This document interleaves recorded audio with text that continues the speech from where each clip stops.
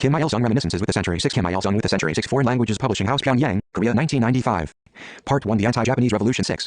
Translation from the preceding page. The gunshots sounded by the heroic anti-Japanese fighters in the homeland in the dark years when the country's destiny was at stake stirred up the suppressed nation spirit and heralded the victory of the revolution against Japanese imperialism. Kim Il-sung with Cho Hyun, the extension of the network across Korea of the Association for the Restoration of the Fatherland A Street in Ham Hongchong Port A Street in Seoul Facul Pavilion in Haehue Part of Pyongyang A Street in Sunuyuhue Market in Taegumokpo Port Pusan Port with guardsmen. This photo was taken at the secret camp in Udaegu, Linjiang County, in the autumn of 1937. I often wore spectacles in those days. The soldiers of the Guard Company Rital Byang, commander of the KPRA Guard Company Rial Sal John Mun, south marched towards Fusong Mount Hongtue Mountain behind Manjiang Moting Zihia Tangdongyang Mountains over 2,000 meters above sea level, a biting cold of 40 degrees centigrade below zero, the unbearable grain shortage, the dog pursuit and encirclement by the enemy's punitive troops. It was literally a march across the deathline homeland in distress / and peasants in the northern region caricature, showing the exploitation by Japanese imperialism and the landlord class unemployed workers wandering contemporary newspapers, dealing with the repressive rule of Japanese imperialism operation of thrust in the homeland by large unit. The speech I delivered at the Shigang meeting, the venue for the Shigang meeting, at Yangyudingsi, Fusong County, the site of the Battle of Pogunbawi. Joe Sunilbo dated May 20, 1937 reports the Battle of Pogunbawi, the Battle of Pokonbo monument to the victorious Battle of Pokonbo. The Japanese imperialists scarred the north of Korea just before the Battle of Pokonbo. Japanese troops doing special exercises on the frozen river Tumen border crossing control border guard families doing target practice. The old town of Pokonbo, the site where I commanded the Battle of Pokonbo, the plateau on Kanjang Hill, where my unit bivouacked the day before the Battle of Pokonbo. Korea is alive. The proclamation which was plastered on Pokonbo streets at the time of the battle. Japanese imperialist buildings in Pokonbo on fire. The police substation in Pokonbo attacked by the KPRA. Holes caused by machine gun bullets can be seen on the walls. The fort at Pokonbo's police substation. Foreign papers reported our attack on the homeland. The battles of Kuyushuishan and Jiansanfang, site of the Battle of Kuyushuishan. The headquarters building of the 19th Division of the Japanese Army in Ranam. The special garrison from Hyasen police station that was called out for the Battle of Kuyushuishan, site of the Battle of Jiansanfang. Outbreak of the Sino-Japanese War. Japanese troops crossing Lugo Bridge. Engagement near Tianjin Railway Station. Japanese troops entering Beijing through Guanggang Gate. Second movement for Kuomintang Communist coup. Persian. The Chinese Communist Party's declaration on the second movement for Kuomintang Communist cooperation in Songqingling Statement. Newspapers reporting the Lushan talks between Zhu Enlai and Jiang Jia in July 1937. Chinese soldiers shooting at Japanese troops. Caricature suggesting that Japanese imperialist aggression of China would expand into a Soviet-Japanese war operations to harass the enemy at their rear. Pak Jiangchun Japanese imperialist secret document on the Kaohsiung meeting. Ri to Chen Kim Manik contemporary newspaper reporting the KPRA's campaigns to harass the enemy at their rear. Japanese troops on guard day and night on the Franzen River. Tumen Children's Company. John Hu, a soldier of the Children's Company with a rifle on his shoulder. Oil Nam Kim Ik Yan Kim Shalman. September appeal to all Koreans, issued in September 1937 to the Sanhong area, site of headquarters at the Tonggogal secret camp in the Sanhong area, the house where I stayed late in September 1937 when I went to Mount Sambat in the Sanhong area. A pit head and Sanhong coal mine. Intensification of the anti-Japanese struggle in the homeland under the banner of the ARF. Riju Yan Young Pak Yu Yan Cho, one Bang Rian Mo with young workers at the Wangchai One Dam project. Second from right in the front row, we in Zhengguan Young Bai Ok, a KPRA political operative and chief of Zhengbai County Party Committee, and the secret base of his activities a support camp. Jang Shalgu, member of the cooking unit, part of the Paytas and secret camp. Kim Ju Hyun, a KPRA regimental commander. A Japanese imperialist document on the raid of Kim Ju Hyun Sam unit on Yongpyeong mine in the flames of the anti-Japanese revolution. 1. Rem Chun Chu Kim Pyong Sok Ryu Yang Su Kim Sanji Pyong Hak Ri Kai Son Kim Song Duk Wong Sun Hu Thay Pyong Ryo Pak Jong Suk Kim Jarin. Contents Chapter 16. Crossing and recrossing the river AMNOK. 1. Expedition to Fusong. 2. 2. Hundreds of miles from Xiaotang at 1 go. 20. 3. Guardsmen. 40. 4. Across the whole of Korea. 59. 5. Kwan Young Bai Ok. 83. 6. Events to which I could not remain indifferent. 106. 7. The Mother of the Guerrilla Army. 121. Chapter 17. Korea is alive. 1. Flames of Pokonbo. 1. 141. 2. Flames of Pokonbo. 2. 159. 3. Joint celebration of Army and People at Yangtze. 173. 4. Photographs in memory. 188. 5. The Battle of Jiansanfeng. 202. 6. The Boys Who Took Up Arms. 216. 7. My Thought About Revolutionary Obligation. 248. Chapter 18. In the Flames of the Sino-Japanese War. 1. To Meet a New Situation. 276. 2. Kim Ju Hyun. 296. 3. Getting the Peasantry Prepared. 312. 4. Cho Chun Gok and His Days in the Independent Brigade. 336. 5. The September Appeal. 358. 6. My Experience of the Haizen Incident. 378. 1. Chapter 16. Crossing and recrossing the river Amnok expedition to Fusong. 200 of miles from Xiaotang at 1 go. 20 guardsmen. 40 across the whole of Korea. 59. Guan Young Bai Ok. 83. Events to which I could not remain indifferent. 106. The Mother of the Guerrilla Army. 121. March 8, 1937. 2. 1. Expedition to Fusong. After delivering a crushing blow at the enemy, who had been rampaging on large-scale punitive expeditions in Taoquanli and Liming-Shui, I made the decision to march north again across the Changpai Mountains in command of the main force. My entire unit was surprised when I announced my plan for an expedition to Fusong. Why this sudden march northward at a time when everyone was eagerly waiting for orders to advance into the homeland to destroy the enemy? Why should they move north, leaving behind West Jiandao and Mount Patu, which they had secured at such great effort? I read these questions in their faces. They could see no reason for an expedition to Fusong when everything was going so well, and in fact it was not unreasonable for them to think so. At that time the spirits of both our soldiers and our people were soaring, for we were defeating the enemy in one battle after another. Despite the enemy's frantic, punitive attacks and their political, economic and military blockades, the ranks of our guerrilla army were swelling daily with fresh volunteers, and the army's combat power was increasing considerably as it armed itself with better weapons and equipment. The area around Mount Patu and on the river Amnok was completely under our influence, and the initiative of the war was securely in our hands. Our underground organizations were stretching a ramified network throughout West Jiandao. The objective we had initially set for ourselves at the time of our departure from Manhitu had been successfully attained. The final objective of our operations was to advance to the homeland. In order to give a strong impetus to the anti-Japanese National United Front movement there and to speed up the struggle to found a new type of party, it was imperative to extend the fighting to our native land.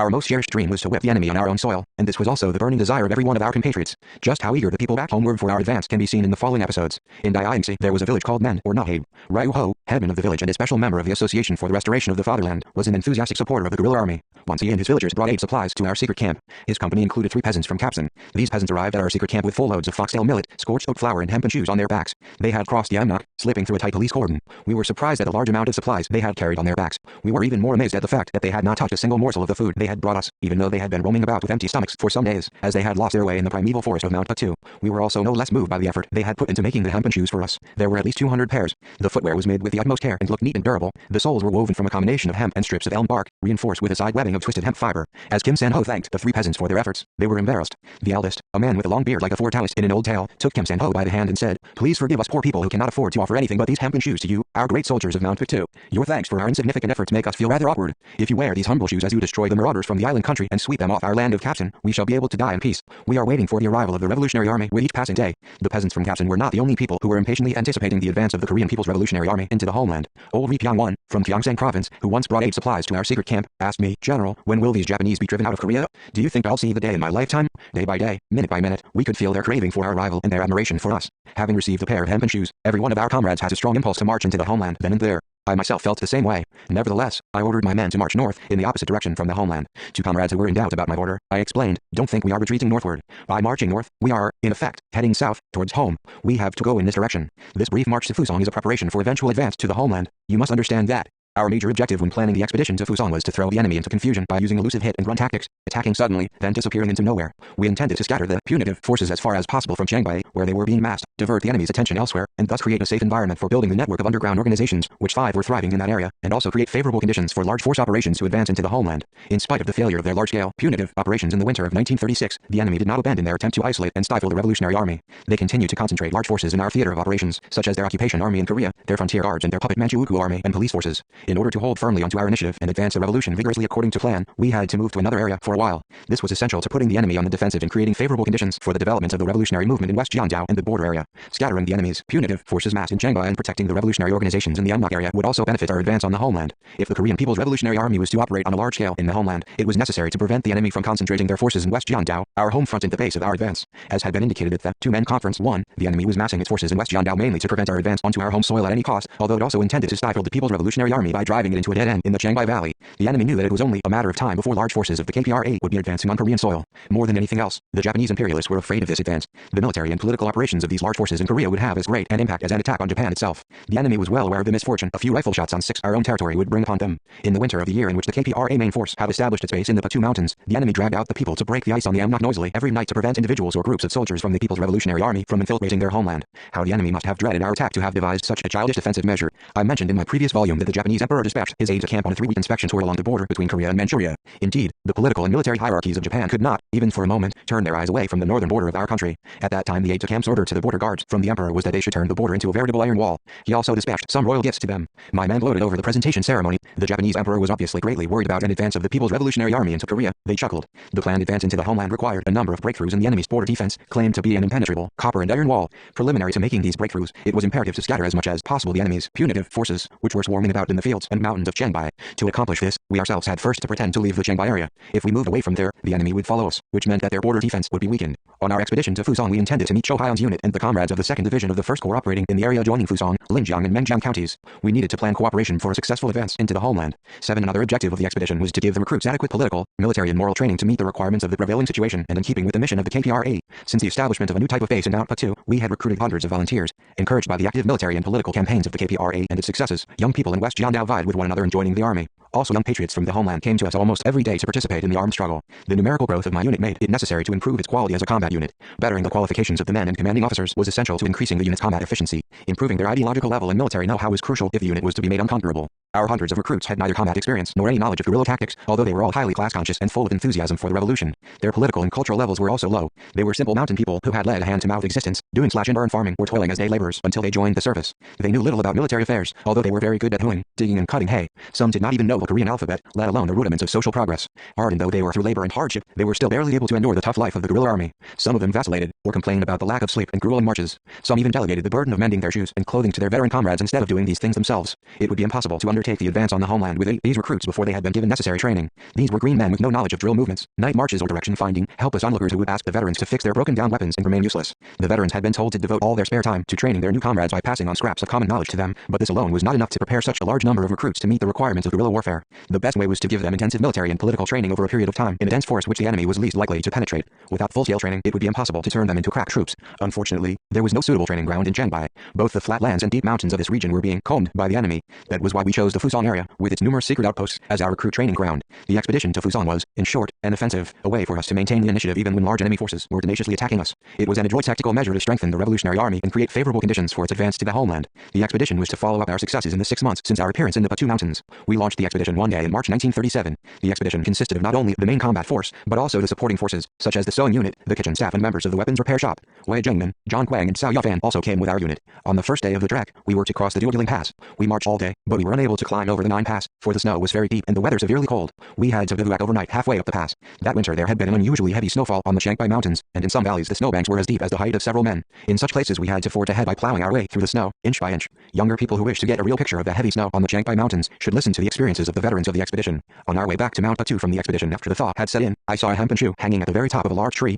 The shoe belonged to a recruit who had joined the army in Chiangbai and who had lost it in the snow as he marched to Fuzhong. By early March the snow disappears from the plains of Korea, but in the Batu Mountains the winter cold still prevails. It was impossible to pitch a tent in a howling snowstorm. Even if one did manage to put it up, the tent would collapse in the gale. Whenever we were in this kind of a situation, we dug holes in the snow large enough for a squad to sit on deer skins or on tree bark and sleep while leaning against their packs. We covered the openings to the holes with sheets to keep the wind out. During this expedition we came to understand how Eskimos managed to survive the Arctic cold in igloos. At that time we wore wadded Korean socks reaching our knees and the hempen shoes sent to us from the captain people. Without such clothing it would have been impossible to travel in the Batu Mountains in winter. When bivouacking, we used to lie around the campfire, still wearing these shoes. On the second day of our expedition we climbed over the Duogiling Pass. This was by no means an ordinary march. When thinking of arduous treks, our people are usually reminded of the 100-day march from Nanpei to Baiyadingzi in the winter of 1938, but the expedition to Fuzhong was no less difficult than that particular journey. The distance of the expedition was scarcely 100 kilometers, yet the march took us approximately 25 days and was certainly arduous enough. We suffered from cold, hunger, lack of sleep and many other hardships. Fighting numerous battles, we spilled a great deal of blood and lost many comrades. It was an unusually harsh trial which even the seasoned soldiers were able to endure only with clenched teeth, so I hardly need to describe what it must have been like for those who had joined the army only a few months before.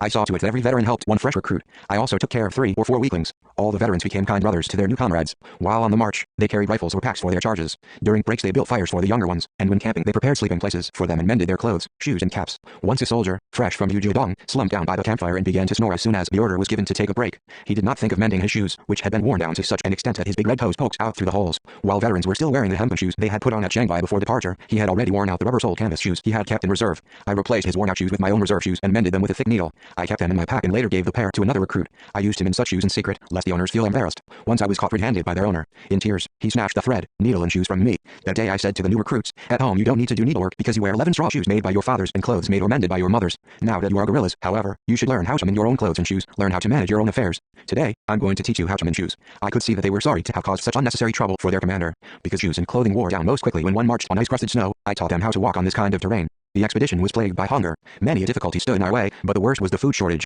Since the march had turned out to be much slower than we had expected, the scanty rations we had brought with us from Chiangbai ran out soon after we crossed the Duogiling Pass. How could we obtain food in the snow, which denied us even frozen grass roots? The best way would have been to capture enemy supplies, but we had no idea where the enemy was at that time. The starving experience on the march was so distressing that years later I was to describe the event to one of my comrades as a virtual hunger expedition. Sometimes we had to plod for miles and miles all day without eating even as much as a grain of maize, merely licking snow and gulping water to suppress the glamour of our empty stomachs. How could I ever forget the bitter suffering? Once, while passing through a forest near Donggang when the expedition was almost over, we found a Chinese house. For 2 days we had not taken in anything but water, so the sight of the house awakened in our minds a ray of hope, for people growing opium in remote mountains used to keep some food in reserve. I explained to the master of the house that my unit had had nothing to eat for days, and asked him to sell us some grain if he 12 had any, but he flatly declined, saying that all his grain had been carried away by mountain rebels. A heap of maize bran below the millstone suggested that he had a large sack of husk maize or maize flour, but he was deaf to my entreaties. Though humiliated, I decided to soothe our empty stomachs with the bran. Unlike foxtail millet bran or barnyard millet bran, maize bran is difficult to swallow, even when scorched. Even ground with millstones and gulped with water, it left us hungry soon. After much thought, I called my orderly, Payak Hakrim, and gave him instructions. Go over several passes from here and you will find Wu Yicheng's unit.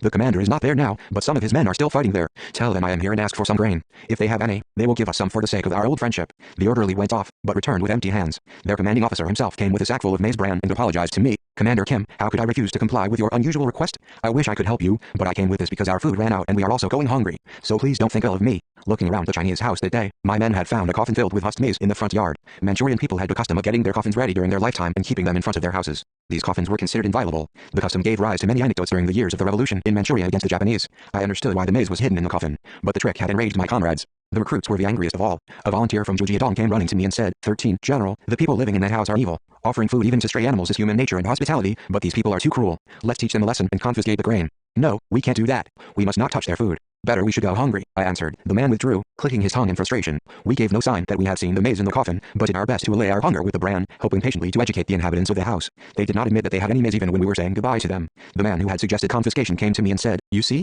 education has no effect on such people. It does, you know, I told him. They've begun to understand that we are good soldiers, even though they did not give us any food. This incident taught new comrades that there were different types of people among the masses, and that stereotyped education, therefore, did not work. Moving people's hearts was the key to success, and the army, even in the most difficult situations, should not touch people's property, and it should never try to obtain sympathy or assistance by force. Had we been unable to repress our anger and treated them severely, or had we taken away the maze as punishment for lying, the recruits might have violated the motto, the Revolutionary Army cannot live divorced from the people. They might have degenerated into bandits, or people like the bureaucrats who shout at people for no reason and expect special favors from them. Following the river Manjiang, we noticed two laborers following our marching column, while keeping their distance. They were lumbermen from the Duanzhaoshan lumber mill. Their appearance and behavior were so suspicious that we stopped and 14 asked them why they were shadowing us. They confessed that they had been told by the enemy to find out where we were going. They had been promised a reward according to the value of the information they collected about our whereabouts, and if they returned with no information, they would be labeled traitors, in secret contact with bandits, and severely punished. From these men I learned that there was a large number of laborers and forest policemen at the Duanzhaoshan lumber mill. I decided to attack the mill to obtain food, even if we had to fight a hard battle. I committed the 7th and 8th regiments to the battle. They assaulted the lumber mill and searched the storehouse, but in vain. There was not even one sack of grain there.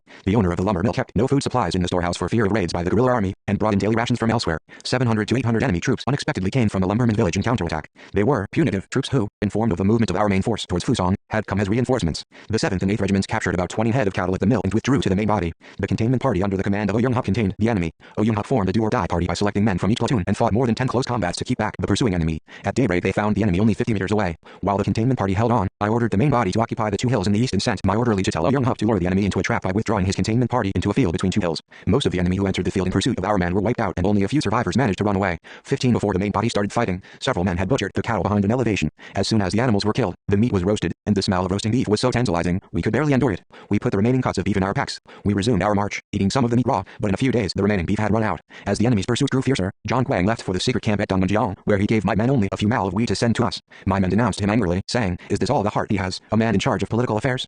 He is not worth his own weight." Some of the other men criticized him as well, declaring that he had neither courage nor human sympathy. They were still suspicious of John Quang, wondering why he had confused the operation as a whole by abandoning the raid on Wanliang, a mission which was to be carried out as a secondary effort in the Battle of Fusong. Since he had always shirked his duty in difficult and dangerous situations, while at the same time putting on airs of importance, the men and officers of my unit did not think much of him. Their feelings proved to be correct. John Quang later became a turncoat and did serious harm to the revolution. We continued our march towards Fusong down along the river Manjiang. The wheat John Quang had sent us soon ran out. Again we had to suffer hunger. Later we succeeded in throwing the pursuing enemy off our trail and camped for some time at a place called Tuadaling. It was impossible to continue our march unless we obtained food. At this very moment Kang Theoke and some other recruits from Manjiang volunteered to go in search of food. They had joined the army, prompted by the exciting dramas, The Sea of Blood 16 and the fate of a self-defense corps man staged at Manjiang the previous year. When they heard that we were near Manjiang, they came to see me with Kim Fake-wan and said, "General, we will go and get some food. Should the guerrilla army starve at a mere hailing distance of Manjiang? We don't have too much cereal, but there are plenty of potatoes, which were collected to help the guerrilla army before. We know where they are." Hearing this, I felt greatly relieved. Thus about 10 men were sent to Manjiang to procure food, but the results fell short of our expectations. They said that the potatoes, which had been stored for the army, had been ravaged by wild boars. They returned with what remained of the potatoes. Nonetheless, it was still a great help to us, who had nothing to eat at all. As bad luck would have it, we ran into deep trouble because of an accidental blunder. On their way back, the foraging party, unable to endure their hunger, built a fire and baked some potatoes not far away from the camp of the main body. This proved to be a grave mistake. By building the fire at dawn near the camp, they exposed not only their own position but also the location of the whole unit to the enemy. When discovered by the enemy, they ran straight to the main body, not even giving a signal to the guard post. So the unit, which had been sleeping, was caught unprepared. Lack of discipline sometimes resulted in such blunders. I had always emphasized to the recruits, indiscipline is taboo for a guerrilla army. Keeping discipline may be hard and difficult, but you must never see it as a burden, because discipline is the lifeblood of the army. Don't sleep with your shoes off when camping. Don't leave behind traces of yourself wherever you go. Don't build a fire at a place which has not been designated as safe 17 by your superiors. When you are being pursued, lure the enemy away from the secret camp or from your own camping site. Do not eat any kind of grass if you are not sure it is harmless, because of the mistake made by the foraging party. However, we lost priceless comrades in arms in the engagement that followed. I did not criticize them for their mistake, for criticism would not bring our dead comrades back to life. Their death itself was more than enough to replace my criticism. Loss of their comrades was a much more bitter thing to the recruits than mere criticism or punishment. My orderly, Chokum-san, was one of the fallen in that battle. The enemy who had discovered the fire and followed the foraging party by stealth surrounded our camp and opened fire. Chokum-san lost his life by becoming my shield as he fought the enemy, who was closing in on headquarters. Seeing that I was bringing up the rear of the withdrawing force, he and Ripong Rock came running to me, sending fierce fire in the direction of the enemy while shielding me with their bodies. Had they not protected me in this manner, I might well have been killed. Although fatally wounded, Chokum-san did not cease firing until the last round of his ammunition was gone. His uniform was drenched with blood. Repong Rock raised him in his arms from the snow and carried him on his back. Bringing up the rear, I protected Repong Rock with my mouse hair. Whenever he became exhausted, I carried Cho on my back. Cho had stopped breathing when I lifted him down from Rizback after breaking through the encirclement. Cho was not particularly handsome, nor was he a boy of impressive character, but he was loved by all of headquarters as younger brother. 18, he was full of dreams and fancies. To travel far and wide by train was one of his wishes. He used to say that he would become a locomotive engineer when the country was independent. To have died so young. He wasn't even 20. Somebody exclaimed behind me, looking at the boy lying by the campfire. The whole unit was in tears. Before burying the boy, I opened his pack and found a pair of the hempen shoes he had received from the captain people and an envelope of scorched rice flour. The cherished desire of this boy, born into the family of vagrants in a foreign land and growing up drinking foreign water, was to walk on the soil of his native land someday. On the march from Nanheitu in northern Manchuria to Mount Paktu, the boy, my orderly, had asked me almost every day how far it was to the homeland. He wanted to know if he could eat Korean apples when he got to West Jiangdao, if I had been to the East Sea, which were said to be really splendid, how long it would take to attack the enemy in Pyongyang, Seoul and Busan, and all kinds of other things. He had kept the hempen shoes intact, thinking he would wear them on the day he marched into his homeland. Cho Kum-san had served as an orderly at headquarters for a long time, sleeping with me under the same blanket. He was one of my favorites, my young comrade in arms. Probably it was why I mourned more bitterly over his death than over the loss of other comrades. The earth's crust at Chuadaling was frozen so hard that it even defied an axe and a bayonet. We had to bury Cho Kum-san in the snow. We marked off the spot in order to bury him properly later. On our way back to Mount Paktu in the thawing season after our expedition to Fusong, I, in command of my unit, visited the place where the orderly lay buried. I changed him into a new uniform, which I had brought with 19 me from the secret camp at Donggang, and then gave him his final burial in a sunny spot. I had several shrubs of azalea planted in front of his grave. I wanted him, even in his grave, to be able to smell the fragrance of his native land in their blossoms. Though the shrubs had grown in foreign soil, their scent would be no different. He had liked azaleas best. Goodbye, Kum-san. We are going to Mount Paktu again. In the coming summer, we will advance into the homeland, come what may, as you wished. There we will avenge your death upon the enemy, 100, even 1,000 times. I said all this to him in my mind and then left him. Whenever I recollect the event, I still feel my heart ache. If he were alive today, he would be the same age as Taek Hak Rim. During the expedition to Fusong in the spring of 1937, we lost many stalwart comrades. As the song expresses it, bright traces of blood on the crags of Chiangbai still gleam. We spilled a great deal of blood wherever we went in those days. Every inch of our advance was made at the cost of our own blood. I am sorry I am unable to make the more vivid description of the brilliant exploits and devoted efforts made by my comrades in arms. However, I am putting all my heart into this writing to make up for my dull brush. I write this memoir as an epitaph to my beloved comrades in arms, who fell in battle on the rugged hills and in the deep valleys of Fusong. Their wish was that we should fight to the last moment to win back Korea. They breathed their last with a smile, wishing me good health and success in the war. 22. Hundreds of miles from Hiatang at one go after a great deal of heavy fighting near Manjiang, we led the unit to the secret camp at Yangmudingzi without leaving any trace of our passing. Yangmudingzi was located halfway up a hillside on the route from Henansha to Laoling. The place is said to have been so named because it is full of willow trees. On both sides of the trail to Laoling, there were secret camps, called East and West Yangmudingzi secret camps. We arrived at the West camp, where Staff Officer Yu was quartered with his unit. On the other side of a hill to the south, not far from the East camp, was the Jalabuzzi secret camp. These three camps, located in the shape of a triangle, with Laoling in the center, made up the Yangmudingzi secret camp as a whole. In 1940, after many years of use, Yangmudingzi was abandoned as a result of an assault made upon it by a large, punitive force, led by Rem Susan in March of that year. In this final battle, many people were killed and the camp was burned down. I shall never forget Yangmudingzi. Here, Ri Tong Baek, my comrade in arms and reliable advisor, was killed, as was Ri Taobyang, commander of the guard company, who had been seriously wounded and carried to the camp on a stretcher. It was here we published the tasks of Korean communists in the newspaper Seogwon, and here that I so often met Wei Jin 21 men and other cadres from the corps to discuss matters relating to our joint operations. At Yangmudingzi I worked out the operational plans for the advance into the homeland in the summer of 1937 and set in motion the preparations for it. Of crucial importance in these preparations was to obtain supplies. I formed a small unit, led by Oh Young-hup, and sent them to Chiangbai, where Kim Joo-hyun was waiting for them. The small unit included women soldiers from the sewing unit, comrades suffering from frostbite and other infirm people. I thought it would be easier for them to obtain supplies in Chiangbai than to march along snow-covered trails, barely able to get as much as a daily ration of a bowl of maize gruel. In addition to this small unit, I also sent out political operatives to work both in West Jiangdao and in the homeland. The rest of us in the expeditionary force left Yangmudingzi for the secret camp of the 4th Division in the forest of Hiatang. Our purpose was to lure away the enemy and scatter them so as to get food. At the secret camp in the forest, there were barrels of alcoholic spirits and boxes of oranges and apples. The comrades of the 4th Division told us proudly that this was the booty they had captured by attacking the Jinyan army. The booty also contained 3 machine guns. The comrades of the 4th Division gave us enough maize for 2 days' rations. When leaving the camp, some of my men coaxed the youngest man, Pai, to give them a barrel of liquor. Seeing the barrel they were carrying, I ordered them not to touch the liquor. I did not like soldiers drinking or smoking, for these habits were often dangerous to military action. At one time during the march, I don't remember exactly in which year, I had found 2 men missing when checking my men at a rest period. 22 The entire unit began to search for the missing comrades. It was found later that the 2 men had slipped away from the marching column to drink liquor at an inn. Needless to say, they were severely criticized. Some cunning men could not tear their eyes from the liquor barrel and began to coax the company commander, Ri Tong Hak, to let them have a little, saying that warming up with a cup of liquor would be fine in such cold weather. Ri Tong Hak could not silence the obstinate fellows who were begging and hanging around him. He drew some liquor from the barrel and offered a cup to each of the men. Let's have just one sip without the knowledge of the comrade commander. 1 sip won't matter, they said. Every one of the guard company drank. Other companies drank as well. This reckless act of distributing alcohol equally among the soldiers led directly to the danger we were forced to face in the Battle of Hiatang. I think this day's blunder was the costliest one Ri Tong Hak ever made in his life. The glow of the brandy quickly dulled the wits of the utterly exhausted men. Even the guard acted carelessly that day, going against regulations. A man from the 8th Regiment was standing guard at the edge of the camp that morning as hundreds of puppet Manchu Ukuo troops were closing in on the camp to surround it. Hearing the rustle of movement, the guard challenged, "Who goes there?" The challenged enemy soldier was slay enough to answer, "We are the 4th Division." "Aren't you Commander Kim's unit?" The fool guard made a hasty judgment and confirmed that he belonged to Commander Kim's unit. He even asked, "Where are you coming from?" Meanwhile, the punitive force was encircling the camp like a slowly tightening noose. The enemy soldier asked the guard to send one of our men as a 23 representative to the enemy's unit to confirm that this was truly Commander Kim's unit. According to the regulations, a guard of the KPRA was not allowed to send any representative to meet anyone from a neighboring unit. But the guard took the enemy soldier for a KPRA soldier and arbitrarily sent the representative. Having occupied the ridge, the enemy arrested the representative, disarmed him and then began attacking. In consequence, we were in an unfavorable position for some time. In this situation it was very difficult to change the tide of battle. The enemy was already climbing the back slope of the ridge where headquarters was located. I ordered the whole unit to occupy the height. It was at this moment that the brandy Retong hack had offered to the men began to take its toll. I found many of the men lingering at the foot of the slope, unable to climb quickly, even after the orders were given. These were the ones who had drunk thoughtlessly, even though they were not used to drinking. Among them was Kang Wee Ryong, a machine gunner of the guard company. I barked at him repeatedly to occupy the height quickly, but it had no effect. Later he confessed that he had been unable to walk because his legs were wobbly and he was feeling dizzy because of the brandy. As the machine gunner was in such a state, it was a bad situation indeed. The enemy had come so near that a close combat took place on the height. Retong Hake's pack was torn to shreds by enemy bullets, and one man lost an ear in the fiery exchange.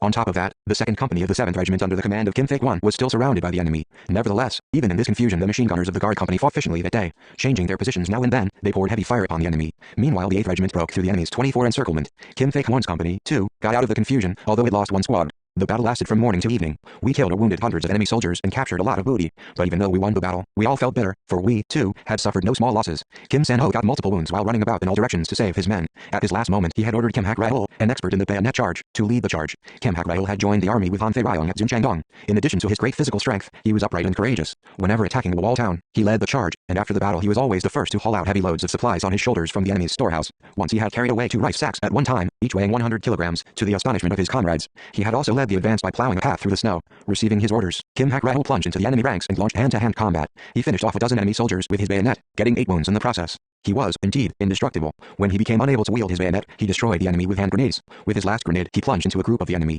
As the roar of the explosion shook the height, his comrades in arms clenched their teeth in bitter grief. The greatest loss we suffered in the battle was the death of Kim San-ho, the political commissar of the 8th Regiment. He had shared good and bad times with me for many years since our days in Wujiazi. He became our shining example of the rapid advance a man could make through the revolution. From a hired farmhand to a regimental political commissar became a 25 catchword for the strong impetus the revolution could give to the development of an ordinary man, and for the rapid progress simple young workers and peasants could make in the whirlwind of revolution in terms of political consciousness, military techniques and cultural and moral refinement. In mourning over Kim San-ho's death, I abstained from that day's evening meal. The men made a campfire and invited me, but I refused. As I thought of Kim San-ho who was lying frozen in the snow, the mere sight of a fire made me feel guilty. Kai and Young Lin, the 8th Regimental commander, also went without the evening meal. Kim San-ho was a Korean and Kyun was a Chinese, but the difference in their nationality had never interfered with their revolutionary comradeship.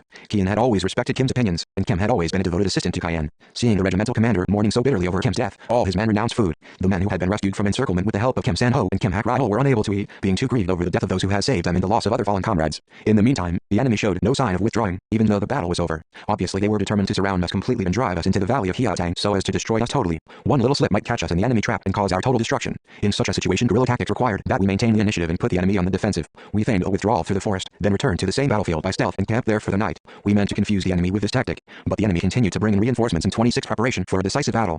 Probably that spring they were determined to make up for the defeats they had suffered in the large winter punitive operations at any cost. More and more enemy troops were swarming into Hiatang. It looked as if all the Japanese forces in Manchuria were being massed into the valley. After dark I looked down from an elevation and found us encircled by a sea of campfires that spread across a dozen miles of Hiatang. It looked like a night scene in a large city. I told one of my men to count the campfires so I could make an estimate of total enemy strength on the basis of the number of enemy soldiers surrounding each fire. It came out to an alarming number of many thousands. At the sight of the sea of fire, my men stiffened with apprehension and seemed to make a grim resolve to meet their end on the heights of Hiatang. Comrade Commander, it seems there is no escape. What about preparing to fight the enemy to the death? Said Sun Zhongjiang, the commander of the 7th Regiment, in a somber tone. The faces of the other commanding officers revealed the same unflinching determination. To my ears, Sun Zhongjiang's words sounded meaningless. Frankly, pitching a small force of scarcely 500 men against an enemy force of thousands showed a rashness that was little short of madness. Of course we should not hesitate to lay down our lives in battle if it contributed to the immediate victory of the revolution. But because it was we who had initiated the revolution, we should make sure we survive to carry it through to victory. Comrades, surviving is more difficult than dying, I told them. We must live and carry on with the revolution. We are faced with the great task of advancing to the homeland. This is a sacred and honorable task which has been entrusted to us by 27 history. How can we choose death when we are anticipating this great event?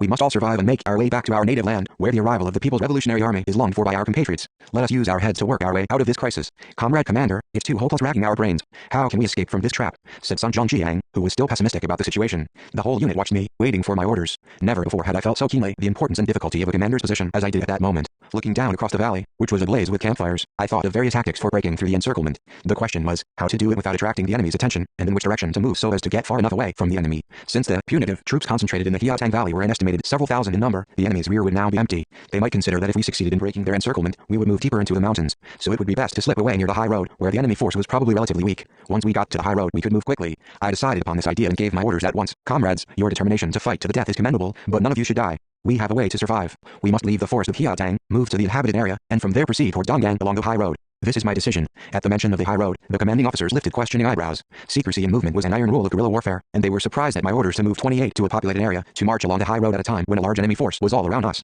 Sun Zhongjiang approached me and uneasily asked me if it was not risky to do this. His uneasiness was not unfounded. My decision seemed to involve a somewhat rash adventure, for the enemy might possibly be guarding the high road, or keeping some of his forces towards the rear. From the early years of the armed struggle against the Japanese, I had been opposed to military adventurism. We had always fought only when we had the chance of winning. We had avoided any engagement we considered unlikely to be successful. We had risked ourselves only when it was unavoidable. But the risks we had taken were, without exception, those which envisaged success and made the maximum use of our force. A risk can be taken with success only by a man who has courage, an iron will, and the confidence that there is a way out even if the sky falls down. The decision I made on the heights of Hiatang to break through the encirclement, move to the inhabited area, and march along the high road was a risk, but one I was certain would succeed. I was confident of success because the risk was accompanied by our unbreakable offensive spirit, which was quite capable of changing adversity into a victory by switching from defensive to offensive. I also had faith in our ability to calculate scientifically just when to take full advantage of the enemy's weakness. A battle is, after all, a duel between two opposing forms of wisdom, confidence, will, and courage. The enemy had massed thousands of troops in the area of Hiatang with an aim to surround us and destroy us by simple numerical superiority. The employment of massive manpower was a stereotypical tactic the enemy had used before against the 29 Revolutionary Army, an outmoded device that had been exposed to the public more than hundreds of times. The enemy was depending on numbers, and that was all. It was precisely through this method that the enemy rendered itself vulnerable. By spreading a sea of campfires over a dozen miles of Hiatang, the enemy had exposed his strength and the tactics he was employing to destroy the People's Revolutionary Army, a mistake as great as if he had allowed his plan of operation to be stolen by us. The enemy had already lost the initiative. I was convinced that we would have no trouble slipping away to a safety zone. I put my hand on Sun Zhongjiang's shoulder with a smile, and then addressed the commanding officers. The enemy has massed thousands of troops here. This means that he has scraped together all his military and police forces, even the self-defense corps, from not only the area surrounding Hiatang but from Fusong and its vicinity as well. This implies that the villages and highways in this area are now all devoid of enemy forces. He is concentrating so hard on this forest, he won't even imagine that we might escape along the highway. The highway is the gap in the enemy's ranks. We must move quickly to the Donggang secret camp through this gap. I spoke with perfect calm and confidence. The commanding officers looked relieved and ordered departure with assurance. The 8th Regiment led the procession down to the valley, followed by the Guard Company and the 7th Regiment. The marching column glided noiselessly towards the highway, avoiding the enemy's campfires. I was struck by the realization of the serious effect of a commander's attitude, speech and actions on his men, especially in a complex situation or a crisis. They could well affect the life and death of the army. If the commander is calm, so will his men be. If the commander is confused, his men will be even more so. 30 as I had predicted, the highway was completely deserted.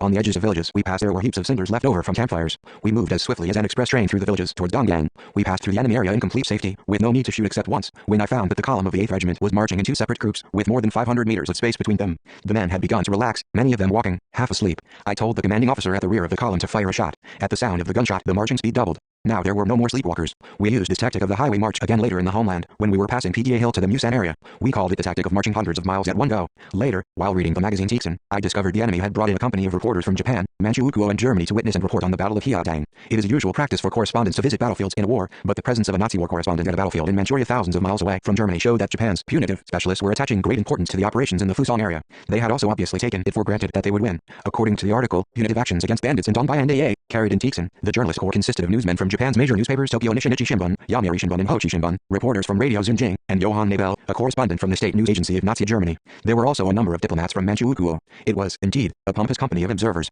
The enemy obviously saw the punitive Operations 31 in the Fusong area as a chance for worldwide publicity, a chance to boast in front of allies about the brilliant battle results they had been dreaming about throughout the operation. The Japanese observers present at the scene were Washizaki, an important man in the investigation department of the military administration within the Manchukuo government, Nagashima, secretary of the department, and Tanaka, chief of the Andong Special Agency. They had no doubt that indulging in the fantasy that the Japanese army would annihilate the People's Revolutionary Army in the steep mountains and valleys of Fusong that spring and root out the cancer and Oriental peace once and for all. Washizaki was well informed of the communist movement in Manchuria, a formidable strategist who had masterminded the campaign to stamp out communism. He was a major contributor to a secret book, a study of communist bandits in Manchuria. To show off the fighting on the small hilltop T during the Fatherland Liberation War, 1950-53, Syngman Rhee invited a large number of foreign reporters. The report of this battle reminded me of the expedition to Fusong. Syngman Rhee's rash act and the bragging of Japan's high-ranking punitive officers had something in common. Hitler, Tojo, Mussolini and Syngman Rhee had the same habit of underestimating others and overestimating themselves. The punitive commander told the company of reporters that his units encountered Kim Il-sung's communist army in the mountains, that Kim Il-sung was on this side of 30, trained at Moscow Communist University. Japanese newspapers in those days all blared loudly that I had finished Moscow Communist University and that his army of 500 men and women was the strongest force in Dongyan.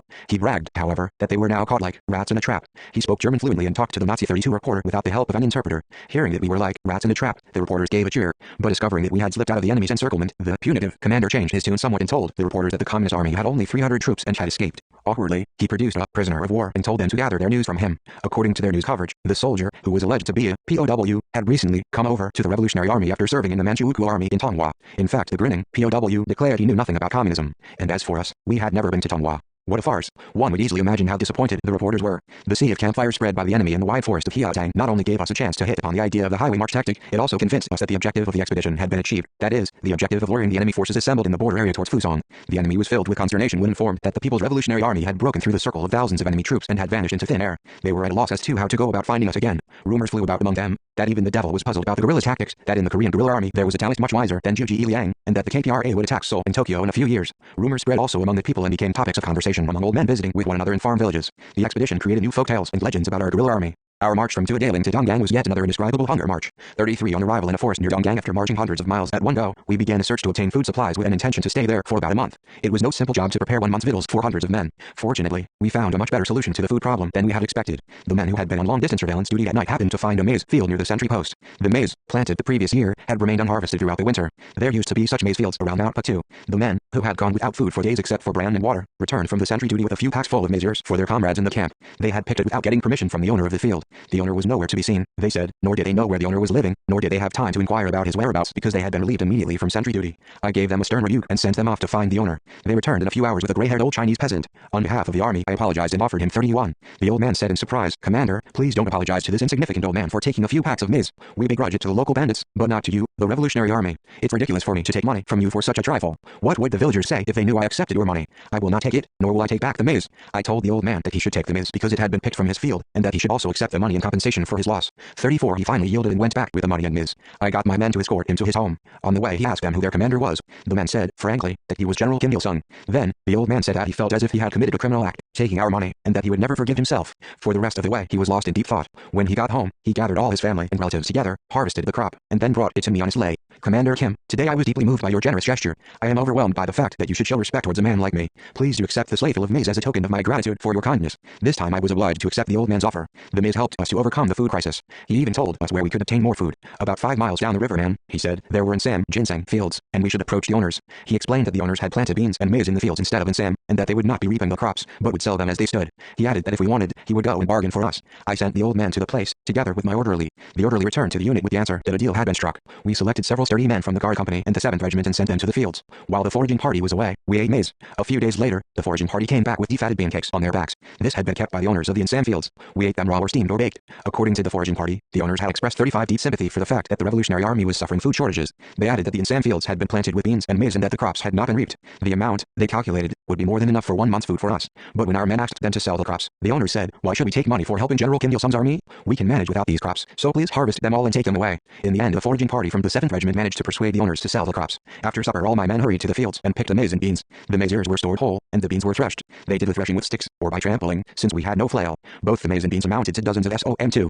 I met the owners and thanked them. The kind-hearted owners also brought us salt, more than enough for 1 month, and urged us to fight well. With the food problem resolved, I led the unit to the Donggang secret camp. This was the site we had intended to use for military and political training at our departure from Chenbai. The previous spring or summer I had heard from old man Ho Rakyo that in the forest of Donggang there were the remains of a village, formerly called Jalabuzi, in which one could still see the cornerstones of a fort where our ancestors had gone through military training. The old man told me that when his family was settling down in the village of Ualazi, he was a teenager at the time, there were many purely Korean villages around Jalabuzi, and the fertile slash-and-burn fields yielded good crops. But as the waves of the Sino-Japanese and Russo-Japanese wars reached the foothills of the Patu Mountains, Japanese 36 soldiers appeared even at Jalabuzi to plunder the villagers. The enraged young villagers fought back with bows and arrows, spears and slingshots. When Jalabuzi became a training ground for the army of Hong Kong, most of the young villagers joined up and took part in the training. A massive, punitive attack in the year of Gyeongsan, 1920, devastated the place. The village was burned down, the fort was demolished, and the majority of the inhabitants were killed. The small number of people who had narrowly escaped death lived in hiding in the forest for a while, then scattered away to different places. This was why Jalabuzi was now completely deserted. Drawing on this piece of information, I searched for and found Jalabuzi on the map. Within a range of 25 miles from Mount Patu, there were actually quite a number of places named Jalabuzi. There was one in Linjiang, for instance, and another in Shanghai. In Antu County there was Jalawizi, a name that signified the existence of a fort with Koryo 4 people. In the areas east and south of the Patu Mountains there were places with such names as Yaoabo, Hokambo, Rananbo, Sinmuusong, Zhengfiang, Changdong, Haizangjin, Singalfajan and so on, which meant that in the old days there had been forts, walls, munitions depots or ferries guarded by sentries in these areas. This proves that our ancestors in the times of ancient Korea 5, to say nothing of the Kogoryo 6 and Koryo eras, had built walls and forts in many places around Mount Patu to strengthen national defense. Listening to Old Man Ho's account in the village of Manjiang, I had memorized the location of the old fort built by our ancestors in the forest of Donggang that had been marked with traces of their hardships. On arrival at the site of Jalabuzi, we found 2 empty huts that had been built and abandoned by salmon growers. In the 37 Fusong area, there were many people who grew in salmon forests. Some of them spent the winter in their villages near urban communities, and worked in mountains only in the summer season. The huts were located at the foot of 2 mountains, both called Mount Wosong, Pine Nut. The twin mountains, which stood face to face in a friendly manner, one in the east and the other in the west, were thick with pine forests and created a friendly ambience in the magnificent alpine scenery. We repaired the vacant huts and then proceeded to give political and military education to the men. The training ground was prepared on a clearing in the forest of the East Wosong Mountain. Realizing that we had settled in the secret camp with food supplies for at least 1 month, many of the men looked forward to a long period of rest. This was a natural reaction, for they had been exhausted to the limit by the long forced march and heavy fighting. Unfortunately, we could not afford to relax. Even before the men had settled down, we convened a meeting of company political instructors and higher officers and reviewed the expedition to Fusong. At the meeting, many officers spoke highly of the laudable deeds by the men in defense of their commanders, and of the officers' loving care of their men during the expedition. They emphasized the need to further encourage such deeds in the future. This meeting was followed by the Shigang meeting, which was to become a historic turning point in the anti-Japanese revolutionary struggle. The Shigang meeting was held at West Yangmoding's secret camp and lasted 3 days. It was attended by cadres from the 2nd and 4th Divisions and other corps-class cadres such as Wei 38 Zhengmin and Zhang Guang. The discussion at this meeting centered on the policy of advance on the homeland. After I had spoken about the policy, it was unanimously approved by the meeting. We then came to a decision on the mission, direction of activity and area of operations for each unit. The meeting was followed by military and political training at the Donggang secret camp, the entire course of which was directed towards political and military preparations for the advance into the homeland. Our political training program concentrated mainly on the line taken by the Korean Revolution, its strategy and tactics, and the situation at home and abroad. The lecture on the 10-point program of the ARF greatly promoted the understanding of our own independent line of the Korean Revolution. Through this lecture, the recruits were able to deepen the knowledge they had gained at the TTS and secret camp. At that time, too, we rejected the dogmatic method of studying, encouraging instead debates and study through questions and answers, combined with practice. I myself lectured to the headquarters personnel, military and political cadres, and the guard company. My lectures dealt with the line of our revolution, the rudiments of social progress, world-famous revolutionaries, heroes, great men, and typical fascists. Lectures on the international situation were focused on the war between Ethiopia and Italy, the battle results of the Spanish Popular Front Army, and the fascistization of Germany, Italy and Japan. A contemporary magazine carried a photograph of Hitler inspecting a local army unit. Showing the photograph to the men, I warned them of the dangers that Hitler represented. Our lecture also dealt with Martyr Fang Jimin, an outstanding figure of the Chinese peasant movement. The story of his heroic career made a strong impression on the audience. 39 of the men evaluated as exemplary in the training at Donggang. I still remember Ma Tonghu. He was both enthusiastic and very good at debating. Thanks to the training he received at Donggang, he grew into an excellent political worker. At Jalabuzi, once an old fort belonging to our ancestors, our youngsters, who only yesterday had been slash and burn peasants and day laborers, developed into reliable fighters capable of forming the front for the main attack that was to liberate their homeland. In later years, the story was to spread among the people that we had trained a large number of soldiers in one of the deep Batu mountains. In some places, the story was exaggerated to mythical proportions, stating that we had trained tens of thousands of flying giants in a deep cave in Mount Batu.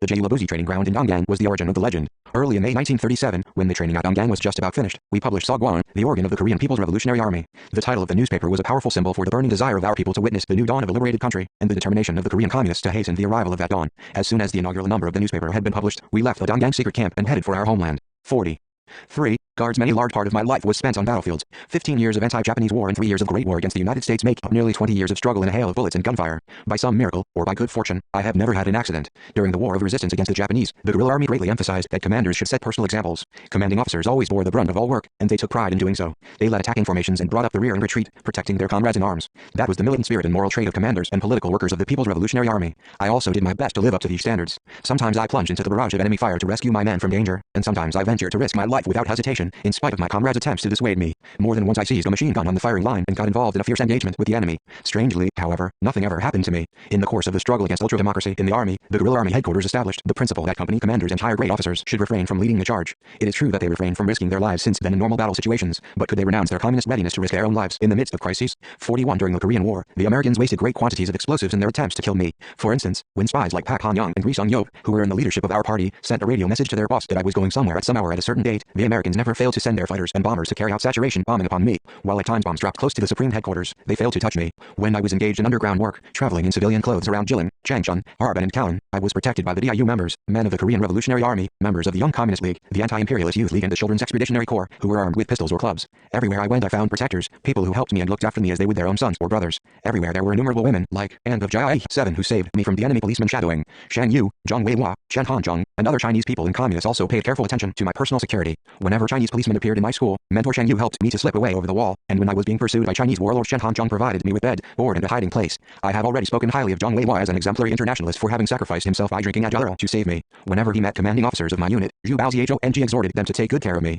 After the death of Wang Ditai, the 2nd Corps commander, and of Cao Guoan, the 2nd Division commander of the 1st Corps, the matter of personal security of commanding officers also began to be seriously discussed in the anti-Japanese armed units 42 in eastern Manchuria. To our regret, Wang Ditai fell while leading a charge with his Mao crosshair in hand. Wang was a Chinese who had grown up in a Korean village in Yanji County and once worked in Korea. He joined the guerrilla army in a Korean village. Probably for this reason, in the records of the Japanese authorities, he was said to be a Korean. In the early days of his military career, he belonged to the same squad as Cho Hyun. From the rank and file, he fought his way up to a corps commander, an officer who came from the working class and remained a simple, straightforward man, popular among the masses. The death of Wang Di-tai, Cao Guoan and other military and political cadres had a strong impact on the men and officers of the anti-Japanese Allied army and triggered off a heated debate on the matter of security. In many units, specialized guards were organized. In this context, my comrades held a great many discussions on forming a unit exclusively for the protection of headquarters. At first they talked about the matter among themselves, and having come to an agreement, they approached me with a proposal to form a guard unit. I turned it down, for thus far our men and officers had managed to protect headquarters quite reliably without a specialized guard unit. In the spring of 1937, however, I was unable to object to the idea any longer. Since the establishment of our secret camp in the Patu Mountains, the enemy had planted many spies and subversive elements among and around us. These spies were armed with axes or daggers or poison, and even carried obscene pictures with them. The enemy was in the habit of sending assassins to our secret camp and to our unit whenever the latter was out on an expedition. Some of them wormed their way into underground organizations. 43 won confidence by feigned enthusiasm and were even recommended to join the guerrilla army. They were constantly on the lookout for a chance to undermine headquarters. Japan's secret service offered thousands of yen for the capture of Wei Jingmin, Zhang Guang, Chen Hanzhong, and different amounts of money for Zhou Hyun and kill Han and Hua and other renowned commanders. According to available information, an even greater sum was offered for me. As the enemy was resorting to every conceivable means to destroy our headquarters, we had to take countermeasures. Officers of my unit again insisted on taking positive steps to safeguard headquarters. Even Wei Jingmin joined in to say, "Commander Kim, you don't look out for your own safety. That's where you are wrong. You must remember that the enemy is concentrating his attack on you. It's with reason that he is offering more money for you than for any other comrade. We must hurry and organize a guard unit." I was obliged to accept his advice. Objecting to the idea that had been agreed upon by everyone would have amounted to narrow obstinacy. In the spring of 1937, a guard unit was formally organized, reporting directly to headquarters. The event was masterminded by Kim Fyong, the head of the organizational department of headquarters. As I approved the formation of a company-sized guard unit, he got down to the scheme with great enthusiasm. Overnight, he selected the personnel and made a list of the weapons needed for the unit. I did not approve of the draft organization. The list of the guards included the elite men and women of every company. Kim Fei-kwan, who had distinguished himself in the Battle of Hinencha, Oh Hae Ryong and Kang Hong-sok, renowned machine gunners, Giant Kang Wee Ryong, and Kim Wak-sil, 44 famous as a woman general. Had they all been appointed to the guard company, the leadership in other companies would have crumbled. Moreover, the weapons and equipment allotted to the guard company were exorbitant. The head of the organizational department had assigned several machine guns to the guard company. In those days, if those machine guns were transferred to the guard company, the combat regiments would not have even one. I expressed my disapproval. You haven't selected personnel properly, nor have you calculated the weapons and equipment reasonably. What's the use of a guard company if it is to weaken the combat power of other companies? If these basic combat units are neglected, the regiments will be weakened, and if the regiments are weak, headquarters itself will be like a flame flickering in the wind. Comrade Commander, this is not my own personal opinion, but the consensus of the military and political cadres, the masses. Please don't turn it down. Kim Fyong tried to win my approval by stressing the word masses, but I disapproved of his draft organization and dictated my own list to him, because that was the only way to prevent the officers from continuing to pester me. My list of the personnel for the guard company included mainly recruits, and even some boys from the children's corps at Maanchan 8 who had not much experience in shooting. As soon as it was announced, my list met with strong objections from the commanding officers. They delegated Ri Tong-baek to speak to me on their behalf, figuring that I would not ignore the old man's advice. I was well aware that they used him as their representative whenever I refused to accept their 45 proposals. Tobacco Pipe had always acquitted himself well. As usual, he approached me and came straight to the point. "General, please don't be too austere. Do you really mean to leave the security of headquarters to the care of these greenhorns? You'll be lucky if they don't end up being a burden on you. Headquarters could get into a lot of trouble acting as parents to these children. You had better give up this idea right away. You have nothing to fear from a guard company made up of fresh soldiers," I replied. "They will get used to fighting in no time. Remember how well they fought against the enemy's punitive attack last winter? How fast they got used to their new life in the guerrilla army? By the time the expedition is over, they all will be as strong as their veteran comrades. I am forming the guard company mainly with fresh men because I want to keep them close by my side and train them into crack soldiers. It will be great to see them all grow up into first-class fighters and become a reliable reserve force for headquarters. No matter how inexperienced they might be in the life of the guerrilla army, they will become tough combat troops if we give them good training. Without able fighters, a victorious revolution would be inconceivable." Tobacco Pipe left me without saying anything further. He explained my ideas to the commanding officers, and seeing that the old man supported me, the officers made no further objection. The guard company, the first of its kind in the history of the revolutionary armed forces in our country, was born of this polemic at the Huapapangji secret camp. The company had 3 platoons and a machine gun section. Headquarters orderlies and cooks were also a part of the organizational life in the guard company. Ri Tong-hat was appointed the first commander. His reappointment as company commander after his demotion to rank and file for his mistake 46 raised his morale to the sky. He had been demoted for the inefficient education of his men, who violated the rules of work among the people. The mistake had been committed by his men, but he had been held responsible as their commander. He addressed a newly organized guard company with the rapidity of machine gun fire. "What is the basic mission of our company? To protect headquarters. Our veteran revolutionary comrades have protected the general in good faith since the days in the guerrilla zone. Today they have turned over this duty to us. What are our circumstances? We are all fresh recruits, some of us barely more than boys. I am afraid that headquarters might have to protect us instead of being protected by us. I appeal to you. We must truly learn to protect headquarters so as not to be protected by headquarters ourselves." While his speech had made a strong impression on some of the guardsmen, others were not happy because they felt that they were being looked down upon. Nevertheless, the company commander had not gone too far in his speech. His apprehension was not unfounded. It would be right to say that for some time in its early days we had to protect the guard company. The company had double duties, to protect headquarters and to fight as a combat unit. The guardsmen grew more mature with each passing day. The boys in company behaved like men and doing everything in order not to cause us any trouble. They hated it more than anything else to be treated as youngsters. At one formal occasion the company commander happened to call the boys from the children's corps chicks. The boys were crushed by the word. Kim Jong-dok, who looked and behaved more like a man than any of the boys from Maanchan, was too gloomy to eat his evening meal. 47 Seeing that he was sitting mutely without eating supper, I asked, "Why are you sitting like that? Not eating? Have you had any quarrel?" "No, sir. Our comrade company commander called us chicks, he mumbled, flushing. I burst out laughing at his innocent reply. Was his chicks really so bad? He meant that you were cute. That was not all he meant. Anyway, we are chicks, so how can we protect headquarters? I'm really puzzled about my duty. The boy was glum, worrying over a possible failure to carry out the heavy duty to protect headquarters. It seemed to me he had, in fact, grown up. He was 17 years old after all, and should not have been regarded as a child. The mention of chicks reminds me of the sleeping hour, when the guard company youngsters used to nestle close to me like chicks, each trying to win a comfortable place under my wing. They were happiest when they could sleep by my side. In those days I had only one blanket. When they were all pressed close to my sides, I was very uncomfortable. But I saw it not as a burden, but as the greatest pleasure comparable to nothing. When the sleeping hour came, I used to open my arms and call out to the young guardsmen, boys, come here. They used to cheer and crowd around me, competing for the place next to me. The closest places were usually occupied by the boys like Ryo Song, who was a little over 10 years old. Although I granted the privilege to the youngest boys, I changed the order now and then so that everyone might sleep by my side once in a while. When I confused the order by mistake and failed to treat them equally, they protested. Once Kim Fyong happened to come to see me on some business at midnight and found the guardsmen wrangling over sleeping places. 48, Comrade Commander, look at them, he said irritably. How could you expect kids like these to perform guard duty? Judging from their unruly behavior in your presence, they will be good for nothing, let alone guardsmen. They need a good tongue lashing to straighten them out. He looked sharply at the boys as he spoke. Having been dead against the appointment of the boys from the Children's Corps to the guard company in the first place, Kim Fyong was now overly critical of them. I thought he was right, but I said in defense of the boys, what's the use of scolding them? They are just vying for the best place to sleep, craving for the warmth and affection of their parents and brothers. A mass of people sleeping under one blanket was called a tabari, a round-shaped headpad for a woman carrying a heavy load on her head. A dozen of us used to sleep in a circle, with our feet in the center under the blanket. Sleeping in TTABARI shape, invented by the boys themselves, was very practical for guerrillas, who were always short of blankets or had to sleep in the open. At one point immediately after liberation, Ryo Song, who was working in the Hyasun area, came to me to report on his work. In those days we were living at the foot of Haebang Hill, where the Party Foundation Museum is now located. At these quarters my comrades and I shared bed and board for some time, as we had done in the mountain. The comrades working out in the provinces used to come to the quarters when they were back in Pyongyang, and Ryo Song was one of them. At the sleeping hour, the veterans began to spread quilts. Seeing this, Ryo Song pushed aside the quilts, saying, when we sleep with the general, we must sleep like a tabari. The comrades from northern Manchuria did not know what Ryo Song meant. 49 Ryo Song pulled me by the arm and asked, General, won't you sleep like a tabari tonight, as we used to do on Mount Patu? I did not readily agree. If we were to sleep as he proposed, I would have to draw all the veterans into a tabari, and I did not think they would like such fun. Seeing that I was hesitating, Ryo Song pulled me to the quilt all of a sudden and said, please lie down here, bending your legs a little. Comrade Kim Chaek, please lie down on the general's right side, and Comrade Cho Hyun next to him. The general's left side is my place. Even Kim Chaek was compelled into the tabari by these preposterous orders. Although I loved the guard company boys very much, I was not indulgent with them. When they made a mistake, I criticized them severely, and gave them many difficult tasks to harden them. Even in the dead of winter, when the temperature was minus 40 degrees Celsius, I would post them on guard duty in the howling snowstorm. Sometimes they were sent with their veteran comrades into heavy fighting. When they violated discipline, they were made to criticize themselves before different companies, or reflect on their own behavior for hours, standing in a round space no more than a square meter in size. While meeting out such punishments, I felt my own heart aching more than once. It was fortunate that none of them thought ill of me or blamed me, no matter how severely I criticized them or how hard I trained them. Once Ryo Song lost his way on an errand, which delayed the errand. He did not follow the route I had assigned to him, but changed it as he pleased. I knew that he was wrong, but I did not criticize him. My unusual forgiveness made him very sad. Am I not worthy of the comrade commander's criticism? Does he still consider me to be a sniveling child? He was 50 tormented by this thought, and finally came to me and asked why I did not punish him as I had punished other comrades when they made mistakes. He begged me to punish him. Where there is true affection and trust, punishment can be regarded as a sign of confidence. The guardsmen accepted criticism and punishment without grumble. That was a reward for the genuine love and confidence we bestowed upon them. We made a special effort to help them with their studies so as to ensure their development, both in everyday life and during intensive political and military training sessions of secret camps. I was their teacher. At headquarters in those days there were Donghae Ilbo, Mansun Ilbo, Joseon Ilbo and other Korean and foreign newspapers, Problems of Leninism, Outline of Socialism, State and Revolution and other publications helpful to the men in widening their mental horizons. The guardsmen were granted the privilege of reading all these materials. In return they were obliged to submit written or oral impressions of their readings. In the meantime, the guard company became a model in studying that the rest of the People's Revolutionary Army was to follow. Love is reciprocated, and our loving care of the guardsmen was rewarded. The guardsmen developed quickly both in ideology and in military practice. They did an excellent job of performing their duty to protect headquarters. To be honest, they helped me out of many dangers. Once we were surrounded by the enemy's special force, led by Rim Susan, in a secret camp in Antu County. Rim Susan had been chief of staff of our main force. He had turned traitor and had become the commander of a special force specializing in punitive operations against the guerrilla army. He prowled around West Jiangdao, destroying the secret camps of our supporting units. 51 on that morning, we had eaten breakfast very early in order to leave the secret camp. Everyone had to eat breakfast quickly and hurry up for our departure, so there was no one to relieve the sentry.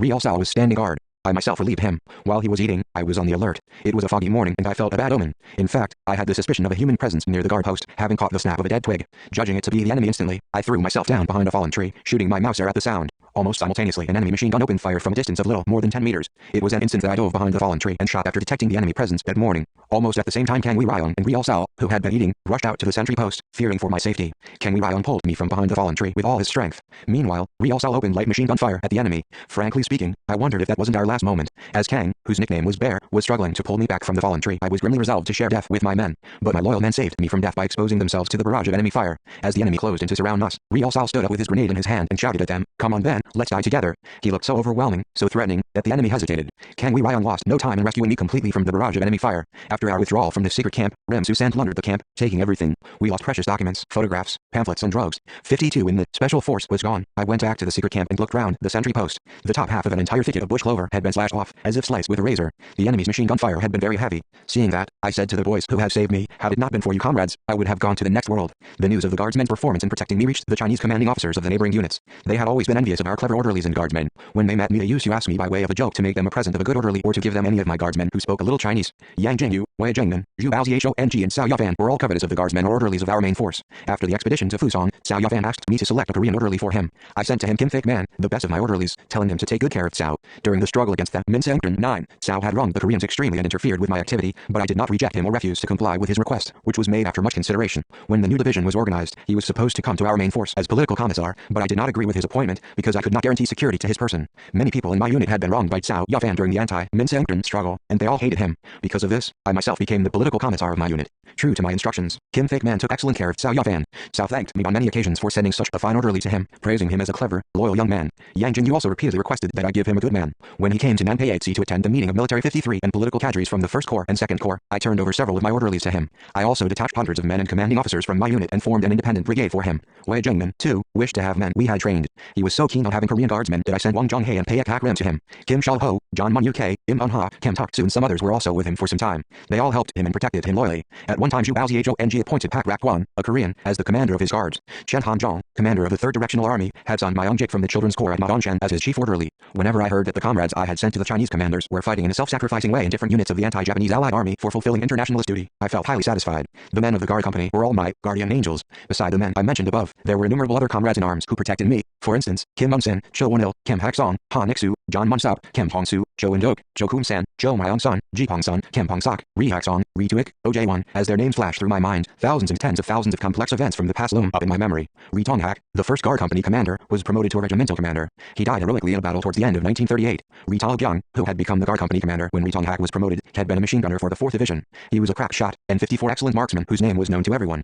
He had been the political instructor of the Guard Company for some time and succeeded to Ri Tong-hak when the latter moved up to the position of regimental commander. Sadly, he fell in battle less than a month after his appointment as the Guard Company commander. Pak Soo-man, who took over the post of Guard Company commander after Ri Tong-kyung, was a really courageous man. In order to divert enemy fire, which had been concentrated on me at the Battle of Shuangshanzi, he and his machine gunner fought by moving from place to place, but Pak Soo-man was fatally wounded. The successive Guard Company commanders, ranging from the 1st Commander Ri Tong-hak to the 4th Commander Oh Paek Ryong, did not hesitate to undertake whatever arduous task I asked them to perform. They would have gone through fire and water to carry out my orders. Among the comrades who laid down their own lives to protect me was a teenager named Ri Kwon Ha-ing. He followed me and respected me as he would have followed and respected his own brother. One winter, we were on a forced march, pursued by the enemy. It was unusually cold, but I did not feel my feet to be cold, although we were walking in the snow. I thought it strange, so I took off my shoes to find that soft pads of Karex Mayanakuant had been laid into them like insoles. An orderly whispered to me that it was the work of Ri Kwon Ha-ing. Chinese regard and Sam, young deer antlers and marten as the 3 treasures of Guangdong, northeast China, and also considered Karex Mayanakuant to be one of the 3 treasures, for it kept our feet from being frostbitten in the coldest weather. I knew the plant grew only in wet land, so how did it come to be spread in my shoes? Probably the boy had picked it 55 little by little whenever he found it and saved it up in his pack for me.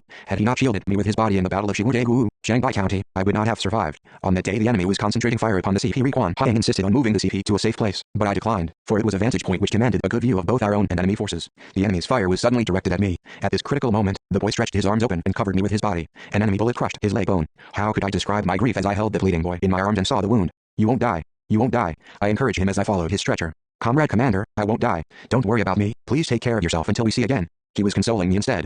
Perhaps I look very sad to him. Those were the last words he spoke to me. I heard that he had written to me from the hospital in the rear, but the letter did not reach me. All that I heard of him was that he had been captured by the enemy while he was receiving treatment in the hospital, and that he had refused to reveal the secret of the location of headquarters. He would not stain his revolutionary honor, even though he was brutally tortured to death at the Shanghai County police station. In the guard company was a comrade called Rucksack, so nicknamed because he always carried a rucksack on his back. Nobody knew why he toted around such a bulky object on his back. The secret of the rucksack was revealed at a battle in Linjiang. The battle was a fierce one. On that particular day, comrade Rucksack stuck close to me all day. Whenever bullets thudded 56 into the parapet, I pulled him low and would not allow him to raise his head lest he be wounded. He would slip away from my grip and cling to my right side whenever the enemy was attacking from the right side, and close in on my left side whenever the enemy was attacking from the left side. When the battle was over, a thick smell of burning wool hovered over the trench. I looked around and, to my surprise, saw a coil of smoke rising from 2 bullet holes in the pack of comrade Rucksack. Unaware of it, the boy was shouting at his comrades that somebody's clothes were on fire. Some other men snatched his pack from him and opened it. From thick folds of silk wool, 2 hot bullets rolled out. It was only now that I realized why he had hung around me with the rucksack on his back. And after all, his silk wool had saved me from danger. I asked the boy how he had hit upon the bright idea. He replied that Comrade Kim Jong-suk, while making my winter clothes lined with silk wool, had said that silk wool was bulletproof.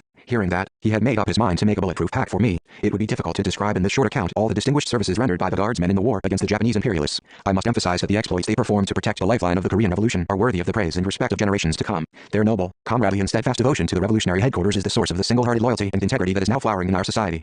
Drawing on my experiences in the years of the revolution against the Japanese, I formed a bodyguard company of teenage children, of revolutionary martyrs, the company to guard the security of Supreme Headquarters. During the Fatherland Liberation War, 57 men of the bodyguard company went through many difficulties and dangers to protect me. One winter's day, on my way back from a visit to a Chinese People's Volunteers unit in Songchan for joint operations with them, I was caught in an air raid. At that time the guardsmen compelled me to throw myself down into a furrow in a field. They then shielded me by covering me in a human shield of double, triple and quadruple layers. Similar actions took place on many occasions after that. It was the peerlessly courageous bodyguard company that remained with me in Pyongyang until the last hour to protect Supreme Headquarters throughout the arduous days of the temporary strategic retreat in the autumn of 1950. A sudden change in the tide of war, which had gone from a sweeping advance to the south into the sudden retreat, dispirited the people in the capital city. They all turned to Supreme Headquarters for the Supreme Commander's speech about the prospects of the war. In my radio address I said that the retreat was temporary and appealed to the people to launch guerrilla actions in all parts of the country. I assured them that we would emerge victorious. I also told the bodyguard company to march, singing songs, through the streets of the city. The bodyguards were dumbfounded at the unexpected orders. Their looks seemed to say, why a peaceful singing parade when the enemy's guns are rumbling across the river Tidong? The next moment, however, my orders to march had convinced them of victory, and they marched through the streets, singing the song of national defense. As the voices of the bodyguard company rang suddenly and loudly across the streets of the capital, which had been depressed by the prospects of retreat, thousands of civilians ran out to the streets to exclaim, "That's the bodyguard company.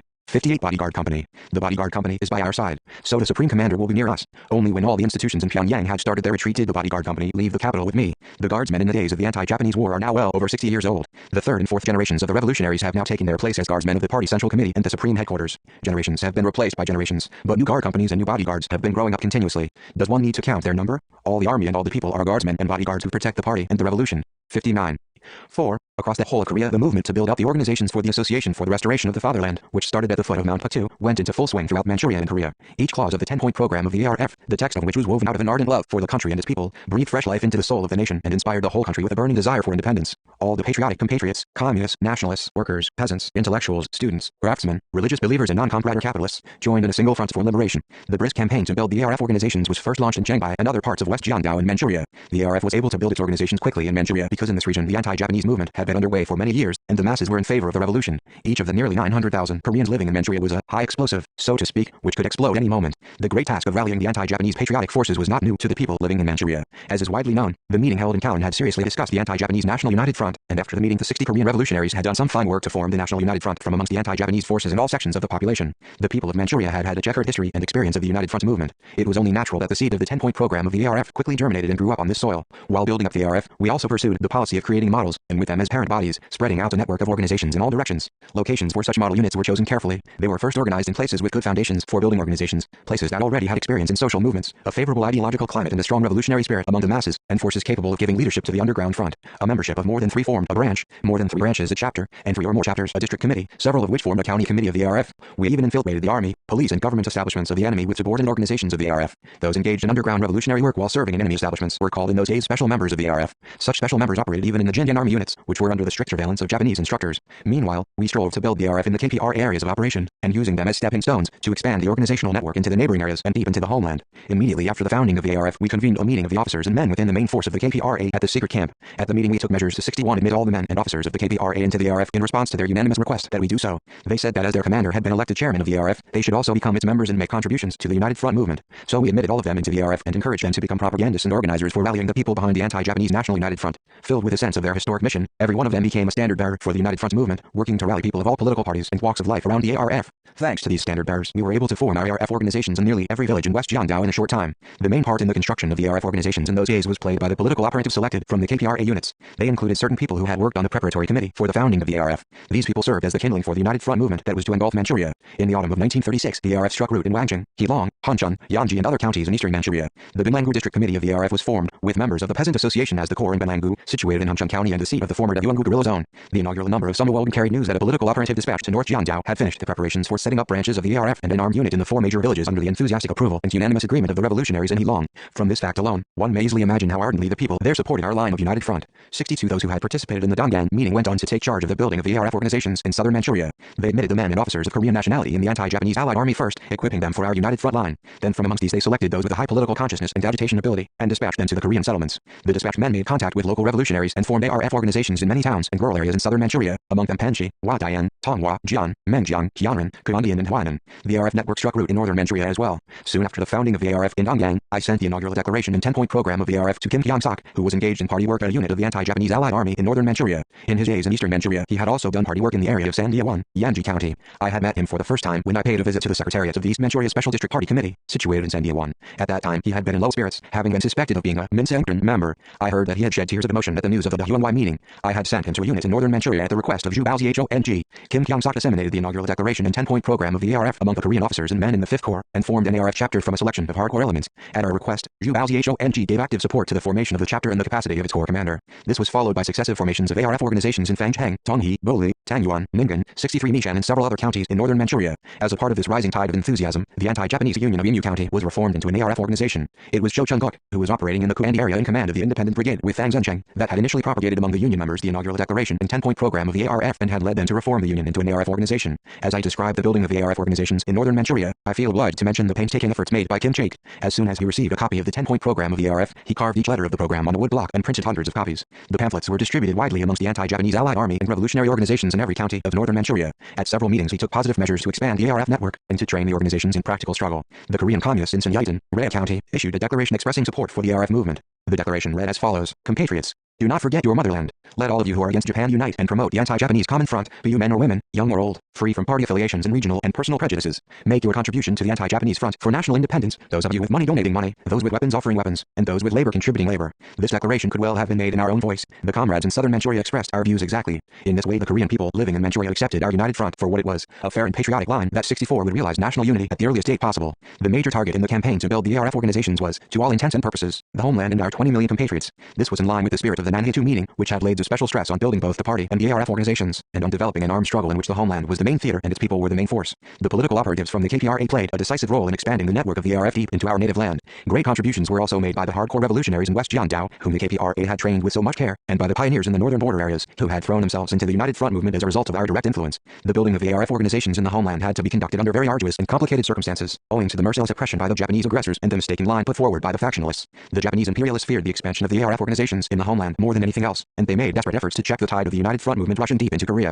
Their first attack was directed at the patriots in the border areas. They blacklisted as most dangerous and put down most brutally those organizations and individuals they considered to be within reach of our political campaign, together with the patriots and campaigners who sympathized with our line and sought national resurrection through our armed struggle. Even as the sound of gunshots and bugles reverberated, and flames lit up the sky above the walled towns and villages in West Jiangdao, the people in the homeland south of the river Amnok were forbidden to listen or look. The 65 enemy cordoned off the river banks on the days when the People's Revolutionary Army was attacking the walled towns and villages on the opposite side of the river. They were very afraid that the people might witness their defeat and spread news of it further afield. You can imagine what a nervous eye they kept on possible infiltration by political operatives of the Revolutionary Army into the homeland. Nevertheless, the people in the border area, curious about the activities of the People's Revolutionary Army, found countless excuses to cross the river Amnok and visit the battle sites by stealth. According to people in Samsu, Kapsan, and Hakang, the number of those who crossed the river through the customs office to West Jiangdao went up considerably each time the People's Revolutionary Army swooped in to annihilate the enemy, then swooped out again in withdrawal. This is a perfect example of how greatly the people in the homeland were encouraged by our armed struggle. The factionalists placed great obstacles in the way of developing the anti-Japanese National United Front movement, and engrossed in expanding the area of their own influence, they divided the anti-Japanese patriotic forces. While asserting dogmatically conventional theories inapplicable to the situation prevailing in our country, they gave a wide berth to the patriotic intellectuals and conscientious non-combatant capitalists, and regarded them with hostility.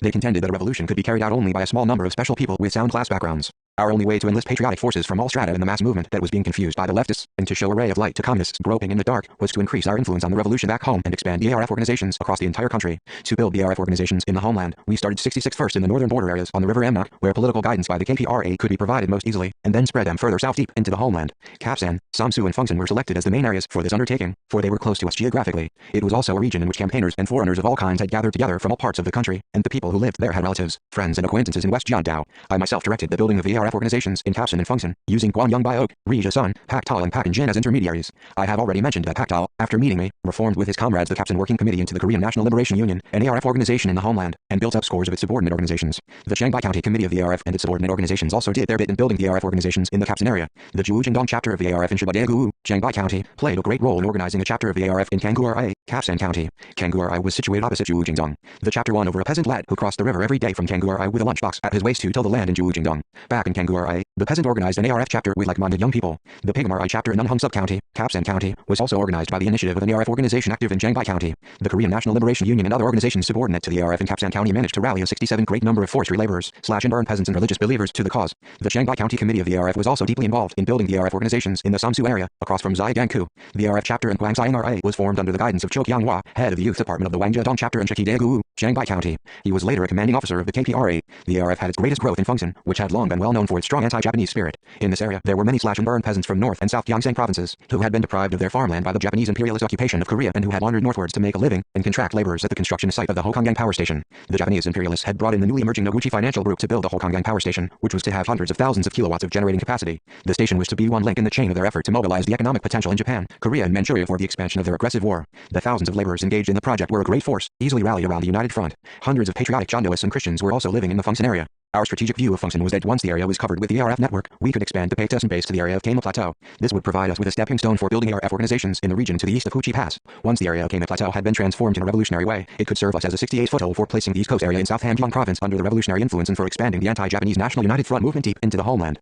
After the KPRA's advance into the area around Mount Paktu, a number of our supporters in Fungsun frequented the Shanghai area to make contact with us. These supporters included people who hoped to join the Revolutionary Army. Pak and Jin, Ri Chang-sun, Ri Tian-nun and other men related of the Chandoist faith, who spread the seeds of the ARF in the soil of Fungsun, were patriots hailing from Fungsun. They lived in Shanghai and yearned for political leadership from the KPRA. Ri Chang-sun succeeded first in joining the army, and thanks to his introduction and good offices, Pak and Jin met me and discussed the matter of the United Front. Ri Tian-nun joined our unit and was dispatched to the Kama Plateau area as a political operative. In Fungsun, Ri Tian-nun mixed with the laborers working on the power station project and introduced them to both our United Front line and the 10-point program of the ARF.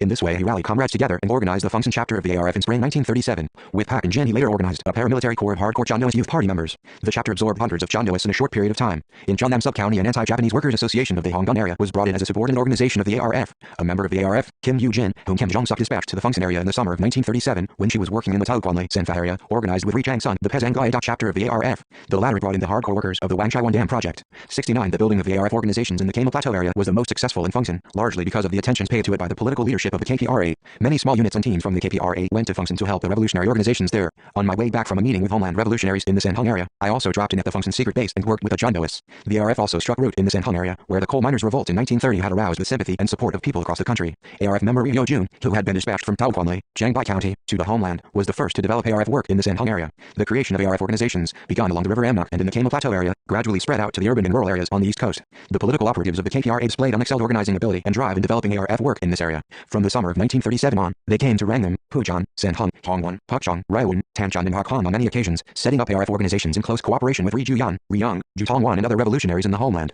Zhu Tongwan had been back and forth to West Jiangdao to establish contact with us and had been absorbed in Guanyang by Ok's line of work in West Jiangdao through the good offices of the village head of Wangjiadong. Guan and Zhu had been classmates in the days of Taesong Middle School in Longjing. Knowing that Zhu had been engaged in anti-Japanese propaganda in Shanghai and Yanji, and had been in prison for more than 2 years and so in prison for his involvement in the revolutionary movement in his native land, Guan entrusted him 70 with the formation of ARF organizations in the Pukchong Tanchan area. In the homeland, Zhu Tongwan and Zhou Zhongsha won over Kim Kyung-sik and others who organized the district committee of the ARF. 10 branches were formed under the committee in a short period of time. Later Zhu returned to his native town and set up with his colleagues the Tanchan chapter of the ARF with branches in various places, including Tanchan County Town. They organized friendship societies like the Northern Friendship Society and Southern Friendship Society, and recruited many people there. After the eruption of the Sino-Japanese War, the Xiaganku Committee of the ARF in Shanghai County dispatched a large number of operatives into the homeland. At that time Wei Yun-chen, along with many of his comrades, was sent to the Hungnam area. The secret operatives from Xiaganku succeeded in forming the Hungnam District Committee of the ARF in Hungnam, an industrial center in which many munition factories were concentrated. Around that time the political operatives who had infiltrated into Wonsan rallied around the ARF, the members of the Koryo Society, a progressive anti-Japanese youth organization. While raising the consciousness of the masses, the society organized a strike for expelling the evil Japanese headmaster of a school, and against the Japanese imperialist policy of transforming the Koreans into imperial subjects. The underground operatives from the ARF chapter in Taoguanli also formed an organization subordinate to the ARF in the Hongwon area. The name of that organization was the Hongwon Peasant Union. It had several re-chapters under its authority. The ARF also struck root in other places. For example, Raiwon, 71 Pujan and Chamhung, and was built on a large scale in industrial centers, rural areas and fishermen villages in northern area on the east coast. Of the provinces in the northern border area, this region was swept up most strongly by the chill and wind of the early days. When we were carrying out our armed struggle from our guerrilla bases in eastern Manchuria, we made a great revolutionary impact on the people in the province. Under the direct influence and encouragement of the anti-Japanese armed struggle, the people there took an active part in the early anti-Japanese struggle for national salvation. The peasant union movement in this region attracted our attention for its persistence and stubbornness. In all respects the province was advantageous for raising the awareness of the masses and for organizing them in a relatively short space of time. In order to spread out ARF organizations in this region, we dispatched a great number of able political operatives into the area. We even sent small units to the northern towns and counties on the border. The small KPRA units and teams built secret bases and centers for their activities in many places in North Hamgyong province from which they provided guidance in building up ARF organizations and in the creation of mass movements. Meanwhile, we brought to our bases the anti-Japanese campaigners and the leaders of the mass organizations in the province and gave them several days of induction before sending them back to their their native areas to act as guides for the United Front movement. Local people from such places as the town of Chongjin and Musan County were highly advantageous to our movement in that they could provide guidance best suited to the local situation.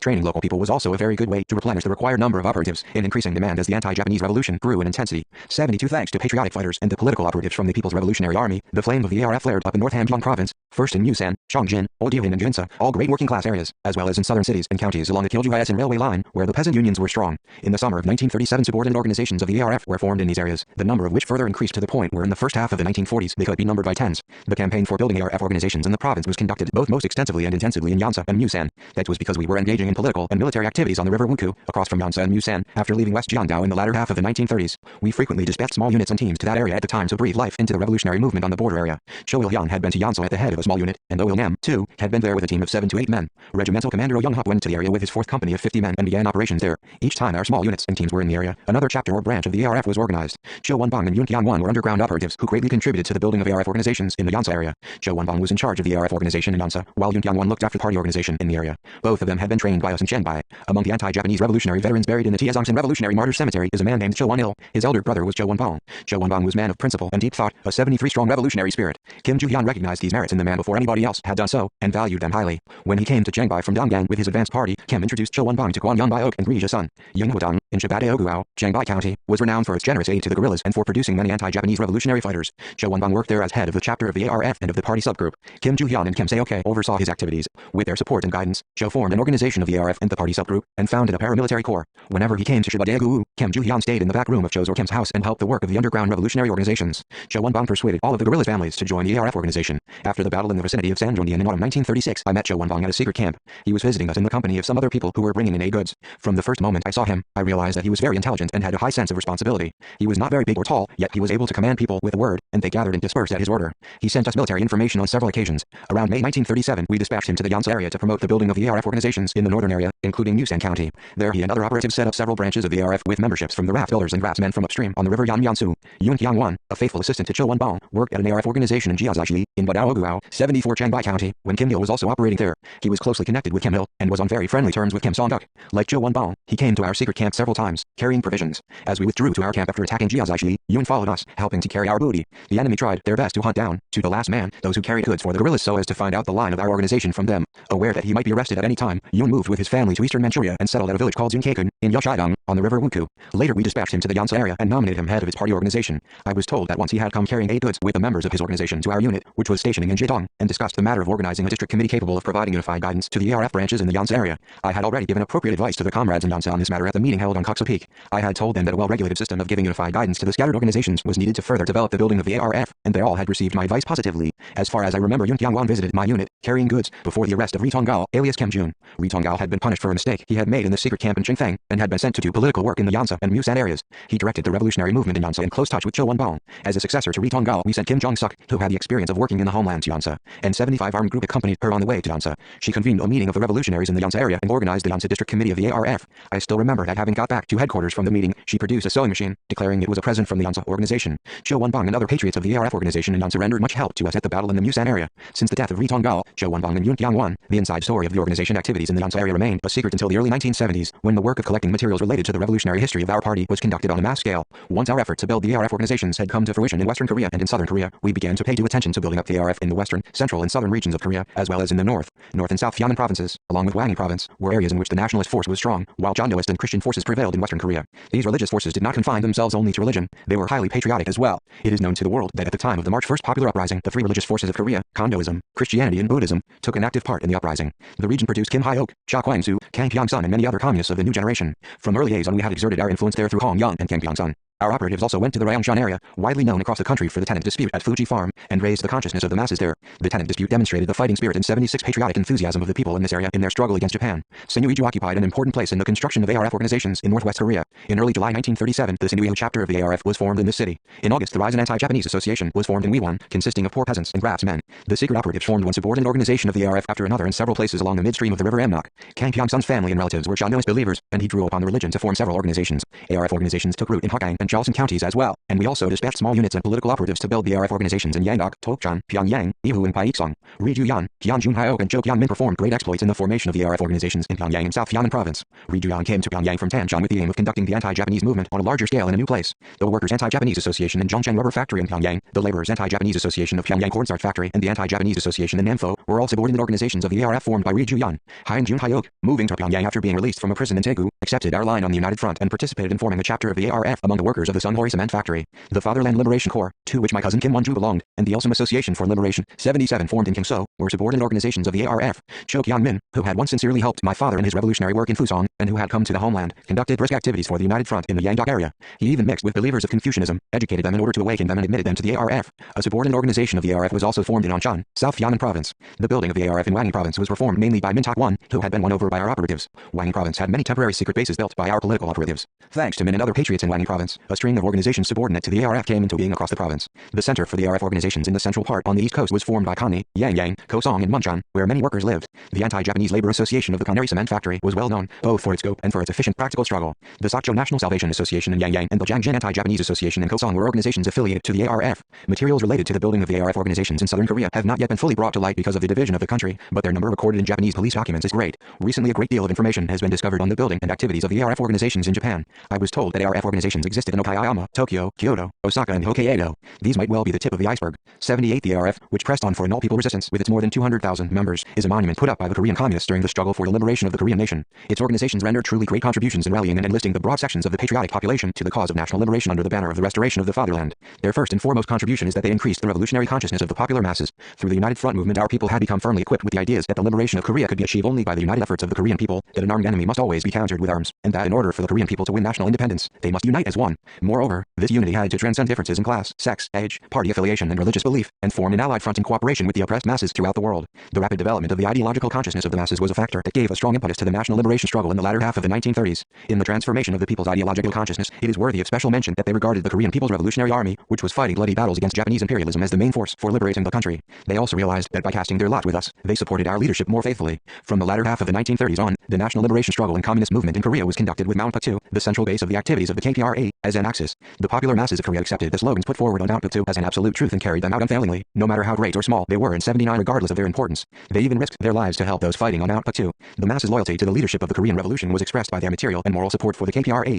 People across the country enlisted their talent, money, labor and mental powers in our support. The ARF organizations unfolded a vigorous all-people campaign to assist the guerrillas. From the latter half of the 1930s, the Kapsan chapter of the ARF sent in an organized way to the KPRA the rice which the Jeondoist believers had formerly donated to the Jeondoist Center. When the people of West Jeondao heard that the KPRA soldiers were suffering food shortages, they sent us the grain they had stored for wedding ceremonies and 60th and other birthday parties without the slightest hesitation. The members of the Sinuihu chapter of the ARF shipped aid goods by boat to the area of our unit's activities until 1938, when the dam of the Suphong power station on the river Amnok was constructed. The goods included cloth, shoes, salt, gunpowder, detonation caps, detonating fuses, and various other items. After the dam had been commissioned and the shipping routes were blocked, they set up special aid goods stores in the 3rd and 6th streets of Dandong, China, and sent goods by rail or lorries to the large and small units of the KPRA active in Kuandian, Shenzhen and Tonghua. A member of the branch in Mijindong bought a sailing vessel of 0.5-ton capacity. He hired it out as a goods transport vessel during the day, and by night carried goods collected by his organization members to KPRA units. The ARF members in Seoul, more than 250 miles from Mount Puktu, sent goods needed for the activities of the Revolutionary Army. John Jo Hyop, a member of the Pukchong organization of the ARF, had been in prison for being involved in the Pioneer 80 incident in Seokgu, Pukchong County. From 1937 on he was entrusted by his organization to carry out underground activities in Seoul. While working to expand organizations, he also worked as a water carrier, hauling a large metal container of water on his back and selling it to raise funds for the guerrillas. Originally the people of Pukchong had been well known for carrying around water to earn school fees for children who studied in Seoul. John had no son of school age, but he carried water for the sake of the revolution. With the money he earned in this way, he bought cloth, shoes, white paper, medicines, copying ink and other goods for the guerrillas. He sent them to Pukchong, and the organization there forwarded them to us. Early one morning, while climbing up a hill with his water, he found a lady's gold watch. It was the kind of high-quality watch that even a high-class person rarely possessed. Determined to find out the owner, he visited the houses along the road on the hill, finally discovering that it belonged to a shopkeeper's daughter who had got it as an engagement gift. The shopkeeper rewarded him with an amount of money that was even greater than the price of the watch itself. He bought a large quantity of aid goods for the guerrillas with the money. After this event he got on intimate terms with the shopkeeper's family. Under his influence, they began to sympathize with the anti-Japanese guerrillas and spared no effort to help them. They would procure by themselves the goods required by John Jo Hyop and send them to Pukchong. Thus the family of a simple petty bourgeois family in Seoul participated in the campaign to support the guerrillas, thanks to the guidance of a member of the ARF. The ARF organized and guided an unremitting countrywide mass struggle by the use of various methods, slowdowns, walkouts, demonstrations, revolts and tenant disputes against the 81 plundering banditry of of the Japanese imperialists, against their policy of transforming Koreans into imperial subjects, against their continental aggression in the execution of their policy of war. Another achievement made by the Korean revolutionaries in building the ARF organizations was to further consolidate the organizational and ideological basis for building the party organizations. With the hardcore trained in our ARF organizations, we formed party circles in every part of the country. These circles in the long run provided guidance for both the ARF organizations themselves and for the mass struggle. The party organizations, born out of the struggle and trained ceaselessly by it, became the cornerstone on which a powerful political party of the working masses could be built after liberation. In addition, the building of the ARF organizations gave the Korean revolutionaries a chance to gain a rich experience in building mass organizations. Had it not been for this experience, they could not have built in such a short period of time after liberation such mass organizations as the Democratic Youth League, the trade unions, the Women's Union and the Children's Union. In the struggle to build the ARF organizations, the Korean communists created for the first time in the long history of our nation a truly united front, one that was unfailingly patriotic, revolutionary and powerful. The anti-Japanese National United Front, with Mount Puktu as its axis, started a tradition of the National United Front movement in our country and demonstrated the undaunted spirit of our people. The entire process of building the ARF organizations confirmed that our people preferred unification and harmony to division and confrontation, and that they had the willpower to fight by uniting 82 under a single banner, regardless of the differences in party affiliation or religious belief. Our people, living in the era of the Workers' Party, have long achieved the single-hearted unity of society as a whole, the highest form of unity. What remains is the reunification of the country which has been divided into North and South.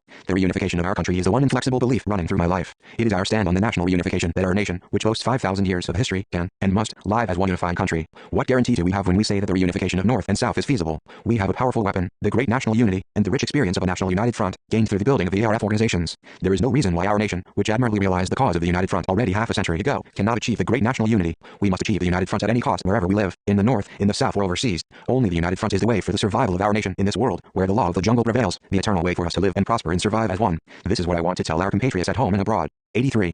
5. Kwan Young Biok was a reticent man. A propagandist is assumed to be in order, but this man spoke little even when he was the head of the propaganda section of his division. He always made his point succinctly. He never used superfluous words or reiterated what he had said. One could hardly judge his thoughts and feelings by his looks. He hated lies and bombastic speeches more than anything else, and he kept his word under any circumstance. He suited his actions to his words, and this was his excellence and his personal charm. It was this charm that won him our confidence and the heavy responsibility of leading the Jiangbai County Party Committee at the time we were fighting on Mount Puktu and around West Jiangdao, the major theater of our operations. The job of the man in charge of the Jiangbai County Party Committee is highly important for several reasons. The Jiangbai County Party Committee was one of the pivotal party organizations. It was the first to be informed of and to implement any line or any pressing task laid down at meetings of the Party Committee of the Korean People's Revolutionary Army in the TTS and secret camp. Our tasks and decisions were conveyed to West and North Jiangdao, and to the homeland, mostly by the Jiangbai County Party Committee, the Homeland Party Working Committee and the East Manchuria Party Working Committee, and the results of their implementation were also reported to the 84 KPRA Party Committee, mainly through these channels. The important position and role of the Jiangbai County Party Committee is explained by the fact that, staying in the secret camp on Mount Puktu, we had to use West Jiangdao as a stepping stone to develop the revolution in the homeland and Manchuria, also by the fact that the KPRA Party Committee had to guide party building in the anti-Japanese revolution as a whole through the HPWC, the MPWC, and the CCPC, since a party of a new type had not yet been founded after the dissolution of the Korean Communist Party. Just as Yadawanjing was the center of the anti-Japanese revolution in the first half of the 1930s, when we fought by relying on the guerrilla base in eastern Manchuria, so the Paektosan base, which included West Jiangdao, served as the center of the anti-Japanese revolution in the latter half of the decade. The Paektosan secret camp was the core, surrounded as it was by a wide area of the homeland adjoining Mount Puktu and by the Jiangbai area. In Jiangbai, there were many of our secret camps. In order to protect and maintain these camps, it was necessary to bring Jiangbai under our control and train its inhabitants as revolutionaries. A sharp confrontation with the enemy was inevitable in our effort to develop the RF organization in Jiangbai. The Manchukuo authorities were crude in their statecraft, but Japan's intelligence services and the punitive forces, consisting of Japanese and Manchurian armies and police, were formidable. Just as we had to pass through Jiangbai to advance to the homeland, so the enemy had to come by way of Jiangbai to attack us. Hence this area was of great strategic importance for both friend and foe. That was why we set the high standard for the selection of the man to lead the Jiangbai County Party Committee. In order to be 85 equal to the heavy responsibility, he needed guts, magnanimity, organizing ability, untiring energy and the ability to agitate for the revolutionary cause. Leadership of an underground front also called for accurate judgment, a meticulous work method, flexible tactics, and a wide mental horizon in particular. In choosing a man with these qualifications, I immediately thought of Kwan Young Biok. Kim Fyong also recommended him. Kwan was neither my schoolmate nor my fellow townsman, nor had we shared bed and board, good and bad days in our struggle in the guerrilla zone. In the first half of the 1930s, when the guerrilla zones were thriving, I was in Wangking, whereas Kwan was in Yenji. He had been on the expedition to Jiaoyi, and only in October 1936 had he come to the Paektosan secret camp to join the main force. He had participated in the anti-Japanese movement early in his middle school days. After he was blacklisted as a rebellious student and expelled from school, he fully committed himself to the revolution, as I had done. While I was in eastern Manchuria in 1930, I heard an anecdote about Kwan, either from Ma Younghwa or from Pak Young-sun. The anecdote was about his tragic experience at his father's funeral and his extraordinary power of self-control. Hearing the news of his father's death one day, he left the place of his work and hurried home at dusk. He had scarcely positioned himself in his mourning robe before his father's coffin, when the mounted gendarmes came for him, having guessed he would return. They dragged him and his family out of the house and asked him whether he was Kwan Chang Uk, his childhood name. Instantly seeing that none of the gendarmes knew his face, he answered politely that his younger brother Chang Uk had left home long before and that he had not even sent a death notice to 86 him because there was no knowing where he was. His elder brother Kwan Sang Uk was away at the undertaker's shop at the time, so he assumed his role. The gendarmes, furious at their failure to capture Kwan Young Biok, set fire to the house in which the coffin lay. They kept watch on the house until it burned down to the ground before they left. Watching Watching his father's dead body burning, Quan bit his tongue and lips, swallowing his grief and wrath. On returning to his workplace, he was unable to drink the liquor his comrades offered to him. His lips and tongue were so badly hurt, he was unable to eat even porridge for days. Quan was known among the communists in eastern Manchuria as a young fighter with an unusual power of self-control. They said that to defeat the enemy and achieve a great cause, a revolutionary needed Quan's self-restraint of overcoming any impulse or mental agony. However, not all the people who heard of the atrocity at the funeral praised Quan. Some people said they did not understand why Quan had not resisted the enemy. How could the son behave like that? They demanded he should have prevented the insult to his father's remains by whatever means. Those in favor of Quan brushed aside the protest. If an ordinary man resists the gendarmes, it is understandable, but Quan could not expose his identity to the enemy. If he had resisted, he would have been shot then and there, or at best he would have been imprisoned. Then he would have been unable to fight for the revolution. I heard that when leaving home to take up the revolutionary cause, he had said to his wife, "I am not a man to return home alive, or even if I did, I can't tell how long it will be until the revolution emerges victorious, 87 perhaps 10 or 20 years from now. So please don't wait for me. Earn your own living. I won't blame you if you cross my name from the list of living people in this world and marry another man. The only thing I ask of you is to bring up the boy properly and tell him to follow in my footsteps when he is grown up." His farewell greeting to his wife became yet another cause for disputes. Some people said it was too cold-hearted, others protested that it was an insult to women in general. Why didn't he tell her to wait for him until his triumphant return home? If he really loved his wife, he should have said so. Does he think that Korean women haven't enough sense of honor and loyalty to wait for their husbands who are devoting themselves to the revolution until the country wins independence? It is shameless of him to look down upon women. If his words of farewell were interpreted straightforward, he might have been criticized more severely. In my opinion, however, only a man determined to dedicate himself to the revolution without hesitation could say such things, and only a man who truly loved his wife could ask such a thing. None but a man ready to fight to the death to carry out the revolution is capable of such a grim and honest self-expression. I found true humanity in his words. Many years after, that is, in the spring of 1935, I met Kwon Young Biok for the first time at Yeoyang-gu. At that time a short military and political cadre training course was underway for selected comrades from the guerrilla units and revolutionary organizations in eastern Manchuria. Kwon was among the trainees. Making his acquaintance at a time when many young patriots had been killed in the foreign land during the violent anti-Minseongtran orgy, I felt as overjoyed as if I had met an old friend. 88 We introduced ourselves to each other. I remember we had a very intimate talk. For a first interview, he mentioned his farewell to his wife. "You should have bid a fonder farewell to her to spare her distress," I said. "Her distress was inevitable, so why should I have tried to put it off?"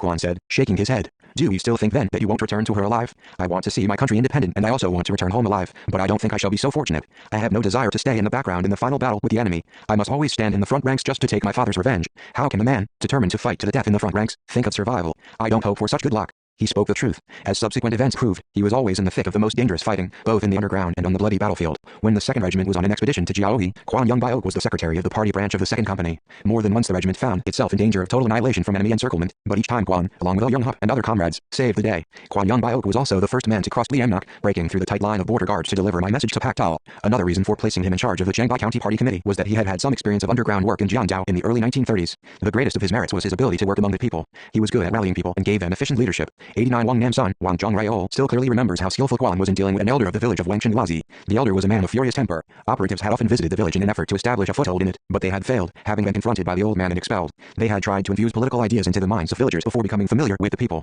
Worse still, they had failed to behave properly towards the village elder. They had simply given him a wide berth and said he was feudalistic instead of trying to win him over. The old man was obviously a diehard, like old man Pian, Drotsky, 10 in the village of Wujiazi. Kwon Young Biok approached the old man quite differently. Knowing that the village elder refused to deal with ill-mannered people, Kwon greeted him politely on his first visit. He knelt down on the floor and bowed according to the Korean custom, then introduced himself, saying, "Venerable elder, I am a poor migrant laborer. I came here because I have heard that the people of this village are kind-hearted. I hope you will look after me and lead me." Pleased with the well-mannered, good-looking young man, the old man said, "You are a decorous young man. I don't know whose offspring you are, but I can see from your manners that you are well-bred. The villagers are kind people, so let us live in harmony here." The old man even treated him to lunch. To win over the old man of Wangchenglazi was considered as difficult as occupying the height on a battlefield. Kwon occupied the height without difficulty by bowing to him once in the Korean manner. He was now able to give revolutionary education to the village with ease.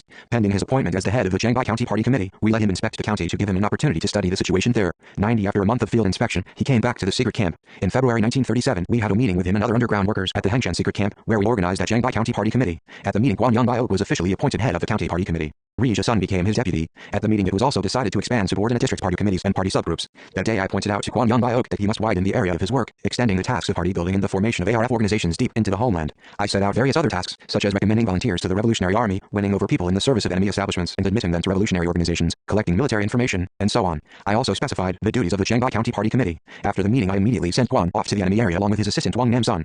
For the sake of their work, they were disguised as man and wife. This was necessary also for their own personal security. Wang Namson had some experience in underground activities, having worked underground at the village of Shikan-no, Shiren-gu, when she was 15. One day, while she was helping a peasant at his house in the village, she was surprised to see that the cooking pot in the kitchen was the same one that she had used at her house in the village of Fuangkan Guerrilla Zone. "How come my cooking pot is in the kitchen of this house?" she wondered. "Did the peasant get it from the punitive troops?" Is he working with them? This thought kept her awake for several nights. 91 Learning of her suspicion, the members of the underground organization at the village concluded that he must be the enemy's running dog and suggested that the family be expelled from the village. But Wang Namsun said she would try to find out the truth by being patient. She finally learned that cooking pot had been stolen, then thrown away by punitive troops who had attacked her village in the Fuangkan guerrilla zone. They had destroyed the villagers' household goods and set fire to every house. Her cooking pot had been picked up at a burned-down house and carried away by the suspected man, who had been forced to carry the enemy's supplies as a carter. The peasant, cleared of suspicion, was now admitted into the anti-Japanese association. His wife was allowed to join the women's association. By contrast, Rim Su-san, sent to the same village of Shikannu for underground work, failed dismally. Though a man of theoretical knowledge and sleek in appearance, he did not know how to mix with the people. He was given the cold shoulder and treated as a parasite. Cooped up in the house of a member of the anti-Japanese association and eating 3 meals a day at the expense of his host, he ordered the people about. Even when he came out of the house once in a long while, he used to walk around pompously, hands clasped behind his back, firing unpleasant questions at the people he met, as if interrogating them. Even passers-by were irritated by him. Failing to establish a foothold among the villagers, he was compelled to return to the guerrilla zone. A man who sees himself as a special being reigning over the heads of the people is doomed to be rejected by the masses. He who floats like a drop of grease on the surface of water instead of mixing with the people will never win their sympathy or trust. At the time Guan Yongbai and Wang Namsun were being 92 prepared for their work in Jiangbai, many underground workers from Jiangbai County were at our secret camp. They all received their missions for the underground from me that day. Guan accepted his assignments gladly, but I did not feel lighthearted, for I thought I had overburdened him. Jiangbai was a wide area covering Kitagu through Urshiwudahu, so extensive that even a legal party worker would find it difficult to deal with. In addition to guiding party work in the county, he had to involve himself deeply in the homeland movement. What I remember most vividly about the underground workers' leave-taking at the time of their departure for Jiangbai is the farewell party at which they ate pieces of potato candy, a gift from the IMC peasants on the occasion of the Lunar New Year's Day. As we were short of food, we were unable to treat them to a sumptuous feast, but the candy party made a strong impression on me, somehow. Seeing off Guan Yongbai, I spoke to him as follows. I entrust Jiangbai to you. You must bring Jiangbai and the whole area of West Jiandao under our influence. This will give us the support of the people and build up our manpower reserves. If we fail to win over West Jiandao, we shall be unable to carry out large unit operations in the homeland across the Yamnok. We must advance to the homeland this spring or this summer, come what may. From now onwards, you must work well among the people. Your mission is to build party organizations and at the same time rally the people behind the ARF. It is a difficult job to win over the people, and success in this work depends on you. I trust you. On the morning of Guan's departure, we had fought a battle, so he left us in an unsettled atmosphere. Going by way of the Dashif's house at Shikidegu and Risha-sun's house at Urshidegu, Guan arrived in safety at Bukidili, Shikaideoguao, 93 his base, as designated by headquarters. Shikaideoguao was located in the heart of Jiangbai County. The village was also called Wangjiagu because a Chinese landlord surnamed Wang had thrown his weight about in the village. From there it was also easier to infiltrate deep into the homeland via Hoin and TTS and across the Amnok. Wangjudong is one of the villages in Wangjiagu. Guan took up his residence in Trikidili in the guise of Soongjin's maternal nephew, a nephew who had lost his job after working as a day laborer at the railway construction site between Kilju and Hyesan. Soongjin was an experienced underground worker who had been engaged in revolutionary work as a member of an anti-Japanese organization in Yanji after finishing middle school. He had moved to West Jiandao when his identity had been discovered. Soongjin, Chok Yanghua and other members of the revolutionary organization in Shikidegu helped Guan to settle in Wangjudong without being suspected. They obtained a house in a small area of farmland for him, as well as a residence permit from the police station by bribing the head of the police station with opium. From then, Guan Yongbai and Wang Namsun began a conjugal life in the cottage provided by organization members under assumed names, Guan as Guan Sunam and Wang as Wang Zhongryo. Later Guan confessed that he had addressed Wang as Comrade Wang more than once, to their embarrassment. Kim Ju-hyun, who had been to Shikidegu at the head of a procurement party for military supplies, told me that the newly married couple had been greatly praised by the villagers because they had thrown themselves wholeheartedly into both the pleasant and unpleasant work of the village as soon as they moved in. Whenever he found anything in any family that needed a 94-man's hand while going from house to house for his underground work, he helped the family by chopping firewood, cutting fodder and sweeping the yard. At homes where a wedding or funeral ceremony was in preparation, he helped by making cakes or butchering pigs. People who saw him skinning, dismembering and gutting a pig said unanimously that he would humble a butcher's pride. The villagers invited him whenever they had an ox or a pig's butcher. The two operatives won people's hearts with their manner and work enthusiasm. They declined other people's offers of assistance, but they considered it natural to help others. Guan believed that to be a burden to his neighbors meant a failure in his work as an underground operative. He therefore did his own farm work with the enthusiasm of a real farmer. In the early days of Guan's activity in Wangjudong, members of the ARF in that village gathered firewood for him to help him in his busy underground work. But he declined even this assistance. I am grateful to you, but you must not do that, he told them. If you bring firewood to an ordinary peasant, the enemy may begin to suspect us. So you must stop helping me even though you want to do so. Only in this way can you really help me. The ARF members devised an alternative. They did not bring the firewood straight to Guan's house, but left it by stealth on the edge of Guan's barley field on their way back from the mountain. Again he dissuaded them. He got his own firewood and carried manure to the fields by himself. He went to bed late and got up early all through his work in Wangjudong. He was said to sleep no more than 3 to 4 hours each night in other places of work as well. Frequently one saw him traveling around with a shabby bundle slung on his shoulder.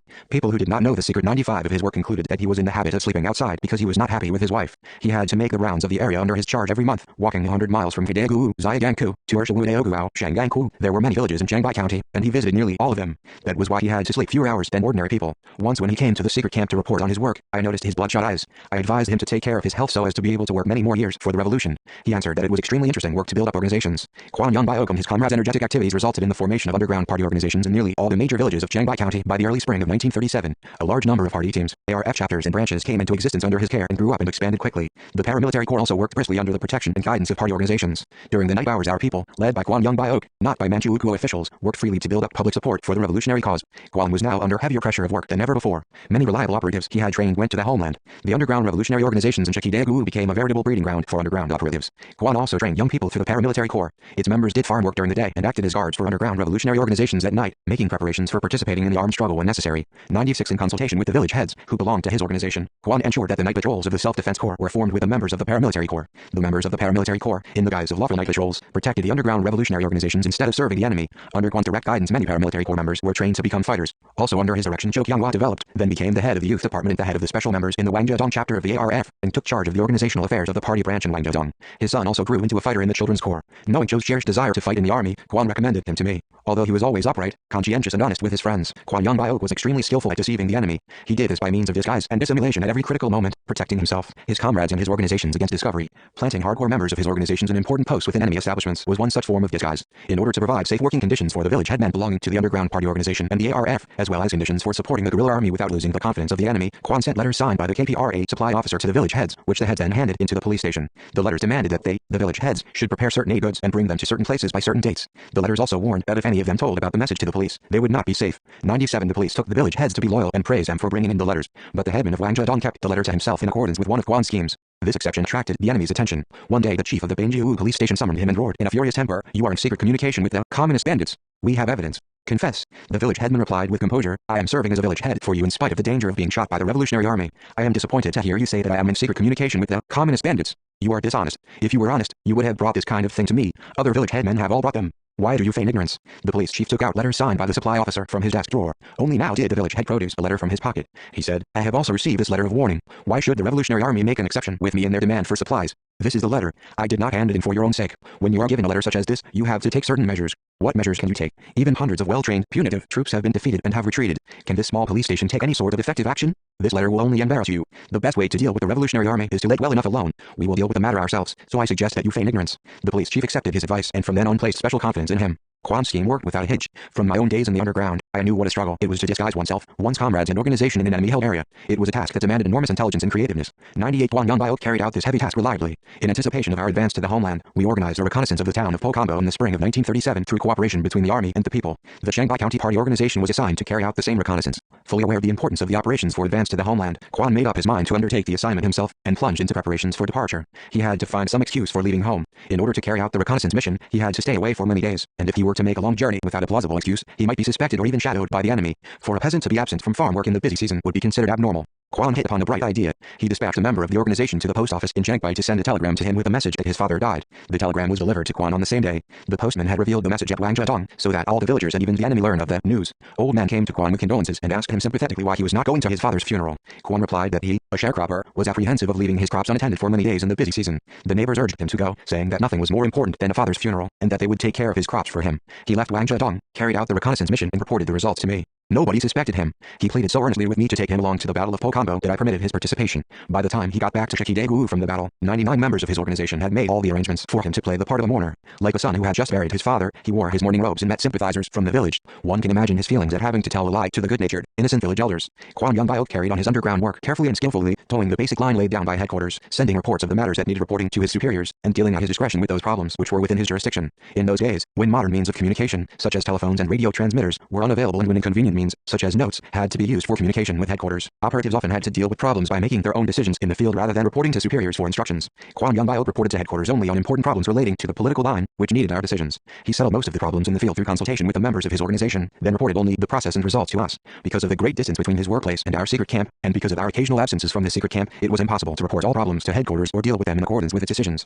As he knew the situation better than anyone else, Kwan never raised problems or did anything that might be a burden to headquarters. Only once did he ask for my advice on the measures to be taken in connection with the construction of internment villages. The enemy pressed on by force with the construction of internment villages in West Jiangdao for the purpose of separating the people from the bandits, just as it had done in 100 eastern Manchuria. The people in Shanghai hated to be forced into these villages. Kwan felt the same way. In internment villages, the peasants would suffer greater hardships, and underground work on the movement to support the revolutionary army would be much more difficult to carry out. Nevertheless, it was impossible to oppose the construction of such villages without considering the consequences. The enemy set fire to the houses of the people who refused to enter the internment villages and evacuated the people by force. Those who resisted were shot. What was to be done? The county party committee held a meeting and discussed the matter, but was unable to reach a decision. I told Guan that opposing the scheme of internment villages was a reckless act and advised him to persuade the people to enter the villages. In a way, the misfortune might be a blessing. Obviously in internment villages, our activity would be greatly hampered, but I told him not to worry, for the enemy would not be able to stem a current of sympathy between the army and the people, nor would it be able to check the torrent of support for the guerrilla army, just as it was impossible to dam up a river with a barbed wire fence or to stop a gale with merely a wall. Back at his workplace, Guan led the people in the construction of an internment village in Guangdao. Even the most obstinate people followed his example and built houses in the wall surrounding them with enthusiasm. Under Guan's direction, the members of the underground organization feigned obedience to the enemy's scheme. Ironically, the Guangdao internment village was finally evaluated as the #1 peaceful people's village by the county police authorities. The members of the underground organization in Sheki occupied all the important offices in the Guangdao internment village. So Hung Jin became a commander of the Self-Defense 101 Corps, Song Fei Sun his deputy, John Namsun the village headman, and Guan Yongbiok headmaster of the village school. It was the same situation in other such villages. Guan's underground front extended beyond the bounds of Chiangbai deep into the homeland, including North and South Hamgyong provinces and North Yangtze province. Guan distinguished himself not only in military action but also in the trained underground struggle to inculcate the idea of revolution in the popular masses. In the summer of 1937, he sent a letter to me through a correspondent. The letter reads in part, "Comrade Commander, to be candid, I was annoyed at having to leave the unit, for I thought I was being relegated from the first to the second line. How could I express my sadness at that time? Although I had heard until my ears burned that rallying the people behind the ERF was the way to hasten the victory of the revolution against Japan, it was still impossible to take leave of you, Comrade Commander, with a light heart when you offered me a farewell handshake. But I soon lost my prejudice while working here, and I now no longer feel that the underground front is only a second line. In fact, I would now say it is the first line.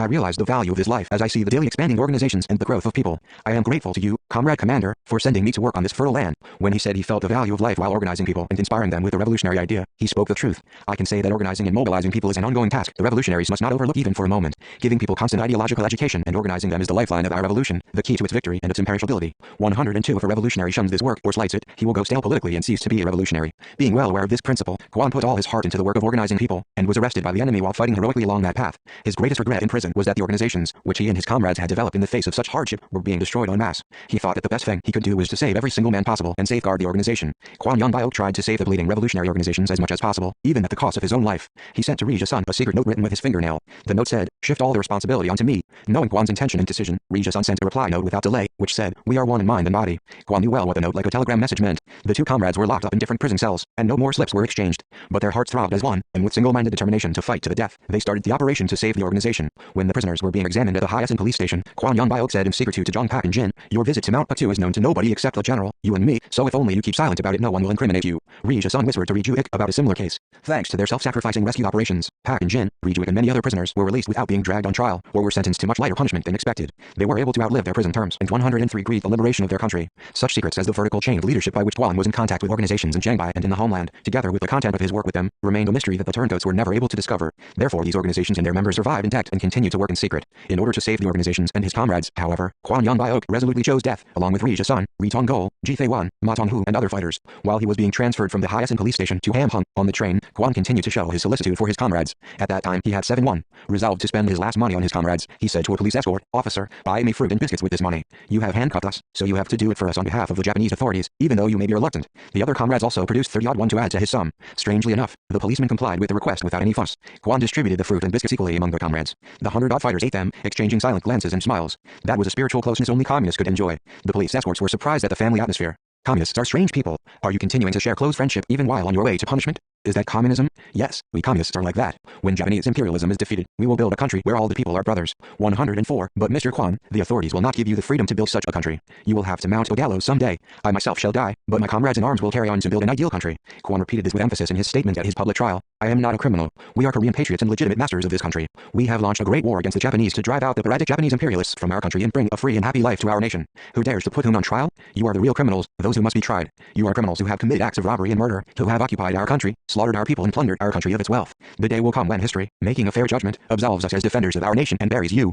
Guan Yongbiok died, shouting, "Long live the revolution!" on the gallows of Sojiamen prison, Seoul, even as the Soviet armed forces advanced westward, liberating lesser nations in East Europe, as Tokyo was submerged in a sea of fire under American bombing, and as the Korean People's Revolutionary Army at Mount Patu and in the maritime provinces of Siberia prepared for an all-out offensive against Japan to liberate the country. His only son, who was 15 or 16 years old, was then driving the manure cart in the streets of Chongjin. In the summer of 1950, when the Fatherland Liberation War broke out, I stayed in Seoul for some time, directing the work of the liberated area. On my first first visit to the city, I wanted to see many places. The first thing I did, however, was to visit Sodiaman prison. Many of my friends and comrades had bloody experience of the prison. As soon as they marched into the 105 city, the heroic soldiers of the People's Army smashed the prison gates with their rumbling tanks and freed the prisoners. Sodiaman prison was the shameful site of crimes and atrocities perpetrated by the Japanese imperialists in this land. It was in this notorious prison that Gwanyang Byok, Ri Ja-sun, Ri Tong-gol, Ji Fei-wan and other fine sons and daughters of the Korean nation, who had courageously resisted the Japanese imperialists, lost their precious lives. My uncle Hyung-gwan died in Mafo prison. When I was fighting in the mountains, I thought of paying a visit to their graves in Seoul when the country was liberated. I was not able to realize my wish until 5 years after the liberation because the country was divided along the 38th parallel. It was impossible to find out their nameless graves, but the sight of the roofs and walls of the prison seemed to calm my aching heart. To relive my long pent up sorrow, I burst into tears as I stood there, haunted by the souls of comrades who for 5 long years after the liberation of the country had no opportunity to be mourned over by their comrades in arms. I leave behind me my only son. If I have a wish, it is that my son take up the cause where I left off. This was Gwan's last will and testament, made to his comrades in arms in Sodiaman prison. As I came out into the street after the inspection of the prison, his words echoed in my mind. Noble words such as these could be uttered only by revolutionaries like Gwanyang Byok, who lived an exemplary life. Even now I still recollect these words now and then. 106. 6. Events to which I could not remain indifferent towards the end of May 1937. On our return to Chiangbai from the expedition to Fusang, we began making preparations near Xingxingkun for the advance into the homeland. One day, in company with my orderly, I left for Jichengkun, a village not far from Xingxingkun. We had established contact with the village upon our arrival in the Mount Patu area in the previous winter. In Chiangbai, we had done a great deal of work among the masses. We met the people who brought aid goods to the secret camp, called people to liaison points or rendezvous as the situation required, and even visited inhabited areas to mix with the people. In the course of this, we were able to study the mood of the public and discover enemy movements. We were also able to enlighten the masses. I visited many villages in Chiangbai then. On my first trip to Jichengkun, I stayed there for 3 days. It was a small community of about 10 peasant households, and I became familiar with all the villagers. Here we conducted political work among the people and met our operatives from the homeland. A Japanese spy, Tanaka, who had wormed his way into the village disguised as a hunter, was tracked down and executed at that time. The spy had been trained by special secret services before he was sent to Chiangbai. He was sly and foxy. Born and grown up in Korea, he spoke our language as fluently as a Korean. He was very familiar with our custom and manners, so that the 107 people of Shijiu-daegu and Nurshi-daegu had no reason to think of him as a Japanese, even though they saw him traveling around Chiangbai with a hunting gun on his shoulder for months. It was the underground organization in Jichengkun that revealed his identity. While at the village, I stayed at the house of an old man surnamed Jang. The old man's house had spacious rooms, and the family was better off than the other people. During my stay in the house, old men of the village came to visit with me almost every day. Arriving with long tobacco pipes tucked in the back of their waists, they sat and talked about the old days and about current events, commenting on Governor General Minami and on Manchu Ukuo. Though not very informed, they were pretty good at analyzing current events. It seemed to me that the people, who had been robbed of their national sovereignty, were developing their political consciousness more quickly than any other things. One evening a young peasant of about 30 with closely cropped hair came with the old-timers to the house of old man Jang. In contrast to his sturdy build, which reminded me of a wrestler, the young man was very simple and nice. Usually people his age boast of their knowledge of the world. In a crowded room such as this, the voice of a lively 30-year-old is normally the loudest. They look down upon the opinions of youngsters in their teens and 20s, saying that they smell of the suckling pig. They denounce instructions given by elders in their 50s or 60s as smelling of feudalism. But this young man stayed huddled up behind the old men, listening to me and saying nothing. While the old men were answering my questions about the village situation, the young man did not utter a word. The old man asked me various questions. How many soldiers are fighting under your command, General Kim? Is it true that the guerrillas have machine guns? 108. How long do you think it will take to defeat Japan? What is your father doing, General? But the young man only smiled, and if my glance happened to meet his, he flinched behind someone else or ducked his head. I noticed that now and then he looked as if he were going to ask something, but held back, looking embarrassed. I wondered if he was perhaps amused. His awkward manner was somehow infectious, and I felt myself becoming awkward as well. While asking the old man about their living conditions, I directed a few questions to the young man as well, but he still said nothing.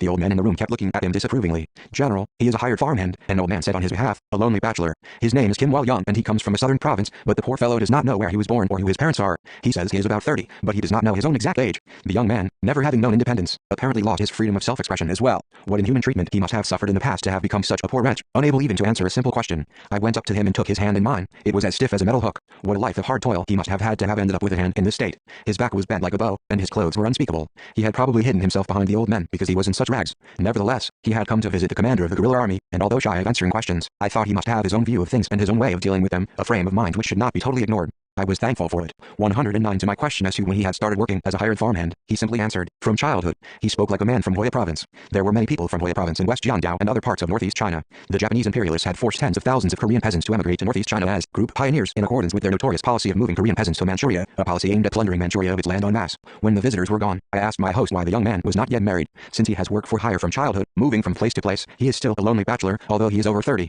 He is a true man, but he has no life partner. Nobody wants to give him his daughter. It is a great pity to see him living a life of hardship all alone. Even the boy over there is married and treated as a man. I looked out through the window at the boy the old man was pointing at. Through a pane as small as the page of a notebook, a pane pasted with paper strips in the center of the door, I saw a 10 or 11-year-old boy playing shuttlecock with his feet. I was surprised to hear that the boy, who was as short as a pencil stub, was already married. I could not help clicking my tongue in disapproval, even though it was an age of early marriages, forced marriages and paid marriages. To cite later instances, even in my own unit there were a few little bridegrooms who had been married when they were not much older than that boy. Kim Hong-soo, a guerrilla from Chiangbai, became a little bridegroom at the age of about 10. He was a very short fellow, as his nickname indicated. I felt indignation consternation and sorrow at the extraordinary contrast 110 between the 30-year-old bachelor and the 10-year-old little bridegroom. Their lot was similar in that both of them were the victims of the times, but I felt more sympathetic with the bachelor who was unable to make the home at the age of 30. Though a victim of early marriage, the little bridegroom did have a wife and was leading a normal, conjugal life. Thinking of Kim while young, I could not sleep that night. A man's lifetime had been wasted in misery. This thought would not leave my mind, and it irritated me. His existence was somehow symbolic of the sufferings of my country, which also was treading a thorny path. His precarious life corresponded to the sad history of a ruined Korea. That night I was gripped with the desire to find a spouse for him. If I were unable to help a man to build his home, how could I win back my lost country? This was the thought that ran through my mind. Of course, there were many other bachelors in my unit who had gone beyond the marriageable age, but that was because they had taken up arms for a long, drawn-out struggle for which the day of victory could not be foretold. Guerrilla warfare is the most arduous and self-sacrificing of all forms of struggle. It is an extremely mobile form of warfare, covering a wide area of action under extremely unfavorable living conditions. For an ordinary man to build up a home while fighting such a war is pretty well impossible to imagine or put into practice. Women who took up arms left their children in the care of their parents-in-law or gave them away as foster children. While some husbands and wives did fight together in the guerrilla army, their marriages were in name only. We were living an abnormal life imposed by foreign forces. The Japanese imperialists pushed the Koreans, except for a 111 handful of pro-Japanese elements and traitors to the nation, off the track of normal life. The loss of national sovereignty crushed the life of the nation, and such fundamentals as freedom, the right to a decent life, basic living conditions and traditional customs were all obliterated. The Japanese imperialists quite simply did not want Koreans to eat well, live well or live like human beings. They wanted to make them into dogs, pigs, horses or cattle. They were making the people stupid. They did not care a damn what happened to the Koreans, whether children went to school or not, whether the streets swarmed with beggars and vagrants, whether young people were unable to marry because of poverty, or whether husbands and wives suffered hardships in mountains, unable to make the home. All these miseries, however, were matters of the greatest concern for us. While circumstances did not permit us guerrillas to make a home, there was no reason for bachelors like Kim while young not to marry. Should the ruin of our country also ruin their chances for a married life? In my teens, when I was involved in the youth and student movements and working underground, I helped some young people with their marriage affairs. I have mentioned one such instance in the second volume of this memoir, the case of Sun Jin-sil 11, the eldest daughter of the Reverend Sun Jong-do. I had a hand in her marriage by sheer accident, but the incident was the subject of gossip for some time in the community of Korean compatriots in Jilin. When I went home during my school holiday, my mother repeated the old saying, as my schoolmates in Jilin had done: a matchmaker deserves 3 cups of wine when successful, and 3 slaps across his face when not. I bore my mother's warning in mind. Up to then, some of my comrades had looked upon love affairs 112 and marriages as somewhat commonplace, the result of petty bourgeois sentimentalism. They had banished from their minds all thoughts they considered to be irrelevant to the revolution, to study and to labor. Their attitude was, what is a love affair to a ruined nation? How can love make anyone happy when the country has no sovereignty over its own affairs? Of course, people with such an attitude went too far to some extent, but the attitude was firmly entrenched in the minds of my schoolmates, for they had seen certain nationalists and communists of the previous generation getting into trouble or dropping away from the revolutionary ranks because of love affairs and family problems. The fact that quite a few of their schoolmates neglected schoolwork or became too engrossed in family affairs added to this conviction. For all this, however, love could not be left to die because the country had perished. Even within the bounds of a conquered country, life has to go on and love has to blossom. A young man and woman get married, love each other, make a home, have children, and go on living and complaining that childless couples are lucky. That's life. I often witnessed love affairs tormenting or delighting DIU members, either dividing them or knitting them together in bonds of alliance. Kim Hyok fell in love with Sung So-ok in the course of the revolutionary struggle. Ryupong while love raged you so ardently that she joined him in committing herself to the revolutionary cause. While engaged in the work of the Young Communist League, Sen Young got married, and Sen Young, a member of the Anti-Imperialist Youth League. Cho Hyo-il and his wife stole a dozen weapons from a Japanese weapons dealer and came to us in Gyeongshu to help us in the preparations for the armed struggle. Cha Kwang-soo dreamed of having a girlfriend like Gemma, a character in Gadfly. 113 Love did not interfere with the revolution. It encouraged the revolution and gave it an impetus. In my recollections on expedition to southern Manchuria, I mentioned Cho Chang-gal as a man with a family. He always thought of the family he had left behind in Liu He and derived strength from the thought. Sung So-ok's youthful charm was the source of poetry and music for Kim Hyok, a man of ardor. John Hyun-suk left home, went to Dalian and stayed there for 9 years to look after Kim Ri-gap, who was serving a prison term there. She became a weaver in the Dalian textile mill solely for the purpose of taking care of him. Love changed the daughter of a devout Christian and turned her into an exemplary woman who is widely known now. Through these events, my comrades gradually changed their views on love, marriage and family. They realized that a man with a family was perfectly able to work for the revolution, that a family and the revolution were not separate but closely related to each other, and that one's family was the original source of one's patriotism and revolutionary spirit.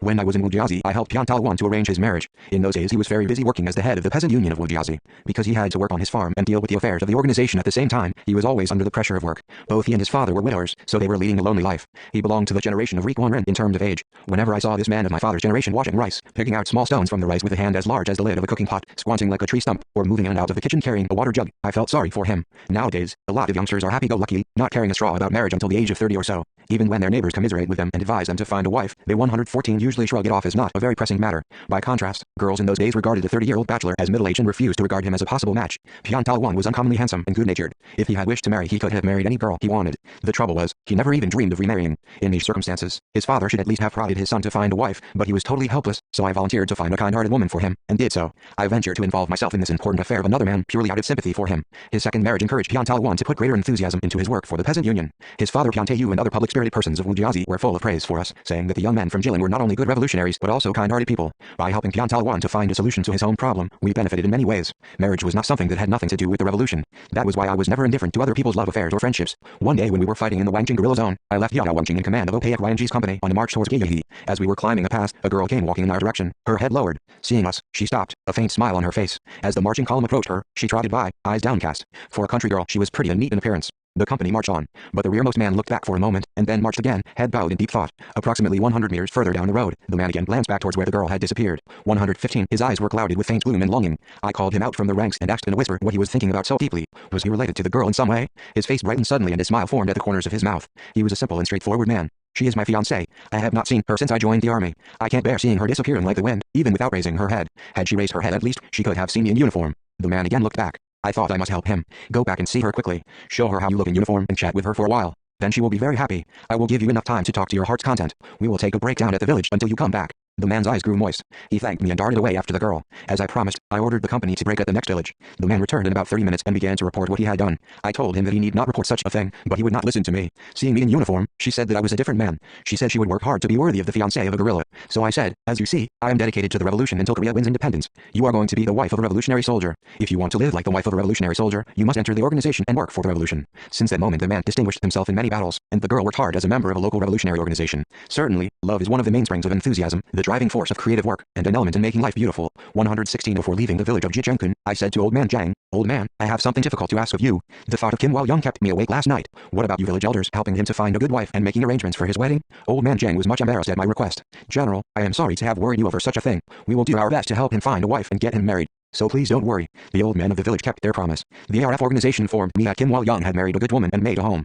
Old man Kim of Sigu, Shabade had married his daughter to him. Apparently the news of my concern over the marriage of the bachelor at the village of Jichenkun had spread beyond the bounds of Urshidegu to Shibudegu. Hearing the news, old man Kim said he would give his daughter to the man who was held dear by me, and came to Jichenkun and discussed the matter with old man Jang. Thus the wedding was arranged more smoothly than had been expected. Old man Kim was unusually broad-minded. Although he was only a poor peasant tilling mountain fields for his livelihood, old man Kim suggested that he make all the arrangements for the wedding ceremony for both sides. But the guardians of the bridegroom objected to the idea doggedly, so that it was agreed upon to hold the ceremony at old man Jang's house in Jichenkun. I told Kim Hae-san, the logistics officer, to choose the best fabrics and foodstuffs from the captured goods and send them on to Jichenkun. Kim Hae-san seemed to accept my instructions reluctantly. He 117 said yes, but kept standing around in my room instead of dismissing himself. "General, must we send the goods for the wedding ceremony?" he asked beyond all my expectation. "Yes." "Why? Don't you like the idea? A bowlful of rice has been all that we could afford for the wedding parties of our comrades in arms. It's this thought that holds me back from sending the goods. Think of how many of our fallen comrades had to be satisfied with merely a bowlful of rice at their wedding party, the most jubilant moment of their life." I understood his feelings. It was natural for him to feel unhappy about sending a wedding present to a total stranger when we had offered so little to our own comrades. The thought of it pains me, too. But Comrade Hae-san, there is no reason why the people should follow our footsteps in offering a bowl of rice as a makeshift for a wedding party, is there?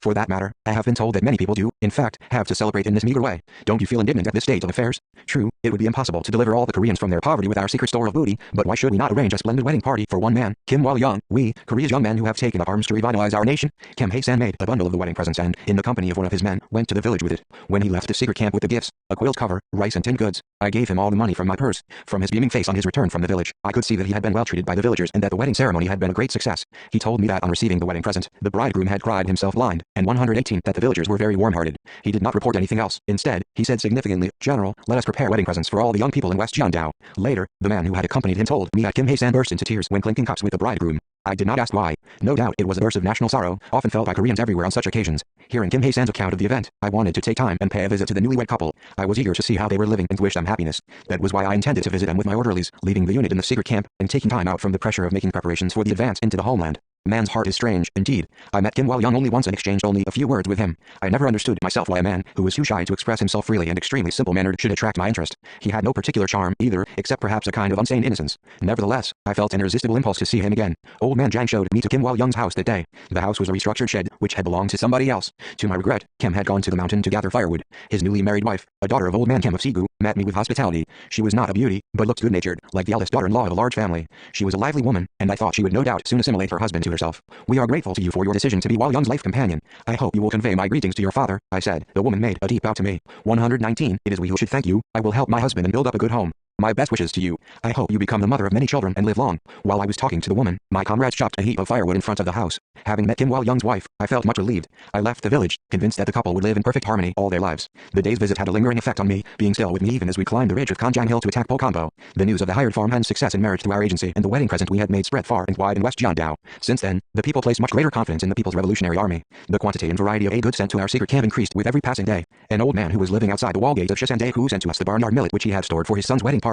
To my surprise, the prospective bridegroom and his elder brother brought the millet to us, and no matter how flatly we declined to accept the gift, the young men would not listen to us. They insisted, saying that if they returned home with the millet, they would be thrown out by their father. We could not decline any further. There is no knowing how the young man, Kim Kwang-un by name, arranged the wedding party. I think he must have had a lot of trouble obtaining the necessary cereal for the celebrations. Even now I still regret that I could give him nothing as we parted from him at the Fu Hao Shui Plateau. I have never met Kim Wal-young again since I left West Jiandao. 120 I have never met Sun Jinsil either since I left Jilin. I got wind that she had gone to the United States to study, but I have no idea what her family life after marriage was like. I wished her happiness in my mind. I have never forgotten Sun Jinsil, Pian Talwan and Kim Wal-young. Perhaps a man is destined to retain as much affection for his relatives, friends, comrades and pupils as he loved them in the past. Sun Jinsil died in the United States. Having received her death notice, I sent a telegram of condolence to Mr. Sun One-Thay. How much it would have been better if I had met her in her lifetime and talked to her and inquired after her. Kim Wal-young was a healthy man, so he must have enjoyed a long life. 121. 7. The mother of the guerrilla army among the comrades in arms who shared their life with me on Mount Pitu for many years was a woman guerrilla who used to be addressed as Mother. Her real name was Jiang Xiaogu, a cook for headquarters. There were dozens of women soldiers and several cooks in my unit, but only Jiang Xiaogu was addressed as Mother. She was a little more than 10 years older than I, so I could safely have addressed her as sister or comrade. Usually, however, I called her Mother Xiaogu rather than comrade. Even Old Man Tobacco Pipe, who was much older than she, used to call her Mother Xiaogu, and this provoked laughter among us.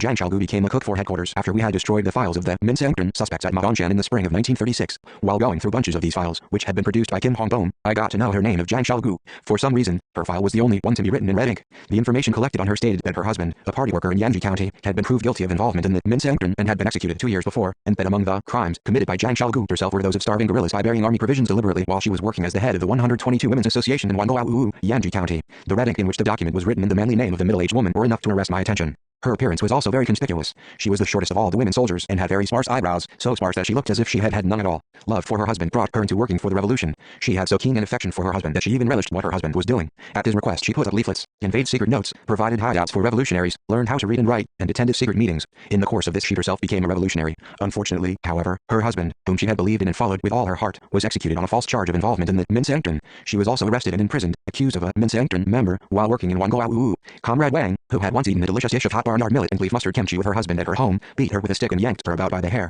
But both the guerrillas and the revolutionary masses were against her execution at her public trial. Thus she escaped death, but could not get rid of the label as a Min Sengtren suspect, crossing out the label of Min Sengtren suspect which had been imposed upon her by hangmen who defiled the sacred revolution and massacred innocent people. I appointed Jiang Xiaogu as a cook for our headquarters. Since she began to cook for us, our dishes increased greatly in their variety. She had a knack for brewing bean mash and kimchi quickly. 123 people nowadays would not believe it if I said soy sauce or bean mash had been brewed in only a day or two. If moderately roasted beans are soaked in hot water, the water turns red. By salting and boiling it down, you can get soy sauce. If boiled beans are put into a pot and kept in a hot place, they ferment. Salt them and boil them, and you can get sokjang, a kind of bean mash. It tastes like bean mash soup spiced with pollock. We treasured her bean mash and anise kimchi as if they were festive food. She also used to press oil from roasted maize germ. Once my orderly Payak Hakren was seriously ill and bedridden. Usually he had such an appetite, he could chew and swallow up bark, but now he did not even touch well-boiled maize porridge, saying he was sick of it. Jiang Xiaogu gathered dry leaves of wild vegetables in the snow, rendered them, rinsed them, boiled them, and then fried them in oil she had pressed from the maize germ. Thanks to the dish, Payak Hakren recovered his health and appetite. Jiang Xiaogu really was a mother to the guerrillas. She used to scrape the scorched crust of cereals from the bottom of her cooking pot and slip it into the trouser pockets of young guerrillas when the unit was going to fight. Even veterans like Oh Young Hup and Ri Tong Hak, not to mention Jo Kum San, Payak Hakren and other young orderlies, used to confess without reserve to her that they were hungry. Ryo Song, the youngest boy in my unit, was Jiang Xiaogu's pet, the most favored with pot scrapings. If the boy hung around at a considerable distance, she brought the scrapings to him in the folds of her skirts and slipped it into his pocket. The boy shared it equally with his mates. Whenever I saw the scene, I pondered why women were 124 always on more familiar and intimate terms with their children than men were. Probably, I thought, mothers usually feed their children, clothe them and take care of them. That is their duty, so to speak. The word mother therefore means the benevolent guardian of her children, one who feeds them and clothes them. Jiang Xiaogu, who performed the duty of the guardian in good faith, became a most intimate mother to us all. Till late at night, while the rest of us slept, she prepared the next day's meals, sorting and trimming wild vegetables, milling grain, and winnowing it. If she had to pound grain in a mortar at midnight, she did it in the open, in the howling snowstorm. She had to work over the fire most of her time, and her clothes wore out twice as fast as other people's. Once at a party held in the secret camp, she was asked to sing. All her comrades wanted to hear her and clapped their hands in anticipation, wondering how well the excellent cook could sing. To everyone's surprise, she leaped on her feet and ran off into the bush. Her behavior puzzled all her comrades. Don't blame her for not singing, I said in her defense. She was probably embarrassed to appear before a large audience because of her clothing. As you see, she wears patched-up clothes. Just imagine how she must have felt, knowing how she would look as she stood before you. All the gathering agreed with me. Later, she herself confessed that she had run away because she was ashamed of her ragged appearance. Later, on my way back from battle in command of a small unit, I obtained a piece of good cloth for her. I had sent one of my men to buy it, telling him to choose the best one without minding the price. He had bought gray cotton serge suited for middle-aged 125 women. To my relief, women comrades who had an eye for cloth felt it and said that it was good material. I had not bought a set of clothes for my own mother when she was alive. Even the one mal of foxtail millet I gave her as I took leave of her on my expedition to southern Manchuria. She was ill, lying in a ramshackle, straw-thatched house in a field of reeds in Piaoxie, had been obtained by my comrades. About the only thing I had ever given her was a pair of rubber shoes. shoes, which I had bought when we were living in Daegu.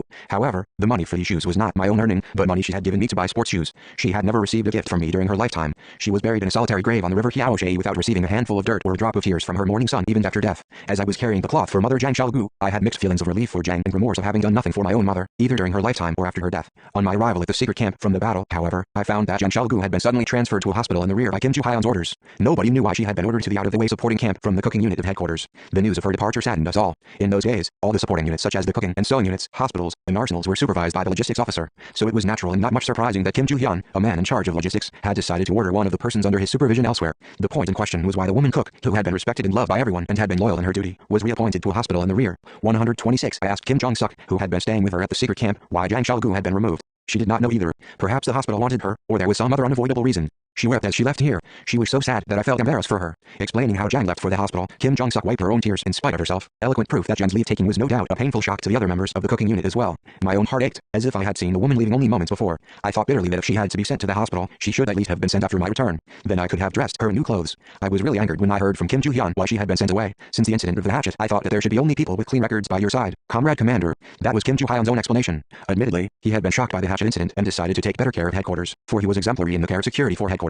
That was why I held him in special confidence and great affection. In the autumn of 1936, when the whole of West Jiangdao was bubbling over with enthusiasm for joining the guerrilla army, I had organized a few replacement companies with young volunteers and appointed instructors for a short period of training for them at the secret camp in Haixiuzagu. Among the trainees of a replacement company, there was an assassin who had wormed his way into our ranks, armed with a hatchet and some poison, to make an attempt on my life. He was a young, simple-minded 127 peasant. Judging from his class origin, there was no reason for him to become an enemy agent. Probably he had been deceived by enemy tricks. One day a gang of enemy agents, disguised as soldiers of the People's Revolutionary Army, had broken into the young man's house and behaved like bandits. They had robbed him of the money he had earned by selling firewood to buy medicine for his ailing mother, and plundered his food, grain, chickens and everything else they could lay their hands on. In the wake of the gang, an enemy agent had come to him and pretended to console him for his loss, flinging mud at the communists and intimidating him until he agreed to do what the agent asked him to do. That was how the young man had become a minion for the counter-revolution in spite of himself and infiltrated our ranks. None of us were aware that the young man was a hired enemy spy. As he had hidden the hatchet he had smuggled in the waistband of his trousers in the bushes near headquarters, none of us had noticed anything suspicious. One day, on my visit to the secret camp in Haixiuzagu, I learned that the recruits of the replacement companies had been eating only dried vegetable porridge for several days on end. Although they had joined the guerrilla army with a determination to endure hardships, the recruits had not yet become accustomed to difficult conditions in the few months since their enlistment.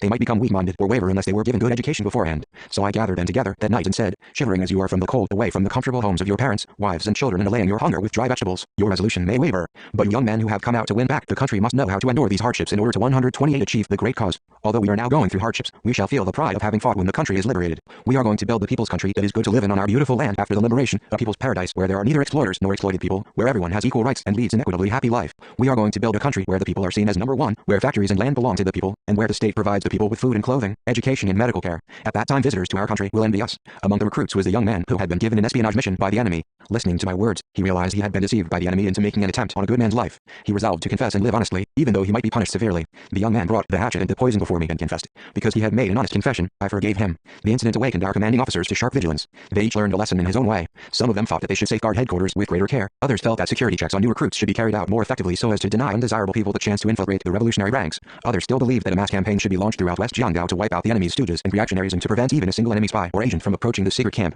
Kim Ju-hyun thought about an even more elaborate scheme. I thought that in order to safeguard headquarters, we must watch both inside and outside. We cannot say with assurance that 129 the enemy will always stay only outside our ranks, or that the external enemy will not get in touch with disguised reactionaries or waverers within our ranks, can we? This is why I thought that anyone with a checkered record should be removed from headquarters. According to him, a person like Zhang Xiaogu, a Minseungren suspect, was not entitled to work as a cook for headquarters. I could not repress a surge of indignation. How could he be so cruel to a simple and good-natured woman who had been working hard for the revolution with heartfelt loyalty? At the thought that Kim Ju-hyun, who was broad-minded and careful in dealing with most things, had made such an absurd mistake, I grew even angrier. I dressed him down, saying, I am grateful for your constant watch over our security, but I have to make a bitter reproach at you today. You yourself praised Mother Zhang Xiaogu as an honest, diligent and kind-hearted woman. What banished your trust in her so easily? She has been a mother and sister to all of us, who cooked 3 hot meals and 3 hot soups for us each day. It was Mother Xiaogu. If she were a bad woman, we would no longer be in this world. She has had a host of chances to harm us, but we are hale and hearty even though we have eaten hundreds of meals she has cooked. This fully testifies that she is a good woman beyond all suspicion, and that the charge laid against her in the past as a Minseungren suspect was totally unfounded. Later he confessed that he had never sweated so hard under my reproach as he did that day. In fact, I had never thought that Kim Ju-hyun would make such a blunder. He was a seasoned military and political worker with a long revolutionary record. We had always shared bed and board and discussed our work around the same table as one in 130 mind and purpose. I could not understand why he who was aware of my policy and intention better than anyone else had dealt so cruelly, contrary to communist obligation and morality. I criticized him further. It is already half a year since we destroyed the files of Min's suspects. The wounds in the minds of these people have almost healed up. Why did you pry them open again? If she left the mountains, Zhang Xiaogu could marry again and live comfortably by her fireside, eating hot meals. But she is living a life of hardships with us in the mountains because she is determined to carry out the revolution and because she trusts us. For all this, you have dismissed her from headquarters and, by so doing, you have made a mockery of our trust in her. Are we so stupid as to feign confidence in people in fair weather and kick them out without hesitation when we are in danger? Sham can have no place in our confidence. Kim Ju-hyun went to the hospital and brought Zhang Xiaogu back with him that same day. The next day he got the sewing unit to make new clothes for her. Zhang Xiaogu kept herself aloof from Kim Ju-hyun, although she carried out his orders in a responsible manner every time. When she met him alone occasionally in the camp lane or in a eggshell, she simply saluted, refraining from talking to him. When she needed a decision from him, she used to send another cook to him. The few days she had spent in the hospital might be an instant in the endless flow of time, but the gloom that the short span of her stay had lodged in her mind was not dispelled for a long time. The destructive effect that distrust has on human relations is enormous indeed. A faint distrust can cause lifelong grievances to people or destroy 10 years of friendship in an instant. Zhang's return to the cooking unit at headquarters animated the 131 atmosphere of the secret camp again. The food acquired a new flavor. To tell the truth, she was not a talented cook, but even the uncrushed maize porridge tasted much better because she was cooking it with all her heart. She worked harder than ever. No distance deterred her from going to get things to improve our appetite. One day, passing through Shijiu-daegu, I ate Nercacalia firma at Rihan's. The rice ball wrapped in the leaves of this herb, which I ate for the first time in my life, tasted better than lettuce wrappings. During my leisure talk back at the camp, I mentioned the herb leaf wrappings. Hearing this, Zhang went many miles to Shijiu-daegu and returned with a large bundle of the herb on her head. Later we found the habitat of the herb around the TTS secret camp. Zhang Xiaogu used to sleep huddled up on twigs and dry leaves on the moist ground near the kitchen. In the course of this, her right arm gradually became paralyzed. On top of it, she soon caught a fever. We sent her to Wudaoincha, Antu County, for treatment. Pak Jong-suk and Paek Hak-rim kept her company as her nurses. Later, Kim Jong-suk nursed her. They went through a lot of trouble to look after her. In company with my chief orderly Jipong Sun, I also paid a visit to her grass hut at Wudaoincha.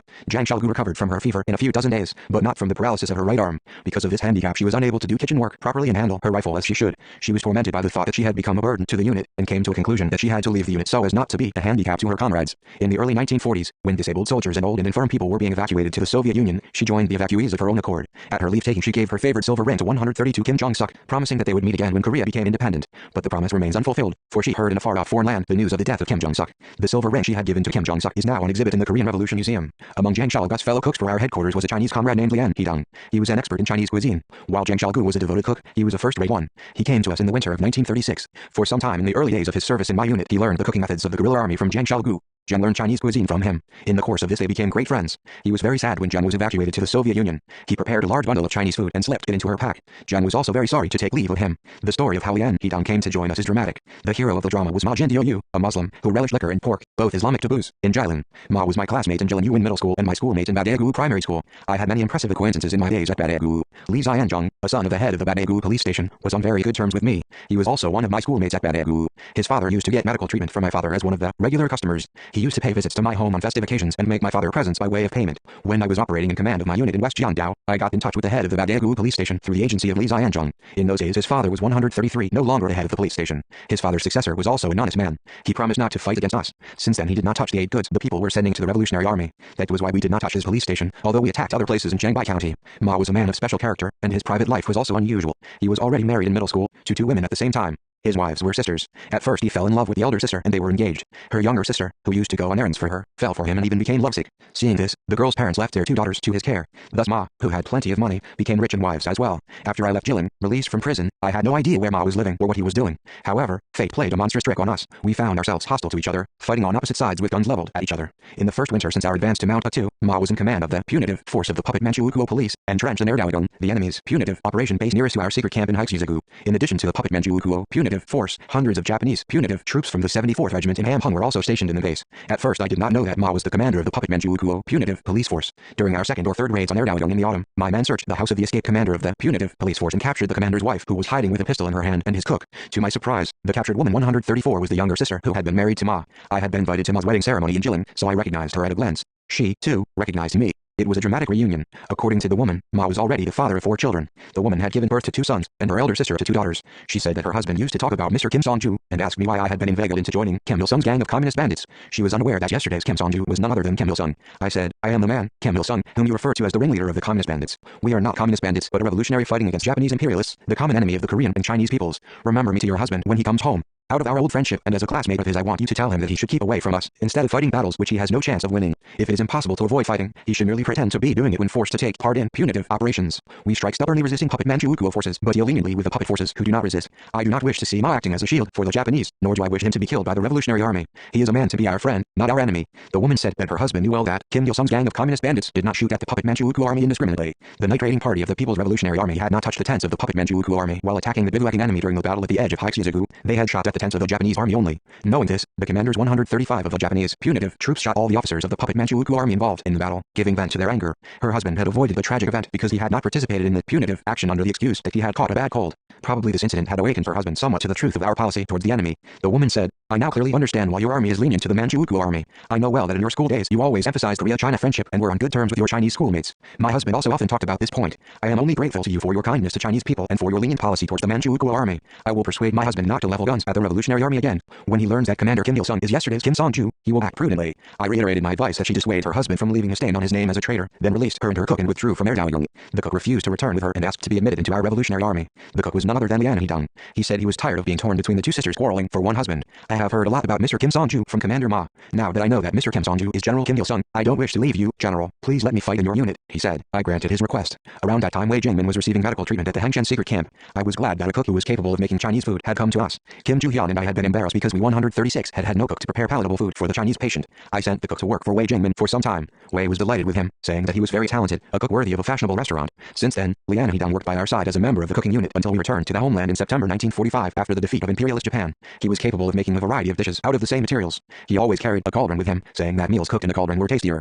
In the first half of the 1940s, we were at a training base in the Soviet Manchuria border area. We occasionally formed an allied force with both Chinese and Soviet comrades and had joint exercises. On these occasions, Lian Hee-dong's cooking skill became so renowned that even Soviet commanders, to say nothing of Chinese commanders, frequented the field shell of my unit. One day after eating the Chinese food prepared by the cook, Zhu Baozhong asked us jokingly to give him our cook. Comrade and Kill, also joking, agreed. The joke went from mouth to mouth until it reached the cook's ears as truth. The cook came to me with a tear-stained face and asked me if it was true that he was going to be transferred to a Chinese unit. I don't know to which unit you might have to go. I am in a difficult position because too many people want you. The Soviet comrades also want you. If they are really insistent on having you, you may have to go to the Soviet side, I said. He leaped up at these words, refusing to go anywhere, neither a Chinese unit nor a Soviet unit. He glowered at me stubbornly. I realized after Japan's defeat that he had meant what he said. Pending our triumphal return to the liberated homeland, I 137 summoned him, praised him and thanked him for nearly 10 years of his devoted service, and then conveyed to him the decision of the party organization to transfer him to Zhu Baozhong's unit. Zhu Baozhong had promised that he would promote him to regimental commander. Lian Hee-dong entreated me to take him to Korea. I cannot live away from you, General, he said. There is no reason why I should live in China just because I am a Chinese. I don't want to be a regimental commander or anything else. Please let me stay by your side. There is no need to break our friendship deliberately, a friendship that even Japanese guns and swords and Manchurian gales fail to break. I was moved by what he said. His words contained the essence of his view of life, an outlook that could be conceived by only people who have shed tears, spilt blood and gone through hardships for their comrades on the path of revolution. As he said, people lived by the bonds of friendship rather than within the boundaries of the country. It was friendship and love that united the anti-Japanese fighters into a large family throughout the forests of Mount Putsu and in the wilderness of Manchuria. If a human community is devoid of friendship and love, mountains and rivers will be dark as well. Lian Hee-dong's insistence on going with us was also an expression of his noble spirit of internationalism. I on my part was also reluctant to part with him, so I said, if you really wish to come with us, do so. I have no wish to bid farewell to you. I am not particular about one's nationality. I am only giving some prudent thought to the matter because I'm afraid the situation might be awkward for you. As you know, China is on the eve of a civil war. We have promised with Zhu Baozhong that we will send Kang Kan and many other Korean military and political cadres and soldiers to assist the Chinese 138th revolution. In this context, if you, a Chinese, shut eyes to the Chinese revolution and go to Korea, everyone will think it strange. You, too, might regret it. He decided to remain in China. He even asked me jokingly to choose one of the Pyongyang beauties for his wife when he came to Korea after the triumph of the Chinese Revolution, but I was unable to comply with his request, for he died fighting heroically as a regimental commander against Jiangxi SHI's Kuomintang army. At the sad news I regretted that I had not taken him to Korea. However, he will live forever in the memory of the Chinese people as a man who laid down his noble life in the Revolutionary War to found a new China. Instead of Lian Hee-dong, Zhang Xiaogu came back to us after the Korean War from a far-off corner in Central Asia. Soon after her arrival, her comrades in arms in the days of Mount Puttu got together. She told me on the telephone, General, the comrades from Mount Puttu have all gathered here. Could you take off time to come here? I wish to offer you, General, a bowl of my porridge after an interval of 20 years. As I came from a foreign land thousands of miles away, I have nothing to offer you except uncrushed maize porridge. I wanted to go very much, but circumstances would not allow it. Thank you, but I am about to leave for the provinces. I have to keep the appointment with the people, so let's make it at a later date. Her old comrades in arms were all said to have enjoyed the porridge cooked with firewood, just as they had done on Mount Puttu. Whenever I pined for the days on Mount Puttu after that, I asked her to cook uncrushed maize porridge for me. She lived in a house perched on the hill across from the gate to 139, my house. She often came to see me, and I, too, visited her in my leisure hours. Back in the homeland, she spent most of her time telling the younger people the story of her old comrades in arms who had fought on Mount Puttu. She passed away in 1982. Her death gave me a great shock. I grieved over her death as I had mourned over my own mother's death. She had taken care of me as if I had been her brother, and she had loved me as my own mother loved me. We accorded her a grand state funeral just as we had done for the death of the veterans who had rendered distinguished services in the building of the Revolutionary Armed Forces. Her bust was set up in the TTS Revolutionary Martyrs Cemetery, and the film, Rhododendron, was produced with her as the heroine. We wanted her to be remembered down through the generation. All our people were delighted at the renaming of the Pyongyang University of Commerce after Zhang Xiaogu. They were deeply moved by the fact that a university could be named after the ordinary member of a cooking unit. Such a title of honor, they said, could only be given under our socialist system, which does not discriminate between jobs, but holds in high esteem workers as unassuming heroes who work hard to provide their fellow people with a comfortable life, good food, good clothing and good housing. When renaming the Pyongyang University of Commerce as Zhang Xiaogu University, we hoped that the younger generation would be workers as loyal to their revolutionary duty as Zhang Xiaogu had been. 2 Chapter 17 Korea is alive. Flames of Pokonbo. 1. 141 Flames of Pokonbo. 2. 159 Joint celebration of Army and people at Dyingsi. 173 Photographs in memory. 188 The Battle of Jiaosanfeng. 202 The boys who took up arms. 216 My thought about revolutionary obligation. 248 May, June 1937. 141 1. Flames of Pokonbo. 1. Many people have already discussed and made full studies of the Battle of Pokonbo from the point of view of history. As one who organized and commanded this battle, I clearly recall my mental processes at the time, together with the events that took place. Scenes of battle from half a century ago still unfold clearly before my eyes. The Battle of Pokonbo can be compared to the reunion of a mother and her children who have been separated by force. The gunshot at Pokonbo precipitated the reunion between my motherland and her loyal sons and daughters who had loved her most. In other words, this battle marked a decisive turning point in the liberation of my conquered nation. Whenever I was asked on my return to the liberated homeland to recount some of the battles we had fought in our armed struggle against the Japanese, I used to describe the Battle of Pokonbo. In terms of results, we had fought innumerable battles much larger than this one. As a matter of fact, the number of enemy soldiers and policemen we killed here was not very large. Nevertheless, I always give the first place to Pokonbo when discussing the major encounters in the anti-Japanese war because I attach special importance to it. This battle was of great interest to many people. Enemy losses were not worth mentioning since they had been covered by newspapers immediately after the battle, but everyone was curious about the motive for this operation. For instance, what 142 made us fight this battle, and why did we choose Pokonbo for our attack when there were dozens of towns and villages of the same size in the border area? In a broad sense, our attack on Pokonbo was designed to bring about the revival of the nation. In a narrow sense, it was to open up a decisive stage and make a leap forward in the revolutionary struggle against the Japanese. The history of the Korean nation had been streaked with blood and tears, brought about by the Japanese imperialists. It was in reaction to this that our nation started its resistance. Armed struggle not only expressed the will of the sons of Korea to fight against Japan, but it was a means to an end as well. Under the banner of anti-imperialist, anti-feudal democratic revolution, we waged the armed struggle. At the same time, we promoted the building of the party and launched a united front movement and an anti-imperialist common front movement, thus pushing forward the revolution against the Japanese. This road was fraught with difficulties. Some people went so far as to want us to obey only their party interests and strategy, incriminating the Korean people who were fighting under the slogan of the Korean Revolution. From the first days of our revolutionary struggle, we focused on the Korean Revolution as the starting point of all our thinking. Physically, we may have been in a foreign land, but spiritually we had never left our homeland and our fellow countrymen. Everything we did from the second half of the 1920s on was for our homeland and for its liberation. To fight under the banner of the Korean Revolution was the legitimate right and duty of every Korean communist. We strongly asserted this. The Nanhee meeting dealt mainly with the task of extending the armed struggle into the homeland. The meeting expressed the aspirations of the Korean 143 communists to make the loud sound of gunfire in Korea, that is, to extend our activities into the homeland so as to push forward the Korean Revolution. During the first half of the 1930s, Manchuria was our main theater of operations. Both before and after the founding of the anti-Japanese guerrilla army, we had made forays into the occupied territories of our homeland on several occasions, but these activities had been limited in scope. Our preparations in the first half of the 1930s could be viewed as the stage of gathering our strength. In this period, the armed force of the Korean communists grew to the extent of forming several divisions, and we felt that if we advanced into the homeland now, we would find almost nothing impossible to deal with. Should we establish our base on Mount Puktu and from there launch armed units to other areas? For instance, one division to Mount Rangnam, a second to Kwanmo Peak, a third to Mount Thaewiak, and a fourth to Mount Jiri, to set up bases and strike the enemy one after another, then the whole of the Korean peninsula would be brought to the boil and 23 million Korean people would feel encouraged to turn out in an all-people resistance. This would pave the way for achieving national liberation by our own efforts, an event required by our national history and the high point in the development of our anti-Japanese revolution, an event also that had been the topic of repeated discussions at a number of meetings held in Nanhee, Donggang and Shigang. At Shigang in the spring of 1937, we summed up the years of our armed struggle, set the immediate task of advancing into the homeland by large force, and took some practical measures to carry it out. We drew up detailed military operations for the Revolutionary Armed Force to move in 3 directions. According to the plan of operations, Cho Hyun's unit was to move from Fuzhong to the northern border area across the river Tumen, via Antu and Heilong. Another unit was to advance to the Linjiang and 144 Changbei areas, and the main force, led by me, was to march to Hyesan and harass the enemy from the rear while the 2 other units were diverting the enemy attack. The main point of the operation was to attack the enemy on our own home ground. The activities of the 2nd Division, which was to advance towards Linjiang and Changbei, were, in effect, aimed at providing rear support for the actions of the 2 units moving into the homeland. In those days, no small number of our people had a misapprehension about the strength of the Japanese army. Surprised at the fact that the Japanese had swallowed up Manchuria at a gulp, they believed that no force in the world could match it. Some of them even contended that fighting a war of independence against powerful Japan was a reckless attempt akin to striking a rock with an egg. There were clear indications that the Japanese imperialists would spread their aggressive war over to the mainland of China, and that a Sino-Japanese war might break out at any time. The flames of war spread by the ferocious Japanese army would add to defeatist illusions about the invincible imperial army. Fears about the might of the enemy were a hallucinogen that would dull revolutionary consciousness. In order to neutralize the poison of the drug, it was necessary to shatter the myth of the Japanese forces. We had to show clearly that Japanese, though strong, could be both defeated and destroyed. Approximately 5 years of armed struggle in North and West Jiangdao between our forces and those of the Japanese had smashed the myth of the enemy's might. However, owing to strict news blackouts and misleading propaganda, the outcome of the battles for our army was never shown to the public deep in the homeland in their true light. We had precisely one strategic intention in pushing for an advance into a homeland. 145 If we launched an attack with a large force into our own home territory, the whole country would be caught up in excitement and admiration for the feat. The people would be delighted at the arrival of an army of their own countrymen capable of destroying the Japanese imperialists and liberating Korea. The pride they took in such an army would inspire the 23 million people with strength and will to join courageously the front of national liberation. In those days my mental efforts were directed at two goals. One was to shock the entire country by making an armed attack on major strategic points in the homeland. The other was to form a ramified network of underground organizations that would prepare the people for anti-Japanese resistance. Consequently, when the decisive moment for national liberation came, we would destroy the Japanese imperialists and achieve independence by combining the armed struggle with an all-people uprising. These were difficult tactics requiring much blood and sweat, but there was no other alternative. All our activities in the areas of Mount Batu and West Jiandao were thoroughly geared to the implementation of this strategy. My greatest concern on the eve of our advance was to find out the homeland situation in detail. Publications could not provide me with all the information I needed, so I talked with many operatives who had been to the homeland. Occasionally I called members of underground organizations in the homeland to learn the situation from them. Newspaper reports of new statistics and shocking events were not the only data I needed. Scenes in the marketplace and women's complaints from inns and public houses were additional useful sources of important information ignored by Japanese-controlled news media.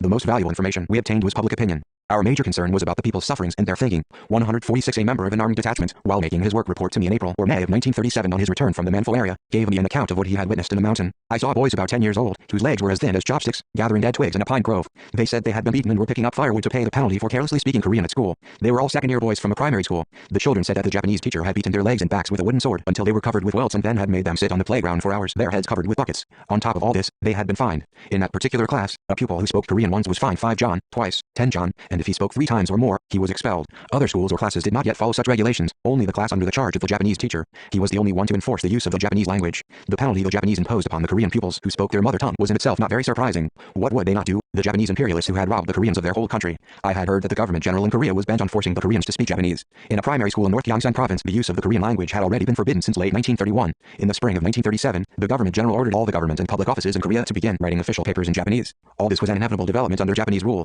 It was nothing new. Nevertheless, I could not repress a surge of indignation at the thought of it. 147 If a man is robbed of his language, he becomes a fool, and if a nation is deprived of its language, it ceases to be a nation. It is recognized worldwide that the most important characteristics of a nation are a common language and ties of blood. A common language is the soul of a nation. Therefore, depriving the nation of its language by obliterating it is a brutal act which is as good as cutting away the tongues of all its members and depriving them of their souls. Its language and its soul are all that remains to the nation that has been deprived of its territory and state power. Hence, the Japanese imperialists were attempting to turn the entire Korean nation into a living corpse. Their attempt to make the Korean people imperial subjects did not consist of feeding them rice or rating them first-class citizens, similar to the Japanese, but of making them slaves who were forced to bow in the direction of the Japanese imperial palace, visit the Japanese shrine and chant the pledge of an imperial subject each morning. Taking away the Korean language was not a matter that concerned the suffering or death of only a few people. It concerned the destiny of a whole nation, for it was nothing short of genocide in that it resembled the act of lining up 23 million Korean compatriots and cutting off their heads at a single stroke. It is common knowledge that the primary features of colonialists are barbarity, greed and shamelessness. Those who rob another nation of its sovereignty are savage, cunning and brazen, irrespective of their nationality or color of skin. Nevertheless, I had never before encountered colonialists as barbarous and shameless as those who were depriving our nation of its spoken and written language and forcing our people to bow to their shrines.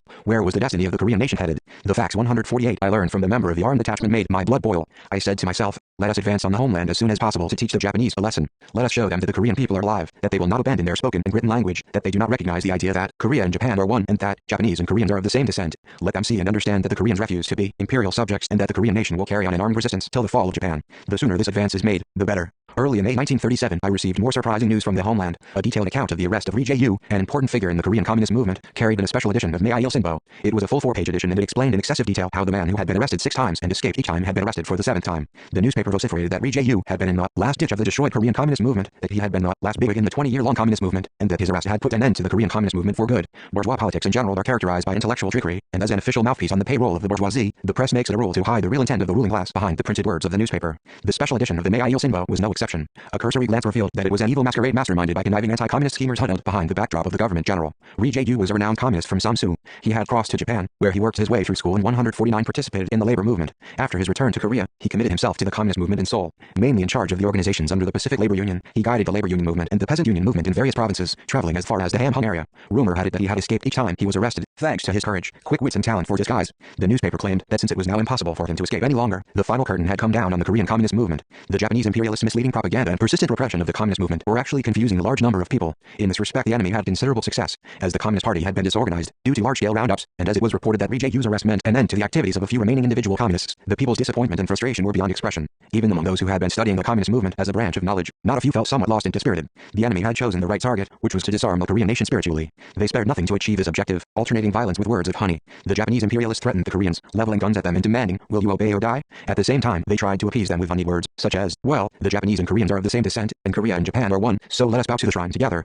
Manchuria flourishes as a paradise of righteous government and a concord of 5 nations, and in Japan a blessed land full of cherry blossoms is awaiting you. You should therefore go to either Manchuria or Japan to get rich. Plant cotton in the south, 150 raise sheep in the north, and and lorded over the whole of Asia as subjects of Imperial Japan. The most dreadful part of the tragic situation the Korean nation found itself in was the crumbling of the national spirit. Everything, from the Japanese imperialist dictatorial machinery to records of pop songs, was concentrated on destroying Korea and uprooting its very soul. Korea turned into a living hell. Endless darkness, like a pitch-black night, reigned over Korea, and the night did not give way to daybreak despite the passage of days, weeks and months. Unless we put an end to this tedious night of slavery and humiliation, how could we call ourselves men of Korea? We had to advance into the homeland as soon as possible and revitalize the soul of the nation suffering from the long, drawn-out nightmare. This was the thought that pressed our commanders and men on during the preparations for advance. Passing through Tianchangshui and Kiaoji to the tableland of Daiyangsi in the middle of May, we reinforced the unit and conducted propaganda to encourage the advance to the homeland. Meanwhile, I summoned Pak Tal and met him in order to learn in depth what the situation was in our native land. Pak Tal gave me a surprising piece of information. He said that a large force of the enemy's border guards from the direction of Hyesan and Kapsan had been moving northward towards the Musan area, to which Cho Hyun's unit had been marching. If the information was correct, Cho Hyun could not avoid being encircled. Of course, we had anticipated such situation, but it was a surprise that the enemy had reacted so quickly to the movement of the Revolutionary Army. Cho Hyun, in command of his unit, had left for his area of operations in April 1937 after the Shigang meeting. As he was leaving, I had told him that he should guard 151 against Ri Taesun unit in Antu, for this was the most stubborn of the punitive forces in Manchuria. To begin with, Ri Taesun had served a large landowner of Hiaoshei, Shuang Bingjun, acting as the commander of his private army. I had often heard that he suppressed the tenant farmers at the point of bayonets while living a dissolute life. Attacked by the guerrilla army several times, Ri Taesun would often make surprise raids on villages, setting fire to them or beheading the villagers because, he said, the poor were all on the side of the communists. The inhabitants harbored a hatred for him that grew greater with each passing day. Fully aware of the bestial temperament of Ri Taesun as a top-level vassal, the Japanese imperialists had appointed him commander of the Antu punitive force under the Jiandao garrison headquarters. His unit was composed of scoundrels from the property class who hated the revolution. Ri Taesun's special feature was that he never took prisoners, never sent back alive those who had been caught in his web. He was a top marksman, recognized as such by both friend and foe. Cho Hyun moved northward along steep mountain ranges, fighting battle after battle and luring the enemy deep into Fusong. Here he suddenly changed direction to march into the Antu area. But in Jinjiang, his unit was faced with a difficulty. The river the unit needed to cross was flooded, and while some of his men were improvising a bridge, the rest took a break. No sooner had the exhausted soldiers fallen asleep than Ri Taesun's unit swooped down on them and opened fire. Heavy fighting went on between the two sides, both taking cover behind slag heaps dumped from a local gold mine. In this battle, Ju Sudong fell. At first, the enemy took the initiative and appeared to be winning. However, Cho Hyun, who took the command in Ju Sudong's place, immediately reversed 152 the unfavorable situation and dealt a heavy blow at the enemy with a powerful counterattack. While the two sides were fighting, the gold miners shouted that Ri Taesun was getting away. They probably knew him well. The guerrillas chased after him and shot him dead with a barrage of machine gun fire. Cho Hyun's unit pursued the fleeing enemy for 4 miles and annihilated them. The Battle of Jinjiang became famous, for it took vengeance upon the people's enemy. The news of Cho Hyun killing Ri Taesun and wiping out that punitive force was given wide publicity by the newspapers of that time. Cho Hyun was a renowned soldier, but the advance of his unit to the Musan area was at the expense of a painful loss. They lost Ri Kyung-hoo, known as the flower of the 4th Division. The news of her death brought everyone to tears. Ri Kyung-hoo's family were all ardent patriots who laid down their lives fighting for the revolution. When she was a child, she lost her brothers, uncles and grandmother. Her father was a guerrilla. Ri Kyung-hoo, too, joined the army in order to avenge the death of her relatives. At first the commanders were reluctant to admit her into the army. She was too young for one thing, and for another, if she took up arms as well, there would be no one to carry on the name of her family. They could not dissuade her, however, and finally accepted her into the army. The soldiers were as devoted to her as they would have been to their own daughter or sister, calling her the flower of the 4th Division because she was not only pretty and charming but also hard-working and kind-hearted. Her dancing and singing, her special skills, were the pride of the unit. When she joined the guerrilla army, the commanders had given her a pistol, thinking that a rifle was not suited to this weak girl of small stature. But she was not satisfied with the pistol in battle and carried a carbine with her. It is said that whenever she danced with a carbine on 153 her shoulder, her comrades in arms clapped and cheered and requested her that she do an encore. Ri Kyung-hoo had an extraordinary ability to cheer up the unit. If a soldier was angry or dispirited, she would joke with him and buck him up. When she danced or sang a song, soldiers who had broken down from exhaustion would get back on their feet. She was adept in needlework and embroidery, and the tobacco pouches she made were everyone's pride and joy. Even coarse herbs were said to become a delicious dish when cooked by her. In battles with the punitive forces, Ri Kyung-hoo usually took her place at a small distance from her comrades in arms and picked off the enemy by taking careful aim and counting the number of troops she killed. In one battle, she shot 6 enemy soldiers. As she was reloading her rifle, 2 or 3 more of them escaped. Exasperated at missing them, she shed tears and bit her lips. When the 3 units that had been operating from 3 different directions held a joint celebration of guerrillas and people at Daiyangsi after the Battle of Pokampo, Cho Hyun told me about the death of Ri Kyung-hoo. As he spoke, he wiped his eyes with his handkerchief. Seeing the tears falling silently from the eyes of this tiger-like man, I was aware of how painful the loss of Ri Kyung-hoo was to all of us. As Cho Hyun held the mortally wounded Ri Kyung-hoo in his arms, her blood flowed in a stream through his fingers. This is the homeland, isn't it? I am lucky to have trodden our native soil at last. All of you, please fight well. Fight for me. These were Ri Kyung-hoo's last words as she died in Cho Hyun's arms. Later on, her father was killed by the enemy as well when he came to the Hworyong area on a mission to the homeland. Thus, father and daughter were both buried in their native soil. After the 154 liberation of the country, Ri Kyung-hoo's comrades in arms went to the Musan area at my request and made every effort to find her remains, but failed. They could not recall the exact place of her death, for she had been buried level with the ground in the midst of battle, and so it was impossible to discover her whereabouts. Thus we advanced into the land of our birth, treading the stepping stones lay so tragically at the cost of the lives of our comrades in arms. Cho Hyun's unit advanced into the Pulgunbao area in Musan, where it hit the enemy, then disappeared over the Manchurian border for some time. It resurfaced to attack lumber yard number 7 at Sanghungaing Shori of the Japanese lumber business, southeast of Mount Patu, and moved swiftly in the direction of PDA Hill. The enemy special guard forces and military and police forces in Hyasen, Hoen and Sanfa proceeded in quick response towards PDA Hill along the road on the border. Cho Hyun sent a messenger to us with a brief report of the situation, but did not request support. He got in touch with us just to inform us of the enemy's movements, for our reference in the operations. Cho Hyun was not a man to admit difficulties or ask for help. There was not a shadow of doubt that Cho Hyun, a veteran soldier, would extricate himself from the difficult situation. However, we could not afford to be optimistic about the changing battle situation. This unexpected situation has a serious effect on our operations. We had to work out flexible tactics that would save Cho Hyun's unit from the danger of complete encirclement and simultaneously push ahead with the advance into the homeland. I summoned the commanding officers and put a series of questions to them. The 4th Division has been surrounded by the enemy, I told them. Cho Hyun says that he can break through by 155 himself. Should we do nothing to help him, believing his decision to be a correct one? Or should we put off our advance into the homeland to save his unit first? Another possibility is to advance into the homeland first, then take action to save his unit. If none of these solutions is desirable, should we divide our main force and undertake the operations in 2 directions at once? Which area in the homeland will be ideal for us to attack in order to save Cho Hyun's unit from encirclement? Everyone focused his attention on me.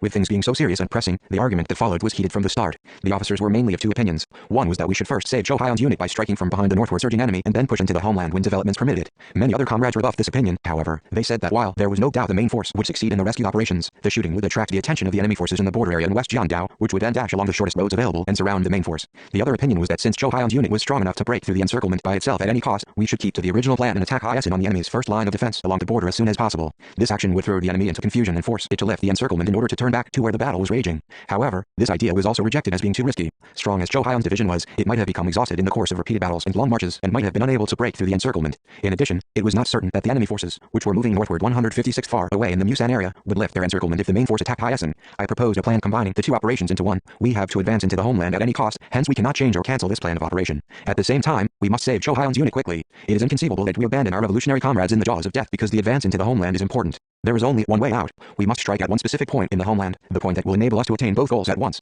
The officers could not hide their curiosity about the one specific point. Ri Tong-hak asked me on behalf of everyone which place I had in mind. I continued my explanation over the map. In choosing our point of attack, we must take into account the following aspects. The place must be close to PDA Hill, on which the enemy forces are concentrated. Only by attacking here can our advance into the homeland have an effect on the 2 objectives. The key point closest to PDA Hill is Pokanbo, situated midway between the hill and Hyasen. If we attack Pokanbo, the enemy concentrated on the PDA Hill area will find itself in danger of being surrounded by both our main forces and Cho Hyun's unit. They will then be forced to abandon their plan of encirclement and pursuit and will withdraw from the line they have reached. Moreover, an attack on Pokanbo will have as strong an impact on the homeland as an attack on Hyasen. Therefore, our aim of advancing into the homeland will also be achieved. The key to solving the problem is an attack on Pokanbo. The commanding officers nodded approvingly. I then put the following questions to them. 157. In order to attack Pokanbo, we have to take several things into consideration. First, can our force of several hundred break through the enemy's tight borderline surveillance in such a way that we hit them like lightning, then withdraw at the same lightning speed? Second, this battle is not a mere firefight. Our main task in this battle is to inspire the people back home with confidence in our victory. This means that we must combine the firefight with strong, swift political propaganda. Can we undertake a quick propaganda campaign such as this? Third, on this occasion we intend to create the model of joint operation between our revolutionary armed force and our underground organizations to strike at the same target. Is that possible? The commanding officers were once again enveloped in an atmosphere of tense concentration. The 3 challenges were not simple. Kwan Young Biok broke the silence in a voice that carried weight. Comrade Commander, we can do it. Just give us the orders. Can you say that with absolute certainty? Of course.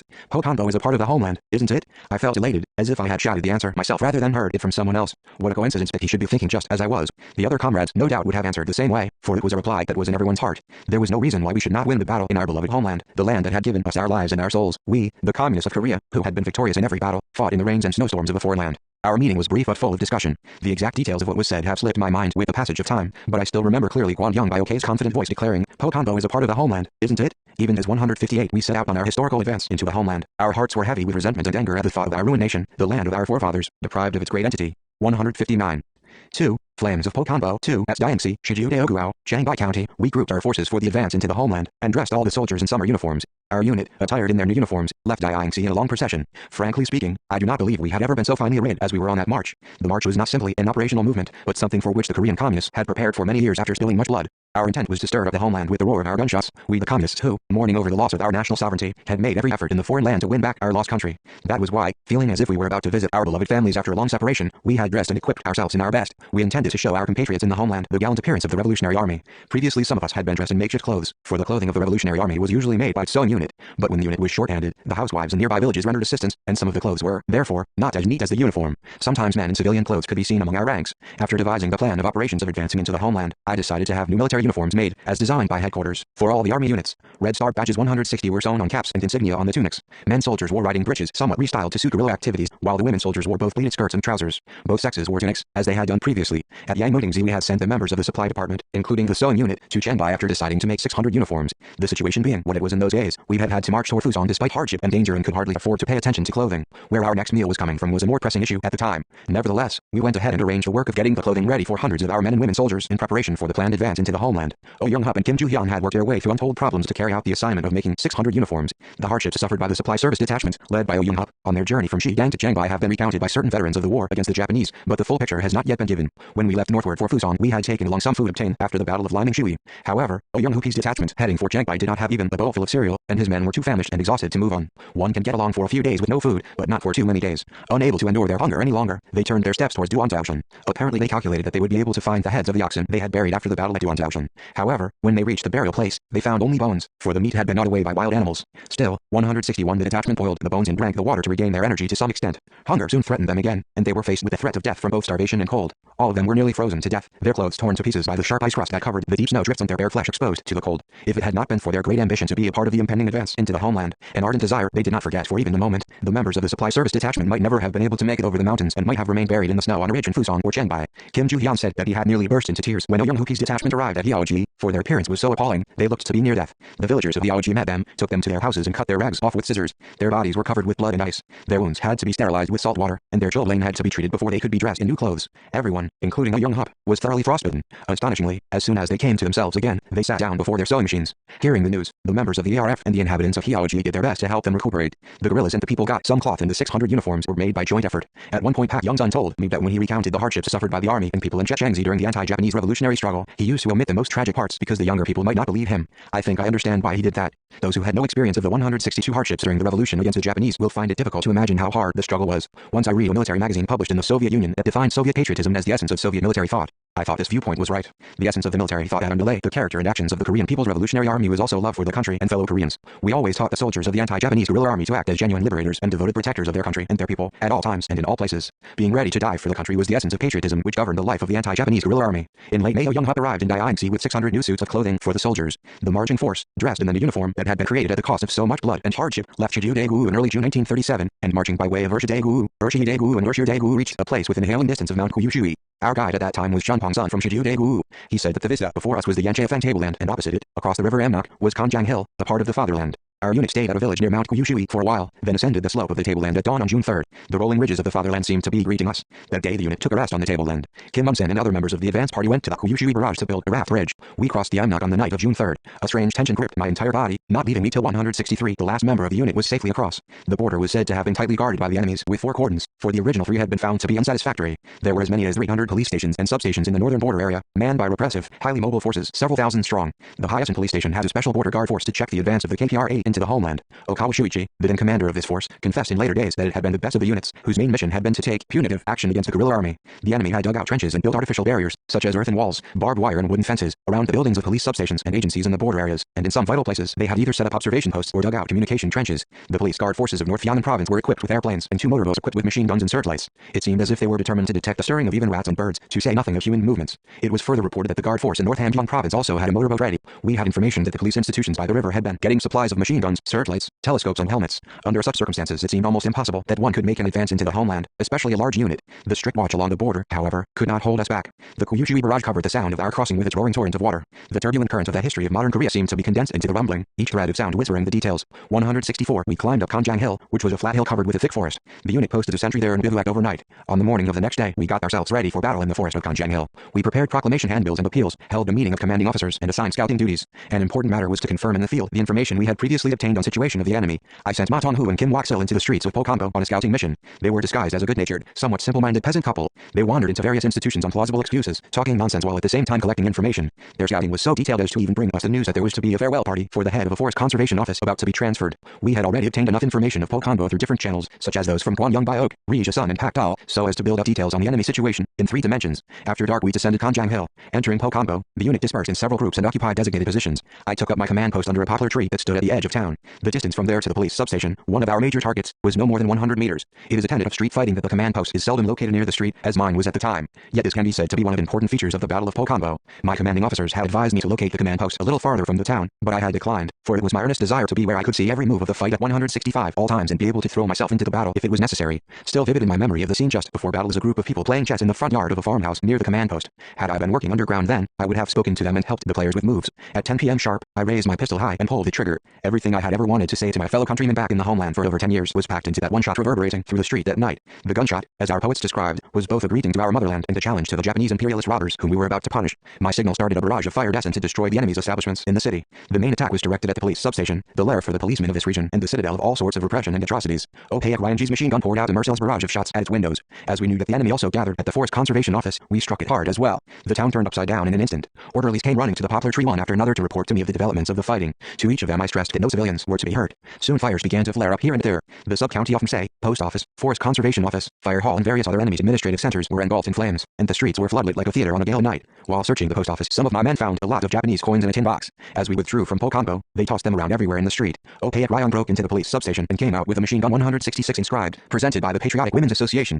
He looked delighted at the find. I walked down the middle of the streets, with Kim Ju-hyun just ahead. People began to gather on the street from every corner. When they first heard the gunshots, they kept indoors, but later, when our agitators began shouting slogans, they came pouring out in a throng. Poet Jo Ki-chan described the scene by saying, "The masses swayed like a nocturnal sea." The line was quite apt. As the people bubbled over around us, Kwan Young Bio whispered that I should address a greeting to the compatriots. Looking round the crowd, I found their eyes, as bright as stars, all focused on me. Taking off my cap and waving my uplifted arm, I made a speech stressing the idea of sure victory and resistance against Japan. I concluded with the words, "Brothers and sisters, let us meet again on the day of national liberation." When I left the square in front of the sub-county office, which was a mass of flames, my heart felt heavy and full of pain, as if pierced with a knife. We were all leaving a part of ourselves behind in the small border town as we marched away, and the hearts of those left behind wailed silently as they watched us go. On climbing a Konjang hill, the entire unit did something unexpected. The marchers broke up suddenly without my orders and started picking up handfuls of their native soil to put in their packs. Even though commanding officers did it, a handful of earth was little compared to the 220,000 square kilometers that made up Korea. Nevertheless, it stood for Korea and our 23 million compatriots. It was as dear to us as the whole of our motherland. 167 As we recrossed the river Amnok, we made the following pledge to ourselves. Today we are leaving after striking one town, but tomorrow we will attack hundreds of towns, thousands of towns. Today we are leaving with only a handful of earth, but tomorrow we will liberate the whole country and shout out cheers of independence. The Battle of Poconbo was a small battle that involved no large guns, aircraft or tanks. It was an ordinary raid, which combined the use of small arms and a speech designed to stir up public feeling. It produced few casualties, and none of us was killed in the battle. The raid was so one-sided that it seemed to have fallen short of the expectations of some of my men. Nonetheless, the battle met the requirements of guerrilla warfare at the highest level. The selection of the objective, the timing and method to attack, especially surprise attack, the combination of brisk propaganda and powerful agitation through incendiary action, all the processes of the operations were perfectly coordinated. The significance of a war or battle is determined not only by its military importance but also its political importance. I believe that those who know that war is the continuation of politics pursued by different means can easily understand why. From this point of view, it can be said we fought a very great battle. The battle was a triumphant event in that it dealt a telling blow at the Japanese imperialists who had been strutting around Korea and Manchuria as if they were the lords of Asia. The People's Revolutionary Army struck terror into the Japanese imperialists by suddenly striking one of their bases in the homeland, where the government general had vaunted over their security, and destroying one of their local ruling machines at a stroke. To the Japanese, this blow was a bolt from the blue, proved by the 168 confessions made by the then army and police officers, who said such things as, "We feel as if we had been struck hard on the back of the head," and "We feel the shame of watching the haystack we had been carefully building for 1,000 days go up in flames in an instant."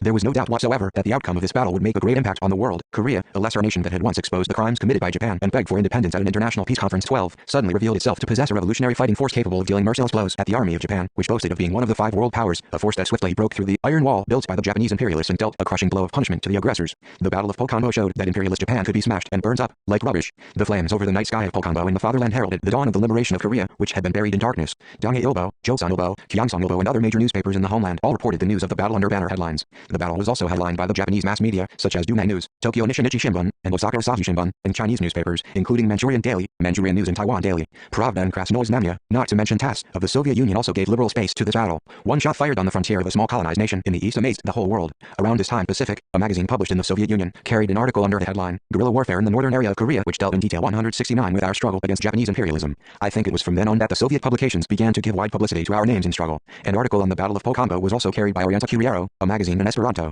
The aim of Oriental Curiero was to lay bare the brutality and plunder of Japanese imperialism and to give publicity to the anti-Japanese war and Oriental culture. All the articles carried in the magazine could be translated into the readers' languages and reprinted. Thanks to these characteristics of the magazine, the news of the Battle of Poconbo spread widely in the countries where the magazine was distributed. The Battle of Poconbo demonstrated to the public at home and abroad the revolutionary will and fighting spirit that drove our people to end Japanese imperialist colonial rule and win back national independence and sovereignty. Through this battle, the Korean communists were able to demonstrate the staunch anti-imperialist stand and the policy of independence to which they had consistently adhered throughout their entire course of action. They showed their effective combat power in the thoroughgoing way in which they practiced what they preached. The battle also proved that it was the communists, spearheading the anti-Japanese armed struggle, who were the true, most ardent patriots and the most devoted and responsible fighters capable of emerging victorious victorious in the fight for national liberation. Pokonbo provided the needed impetus for the compatriots in the homeland to rise up nationwide against Japanese imperialism, with armed struggle as the main axis. It also created the necessary atmosphere for pushing ahead with the building of party and the ARF organizations in the homeland. But the greatest significance of the Battle of Pokonbo is that it not only convinced our people, who had thought Korea was 170 dead, that this country was still very much alive, but also armed them with the faith that they were fully capable of fighting and achieving national independence and liberation. Not surprisingly then, this battle had an enormous impact on the people of Korea. Hearing of the news that the KPRA had attacked Pokonbo, Ryo Eun-hyung 13 was said to have hurried to the battle site, greatly excited by the news. On meeting in Pyongyang after liberation, he made following remarks: "When I heard of the news that the guerrilla army had attacked Pokonbo, I felt my distress as a citizen of a ruined nation, humiliated for over 20 years under Japanese rule, disappear into thin air in an instant. Walking around Pokonbo after the battle, I slapped my knee and shouted, 'What a relief! Handguns Korea 14 is alive.' This thought moved me to tears." According to NUCN, Kim Koo-15, too, was exhilarated by the news of the Battle of Pokonbo. He had long served the provisional government in Shanghai, working as a secretary for Kim Koo. One day Kim Koo, who had been leafing through newspapers, came across news of the battle and was so inflamed. He opened the windows and shouted over and over again that the Podol Nation 16 was alive. Kim Koo then went on to say to NUCN, "The situation is very frustrating. With the Sino-Japanese war so imminent, the so-called campaigners have all disappeared. How perfectly timed on Kim Il-sung's part to have led his army into Korea and struck the Japanese in this situation. From now our provisional government must support General Kim. I must send a messenger to Mount Patu in a few days."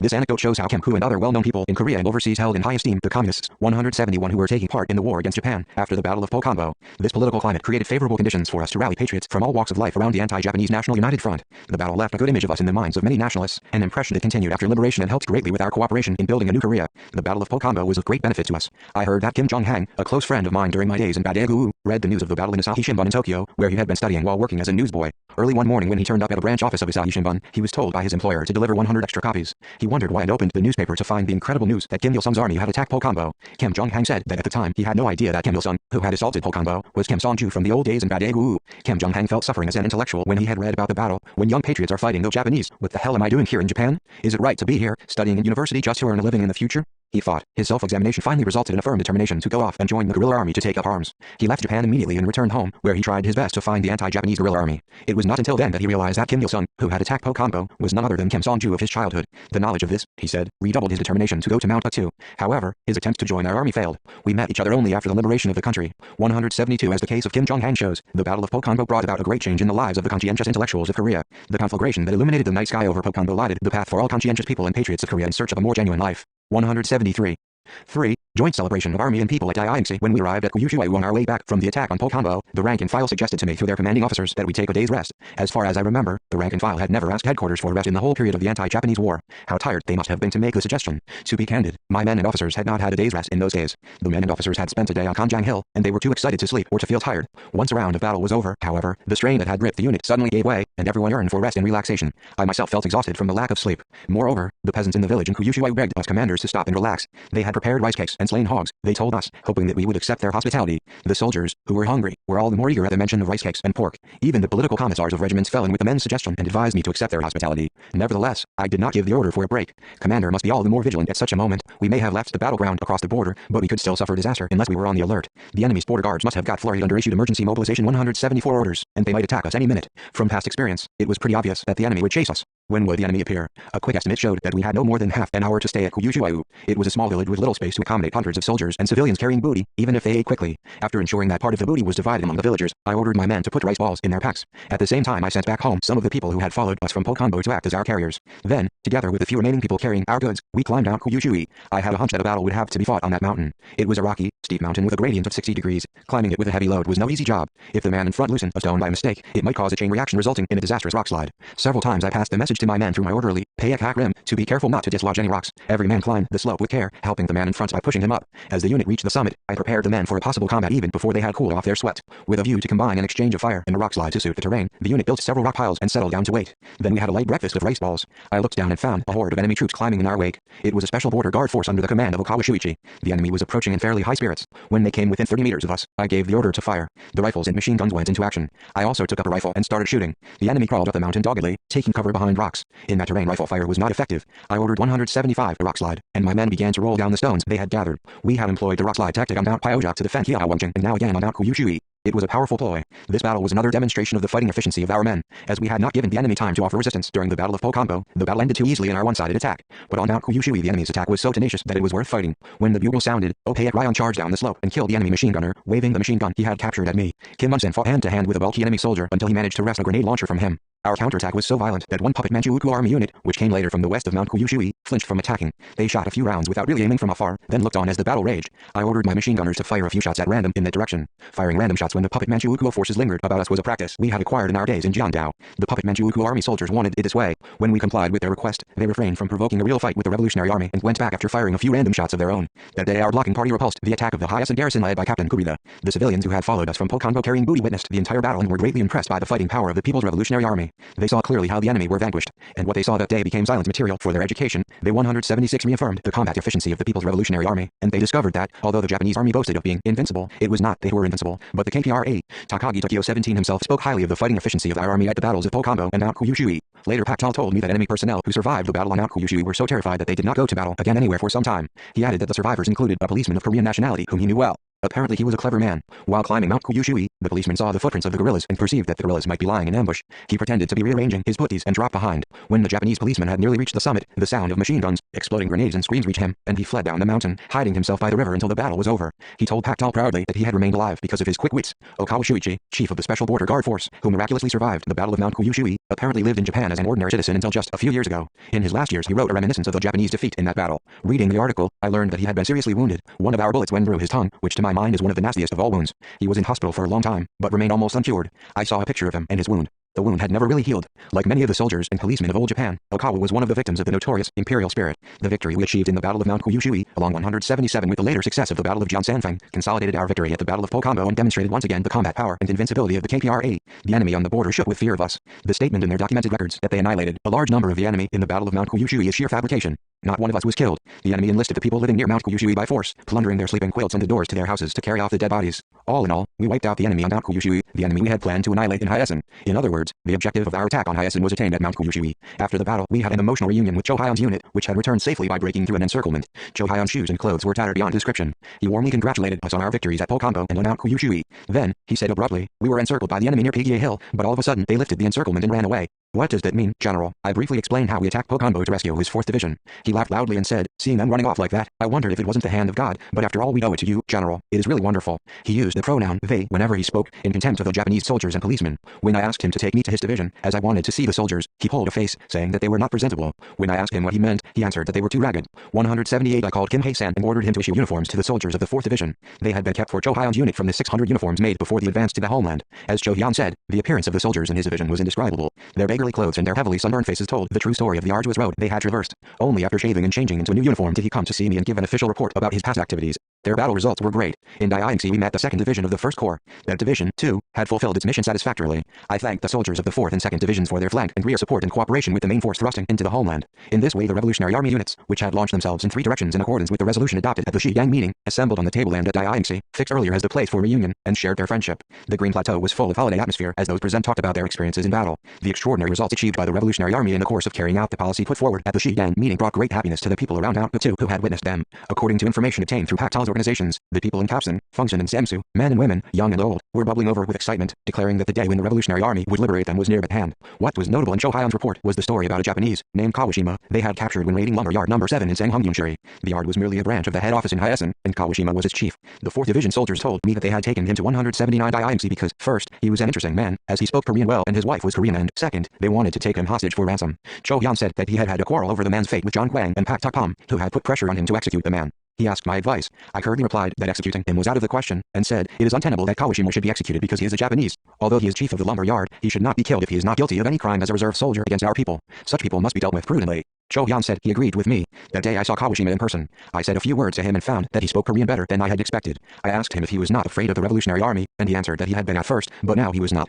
He continued, the Japanese authorities call the guerrillas bandits. But while following the Revolutionary Army these days, I realized that this was a lie. Bandits plunder others of their property, but I have not seen them doing such a thing. The guerrillas are fighting solely for the liberation of Korea. Even though they go hungry for days, they do not enter a grain field without the master's permission. If they happen to get something to eat, they put it in the mouths of their comrades. How can such soldiers be bandits? I advised Cho Hyun, John Kwang and Pak Tak-pom to return him in safety after giving him education, as he was not guilty of any serious crime and was a clever man. According to information from our organization later, Kawashima on his return to the lumber yard said to his fellows that the Korean guerrilla army is not a banditi but a well 180 disciplined revolutionary army, and they are not so weak as to be conquered by the Japanese army. Even after he was taken off to the police station, he said the same thing, insisting that this was what he had witnessed. The police authorities sent him back to Japan, labeling him a red. But the gist of what Kawashima said about the People's Revolutionary Army was carried at that time in a newspaper published in the homeland. Reading the article, Cho Hyun said to me with a laugh, Kawashima is paying back what he owes to the guerrillas. I can now see why you advised us to release him. My experience with Kawashima reconfirmed my view that not all the Japanese people were bad and that they should be dealt with discreetly, according to their acts and ideological inclination. The day we arrived at Daiyangsi, Ri-hun, head of Shiju Daegu, called on us. He said that his villagers had prepared some food, though frugal, and wanted to invite the guerrillas for a meal to celebrate the victories in Pokambo and on Mount Kuyushui. From the way Ri-hun spoke, I sensed that the whole village was going to serve us a treat rather than a light meal. As before, serving even a simple bowl of rice to each of the hundreds of guerrillas would be a great burden to the people of Shiju Daegu. We could not impose such a burden on them, so I advised him not to prepare the food. However, Ri-hun, who had always been obedient to me, now stubbornly insisted that the people's offer of hospitality not be turned down. He said, "This is not my personal wish, General. It is the unanimous desire of the people of Shiju Daegu. Please don't decline our request. If I return with your refusal, even the women there will call me good for nothing and throw stones at me. I can endure that, but what can I do if the entire village sheds tears?" I found it difficult to decline their invitation. If we said no to the people's hospitality and left Daiyangsi, all of a sudden, 181 how disappointed both the people and the guerrillas would be. I said to Ri-hun, "Since things have come to this pass, it would be better for the guerrillas and the people to get together and enjoy the day to their heart's content. The day of Tenno Festival is just around the corner, and it would be a good idea to hold a grand celebration in broad daylight out on the Daiyangsi Plateau as a joint celebration between the army and the people. Let them encourage each other and share their friendship. Let's have some entertainment and an athletic meet so that they can enjoy the festival and feel free from worldly worries." The commanding officers of the 4th and 2nd Division supported the idea. Having succeeded, Ri-hun was all smiles. That was the first time we tried an army people joint celebration after the evacuation of the guerrilla bases. Defudong, chosen as the place for the celebration, was a village that had been given revolutionary education by Ri Ja-sun, Kim Mung-sin, Ma Tong-hee, Kim Ju-hyun, Ji Tae-won, and Kim Il. As it was situated on a tableland dozens of miles away from the county town, neither policeman nor the district had frequented it. The enemy administrative organs were relatively far away. The nearest police station to Defudong was situated in Uladong, far away along a mountain path. When selecting the place for the celebration, we took all of this into account. The place produced many guerrillas in later days. I stayed with 50 officers and rank-and-file guerrillas in the house of Intak-hun, chief of the NRF chapter. Ri Ja-sun had joined hands with Ri-hun and Intak-hun before anybody else in Shiju Daegu. We dropped in at his house before and after the Battle of Pokambo and received much help from him. His family aided the guerrillas well. His younger brother, Entoksu, was also a fine man who zealously helped us in our work. 182 in Defudong there lived a rich man, surnamed Song. He was a landlord with a strong pro-Japanese disposition. He did not care at all what happened to the country so long as he was well off. That was his view on life. One day our operatives, having found out that the man had much money, called Song and Ri-hun to Intak-hun's house and made an appeal to them to help the guerrillas. In summoning Ri-hun, a member of the secret organization, to that place, the operatives had a plan. If Ri-hun said that he would donate a certain amount of money, Song could not refuse. Also, by shouting at Ri, they could further conceal his identity as a member of the secret organization. Things turned out as they had expected. When Ri said he would contribute his share of money on behalf of his village, Song, unable to refuse, answered reluctantly that he would contribute 150 yuan for fear of future troubles. Unhappy with this forced contribution, Song, in reprisal, gave a hint to his wife's brother, who was working at a police substation, that operatives from the guerrillas frequented Intak-hun's house. Informed of this, Ri-hun discussed the matter with the operatives. As a result, he sent Intak-hun to the guerrilla army and Den's family to Korea. But for this emergency measure, his family might well have been exterminated, for in summer or autumn of 1937, the enemy burned Defudong down completely, calling it a red village. At Intak-hun's house I drew up the program for the joint celebration in consultation with the influential figures in Shiju Daegu and the commanding officers of the 4th and 2nd Divisions. The young people in the village prepared about 50 noodle presses at the same time. In each house the guerrillas and the people got together and spent a night, singing and talking. Chanpong-sun's story of scouting out Pokambo provoked a burst of laughter each time he told it. 183 at the end of May 1937, Chanpong-sun got our order, through Kim Mung-sin, a guerrilla from Uladong, to find out the number of enemy weapons and equipment and the disposition of their forces. He learned from his relative living in Pokambo that there were 7 policemen in the police substation with 1 light machine gun, 5 Japanese in the forester's station. The station head would soon be transferred to another locality, and about 200 households in the town. But he wanted to confirm all this himself. One day he went to Pokambo and drank a cup of wine at a pub. Then he walked reeling to a general store in front of the police substation. Pretending to be drunk, he searched his pockets with trembling hands, muttering to himself that there must be 1 in there. Then taking out a 5 note, he said, "Ah, here is 1, and demanded a packet of Mako cigarette. In those days a packet of that type of cigarette cost 5 John. The change should have been for 195 John. The wicked woman shopkeeper, however, gave him only 95 John, thinking that he was too drunk to distinguish a 5 note from a 1 note. From then on, everything went as he had planned it. He demanded the storekeeper for 1 in addition to the 95 John as a change, as he had given her 5 The storekeeper retorted, "What an impostor this guy is. You gave me 1 and you insist that you gave me 5 Ha, no more nonsense, be off with you." Thus they began a squabble. The storekeeper threatened that she would take him to the police, and he responded that they should, indeed, put this quarrel before the policeman. The storekeeper readily agreed, confident that the police would side with her. In the station the two continued to argue, swearing at each other. As both of them insisted that the other was wrong, the policemen were at a loss as to how to judge. While all this was 184 going on, John found out the number of policemen, machine gun and rifles. After ascertaining what he had to, John said, "Then what about going to the shop with us, sirs? The 5 note I gave her has a patch of paper in the center. If we find it, then I am right, and if not, she is right." They went off to the shop with the duty sergeant. True to his words, they found a 5 note with a patch of paper in its center. But the storekeeper insisted that she had got it from a customer that morning. At long last, the storekeeper won the suit. John left the store, saying, "Madam, Live and Clover, cheating many more innocent people. She was a dishonest woman, yet he felt thankful to her. But for her, he could not have found an excuse for going into the police substation." The members of the underground organization in Defudong were encouraged by John's story of scouting. It heightened their dignity. It was a source of great pride to them that a member of the secret organization in their village had contributed to the People's Revolutionary Army's advance into the homeland. While the whole village was astir with preparation for the joint celebration, we received some disturbing information. The commander of a composite brigade of the puppet Manchukuo army had left Shanghai for Hangzhou for a punitive expedition against the People's Revolutionary Army. My unit, along with Zhou Haiyun's, met the enemy and annihilated them with one swift stroke. The remnants of the brigade were so frightened out of their wits at our attack that they called the lane along the battlefield on which their colleagues had been killed en masse the path of wolf's fangs.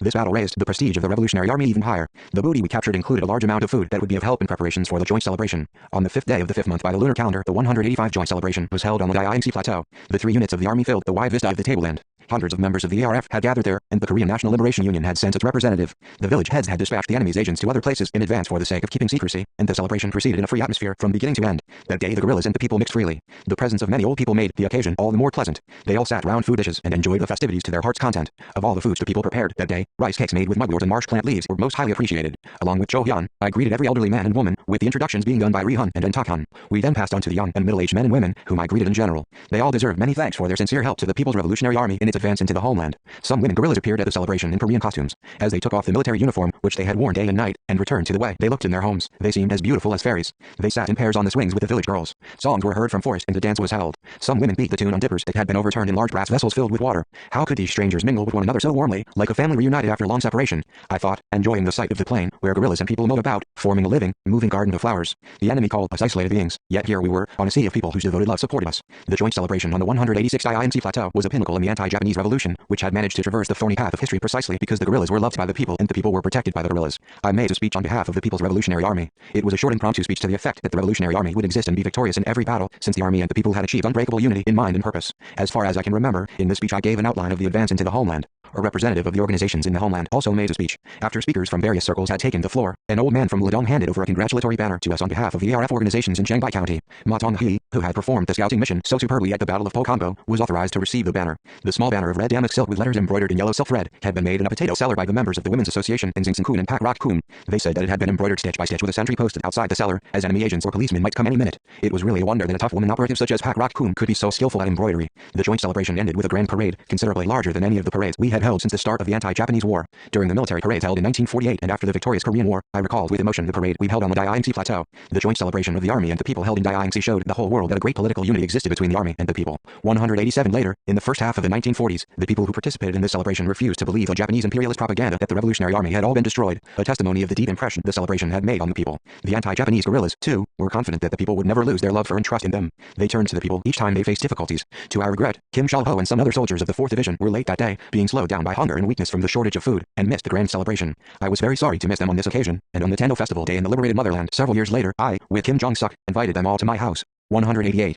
4. Photographs in memory. It was probably on the Dianxi Plateau, Shanghai County, that we posed for a photo for the first time during the anti-Japanese armed struggle. Towards the end of our joint celebration of the army and the people, many soldiers suggested having their photographs taken in memory of the reunion of the 3 units. Luckily, the 4th Division had a camera. We collected the machine guns from all units, placed them in front of us for display, and sat for a photograph. Everyone was happy, as if he had won commendation. Nevertheless, the younger guerrillas were not satisfied with having only one picture taken. They wanted to have individual and group photos of squads. They also wanted to pose with friends and other units, whom they had met after a long separation. Some guardsmen were keen on having a picture taken with me alone as well, but the unwilling photographer packed the camera and walked away, probably quite embarrassed. There were too many applicants and too few dry plates to meet all their demands. The younger men went back, sulking. I thought of calling back the photographer, but I had no time to spare for it. I understood the feelings of younger men who were disappointed not to have their photographs taken. At their age everyone wants to have his picture taken. I was no exception. I did not have many pictures from my childhood. I could hardly afford to eat my fill of coarse gruel. How could I think of having my photo taken? In those days, there was no photo studio 189 in or around Menyoongdae. One had to walk nearly 8 miles to Pyongyang City or to Panki Street if one wanted to pose for a photo. Once in a while photographers came from the city to the outskirts with tripod cameras to earn money, but even then they came only as far as Chodol, not taking the trouble to come to Menyoongdae, an out-of-the-way village.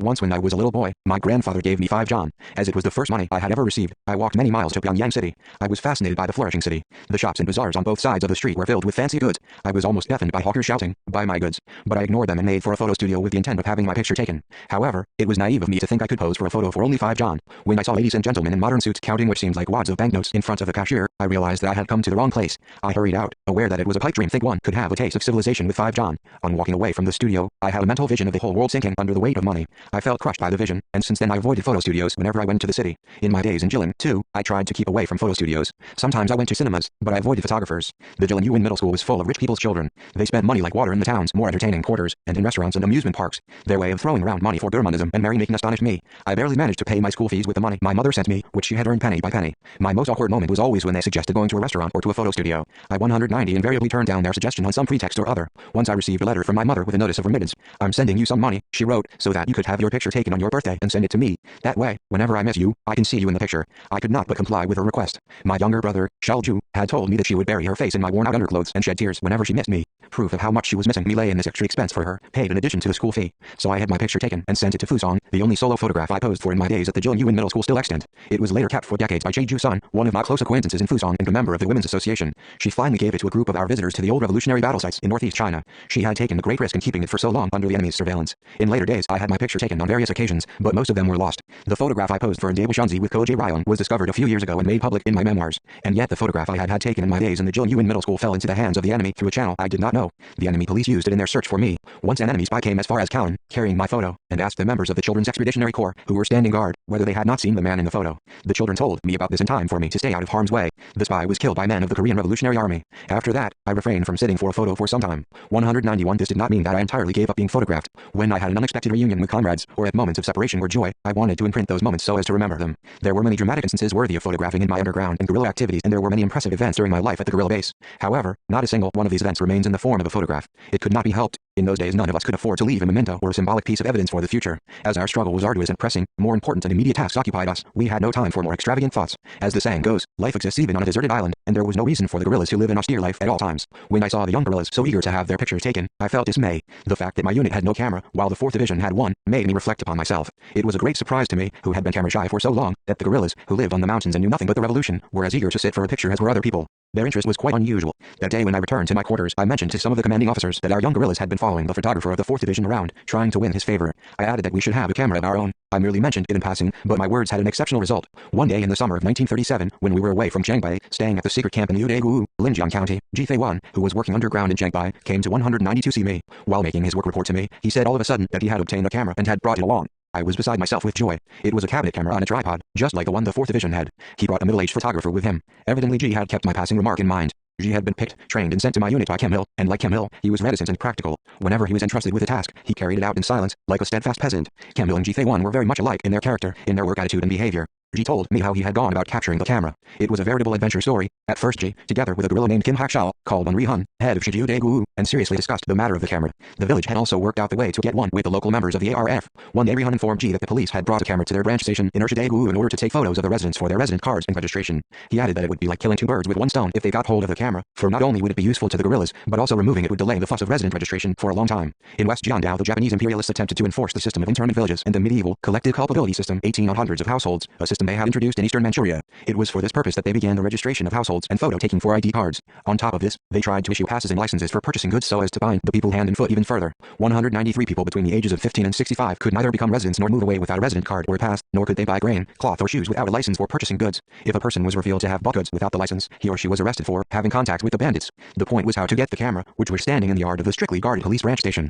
Ji Fei-wan and Ri-hun discussed the matter for a long time. The next day Ri-hun appeared in the office of branch station chief, wearing a long face, and grumbled, "I'm so angry. I can no longer work as the village head. I told the peasants time and again they can have their pictures taken if they go to the branch station, but they are too ignorant to believe me. They tremble even at the sight of me, as if I were a police officer. How can I work under these conditions?" The chief of the branch station said nothing, only licked his chops. Ri-hun continued, "Even the influential villagers are grumbling that it'll take until the end of autumn for the hundreds of households on the 25-mile stretch of Shijiu-daegu to go to Urshidaegu to have their pictures taken. They say they'd have to give up harvesting and eat photographs. I don't know what to do." Then he plumped down on a chair. The chief was annoyed. "How tactless you are. What do you expect from me to do? Think up your own method of dealing with the problem." This was what Ri-hun had hoped the chief would say. After pretending to be racking his brains for a few minutes, he said, "It is true that the people are afraid of this branch station. It's also true that it is far away from Shijiu-daegu. What about doing it at Ri Zhong-suel's house in Shijiu-daegu? The yard of his house is large enough for taking pictures." 194 Ri Zhong-sul was the enemy's running dog. As he used to treat the policemen and other officials to a drinking bout whenever they visited his house, they were willing to go there on any excuse. The branch station chief leaped at Ri's suggestion, calling it a bright idea. In this way the camera was moved from the strictly guarded police branch station in Urshidaegu to Ri Zhong-suel's yard, and the villagers of Shijiu-daegu gathered in the yard.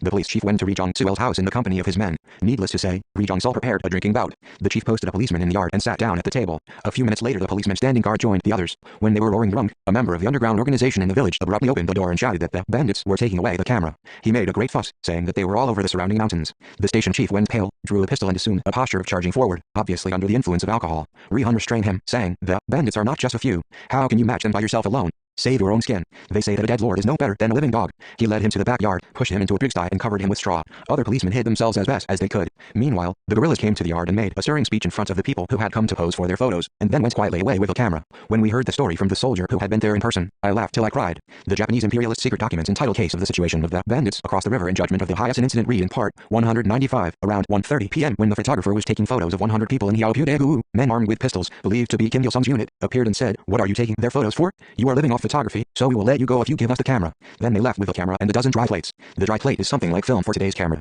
The cameras of the old days used glass plates instead of film. All in all, Ji Fei-wan, along with Kim Hak-shao and Ri Hun, had made my wish come true. Ji took the photographer with him from the enemy-ruled area, a man by the name of Han Kai-sam. The guerrillas called him Ri-wan. He was nearly 40 years old, tall and strong. He was fit for a guerrilla. I resolved to learn photography from this man so as to take the pictures of my men when necessary. I was sincere in my wish to learn the art, but he could not understand why I took time out for this trivial thing. He taught me how to capture a good image when taking a picture and how to expose the plate. He was very kind and meticulous. After he had found out who I was, he unlocked his heart to me. What still remains most clearly in my mind of what he told me is strings of mushrooms. He said that as soon as he had arrived at my unit, he had looked for strings of mushrooms. I asked him what he meant by the strange expression, and he answered that it meant strings of dried ears. According to him, the enemy was spreading propaganda that the Revolutionary Army cut ears off the people they captured and dried them in strings, as one would do with mushrooms. He said that the Japanese imperialists had strategic bodies they called pacification squads, which had a variety of sections under them, and advertised that the guerrillas 196 were savages with red faces and horns on their heads. He said he had believed it to be true until a few days before, when the guerrillas appeared in the yard of Regent Suel's house. I was scared stiff and shook like a leaf, even with the dark cloth over my head. This is the end, I thought, and clasped my hands to my ears. But I found your men to be kind-hearted people. Learning that he had several children, I advised him to return home, but he would not listen to me and begged that he should be allowed to stay with us, for his wife could easily take care of the children. He was so sincere and adamant, I admitted him into the guerrilla army. He was overjoyed at his new military uniform, and that pleased me. After the battles of Liuxong and Jixinzi, we admitted a large number of workers into the army and organized several squads with the recruits. Ri-wan was leader of one of those squads. He took many photos of our fighters. He carried some developing solution with him and developed the negatives soon after he had taken the photo. He fought bravely, so everyone respected him, valued him and liked him. Once he fell ill from influenza. We put all we had into nursing him. As he slept, many of our men put their overcoats over him. I, too, covered his head with my blanket and stayed up all night beside him, reading the book. When awake, he squeezed my hands and said in tears, "Why all this care when I am a nobody? How can I repay your kindness?" He said that while staying with us, he had been treated as a man and now realized the true meaning of life for the first time in his life.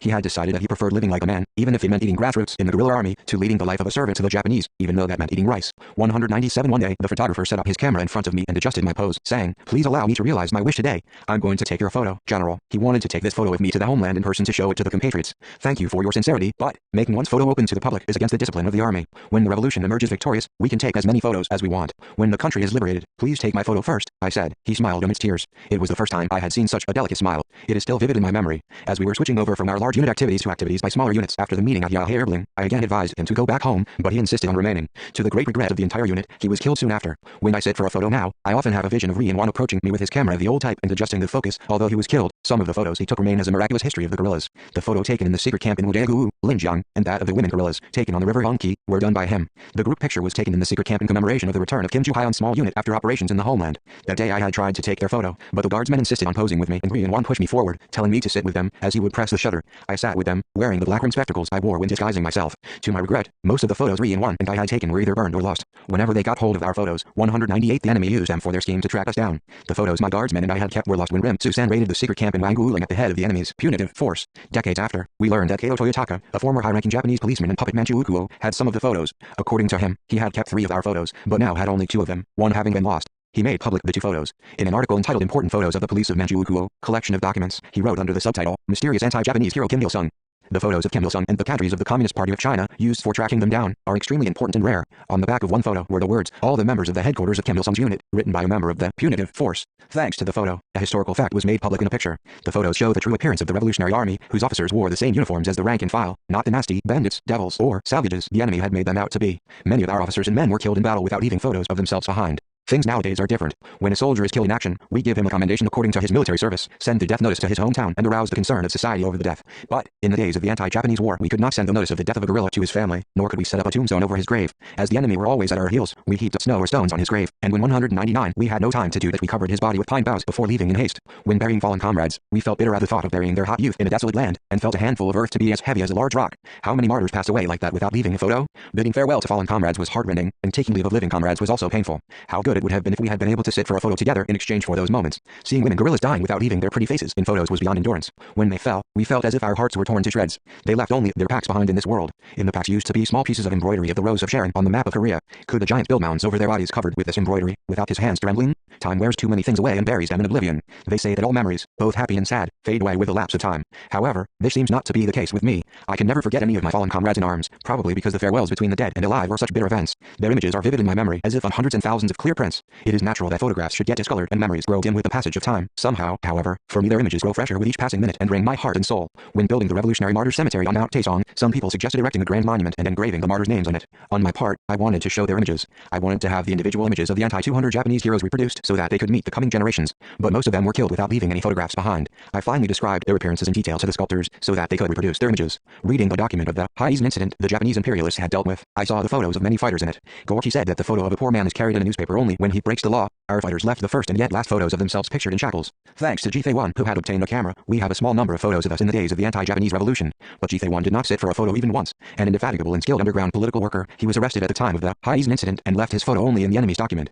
He was photographed, bound with a rope. He turned his indignant face aside and his sharp eyes were downcast. As he was a man of unusual self-respect, how furiously his blood must have boiled. Although he was sentenced to death, he remained calm. He guffawed, saying, "I made the Japanese imperialists pay by the blood I shed. I have nothing to regret even if I die now. I have many sleepless nights, not only when I have many things to do, but also when the images of the martyrs, who left no keepsakes or photos behind, pass through my mind. Probably for this reason I do not slight photography as I grow old. When I visit a factory or rural village, I pose for a photo with working people and women. When I call on an army unit, I have a picture taken with the People's Army soldiers. One year, when I dropped in at Yanfeng Senior Middle School, I took photos of the students for some time. As the present system is excellent, there is no difference in men and jobs. When a man renders good service, he enjoys 201 distinction and is praised by everybody.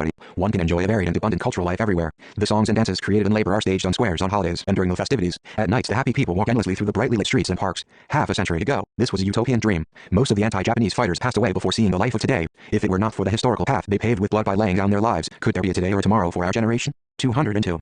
5. The Battle of Jiansanfeng. After the joint celebration of the army and the people, we decided to attack an internment village of Bopandao in cooperation with Cho Hyun's unit before going off on separate operations. In the internment village, near Jiansanfeng, were stationed approximately 300 punitive troops of the puppet Manchukuo army. As a result of the success in the operations for advancing into the homeland and the grand joint celebration of the 3 large units and inhabitants, the morale of our officers and men was sky high. Some of them even formally proposed that we make further advances into the homeland, or attack areas such as the Shanghai County town, to demonstrate once more the stamina of the People's Revolutionary Army, taking advantage of the large forces we had assembled. From the tactical point of view, however, it would be disadvantageous to repeat the advance into the homeland immediately after the attack of Pokambo. An attack on the Shanghai County town also required prudent consideration, since the atmosphere in the Hyasun area was alarming. High spirits and desires alone would not ensure victory in a battle, so I chose Bopandao for the next target of attack. Comrades from the 2nd Division had provided us with information about Bopandao, giving us detailed account of the situation there when they visited our secret camp. Later we had formed an underground organization in Bopandao. Among the 203 members of the underground was a former soldier of the puppet Manchukuo army who had the surname of Liu. He had a strong sense of self-respect and had been given the cold shoulder by his commanding officers. Because his superiors had applied undue pressure upon him, he had come over to our side and served as a squad leader. He had also told us of the conditions in the battalion of the puppet Manchukuo army. Generally speaking, after attacking a mass enemy force at its stronghold, the guerrilla army usually got away by applying the tactic of the swift march, but we did not do so after attacking Pokambo, because the enemy by then knew guerrilla tactics well and could take measures to counter it. In fact, the Guantan army deployed a large, dense force on the approach to Fusong, anticipating that we would escape in the direction of Fusong. We foresaw this and applied the maneuver of remaining under the nose of the enemy instead of the long-distance march. Another reason for remaining near the border was that we intended to get detailed information on the situation in the homeland, while helping the ARF organizations there. We also wanted to help promote the revolution in the homeland, which was on the upsurge. Slowly moving toward Bopandao, we met with political workers on the way in order to acquaint ourselves with the progress of underground work and give them new assignments. At the same time, we met with those in charge of local organizations to teach them how to carry out their work.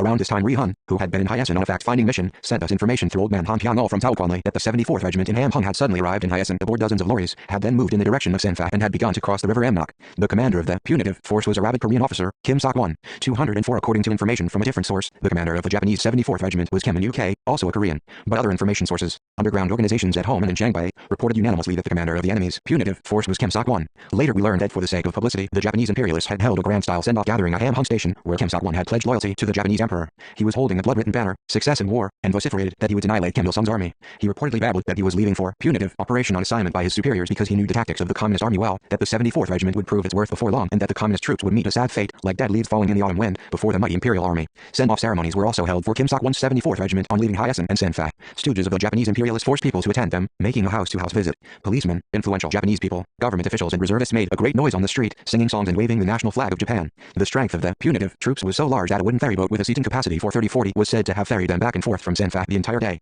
It was wonderful that Ri-hun, who is not even a trained secret agent, obtained the amount of detailed information. Ri-hun, who received the assignment to scout the enemy's movements in Hyasun for us, decided to penetrate its destination in the guise of a timber dealer. He assigned the branch chiefs of the ARF and 205 Shiju Daegu to fell several hundred trees in a few days, and made a raft of them. He obtained an ID card as a timber dealer. Ri-hun had worked as a raftsman in lumber yards for 8 years. Together with an organization member, he made a raft in left for Hyacinth. By good luck, on the shore, he met an old man, a relative of the police inspector Cho. Cho was a wicked policeman who had arrested many patriots during the Hyacinth incident. It was Cho who apprehended Pak Tal. Seeing Rihun, who had brought several hundred pieces of lumber with him, the old man asked him to sell him a couple. Rihun gave him 2 for nothing, saying, "How can I sell them to the uncle of police inspector Cho for money?" Very pleased, the old man introduced him to a timber dealer in the town. The old man said that the son-in-law of the timber dealer, like his nephew, was serving at the Hyacinth police station. After making his acquaintance with the timber dealer, Rihun asked him to help him, saying, "It is dangerous to live in Shanghai because there are many bandits there. After making money by selling timber, I intend to move to Hyacinth." He sold timber to the timber dealer at half the price and got acquainted with his son-in-law, a policeman by the name of Kim, staying in his house for several days. Rihun even arranged a party for him. Rihun invited policeman Kim and the timber dealer to a restaurant. That day, the policeman, in his cups, let out the secret that Kim Sok-won's regiment was to arrive in Hyacinth at a certain hour on a certain date. Policeman Kim said, "The prestige of the empire has plummeted to the ground because of the Pokonbo incident. It seems that Kim Sok-won has come to enhance the prestige of the military authorities. He is said to be an able soldier. He is also said to have assured that he would defeat Kim Il-sung's army and conquer West Jiandao, but we must wait and see the result." 206 Anyway, when the communist army engages with the Kim Sok-won's troops, it will be a tough fight. On the day the 74th Regiment entered Hyacinth, Rihun, clad in a high-quality western suit and spring overcoat like a gentleman, came out to the street and stealthily wormed his way into the midst of senders off to observe what the strength of the punitive force was and how many guns and machine guns it had. No sooner had the send-off ceremony ended than he crossed the river Amnok and sent us a messenger. Simultaneously with the arrival of this messenger at headquarters, another messenger, sent by Jang Hae-yu and Kim Jong-suk, arrived to give us more detailed information. He said that the enemy troops, which had crossed the river Amnok, had disappeared at Shisende-ku, and that organization members were looking for them. The information sent by Rihun coincided with that sent by the organizations in Taoquanli and Sanfa. Judging by messages sent by local organizations, the strength of the enemy called out on punitive operations was estimated at about 2,000 troops. Judging from the fact that the 74th Regiment of Hamhung, the crack unit of the Japanese army stationed in Korea, had been called out on punitive operations, the Governor General of Korea had to be in a furious and hysterical state. Hit at Pokonbo and in the border area, the enemy was thrown into utter confusion. As the aggressive war against China proper was impending, the Japanese imperialists became very nervous about the safety of their rear. At a time such as this, the Korea-Manchuria border area, vaunted to be an iron wall, had been thrown into disorder, so it was quite natural that the Governor General was angry. The prevailing situation showed that we had been wise to agree, while drawing up our operations plan in Xiyang, that the troops advancing in 3 directions should get together after the advance into the homeland. 207 The 2,000 strong enemy was superior to us by far in size. In such situation, it was usual practice to avoid an engagement, but we decided on a frontal confrontation with this large Japanese force, which had come from Korea. It was general tactics of guerrilla warfare to disperse rapidly and maneuver when a large enemy force came in for an attack, but contrary to the established practice, I decided to counter the enemy's large force with our own large force. We halted our march toward Papandao and decided to choose a battlefield. Climbing up a mountain west of Laumegia, we reconnoitered the terrain. This was Jiansanfeng, with an open field of view all around. Jiansanfeng consisted of 3 peaks in the north of Xiyang Plateau, which stretched over 25 miles from Shisande-ku to Bagdae-ku. In the north of Jiansanfeng, there was a boundless primeval forest, and beyond it soared the Sidingfang Mountains. The area was called Sidingfang. In the south of it, a sea of forest extends over 25 miles in the east-west direction. This was Xiyang Plateau, which was dotted with villages like Bapandao and Laoyusuo. The 3 peaks of Jiansanfeng rose over the vast primeval forest like 3 islands. From our point of view, Jiansanfeng was most suitable for a battlefield because the enemy had to turn the bend leading to Xiyang from Shisande-ku and cross several upward mountain ridges on their way there. In the evening, our commanding officers got together and discussed the combat plan. I stressed the need to apply guerrilla tactics instead of being caught in the enemy's regular tactics. For this purpose, we had to occupy the mountain ridges by way of forestalling the enemy and compel him to descend into the valley. We should avoid the stereotypical troop disposition as well, seeing to it that a large force was placed in the spots to which the enemy might expect us to pay little attention, and 208 making sure that in the course of fighting the troops used flexible tactics suited to the circumstances, rapidly moving to the right and to the left, for example, and taking advantage of the forest cover. After working out the combat plan with the commanding officers of the 4th and 2nd Divisions, I discussed the work orientation and duties of the revolutionary organizations with Guan Yongbyok, Kim Jae-soo, Zhang Tongshao and other political workers of the homeland and Jiangbai area who had come to Jiansanfeng in answer to our call. By this time, it was dawn. That morning the enemy attacked Jiansanfeng. From dawn on it drizzled and mist arose. The first signal shot rang out from the sentry post on the mountain ridge occupied by Cho Hyun's unit. I immediately went to the command post on the mountain ridge. Cho Hyun went to the forward edge with 1 company, fearing that the outpost might be surrounded by the enemy. The enemy soon encircled Cho Hyun's company. The situation had to be straightened out immediately, because morale depended on how the battle started. I told Ri Tong-hak to take a guard company with him and rescue Cho Hyun's company as soon as possible. The Japanese attacked hard with the puppet Manchukuo troops placed in front of them as a shield, but Cho Hyun's and Ri Tong-hak's companies hit hard at the enemy in cooperation from within and without, and the siege crumbled. The company was rescued after bitter hand-to-hand fighting. After reversing the situation, we hit hard at the enemy all day long, driving them into the valley time and again. However, the Japanese ran wild like beasts of prey, attacking tenaciously. They came at us in continuous waves, raising battle cries and treading on the dead bodies of their companions. During 209 the defense of Hiaowangcheng, we had resisted the attack of the Jiandao detachment of the Japanese army, which had come over from Korea, and we thought them very tenacious. But the attack of the 74th Regiment from Hamhung was even fiercer than that. With 10 machine guns, we set up a barrage of fire in front, but the enemy continued to swarm up. They continued to attack all day long, so we had to fight a really tough fight. In some places the enemy broke into our positions and we had to engage in close combat. To make matters worse, it kept raining. The battlefield presented an appalling sight. We wondered how militarism could make people so tenaciously and senselessly barbaric. The Yamato spirit, loudly touted everywhere by the Japanese militarists, produced a multitude of idiots who mistook injustice for justice and evil for good, blind followers who died a dog's death by throwing themselves before the muzzles of rifles like butterflies, yet boasted that this was the samurai spirit. These were barbarians who drank good toast and had souvenir photos taken with a stack of dead bodies from some other nation in the background. Lunatics who thought that when they died, the Amaterasu Omikame, celestial sun goddess, would take care of them. The emperor would pray for their souls and the Japanese nation would remember them forever. The Japanese warlords and ministers praised this as the spirit of the Japanese army, likening the men and officers who died in such manner to cherry blossoms, which bloom for a short time and wither. The Japanese soldiers believed that their death was a rich fertilizer for the prosperity of the Japanese empire, but this was nothing but a preposterous daydream. The royal spirit led Japan to national ruin, not to prosperity. Our men and officers, who saw the Japanese troops in this light, looked down on them with the pride of revolutionaries and 210 victors who would repulse them no matter how tenaciously they attacked. Taking advantage of the situation, we struck the enemy hard till dusk fell. While fighting, the women guerrillas sang the song Arirang, which resounded across the fighting ranks. Only the strong can sing a song in the field of heavy battle. Arirang sung in the battlefield of Jiansanfeng showed the psychological strength of the revolutionary army and its optimism. It is not difficult to imagine what feelings the singing of Arirang aroused in the enemy. Later prisoners of war confessed that on hearing the song they were nonplussed at first, seized with fear next, and at last felt the futility of life. Some of the wounded wept, bemoaning their fate, and there were even a number of deserters. The enemy did not suspend attack in the heavy rain until the evening, although they suffered many casualties. We sent messengers to Pak Sancho L small unit, which was on its way back from reconnaissance in the Bopandao area, and to a food procurement team, telling them to strike the enemy from behind. Kim Sok-won was threatened with attack from both front and rear. In addition, dusk was falling, so he fled from the battlefield, taking with him about 200 men, all that remained of his regiment. The Battle of Jiansanfeng produced many interesting anecdotes. Kim Jarin, Cho Hyun's bugler, was in such a hot hurry that he shot a grenade launcher by setting it on his thigh, getting his thigh bone dislocated by the recoil. Cho Hyun hurled abuse at Kim Jarin while annihilating the enemy that swarmed about their gun position by shooting off a grenade launcher once or twice. He then put Kim's dislocated thigh bone right, pulling Kim Jarin's leg with both hands. We heard that Kim Sok-won was wounded by one of our grenades that day, but I do not know whether it was true or not. 211 The punitive expedition of the 74th Regiment from Ham Hung ended in a fiasco. Some of the enemy soldiers who survived in Jiansanfeng fled to other cities instead of returning to Ham Hung. According to data, an enemy soldier, Sakai, did not follow Kim Sok-won but fled to Chongjin, where he ran a public house till the defeat of Japan. Thinking it a blessing that he survived at Jiansanfeng, he told his story to the customers whenever he found time. According to him, although he was Japanese, he spoke Korean, and this saved his life. The Japanese officers had apparently driven their men into the attack, telling them to climb up the mountain ridge at the risk of their lives. Sakai went halfway up the mountain, trembling. When the Japanese had nearly reached the ridge, the Revolutionary Army suddenly fired a volley. This caused dozens of casualties in the ranks of the Japanese. Sakai ran back down to the foot of the mountain despite himself. Then a shout, "Koreans, lie prostrate," was heard from the direction of the ridge. Hearing the shout, Sakai, who knew Korean, prostrated himself beside the dead bodies of his companions in bewilderment, throwing away his weapon. In the evening the guerrillas searched the battlefield to gather rifles and cartridge belts. They went away leaving Sakai alone, taking him for dead. Seized with terror and utter weariness, he crept down the mountain under cover of darkness and reached an internment village on all fours. Luckily I knew a bit of Korean. They saved my life, so I am now studying it hard. This is what Sakai used to say to people over a cup of wine. Anecdotes about Jiansanfeng and rumors about us spread widely in Chongjin and its surroundings because of Sakai's story. The confession of a soldier in the aggressor army, who deserted 212 the service and became a petit bourgeois, did much to raise the morale of our people. Our comrades who visited the villages near the battlefield some time after the Battle of Jiansanfeng returned with a detailed account of the enemy's defeat. The day after the battle the enemy carried away the dead bodies of their soldiers, requisitioning stretchers, carts and lorries from Hyasen, Sanfan and villages near Jiansanfeng. According to the peasants there, Jiansanfeng and villages near it were littered with corpses of Japanese troops. The enemy covered the dead bodies with white cotton cloth and did not allow inhabitants to come near. They feared that their defeat would be exposed to the world. When they published news about the battle at Jiansanfeng in the newspapers, they conveyed the false information that there were few casualties. I am told that it took Kim Sok-won all day to cross the river Amnok from Sanfa to attack us, but only half an hour to return. There were so many casualties that heads were cut off from the dead bodies, packed in sacks and wooden boxes and carried on carts to the place where lorries were waiting. They were loaded into the lorries, which crossed the river Amnok. Peasants in the Jiansanfeng area were to have been nearly smothered for several days by the smoke and smell of burning corpses. A peasant, feigning ignorance, asked a Japanese soldier disposing of corpses, "Sir, what do you carry on the cart?" The Japanese soldier replied cunningly, "It is kabaka."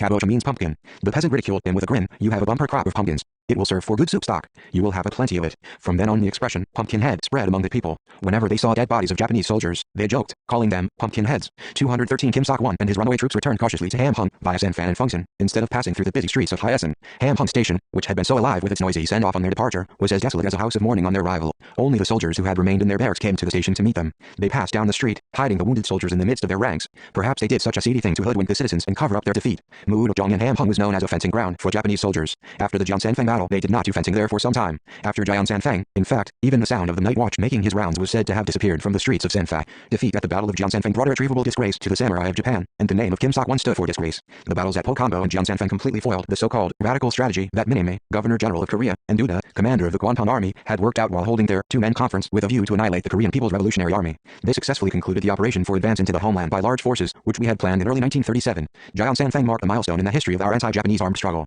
This battle, together with the battle at Kuyushuishan, consolidated the success of the Battle of Pokambo. Kuyushuishan and Jiansanfeng added luster to the victory gained at Pokambo. They can be said to be the echoes of Pokambo. Through these battles we shattered the myth of the invincible Imperial Army and demonstrated once again the might of the 214 KPRA to the world. Jiansanfeng was an important battle that played a conspicuous part in bringing the anti-Japanese revolution to its zenith after the KPRA's advance into the area around Mount Paktu.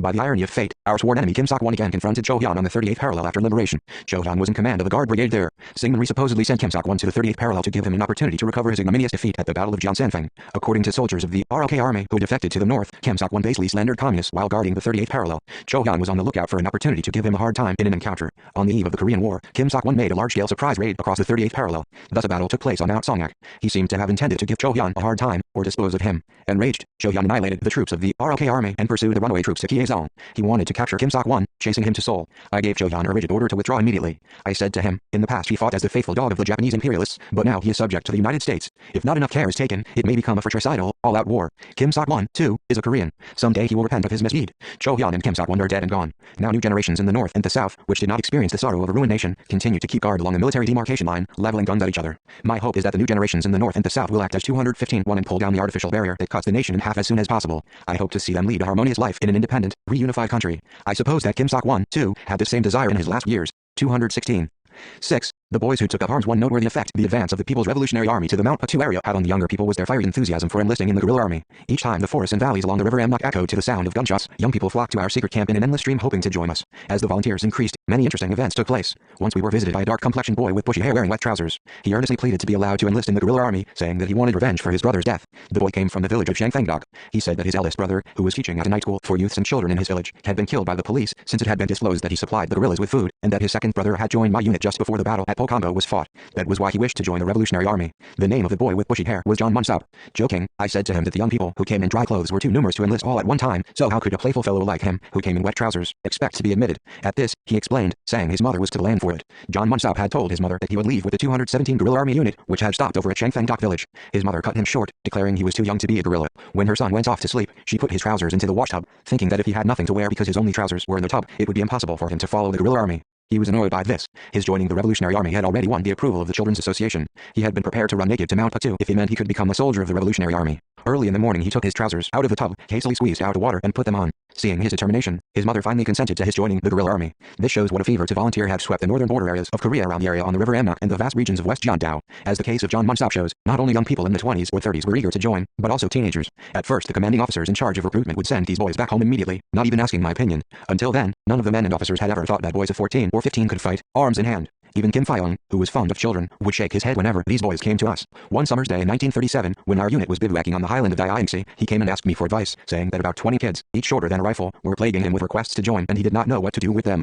I told them to come back when they were a little bigger, but they would not listen to me. In the end they started pressing me to let them see you, General. They say they won't leave until they've seen you, General. They are as obstinate as mules. 218 I went to the boys and had a chat with them. I told them to sit down on a fallen log, then asked them, in turn, what their names were, how old they were, what their fathers did and where they came from. Each time I asked a question, the kid I was addressing would spring to his feet like a bouncing ball to answer the question. What was common in their behavior was that they all tried to look as grown up as possible. They had all lost parents, brothers or sisters, witnessing horrible scenes of their family members being killed in the enemy's punitive operations, and this was why they had resolved to take up arms, to avenge their deaths. Having this heart-to-heart talk with them, I felt that in their thinking they could match several wise men. As the saying goes, children mature early in troubled times. All these boys saw was misfortune and their life was full of hardship. The children of Korea were all too familiar with the world, though young. Revolution moves and awakens people with great force and at great speed. There is profound truth to the words of the sage who likened revolution to a school that teaches the new. The 20-odd boys who flocked to our bivouac hoping to become guerrillas were all miserable victims in one page of our nation's history, a page beset by vicissitudes. I was greatly moved by these little boys, who so passionately volunteered to shoulder the heavy duty of social transformation and take part in an armed struggle that was trying even for adults. If I remember correctly, Ri Al-Sol and Kim Ik-yeon, Kim Shalman and Jo Myung-sun were among the boys I met that day,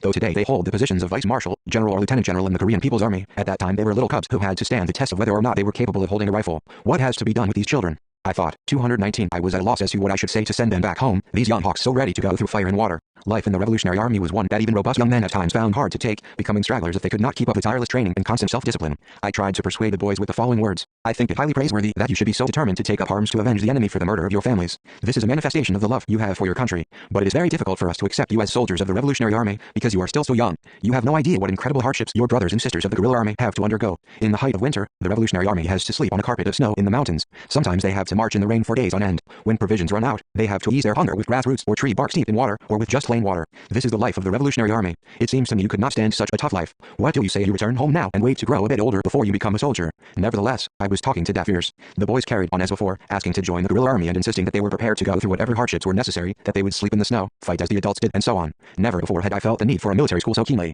How good it would be if we could afford to train all these eager boys and harden their bodies at a military school. Previously even the Independence Army had had cadet schools all over Manchuria, but this was before Manchuria was occupied by the Japanese imperialists. Manchuria in the late 1930s was trampled under the jackboots of the large Japanese imperialist armed force. 220. Therefore, it was impossible for us to run military schools, as the Independence Army had done. I wondered whether something like a training center could be opened in the secret camp, but that was not feasible. All barometers across the world were forecasting that the Japanese scoundrels would unleash another September 18th incident in the territory of China. To cope with this, we were preparing grand mobile operations. Enrolling the teenagers in our armed ranks at such a moment was as good as shouldering an extra pack just before an arduous march. However, it was impossible to tell them to return home merely because of unfavorable conditions. Frankly speaking, I was attached to every one of these boys. They had no less class consciousness than the adult folk. On that day they made a particularly deep impression on me when they said they would go hungry, just as their elders did. In contrast to the so-called patriots, who harp continuously on their love for the country, but only in words, to the renegades of the revolution, and to the degenerates who lived to no purpose and talked idly of the ephemeral nature of human life, what noble and passionate patriots these boys were, refusing to go back home and stubbornly demanding admittance into the guerrilla army. The fact that they wanted to become guerrillas at such a tender age was an act worthy of a bouquet before a decision was reached as to whether or not they should be admitted. I wanted to train these highly combative boys into fighters.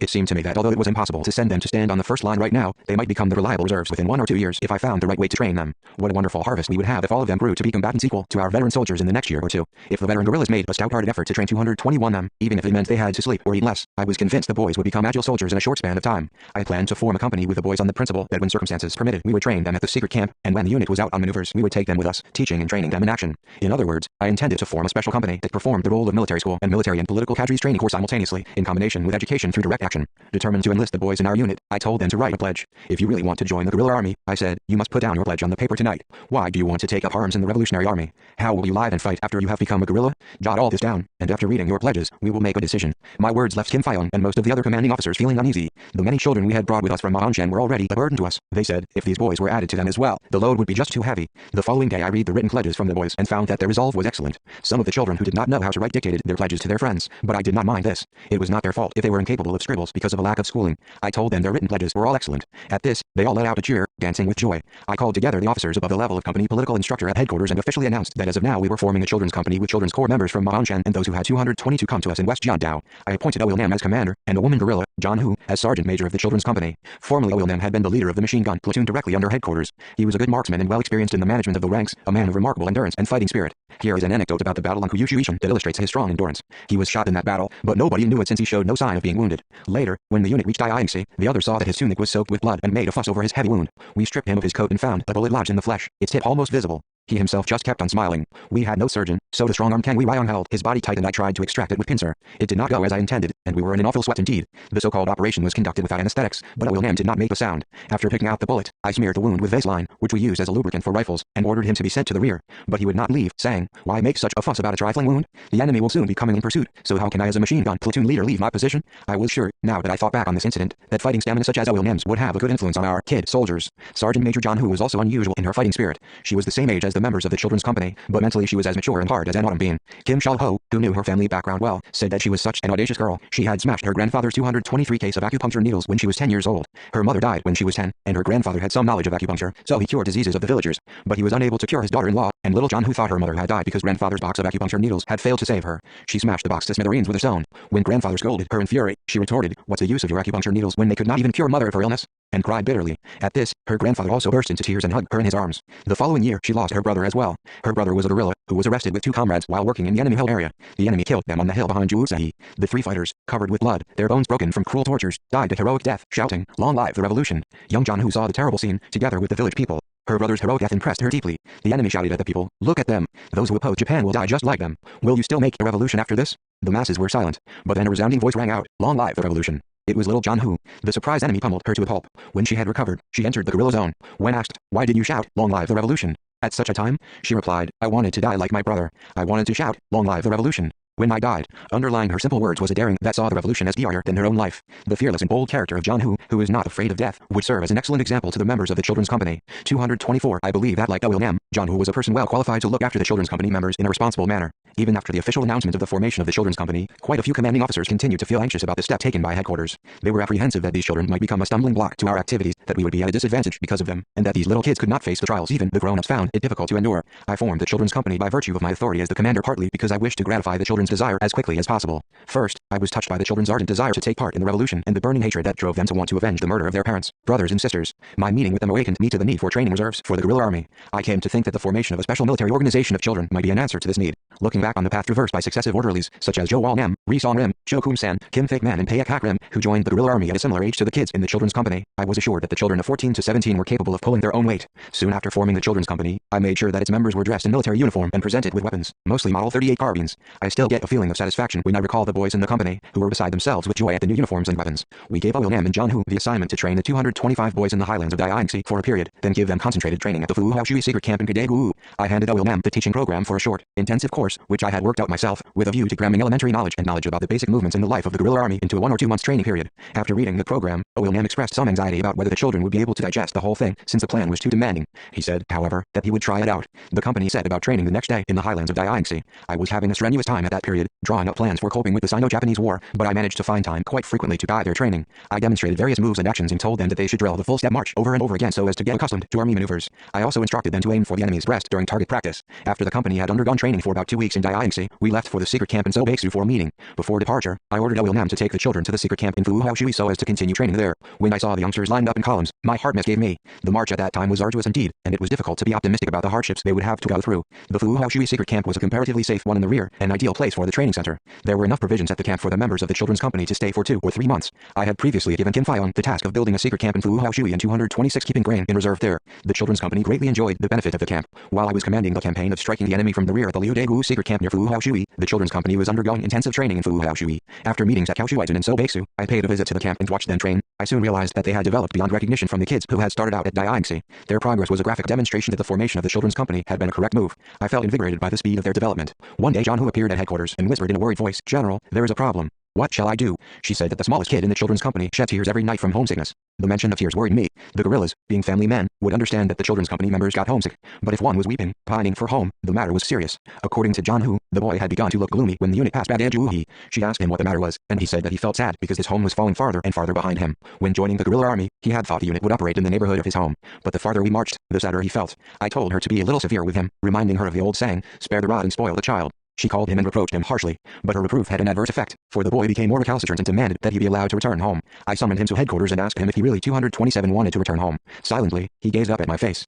I told him, "If you want to go home so badly, you may, but it is a long way, dozens of miles from here to Shijiu-daegu. Do you think you can make it?" "Yes, I can if I follow the path we used to come here." His answer hinted that his demand was not just simple grumbling and that he had already counted on going back. I told John Hu to fetch the pack containing several emergency rations for the children's company, and handing it to him, said, "Go ahead and return home if you really want to. You will need food on the way. You had better take this with you." The boy, who knew that this was the emergency ration for the company, said, saucer-eyed, "No, I can't. What will the company eat if I take it away? Being alone, I can manage without it. I'll be alright if I pick and eat 1 or 2 ears of maize from the fields. That's stealing. I don't want you to behave like a thief, and that is why I tell you to take this with you. You have eaten the bread of the guerrilla army for some time, you must know that at least. So take this pack with you. I cannot eat all this alone, leaving my friends to starve." The boy was stubborn and took off the pack I had put on his back. "If you know that much, then you should know it is a disgrace for you to return home, leaving your comrades fighting and shedding their blood in the mountains. I believed you were all clever children, but in fact you are not." At this, the boy burst into tears. Actually, they were all at the age to be still under the care of their parents. I felt I was witnessing a national tragedy forced upon us by the Japanese imperialists. 228 Yet what would happen if he returned home? It would lead to wavering among the other members of the children's company. Reminding the boy of the pledge he had written when he joined the army, I exhorted him.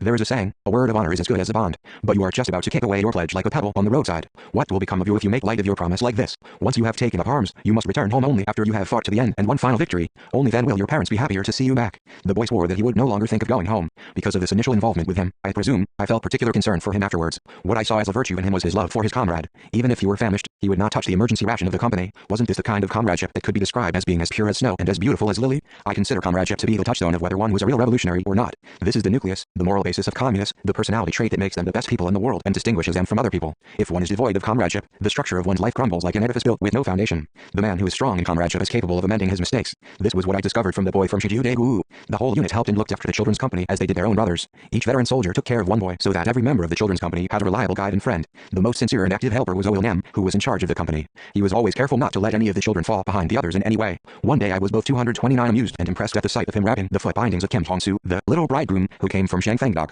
I heard Will Nam say to Kim Hongsu, "Hongsu, you're my senior and that you have a wife, but junior when it comes to wrapping your foot bindings. You need not to be ashamed of this but learn humbly. But things will be different when I take a wife. Then you will have to become my teacher, you know." The little bridegroom was carelessly holding on to one of his feet while attentively following the hands of his company commander. Will Nam looked after Kim Hongsu with great concern, I guess, because he did not want the others to poke fun at him for being a married man. The women guerrillas, too, showed great affection for and made efforts on behalf of the kids in the children's company, taking charge of 2 or 3 of them each. The women taught them everything they needed to know about the everyday life of a guerrilla. how to cook rice, make a bonfire, sew and mend clothing and cure blisters on the soles of their feet, starting with the best method of arranging things in their packs. The most active helper next to the company commander was Kim Un-sin. He had been given an assignment by the party organization to take charge of Real Sal. Whenever he was free, he would take Real Sal with him and give him target practice. In this he was a good example to the veteran guerrillas. Thanks to his guidance, Real Sal became a crack marksman. Later Kim Un-sin sponsored Risk's mission into the Communist Party. While on the march, the veteran guerrillas always led the way. On night marches, one had to follow the person in front closely and be constantly aware of what was occurring around him, instantly reporting to the leader if he noticed anything abnormal. On resuming the march after a break, they had to make sure not a scrap of paper had been left in the place where they had stopped. 230. This was the kind of common sense instilled into them by the veteran soldiers while marching.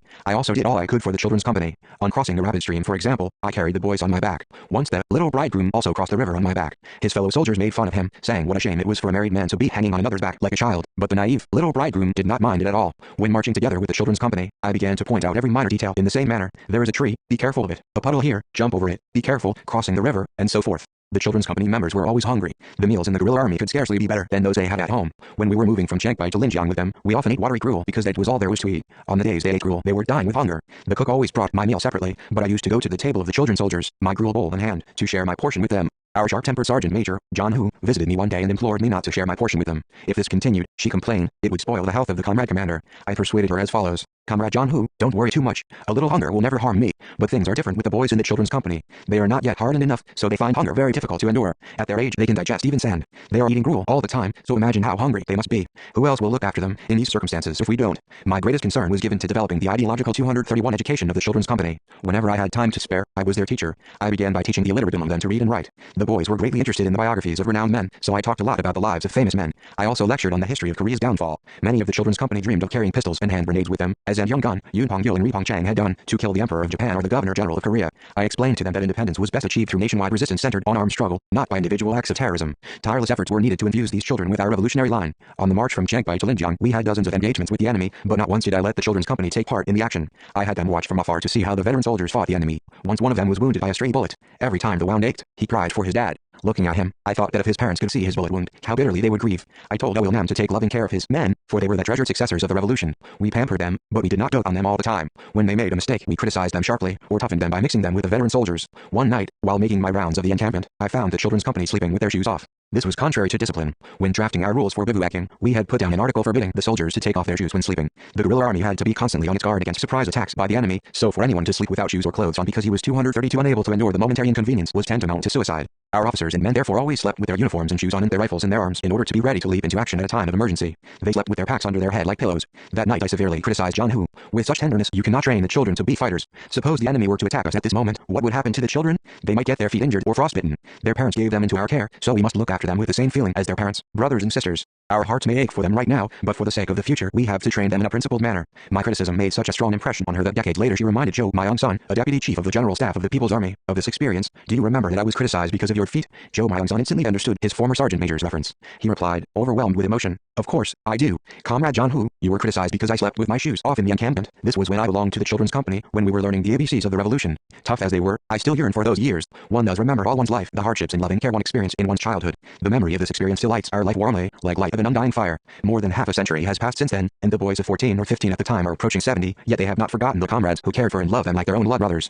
233 Under the kind assistance and concern of the veteran guerrillas, our children's company rapidly grew up. They began to clamor for participation in battle, side by side with the veteran guerrillas. It was the Battle of Xinfangzi that baptized the children's company. From this battle on they went through innumerable engagements with the enemy, fighting shoulder to shoulder with the veterans. Many things happened in the course of these battles. In spite of the hundreds of precautions we had given them, these little guerrillas did unexpected things that went beyond the imagination of the grown-ups once the battle had started, things that left us breathless or made us double over with laughter. The boys, cool and collected at ordinary times, were gripped by feverish excitement as soon as the battle started, sometimes doing crazy things in their flurry. One boy was yanked down by the collar by a veteran soldier and fell on his buttocks. He had started blasting away with his gun while keeping his upper body exposed because he thought it was just too much of a nuisance to take cover. Another boy had gone without a cap for some time because his brand new cap had burned up in the campfire. From then on he concentrated so intently on the thought of a cap that in an encounter with an enemy soldier his first move was an attempt to grab a man's cap before shooting him down. Because of this he very nearly lost his life. Another boy, who saw a roe deer while on sentry duty, was seized with an irresistible impulse to shoot it, which resulted in an emergency call for the entire unit. Throughout the years of arduous war, the children's company members distinguished themselves in many battles. The unusual circumstances of life in the guerrilla army prompted them to display the kind of sharp intelligence and courage that was rare in ordinary life. One day John Munsop, Ri Tuik and Kim Mik-yeon, out on a 234 liaison mission, came across a small unit of the Manchu army.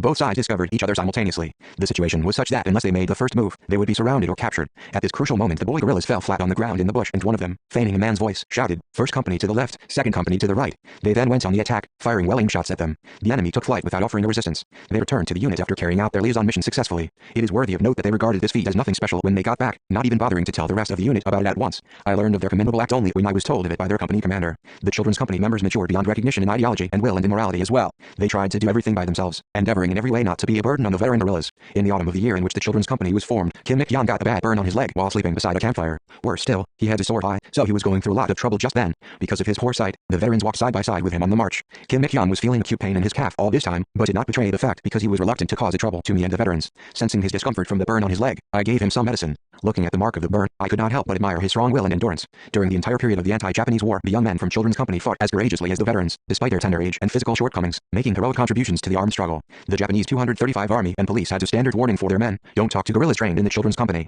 In other words, better avoid fighting with them. Let me give Kim Song-guk as an example. He became a boy guerrilla with the help of Kim Il. Kim Il worked underground in a village near Jeonsanfeng for a long time. He did a great deal of work aided by Kim Sang-hyun, a member of the ARF, who hid him at his farm hut for 3 months and sincerely assisted him in his work. The peasant was a widower. After his wife died, he sent out his 3 sons as hired hands to others because he was unable to support them himself. Kim Song-guk was the eldest of these sons. Kim Il was at a loss as to how to help this miserable family, and finally made up his mind to recommend Kim Song-guk to the guerrilla army. One day he went to him as he was weeding a field, and giving him a note of introduction addressed to me, told him to go and see me. The boy, Kim Song-guk, threw away the hoe and came to me in humble clothes to join the guerrilla army. As he had faced many unusual hardships from childhood on, Kim Song-guk was quick to learn. In addition, because he was bold and aggressive, he mastered marksmanship and learned the guerrilla code of conduct quickly. In a few months, he was picked out as assistant to machine gunner Old Paek Ryong. Kim will always look upon him with profound affection. During one very cold winter, while we were operating near the river Songhwa, Kim Song-guk was out on a blocking mission for some time. One day he was warming his foot over the campfire and, as he felt the sole to be too hot, he pulled off his shoes. Unfortunately, just at that moment the blocking party was attacked by the enemy. To make matters worse, the machine gunner Old Paek Ryong was not there. Ordered by the commanding officer, Kim Song-guk hastily set up the machine gun on the IS-236 of the Songhwa and opened fire at the enemy. He was completely oblivious of the fact that he was fighting barefoot. While he was engrossed in shooting, he felt somebody pulling his foot back. He looked behind him angrily, to see Kim Il wrapping his foot in a torn piece of underwear. Only then did he realize that he had rushed into the battlefield with no shoes on. After the enemy was beaten back, Kim Il reproached him, saying, "Don't make such a spectacle of yourself. Do you want to have your foot amputated?" After finishing the battle, Kim Il came and told me that he had seen Kim Song-guk running over the ice of the river Songhwa, the machine gun on his shoulder. Each time he lifted his bare foot from the ice, there came the sound of tearing skin. Of course, Kim Song-guk was no ordinary fellow, machine gunning barefoot on the ice in the biting cold as he did. Nevertheless, Kim Il, too, was an uncommon person in that he followed the little machine gunner through the hail of bullets and swathed his foot with pieces of cloth torn from his underwear. If Kim Il had not done that, Kim Song-guk would have ended up with seriously frostbitten feet and become a wingless bird. Later, Kim Il enlisted surety for him when he was admitted to the Communist Party. How loyal he was to the revolution is well illustrated by many anecdotes from the years of small unit activity. The first half of the 1940s was a period of trial that tested the revolutionary spirit of every guerrilla soldier. In these grim days, Kim Song-guk fought well without the slightest vacillation. He frequently went back to the homeland to do underground work. One day in Rajan City, he was stopped by the police because of a trivial slip on his part. He was suddenly caught in the rain, so he bought a parasol, not an umbrella. Having spent his childhood in the remote mountain area of Jiaozaishi, he had no idea of the 237 difference between an umbrella and a parasol. As soon as he walked out of the shop under the woman's parasol, he attracted people's attention. This incurred the suspicion of a passing policeman, who stopped him and asked him where he had stolen it, pointing to the parasol. Kim Song-guk replied honestly that he had bought it in a shop. The policeman asked why he had purchased a woman's parasol. He replied that he had been asked to do so by a woman next door, who needed one. But the policeman marched him to the police station and questioned him doggedly. He thought of running away after hitting the policeman over the head with a chair, but abandoned the idea. If he did so, he would be unable to continue his underground activity in the city, and another operative would have to come here in his place at the risk of his life. When the policeman who had brought him to the station went out on patrol, another policeman took up the interrogation. At one point the policeman opened the drawer of the table and saw the hundreds of won his colleague had seized from Kim Song-guk. Greedy for the money, he released Kim. He had an even closer call on his way back from a small unit operation in the homeland in the summer of the following year. As he was returning to the base after the fulfillment of his mission behind enemy lines, he got into a gunfight with the enemy and ended up with multiple wounds. He climbed down into the valley and hid himself in the bush, so the enemy failed to discover him. I dispatched a detail, led by Shao, to search for him. The detail found him lying unconscious in the valley. It was a miracle he was still alive, with the number of wounds he had received. He said he had eaten grass until the moment he lost consciousness. After Kim Song-guk had returned to the training base in Jiangofeng, we got in contact with the organ concerned, and 238 sent him to a field hospital in the Soviet Union. He recovered his health after 1 year of treatments in the hospital. The medical workers and the other patients took great care of him, particularly the young nurse in charge of him, who gave a blood transfusion to him and attended on him with great devotion day and night, calling him an immortal bird of the Korean guerrilla army. The nurse was a young German woman whose father, an anti-fascist fighter, had been shot to death by the Hitlerists. She and her mother had come to live in the Soviet Union as exiles. The girl respected Kim Song-guk as a fighter for the weaker nations of the East and did everything she could to help him recover. She spared no pains, setting him on the toilet, washing his face and feeding him at mealtime. When he was recuperating, she served him fine chicken dishes she herself had prepared at home to whet his appetite. On the day he was leaving the hospital, the girl's mother visited him and invited him to her house. It was customary, she said, for a patient to go to sanatorium after hospital treatment. She asked him to stay at her home for several days to recuperate before his departure. Kim Song-guk willingly accepted her invitation. The girl's mother was a teacher at the town art school. Even in the inclement climate of Siberia, she raised scores of chickens and grew perennial pepper plants. Every day they prepared new chicken dishes for Kim Sang-duk. In their leisure time they loved to listen to his tales about the struggle of the Korean guerrillas. What impressed the girl and her mother most were tales of teenagers who had plunged into the tempest of revolution. It seemed incredible to them that young children were taking part in the guerrilla struggle. The girl's mother often drew Kim's portrait, saying that she would introduce the fighter hero of Korea to Europe. 239 As Kim Sang-duk recuperated, the girl learned about Korea, its history, revolutionaries and people from him. As a result of her acquaintance with him, she began to feel an attachment to Korea. Your stories of the children's company have convinced me of one thing: your country will emerge victorious in the fight against Japan. I am sure you will defeat Japan and emerge victorious. She repeated this often. When Kim Sang-duk was about to return to our unit, the girl and her mother, together with his Soviet doctors, accompanied him to bid farewell to him. The girl and her mother wished to give him their savings passbook, in which was entered a large sum of money, as a memento of their parting. But he declined their kind offer. Saying goodbye to him, her mother said, "You still need to rest, but we will not keep you here any longer. No matter how much I might try to persuade you to stay longer, you will not. Revolution will surely triumph in Korea with fighters like you." Hearing Kim Sang-duk's account of this experience when he was back, I was greatly moved by the internationalist sympathy shown by the German girl and her mother. We sent him back with money and pork to express our thanks to them on behalf of the KPRA. Kim Shao-man was another fine example of what an excellent furnace of ideological training and useful military and political academy the children's company was. Kim Shao-man followed Old Man Tobacco Pipe, who had been to the area around Iingxi on a small unit mission, to come to us. He finally joined the children's company, but the first time he presented himself in front of me, I reproached Tobacco Pipe, saying, "What are we going to do with him? You have brought a 240 shorty to us. Look at him, he's smaller than a rifle." While I was venting my frustration, Ri Tong-baek sprang up and said in his defense, "Shorty? He is all of 17. He may be young physically, but his mind is fully mature." At first I thought that Kim Shao-man had lied about his age to Tobacco Pipe. I took him to be 12 or 13. I tried to persuade him to return home, saying that he should not be gazing up a tree he was incapable of climbing. But Kim Shao-man said, grinning, "Don't belittle me because I am short, General. I'm an old hand at all sorts of farm work despite my youth." Then he showed me his forearm, which looked stronger and more muscular than other boys. After joining the children's company, he was in the vanguard of every undertaking. When the company was disbanded, he became the orderly of Oh Young-hup, commander of the 7th Regiment, and performed his duty in a responsible way. When Oh Young-hup was killed in action, he shed tears more than the others. He took special care for the personal safety of Opayat Ryong, who succeeded Oh Young-hup as regimental commander. On small unit operations, he was always a part of the detail led by Opayat Ryong. He frequently crossed the Soviet-Manchurian border and the river Tumen on political missions to rally the anti-Japanese resistance forces and to scout the enemy's military strategic points. The bravery and talent of Kim Shao-man as a military commander, seasoned in the flames of the anti-Japanese war, came into their own in the great anti-US war. He fought efficiently during the first advance to the south, and he fought all the more bravely behind the enemy lines. The regiment he was commanding attacked the enemy from the rear continually, operating over a 250-mile-wide region in Yanggu, Shuncheon, Kafiong, Thongcheon, Thohang, Chongzong and Jiahui in 241 Kangwon province, and in the areas of North Gyeongsang province. The tug of war between the enemy and the regiment was so fierce that the people in Yanggu were in a state of anxiety because they had not been able to harvest their grain. As Yanggu was liberated, Kim Shao-man called together the officials of the county and with great composure organized the grain harvest. The county people got together with his regiment and brought in the field crops in just a few days. I am told that Kim Shao-man never misses an opportunity to say that it has been thanks to the leader that he grew up to be a military and political official trusted and loved by Supreme Commander, Middle Dot, and that had the leader not admitted him to the children's company, brought him up and taken care of him, he would have spent the rest of his life as an unknown woodcutter or peasant. I think these are his innermost thoughts. His 3 elder brothers, Kim Shao-su, Kim Shao-ho and Kim Shao-nam, also joined the KPRA and were all killed in action. The young guerrillas who took up arms at a tender age without belonging to the children's company also made an important contribution to our victory in the anti-Japanese war. Kim Pyong-sik was working at a tunnel construction site as a boy of 15. He was so bold, he came to join the guerrilla army all by himself. In the army he served as orderly to Munpung-sang and Cho Chung-guk for a while. The commanding officers praised him and approved of him as an agile soldier. He was dispatched frequently for activities behind enemy lines and distinguished himself. Whistling casually, he came and went as he pleased across the tightly cordoned river Tumen, frequenting northern border towns of Korea, such as Unggi 242, Sanbong, Rajin and Horyong, as if visiting a neighboring village. The information he collected at the risk of his life about enemy movements in the homeland was greatly helpful to us when we were preparing our offensive for the liberation of Korea. Unfortunately, he was arrested by the enemy on the very eve of national liberation.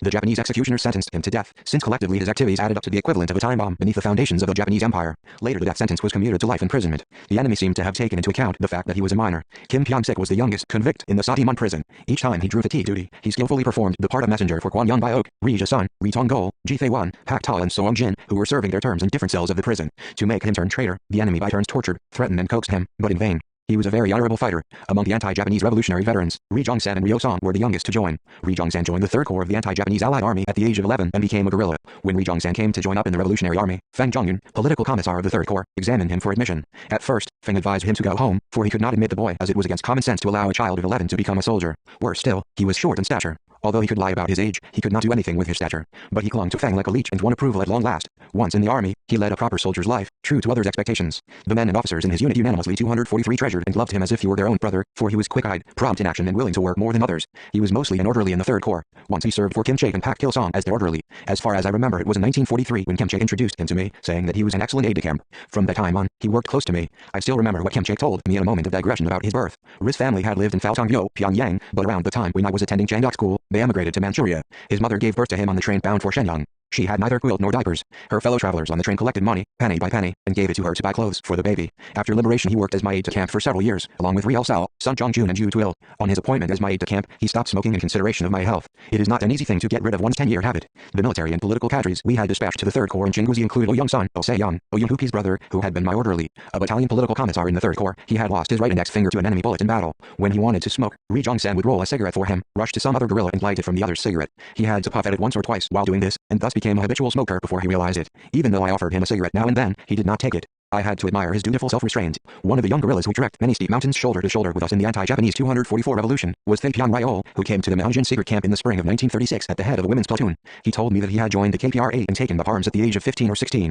He was nicknamed Chili. It meant that though short and of small size, he was mature in his heart. He fought audaciously and lived a well-regulated life. After joining the anti-Japanese guerrillas, he took part in the battles at Yeldling, Jinchang, Jianshanfeng, Muzhe, Depuze, Jingang, Emu County Town and in other battles, and performed as well as any veteran. He became a perfect marksman in the course of performing these military services. The tale of Thaepyeong Ryol, along with regimental commander Ri Ryan-nun, going to an internment village in Dunhua County and mowing down 30 puppet Manchukuo army soldiers in an instant is still told with relish among anti-Japanese war veterans. As he was an efficient combatant, even proud veterans dared not to slight him because of his youth. Throughout most of the anti-Japanese war, he was an orderly to and kill John Tong Jiu, Ri Ryan-nun and other military and political cadres, many of whom wanted to take him with them, for he was quick-eyed, a workaholic and equipped with a strong sense of responsibility. As an orderly, he showed special concern for the personal safety of his officers. When they attempted to plunge themselves into critical situations, he would check them from doing it, sometimes bodily. He would retort sharply that it was the general's demand that they not run a risk and they should not go against this demand. Regimental commander John Tong Jiu was killed during the Dache-Jingang battle because he did not give heed to Thie's words, but exposed himself in a rain of bullets. 245 Unkill said that he would have been killed if he had not been obedient to Thie, who had begged him not to run a risk while clinging tenaciously to the collar of his tunic. While participating in the activities of small units after the meeting at Yahe, Thie ran into a large unit of the enemy in a deep forest in Wangking County and fought a fierce battle. He was seriously wounded in the thigh by a bullet that got stuck between the bones and could not be dislodged. He bled so badly that he kept passing out, and the wound was ghastly as it turned maggoty. If it was not treated in time, the infection would spread into the intestines or bladder. But the young soldier Wang, who was left in the forest to nurse him, had no medical knowledge, nor the skill to perform an operation. Thie sharpened his pocket knife on a stone and performed his own operation on the wound. As he plunged the knife into the wound and twisted it with great force, the bullet between bones came loose, falling out with deep yellow pus and putrefied flesh. This prompt action saved his life. The following year, when his comrades met me at one of our places of operation in Wangcheng, they said, "That chap is a man of fierce character." They meant that he was a man of strong willpower, an estimation I thought quite apt. It is not everyone that can operate on himself. This is an adventure that requires someone with extraordinary guts and courage. Over a long span of time, living with him, I formed the opinion that he is really a strong-hearted and plucky man, a man of loyalty, determination and principle, who fights like an angry tiger for the revolution. Whatever he did anywhere, he stuck fast to principle and never compromised with what he saw to be unjust. His greatest hatred was for the factionalists and warlordists. Being a man of principle and of strong party spirit, even such a warlordist as Kim Chang-bong did not dare dictate on him. 246 Thaepyeong Ryol not only fought bravely during the anti-Japanese war, but also performed great exploits during the Fatherland Liberation War. After the war, he faithfully assisted me as my aide. As the saying goes, a youth full of care means a plentiful old age. Thaepyeong Ryol had been able to become a kind of revolutionary who surmounted all the twists and turns of fate because he had taken up arms in his youth.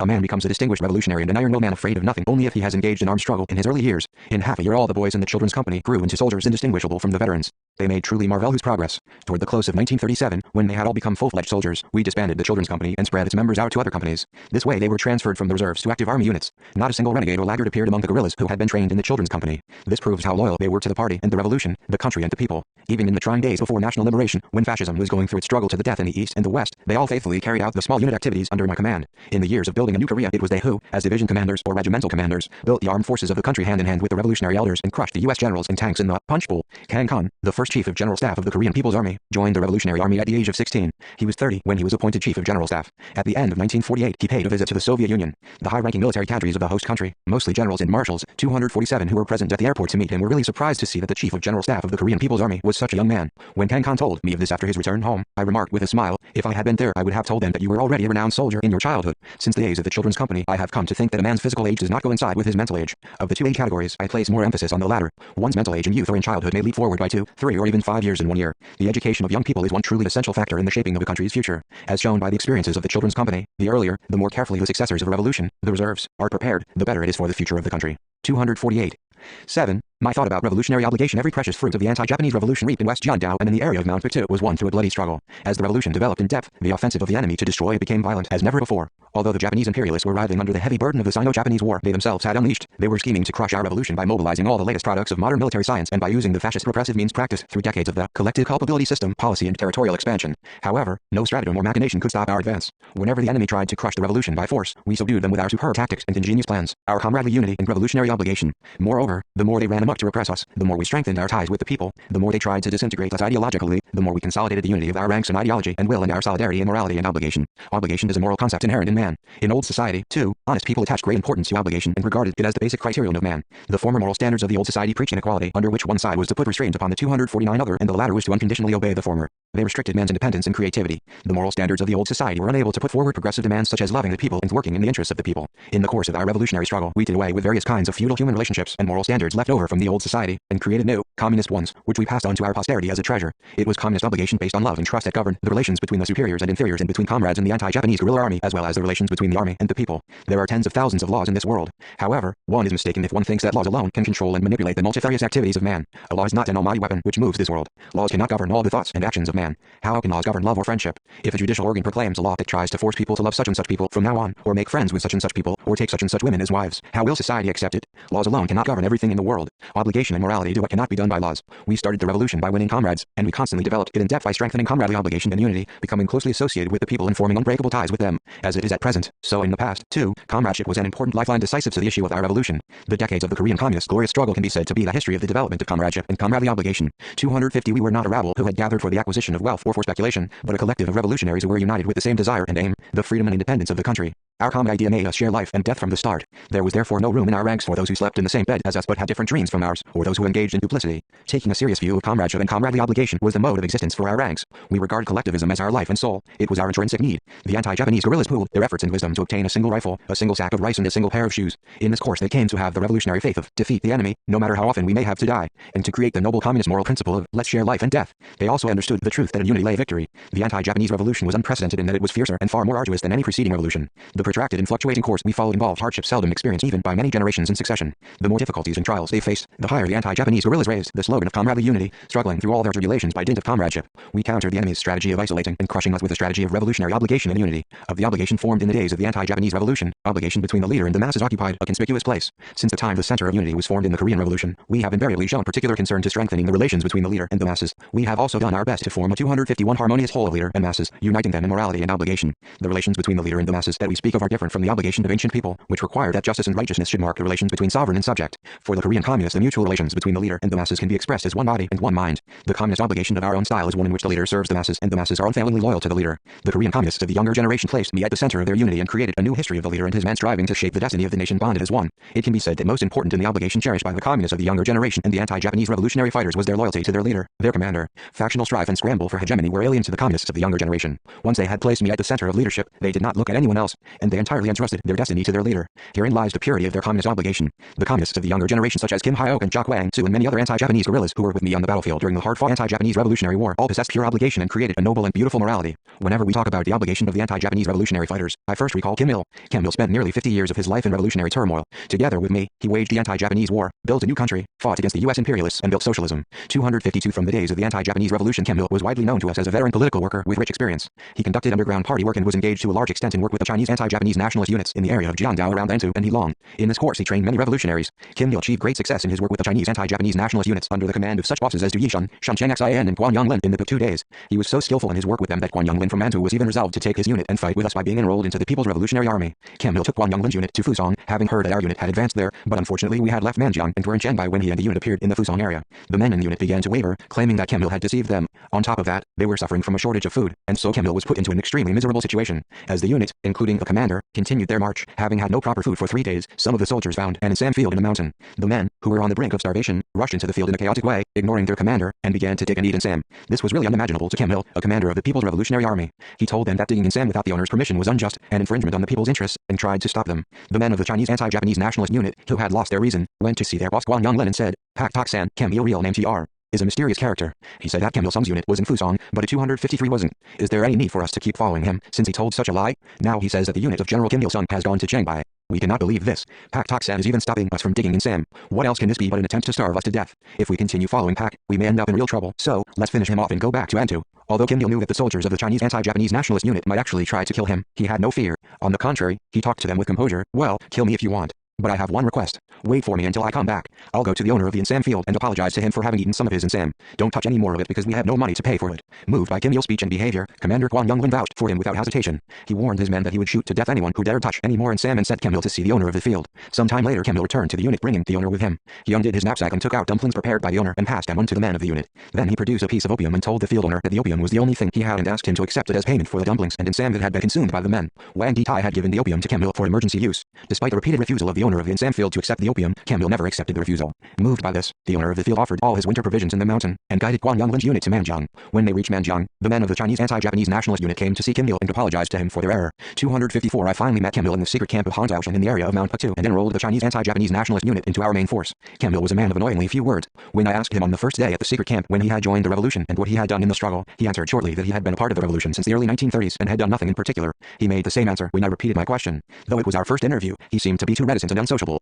This was his merit as well as his shortcoming. The excellent points of his character were that he was unpretentious, without guile, and worked faithfully in the same unchanging manner no matter how adverse the situation. He never once blamed conditions, worked with consistency and rarely uttered a word. Kim Il was an out-and-out revolutionary who saw the act of following my orders and instructions as the obligation of a soldier to his leader, not as the duty of an inferior to his superior. He experienced no particular setbacks in performing his tasks, for he performed all of them with obligation. Still vivid in my memory is the time when I appointed him political instructor of the 1st Company, 8th Regiment, at the secret camp in Matangu. The duties of the political instructor of the company were not easy. The regimental commander, Kwon Young-lin, had been killed during the Battle of Huan County Town and the post of political commissar of the regiment was left vacant for lack of a suitable man. In this situation the political instructor of the 1st Company had to discharge the duty of the regimental political commissar for the time being. The company commander was a faithful man, but he fell short of qualifications. After frankly talking to him about the situation, I asked him if 255 he knew the importance of his post. He thought deeply before answering in short, I understand. Then he shut his mouth. The attitude with which he viewed the task was always the same. He accepted it with the one short phrase, I understand. When I went to the 1st Company the next day to help him in his work, he was not there. The company commander was there alone. He told me that as soon as he had come to the new post, Kim Il had left for Baegyangtun, Fusong County, where the 1st platoon was stationed. When appointing him political instructor of the company the previous day, I had said in passing that there was no news from the 1st platoon in Fusong. He had listened attentively and apparently made up his mind to go to Baegyangtun and acquaint himself with the platoon situation. He returned to the company with a large amount of grain and many weapons at dawn the next day. When I heard of his return, I could not believe it. Baegyangtun is more than 25 miles away from Matangu. If it was true that he had returned, then he might have gone on a forced march of more than 50 miles to get there and back in a day. Without taking off his knapsack, Kim Il called on me and made a brief report. The 1st platoon was safe and working as it should. The contact with the platoon was severed because the soldier who had left to bring the message had got lost on his way. The grain and weapons he had taken with him from Baegyangtun had been captured by the platoon after attacking the enemy and been donated by the people, and he had brought along some young people in that region without the consent of headquarters because they had so earnestly wanted to join the army. After sending him to his barracks, I talked to the volunteers he had brought with him. In the course of the talk, I got to know that Kim Il had led the 1st platoon in a raid on the enemy's police station and the wicked landowner's house in Jinlongtun, and 256 captured great amounts of grain and many weapons. Kim Il had two aims in raiding the den of the enemy. One was to take revenge on behalf of the people by liquidating the landlord and policemen, and the other was to obtain the grain over which I had been so worried. In those days we were experiencing many difficulties for lack of grain. Hundreds of men carried on military and political study in one camp for months, and the grain obtained by the members of the supply department was not sufficient. It was a time when it was impossible to obtain a sack of grain without fighting a battle, and Kim Il had secured a large amount of rice unexpectedly for the benefit of the whole unit. I was very grateful to him. Later the people in Jinlongtun brought support goods on 4 or 5 occasions to the secret camp in Matangu to show their gratitude to the Revolutionary Army. When the unit ran short of grain, Kim Il would volunteer before anybody else and leave with his men to obtain it. Each time he returned from the enemy-held areas, he brought with him sacks of rice. Even though he himself went hungry or ate uncrushed maize, he tried his best to ensure that I always had cooked rice. His knapsack was twice as big and heavy as others because he always carried reserve grain around in it. Kim Il did not think of himself first but of his comrades, his neighbors, and the interests of the party and the revolution. He worked in a high post of the party and the state for a long time, but he did not expect any privileges, special favors or better treatment for himself. If his subordinates tried to treat him in a special way, he forbade them to do it. After liberation he helped me and supported me faithfully as in the days of the anti-Japanese revolution. He did not discriminate against any tasks if they were what I wanted him to do. He was not particular about his post or sector, be it party work, building 257 the army, or economic guidance, and involved himself in complicated state affairs without complaint. One year he made a request at a session of the political committee of the party central committee to dispatch him to the construction site of the Changchungyang thermal power plant as a delegate vested with full authority. At that time the construction of the plant was a capital project in which state investment and attention were concentrated. Therefore, I was choosing in my mind a man who would be fit to command the project. Nevertheless, I had to give deep thought to his request, for he was in extremely poor health. There was no knowing what might happen if he worked without caring about his health, as he had always done. Kim Il repeated his request so persistently that I had to comply with it, but on condition that at the construction site he work only to the extent of giving instructions in his capacity as an advisor and never overtax himself. On arriving at the construction site, he set up his office in a makeshift building and promoted the project in a daring way, going up and down stairs as high as a 7 or 8-story building dozens of times a day. He worked day and night at the construction site till New Year's Eve and returned to Pyongyang after seeing to the lighting of the boiler number 1. Only then did he make a report to me about his work. Kim Il was a man of this caliber. It is a well-known story that he continued to work in his office and review his party life in his own party cell till 3 days before his death, and that he called on a senior official in the party central committee and requested that he attend well upon Comrade Kim Jong-il. Just as he followed me and supported me with loyalty all his life, I valued him and took care of him as if he were my own kin. In spite of his bulky body, he often suffered from diseases, apparently the legacy of the many hardships he had undergone. on 258 during the guerrilla warfare in the mountains. Once doctors made the dreadful diagnosis that he had a cancer of the stomach. The day I received the report, I was so heartsick that I went on an unscheduled field guidance to Wanchun, South Yan'an province. I did not feel like working or eating in Pyongyang, nor could I calm myself down. If Kim Il should pass away, there would be few people like him who could keep me company. I felt quite depressed as several doctors, not just one or two, concluded that he had the fatal disease. Only one man insisted that it was not cancer. Accustomed as I was to a decision by majority, I did not know why, but I wanted that day to believe that doctor's diagnosis. On my way I stopped my car and phoned to the foreign minister, and gave instructions to invite skilled cancer specialists from the Soviet Union. Receiving the telegraph from our foreign minister, the Soviet authorities immediately sent the doctors we had invited. After examining Kim Il, the Soviet doctor's diagnosis was that it did not look like cancer. Taking him with them to the Soviet Union, they had him examined by another famous doctor, who also diagnosed that it was not cancer. If we had removed his stomach by believing the original diagnosis at that time, he might not have lived long. Whenever I heard that he was suffering from a disease, I called on him and said, "You are indispensable to me. Now only a few anti-Japanese war veterans who fought with me remain alive. If you are not by my side, I will not be able to stand the gap in my life. You must take care of yourself. Don't overdo things." However, even when he had to walk with the help of a cane because of a serious disease, he did not leave his office or production sites. He exerted all his energy to do one more bit for the party and the revolution. Finally he got an incurable disease. 259 One day, he told me for some reason that when he got out of his sickbed, he would ride a roller coaster in Menmyeongdae on April 15th, my birthday. His words somehow startled me. I had an inkling that he sensed that his days were numbered, since for a man of few words to tell such an innermost thought was highly unusual. Not surprisingly, he was not there to enjoy the children's performance on New Year's Eve that year. I visited his house that night. I have enjoyed the children's New Year performance with you every year, but as you were not present this evening, I felt tears well up and blur my vision. So I came to see you. I said this to Kim Il, who was bedridden, as I rose to my feet. Following me out of the door to the entrance hall, he said repeatedly, "I beg you, don't work too hard." That night I did not toast a Happy New Year with him for fear of his health. This still weighs on my mind. I was told that Kim Il, too, regretted after my departure that he had failed to drink a toast with me. Exchanging toasts would not cure his illness, nor make me feel better. But this failure touches a sore point in my heart whenever I think of Kim Il. Kim Il treated Comrade Kim Jong-il as he would treat me, being faithful to him as he would be to me. I was struck with admiration on more than one occasion by his great reverence for Comrade Kim Jong-il. The day that Comrade Kim Jong-il returned home after a visit to China, Kim Il went to the railway station with the help of a cane to meet him. At that time, I marveled at his sincere attitude to his leader. Comrade Kim Jong-il showed special respect and concern for Kim Il as his revolutionary senior. He said that Comrade Vice President Kim Il was a typical communist revolutionary who had fought most staunchly for the development of our party and the 260 victory of the revolution from the days of the anti-Japanese armed struggle. Comrade Kim Jong-il always gave prominence to him and took warm care of him. Just as I called him my right-hand man, Comrade Kim Jong-il also regarded him as my right-hand man. This was probably why Comrade Kim Jong-il grieved most when he passed away. The anti-Japanese revolutionary fighters reached the highest stage not only in remaining faithful to their leader but also in staying loyal to their revolutionary comrades. Repaying love with love, trust with trust, and affection with affection. This was the obligation between the anti-Japanese guerrillas. The friendship between Wang Sunhu and Kim Chal-ho can be called the archetype of comradeship and communist obligation expressed among the anti-Japanese guerrillas. Whenever I meet Wang Sunhu, I wonder at how such a small, fragile woman could have fought for a decade in the snowstorms of Mount Puktu. When I told people in the homeland on our return to Pyongyang after liberation that she had been a part of the guerrilla struggle for a decade, some people refused to believe it. There were few women guerrillas as small as her in the KPRA units, but she was sturdy and audacious in the revolution. It is not only men of bulky build that fight efficiently for the revolution or remain faithful. Rem Su-sen was a man of bulky build twice as big as Wang Sunhu, but unable to endure hardship, he turned traitor and forsook his obligation to his comrades. In contrast, Wang Sunhu continued in the revolution until the day of national liberation. Once they developed obligation and a strong will, even housewives fought for the revolution and little girls like Kim Kumsan mounted the scaffold in defense of their principles. Wang Sunhu was able to fight for the revolution to the end with such a small 261 body because she had strong faith and obligation. I first saw her in military uniform in the secret camp in Mahonjan. The women guerrillas' quarters had formerly been used by the mountain rebels. The kang, large, heated bed in Chinese houses of the quarters of the Chinese rebels was very high. I looked down from the kang and saw a small, strange girl standing there, looking up at me and hesitating to say something.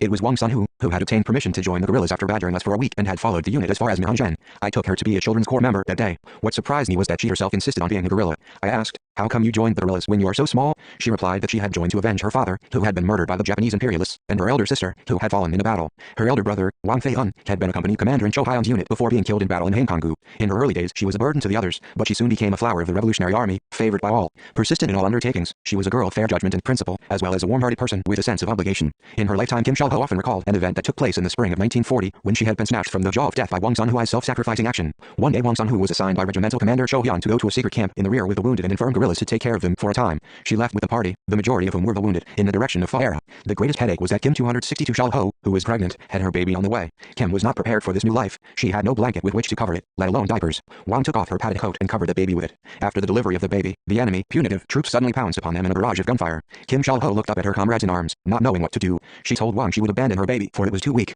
With the baby at her bosom, she was unable to struggle to her feet. Wang snatched the baby from her, saying, "Are you out of your mind? What are we suffering these hardships for? Isn't it for the new generation? What is the meaning of our life if we abandon the baby to save our own lives?" She rushed up a mountain ridge and hid the baby under a young pine tree. Kim Chal-ho took a rifle and followed her. A few minutes later Wang Sunhu went back down the ridge to collect her knapsack. When she climbed up the mountain again, Kim Chal-ho was looking at the sky with tears in her eyes. Wang could not see the baby anywhere. When she approached Kim Chal-ho to ask what had happened to it, shots were heard again not far away. The two women guerrillas left with the party, marching for 2 days with the enemy on their heels and firing back at them. When they were finally out of enemy pursuit, Kim Chal-ho suddenly fainted and fell to the ground. Wang Sunhu boiled water in a large enamel bowl and tried to spoon it into Kim Chal-ho's mouth, unclenching Kim's teeth with a spoon and forcing the boiled water into her mouth. that boiled water saved her life. Only then was Wang reminded of the baby, and she asked Kim Xiaoho what she had done with it. Kim Xiaoho said that she had put it under a bush. Wang walked back to the mountain 263 on which they had exchanged gunfire with that punitive force. Unfortunately, the baby had already died. When Kim saw that Wang had walked all the way back in an unlined coat to see whether the baby was alive, Kim Xiaoho apologized to her, saying, "Although I knew that the baby could not live longer than 1 or 2 hours, I could not take the padded coat off it." Though shivering from hunger and cold, Wang Sun Hu consoled her. "We adults can do without padded coats, can't we, sister? The baby, who died without knowing its own name, shouldn't be cold." Kim Xiaoho remembered all her life the friendship Wang Sun Hu had displayed at that time. A few days before her death, when Wang Sun Hu called on her sickbed, Kim Xiaoho said to her abruptly, "My life is coming to an end, Sun Hu. I've lived under the personal care of the leader all of my life since I was saved by you in fire. I want to sleep with you under one quilt as we did in the guerrilla days." As in their days in Mehanzhen, the two comrades in arms lay under one quilt and recalled their days in the guerrilla army throughout the night. During the arduous march, a recruit from Shanghai got his tunic burned while sleeping near a campfire at night. It was burned so badly there was not enough left to cover even half of his upper body. He followed the marching column, shivering. All showed sympathy with and concern about him, but there was no way to help him, as they were all wearing the only clothes they had, their uniforms. In an excess of concern about him, Rial Sao, who had a strong sense of comradeship, went to the man one day with his only tunic. 264 dumbfounded, the recruit looked at him. "Then what will you wear?" "I'm accustomed to the guerrilla life. I can bear some awful cold." "No, thank you. The uniform burned through my own mistake, so how can I put on your tunic?" The recruit would not accept his colleague's kindness, judging that he could not easily get past his stubbornness with words. Rial Sao took off the burned tunic from his body by force and put his own tunic on him. He showed this kindness to him because he saw it as the obligation of a veteran to help a recruit. His comrades in arms thought that Rial Sao would not get through the winter, as he was young and rather weak. People who have lived 1 or 2 years in Manchuria know well how bitingly cold it is there. In cold days frost forms constantly on the hair. The ice-covered hair breaks easily at a touch. It is almost impossible to march several days in this cold in a summer tunic full of holes and loosely patched. However, Rial Sao did not utter a word about feeling cold. On the march he opened up a path for the others through the snow. When camping, he always collected firewood and pitched tents before anyone else. He would dry his shoes only after he had finished his work in the machine gun team, while his comrades sat around the campfires. His toughness and comradely obligation was not an inborn trait. Through experiencing the hardships and agony of the nation in his own life, he had sympathy for those who were exploited and oppressed and learned how to love his comrades and neighbors. After the Nanpei team meeting, he was assigned to the machine gun team of the guard company as an assistant machine gunner. Since that time he has dedicated his all to defend headquarters. 265 He has protected me, gun in hand, all his life with great obligation, no matter how adverse the situation. When reviewing the arduous march at the meeting in Baiyadingzi, I stressed that Rial Sao was an example in comradeship, and praised his nobility and comradely obligation. The editorial board of Jolial carried in its inaugural number an article praising him. Why was the Korean People's Revolutionary Army so strong? When I am asked this question, I answer that it was because the army was a great mass, kept together through obligation. Had our unity not been based on morality and obligation, and on the pure community of ideology and will, we could not have been so strong. In the protracted revolutionary war against formidable Japanese imperialism, with no assistance from the regular army or state support, we could still emerge victorious. This was not because we had a large number of troops or superior weapons. Our armed force was quite small in its number, compared to the enemy with its millions of regular troops. Our weapons did not bear comparison with the enemy's. We could defeat the powerful enemy only because we were united ideologically by the ties of loyalty and obligation. I think that our cadres and party members should learn from Ren Shunchu's loyalty and obligation to the revolution. He was a fighter faithful to the party and his leader. In a previous volume I wrote that in the autumn of 1930 I first met Ren Shunchu in Shaoyangkun. At that time he was a liaison for the secretariats of the Jiandao party and YCL committees while working under the disguise of physician at the Pongchun dispensary. Since then he had devoted himself to the revolution for nearly 60 years. The famous phrase, eternal companions, faithful assistants, good advisors, is a title Comrade Kim Jong-il conferred on intellectuals. It is highly appropriate to such a man as Ren Shunchu. 266 Ren Shunchu rendered a great contribution to the Korean Revolution with his great fund of knowledge. He participated in party building, worked as an army surgeon and wrote books using his knowledge. He occupied himself with this kind of work through his entire life. The greatest of his talents was the medical skill he had taught himself. Probably some people will not believe it when I say that he was engaged in business from the age of 18 as a licensed doctor, but it is a fact. Under the signboard of doctor, he enlightened the masses, transmitted secret messages, and trained revolutionaries. When staying in the village of Longchuing near Badegu, he sent many people to the guerrilla army. I think anybody can guess the nature of his medical skill. When Ren Shunchu came to the guerrilla zone, the revolutionary organization appointed him army surgeon. He treated many wounded guerrillas and other sick people. He had acquired medical skill through self-teaching from about the age of 14 or 15, while doing farm work, and his clinical results were excellent. Everyone who has been indebted to this medical skill has called him an excellent doctor. It is Cho Chung-buk who gave much publicity to him as a doctor.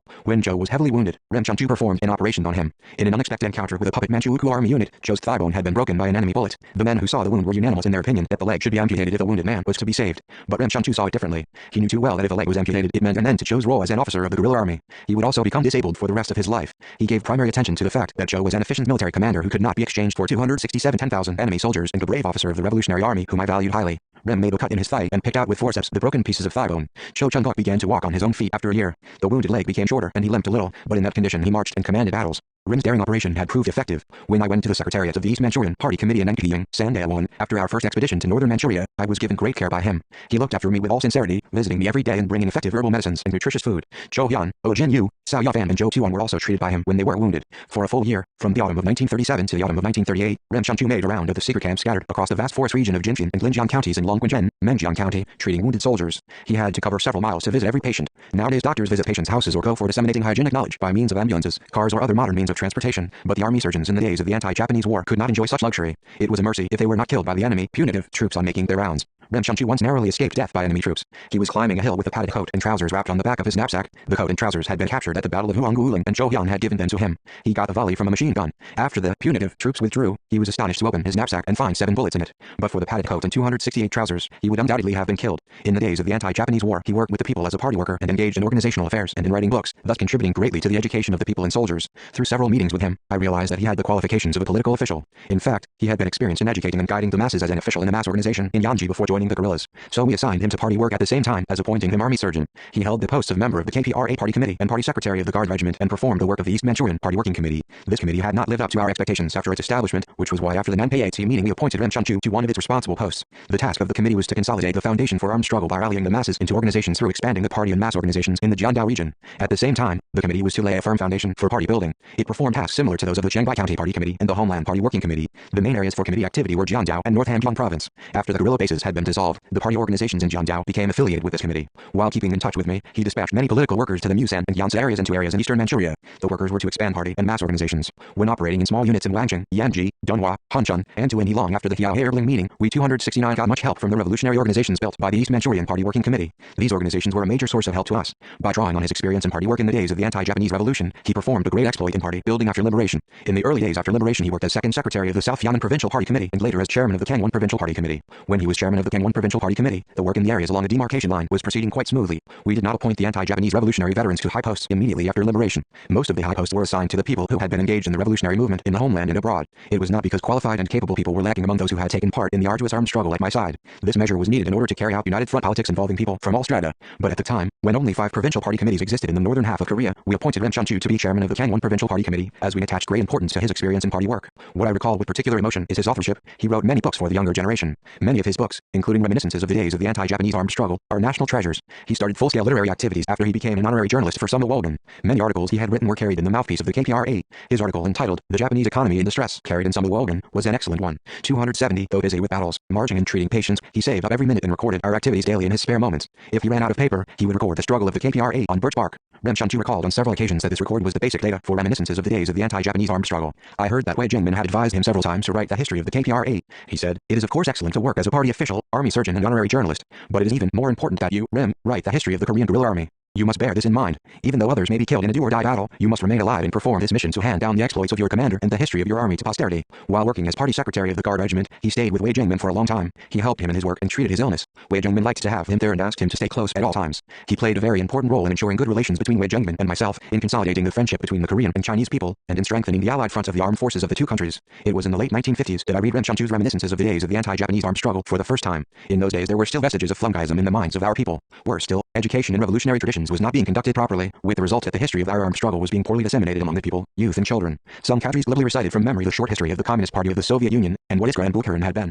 But when they were asked what had been discussed at the 271 Nanhei meeting, they could not answer properly. Reminiscences of the days of the anti-Japanese armed struggle was published just at that moment, bringing for the first time the outline of the anti-Japanese revolution to the people. Since then, the book has become source material indispensable for studying the history of the anti-Japanese revolution. By writing this book he showed his obligation and performed his duty to all communists and patriots who had taken part in the anti-Japanese revolution. He wrote it, not to introduce himself or to give publicity to his exploits, but with the noble aim that the rising generation would carry forward more reliably the revolutionary traditions, the eternal assets of our people, and consummate them. He wrote many books and educational materials on our party's revolutionary traditions, including reminiscences on the activities of Kim Jong-suk and Kim Shaol-ju. He verified many materials and organized them systematically, performing a brilliant service to the history of our party. He even wrote the multi-volume Young Vanguards, a novel portraying young communists. Our party recognizes him as the authoritative witness and attester to the brilliant history of the anti-Japanese revolution, which we started and led to victory. I think it is correct and fair recognition. Frankly speaking, he could have earned his bread without much difficulty by means of his medical skill even if he had not engaged himself in the arduous anti-Japanese revolution.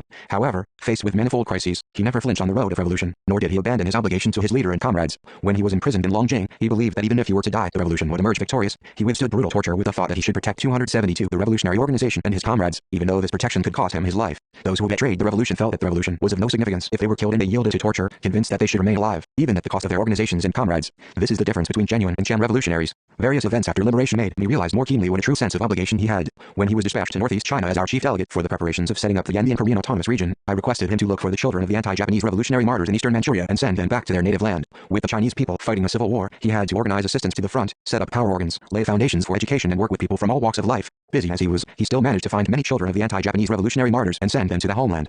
He even advertised in newspapers to find the brother and sister of Kim Jong-suk, his friend and revolutionary comrade-in-arms in his days in Fuandong. At each consultative meeting of cadres, he informed them that a school for the bereaved children of revolutionaries would be built in Korea, and made rounds of the scattered villages in Jiangdao in search of orphans until his shoes wore out. Whenever children in threadbare clothes came to him and reading the advertisements in newspapers, he would take them to his bosom and press his cheek against theirs, saying, "You are so-and-so's son and so-and-so's daughter? Do you know how hard General Kim Il-sung is looking for you?" When he had found a total of scores of children this way, he 273 was so elated, he sent me a telegram saying, "Returning home immediately with the children found so far." Reading the short message, I felt the excitement and emotion he must be feeling at having fulfilled his obligation to his revolutionary comrades in arms. He found out many children and families of revolutionary martyrs and sent them back to the homeland. The children who went to the school at that time have now become members of the political bureau of the party central committee, chief secretaries of provincial party committees, and generals in the Korean People's Army. During the Fatherland Liberation War, he worked in a province for some time. Each time he made a business trip to Pyongyang to attend a meeting convened by the Ministry of Public Health, he would climb Moran Hill and spread a white sheet on the lawn near the graves of the anti-Japanese war veterans, so as to sleep on it. He never thought of staying at inns in the town. In those days, the graves of Kim Chaek and Cho Chung-guk, Kim Jong-suk and others were on Moran Hill. As he tried to rest in the open on a hill, surrounded by his comrades' graves, sleep failed to come to him.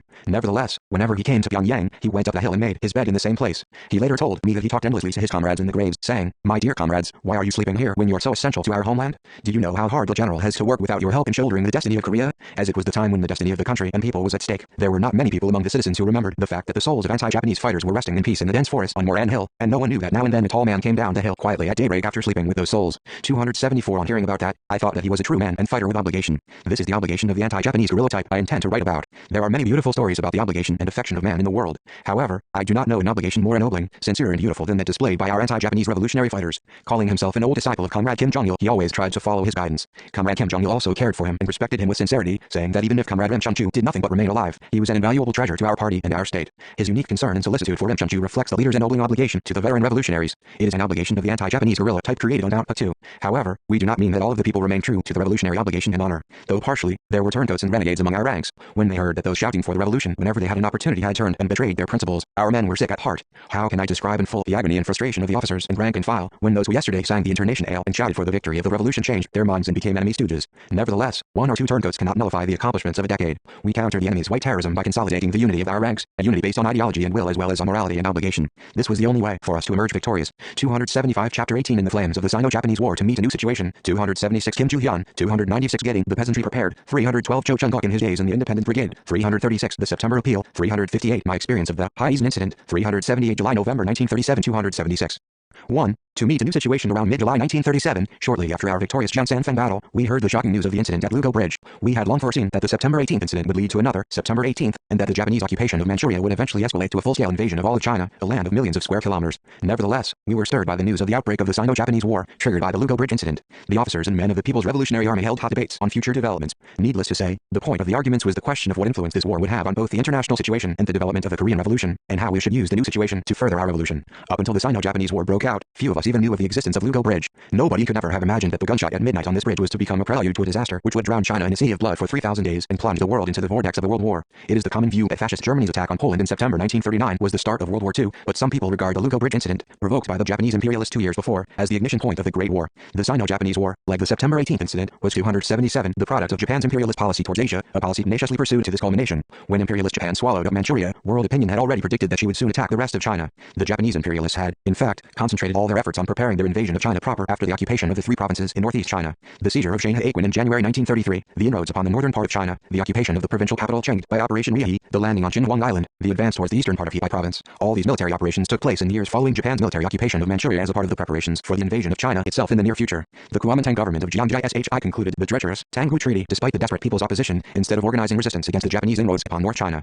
The treaty actually left a vast area north of the Great Wall under Japanese occupation and placed North China under the surveillance and control of Japan. In the long run, Jiang's appeasement policy encouraged the aggressive ambition and war mania on the part of the Japanese imperialists. Through the manipulation of the Japanese imperialists, the pro-Japanese forces in North China launched a movement for the autonomy of 5 provinces in North China. As a result of this treacherous movement demanding independence, the pro-Japanese Zhejiang anti-communist autonomous government was fabricated. The Japanese imperialists, who had placed Manchuria and North China under their control step by step, formulated in early 1936 the diplomatic policy towards China. The main points of this policy were strict controls over the anti-Japanese movement, 278 and economic cooperation and joint anti-communist action on the part of China, Manchuria and Japan. On this basis they openly prepared the invasion of China proper. The signing of the Japan-Germany Anti-Communist Communist Pact was an external factor that encouraged the preparation for another war. The subservience of Jiang Shi's Kuomintang government to Japan and its treacherous policy allowed the Japanese imperialists to attack China without restraint. While the destiny of the country hung in the balance because of the accelerated Japanese invasion of China proper, Jiang Shi encircled and attacked the Red Army. At the same time, he suppressed the people's anti-Japanese national salvation movement internally and externally maintained the line of compromise with Japan, pursuing the submissive policy of security at home and concession to foreign forces. Jiang Shi's policy of submissive cooperation with Japan was, in fact, a form of passive consent to her invasion of China, leading her to provoke the reckless incident of Lugo Bridge. The Japanese imperialist full-scale invasion of China was also an inevitable consequence of the conflicts between imperialist powers rivaling for the control of China. After the economic crisis that had started in the United States in 1937 had begun to spread across the world, the imperialist powers went mad in a battle to obtain new markets, a scramble that sharpened the contradictions between them. The most typical of these contradictions was the discord and antagonism between the American and British imperialists and the Japanese imperialists in their struggle for concessions in China. The Japanese considered an all-out war against China to be the best way to gain advantage over the powers that opposed them in Europe and America. Japan calculated that it was only through this war that she could gain a monopoly in China, drive out the 279 US and British forces from the region and become the #1 power in Asia. The American and British policy towards Japan was one of double-dealing. They tried to restrain the reckless, aggressive moves of the Japanese imperialists on the one hand, while on the other hand they egged Japan onto aggressive acts of sacrificing the interests of China. In addition, they manipulated Japan against the Soviet Union. In this way the United States and Britain tried to maintain their interests in China. After the invasion of North China, the Japanese imperialists confirmed it as their basic national policy to advance towards the South Seas while continuing to pursue their policy of military build-up and war preparation and expanding their influence in East Asia. This was their strategy aimed at advancing to Southeast Asia in due course, while continuing with their policy of war against China and the Soviet Union. Taking advantage of the non-interference policy of the United States, Britain, France and other imperialist countries, as well as of the lack of a firm anti-Japanese national united front in China, the Kono cabinet at last provoked an all-out war against China. On July 7, 1937 the Japanese army demanded a search of Wangping County town on the excuse of looking for one of their soldiers who had gone missing during war exercises. This resulted in an armed clash. When the 29th Corps, led by Song Jae-yuan, resisted their attack, the Japanese troops occupied Lugo Bridge and surrounded Beijing. As it was a small accidental clash, the Lugo Bridge incident could have been settled through negotiations in the field. However, under the pressure of the military, which was bent on finding an excuse to provoke war, the Kono cabinet met in council on July 11 and adopted a decision to dispatch Division 280 from Japan to China. It claimed to be checking the expansion of armed conflict, but in fact it used a trifling incident as an excuse for expanding the Sino-Japanese War. On August 13, the Japanese army attacked Shanghai. The gunshot on Lugo Bridge had finally accomplished its purpose in provoking the Great Sino-Japanese War. The outbreak of the Sino-Japanese War presented the Korean Communists with many new tasks. We had to formulate an active strategy and appropriate tactics to meet the sudden change in our own situation. On hearing the news that war had broken out between China and Japan, I meditated for several days on how this conflict would develop, how it would influence our revolution and what attitude and methods we should adopt to cope with it. It was not a local war that would end with the occupation of North China by the Japanese imperialists, nor would it be a quick decision to be made in a few months, as the Manchurian incident had been. This war had every reason to drag out and could possibly develop, first into a regional war, then into a global war. Most certainly conflicts between Japan and the Soviet Union would be inevitable. Historically, Korea and Manchuria had been a major area of contention between Russia and Japan. It was mainly for this reason that the Russo-Japanese War had broken out early in this century. Even after the birth of the Soviet Union, relations between the Soviet Union and Japan remained tense owing to Japan's ambitions on the continent. On the eve of the Sino-Japanese War, the Soviet Union and Japan had been in a hair-trigger confrontation over the possession of 2 islands on the River Amur. Although the dispute had been settled through direct diplomatic negotiations in Moscow, in subsequent years Japan continued to confront the Soviet Union with a hard-line policy on the pretext of a Japan-Manchuria joint defense. 281 It was not surprising that most world opinion predicted the big war as a result of this dispute between the Soviet Union and Japan. It was no secret that the Japanese imperialists were determined to invade China proper, Mongolia and the far eastern regions of the Soviet Union after occupying Manchuria, but apparently Japan considered that the time was not ripe for an all-out war against the Soviet Union. Japan was secretly afraid of the ever-strengthening national power and defense capabilities of the Soviet Union. Nothing would be more dangerous and foolish for Japan than to start a war against the Soviet Union while fighting with China, since she was incapable of fighting 2 major powers simultaneously. Many of my men and officers were of the opinion that the escalation of the war would affect our revolution badly. I felt it imperative to lay down a strategic policy to cope with the Sino-Japanese War, and to fight with a distinct objective. A meeting of the commanding officers of the main force of the KPRA, held in the TTS and secret camp in mid-July 1937, and another meeting of military and political cadres, held at Kaohsiung, Jiangbai County, in early August that year laid down such a policy. At these meetings we set forth the strategic policies on strengthening the anti-Japanese armed struggle to deal with our own rapidly changing situation and on effecting a fresh upsurge in the Korean Revolution as a whole. Also present at the meeting, held in the TTS and secret camp, were Ma Tong-hee, Ri Ja-sun and other political operatives and heads of underground organizations who had been active in the Mount Patu area and the homeland. At the meeting we discussed, in essence, the task of consolidating our own revolutionary forces, harassing the enemy more intensively from behind and speeding up the preparations for an all-people resistance to cope with the Sino-Japanese War. 282 As one of the major ways to carry out this task, we proposed and discussed in earnest forming more underground organizations in the southwestern area of Mount Patu and in the homeland and sending political workers groups of the KPRA to Rangan Mountains to build revolutionary bases and organize paramilitary corps and workers' shock troops in various parts of the homeland. We also took stock of the work of building up party and ARF subordinate organizations, conducting political campaigns among the people and enlisting support for the guerrilla army in Sanfan and Jiangsu, Jiangbai County, and discussed measures to popularize the experience in this work. In those days, Japan considered herself one of the 5 world powers and one of the 3 naval powers. Major powers, too, saw Japan in the same light. However, we thought that Japan would most likely fall into a dangerous trap. We firmly believed that the Japanese imperialists would be destroyed ultimately, despite the fact that they were gaining temporary superiority by taking advantage of the lack of concerted action on the part of resistance forces in China. An unjust war always involves internal strife. The contradictions between forces formed against war on their home front, as well as the contradictions between imperialist powers were tangible factors which put a brake on their war efforts. The Japanese imperialists were isolated in the international arena. They had such allies as Germany and Italy in Europe, but they were not in a position to receive substantial help from them. If they escalated the Sino-Japanese War and advanced southwards, it would inevitably intensify the contradictions and confrontation between the imperialist powers. The Japanese imperialists, in their mad pursuit of wealth and expansion, swallowed up Manchuria, and before giving themselves time to digest it, attacked the rest of China, blind in 283 their greed. But they were like a cat trying to chew and swallow an entire ox head. There was no guarantee they would not end up with serious indigestion. As soon as they had provoked the Sino-Japanese War, the Japanese imperialists tightened their colonial rule in Korea to its hottest. All sorts of fascist laws were enacted to shackle the people both spiritually and physically. The Military Secrets Act, which had been enforced in 1913, was amended for the worse to meet wartime needs. The enemy made everything subservient to war, fussing about the special mission of Korea as a base for war supplies and the task of Korea in carrying out the continental policy. The Japanese imperialist plunder of Korea was not limited to the economic sphere. They plundered Korea for manpower, too. They conscripted young men and threw them into the battlefields and mobilized a huge workforce, compelling it to build munitions factories and military facilities. Their fascist repression and economic plunder, which with the start of the Sino-Japanese War grew more oppressive and ferocious than ever before, stifled the Korean people beyond endurance.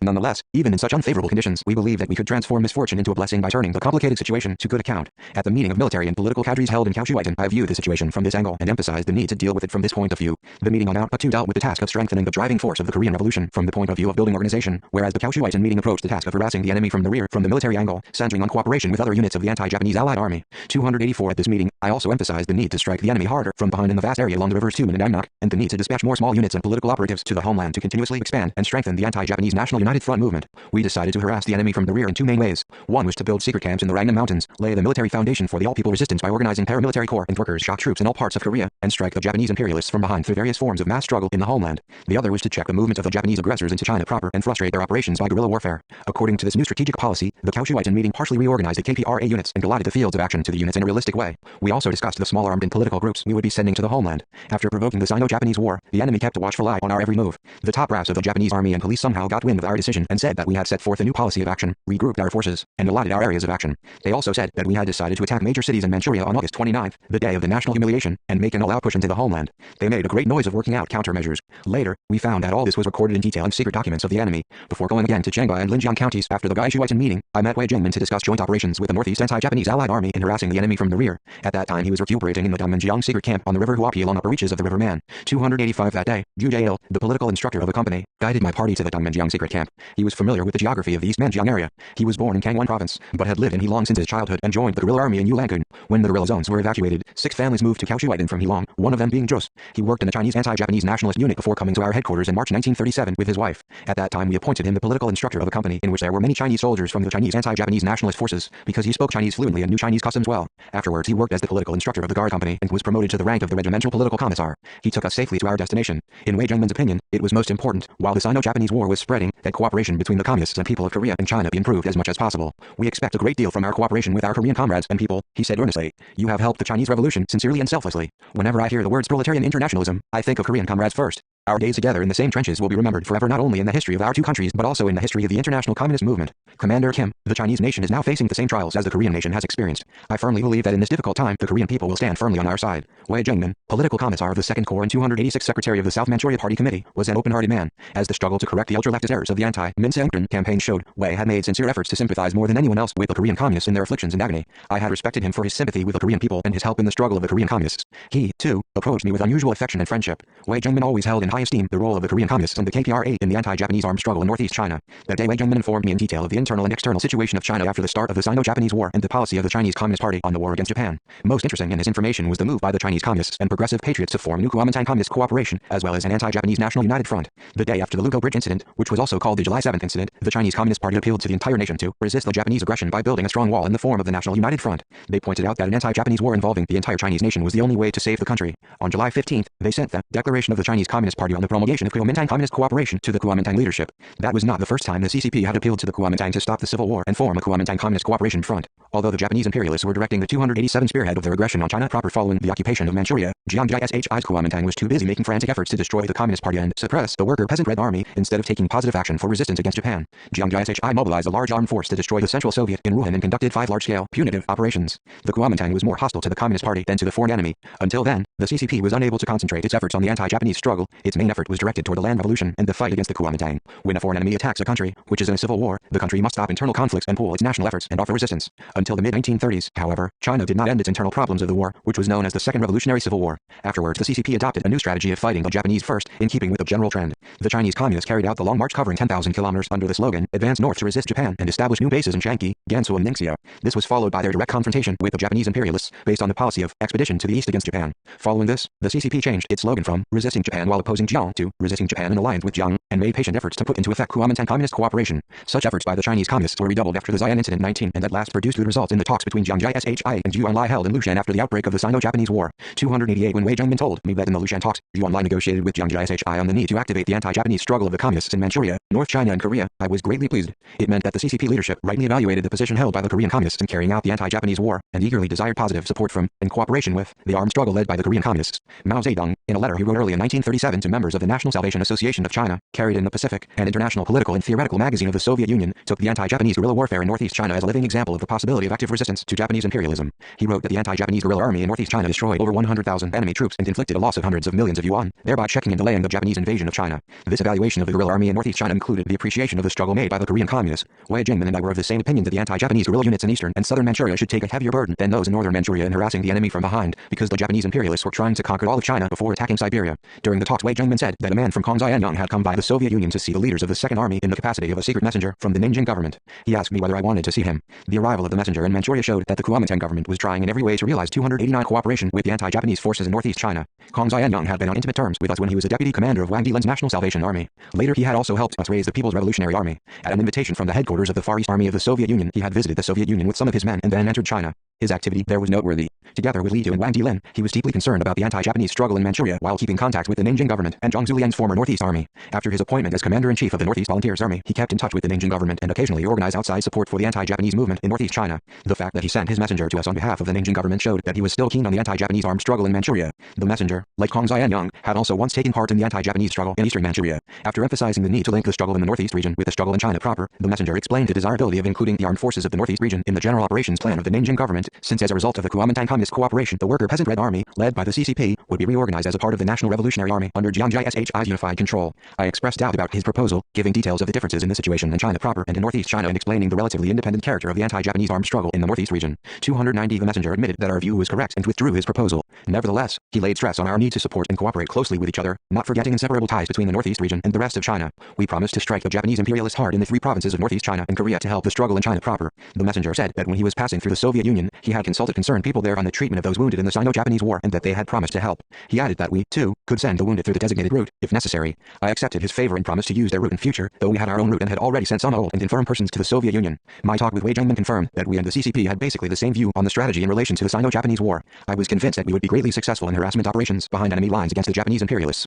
After taking leave of Wei Jingmin, we convened the meeting of the commanders and men of the KPRA on a hill located on the boundary between Zhanghai and Linjiang counties. I still remember that there was a deep vertical pit resembling a well not far from the meeting place. When a mischief maker dropped a stone into the pit, there was a plop after a good while. It was mysterious that such a pit should have formed between the rocks on a high mountain ridge. At this meeting we discussed the strategic task of the KPRA to cope with the Sino-Japanese War. The men and officers declared their determination to carry out the task. It might have been called a meeting to express resolves, as we call it nowadays. You may 291 say that this was a meeting to express our determination to implement the decision made at the meetings in the TTS and secret camp in Kaohsiung. I shall not dwell on the meeting, because specialists in revolutionary history and writers have already published many articles on it, and the revolutionary veterans themselves have given their recollections of it on many occasions. The TTS meeting, the Kaohsiung meeting and the meeting of men and officers were significant in that they laid down our political and military plans to cope with the Sino-Japanese War. From the start of this war, we conducted daring operations to harass the enemy from behind, while consolidating the victory of our advance to the homeland. Immediately after the Lugo Bridge incident, the main force of the KPRA fought many battles. These included the battle near Mashungu in Shijiudegu, Shanghai, the raid on Shiyang Town in Shisandaegu, Shanghai County, and the battle in the vicinity of Liuhedong, Longguanli. At that time, it was written in Zhongno, the mouthpiece of the National Revolutionary Party, that our operations behind enemy lines were certainly the initiative of the great allied front of the Korean and Chinese nations.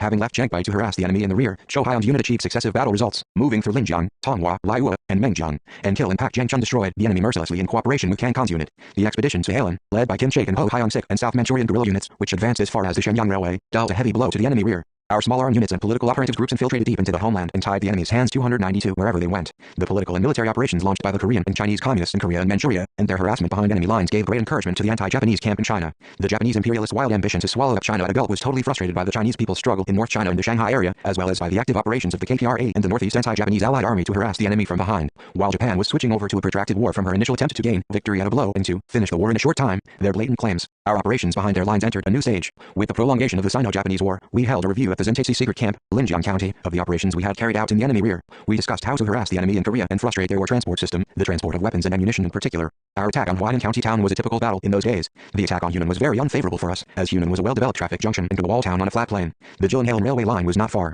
There were also many enemy, punitive, troops based near Hunan, and we were in danger of being chased by reinforced units of the enemy if we failed to withdraw quickly, even though we might have successfully attacked the county town. We were aware of all these disadvantages to launching an attack on Hunan. We nevertheless committed to this battle the 7th Regiment of the main force of the KPRA, the newly organized Guard Regiment, led by Ri Tong-hak and Cho Chung-guk, and part of the 4th Division. Despite the risks involved, the county town was a suitable target for our harassment 293 actions behind enemy lines. Hwainan was an important base of punitive troops, as well as a supply base for the Manchukuo Army units stationed in many adjoining counties. There were 2 large supply depots. The anti-Japanese Allied Army units and the Chinese anti-Japanese nationalist units took part in this attack. Our forces made a surprise attack on the town and captured a good supply of fabrics, raw cotton and food, before withdrawing on our own initiative. Following the attack on the town, our forces dealt another blow to the reinforcements of the Japanese troops and the puppet Manchukuo Army coming from Halong, Panchi, Menjiang and other areas. The ambush laid by our main force at a place between Fusong and Shiyang was of great significance to the harassment operations. During the harassment campaign we unfortunately lost several valuable comrades in arms such as Ri Tal-byung, Kim Young-won and John Shao-san. Kim Young-won had joined the guerrilla army after working in the Young Communist League in Wangjing. In the days of the guerrilla zone, we had appointed him as a company political instructor for the Yanji guerrilla army. In December 1937, he fell heroically in battle in Yanji. John Shao-san came from the Hunchun guerrilla army. I had met him first when we fought the battle at Luohaishan. Later he was promoted to the position of political instructor for the 4th Company of the Wangjing guerrilla army. Oh Jin-yu knew him well. He fell in action in Emu in September 1937. In those days we also lost Ri Tong-gwang, an able political worker and a courageous commander of the guerrilla army who had been working as the representative of the ARF in southern Manchuria. Yang Jin-yu told me the following anecdote about Ri. 294 On receiving the report that the Tongwa Central County Party Committee had been broken by the enemy's punitive operation in southern Manchuria, Ri Tong-gwang went to Liuhe via Gasanzi, where the headquarters of the enemy's punitive force was situated. Disguised as a medicine peddler, he and his 2 bodyguards entered Gasanzi Street, which was swarming with enemy soldiers, in broad daylight. There was a public notice in every lane demanding the arrest of Ri Tong-gwang. Ri Tong-gwang, the boss of the communist bandits from the South Manchuria Special Party Committee, 30 years old, a tall man with wavy hair and uncommonly big eyes. Those who inform against him or arrest him will be liberally rewarded. Whoever hides him will be put to death. Ri Tong-gwang stood in front of the public notice about his arrest with calm composure and read it through, then left the street without haste. The lives of Ri Tong-gwang, Ri Tal-byung, Kim Fake-won, Kim Young-won and John Shao-san were a brilliant example of boundless love and devotion for their fatherland and people, and in this glorious path they enriched the history of the armed struggle with their blood. They typify the will and soul of those Korean communists who took initiative in striking at the enemy from behind.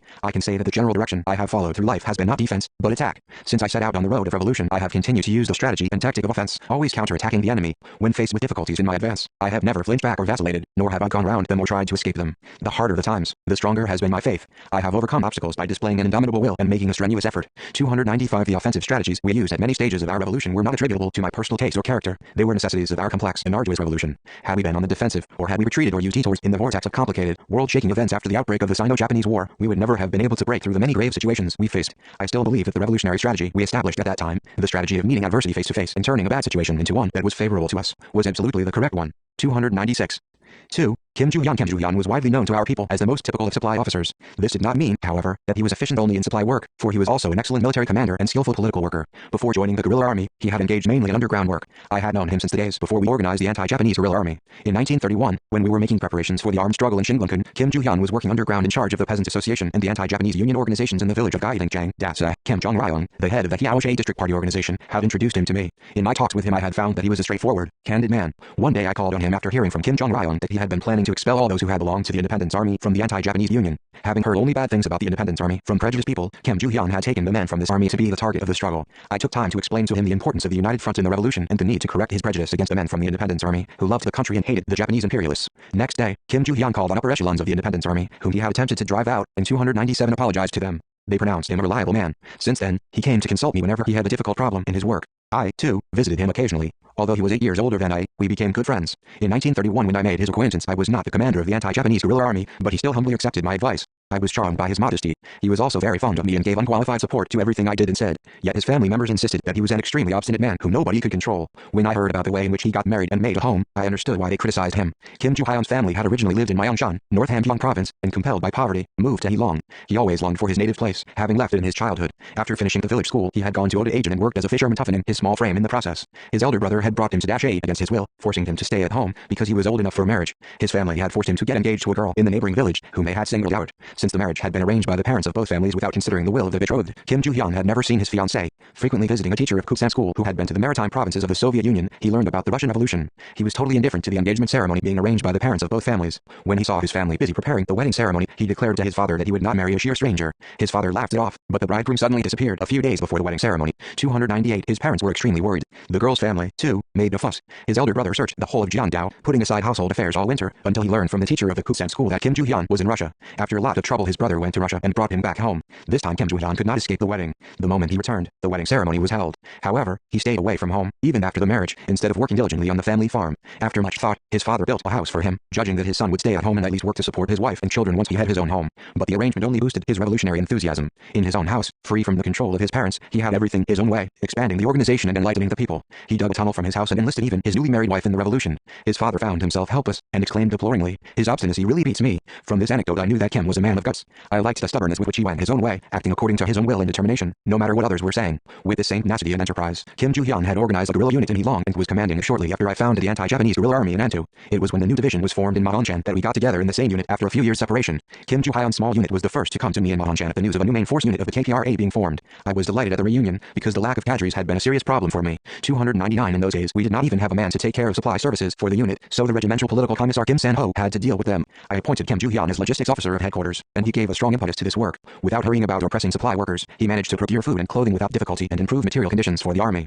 His ability as a competent logistics officer was displayed to the full when our unit was operating in the Mount Puktu area. Whenever he was out on a procurement mission, people with aid goods on their backs arrived in rapid succession at the secret camp. He obtained anything he was determined to get. New Year's Day of 1937 was the most successful of all the festivals we had during the anti-Japanese armed struggle. We owed the success to Kim Joo-hyun, who had made a special effort, saying that the first New Year's Day after our advance to Mount Puktu should not be celebrated as an ordinary festival. In preparation for the Battle of Pokonbo, uniforms, caps, leggings, cartridge belts, packs and tents for 600 soldiers, as well as the shoes of the same number, and a great quantity of grain were obtained, thanks to his laudable efforts and Young Hoopi's assistance. Although his father had been afraid that he would be unable to support even his wife, and though he was empty-handed on Mount Puktu, he was entrusted to provide hundreds of soldiers with food, clothing and housing, and did an excellent job. Whenever I praised him for his success in his work, he said that the success should be attributed to the good people of West Jiandao. Seeing him traveling around with blistered lips and bloodshot eyes to obtain supplies for the army, and moved by his unremitting efforts, the people gave him their active support in his work. 300 Kim Joo-hyun was a good mixer, understanding people's mental sufferings and helping them solve their problems, just as a member of their own family would do. Back at the camp, he was a thoughtful and tender-hearted brother to the soldiers. The people in West Jiandao called him our logistics officer. Kim Joo-hyun had extraordinary abilities and a personal magnetism with which he was able to open even the most tightly closed heart.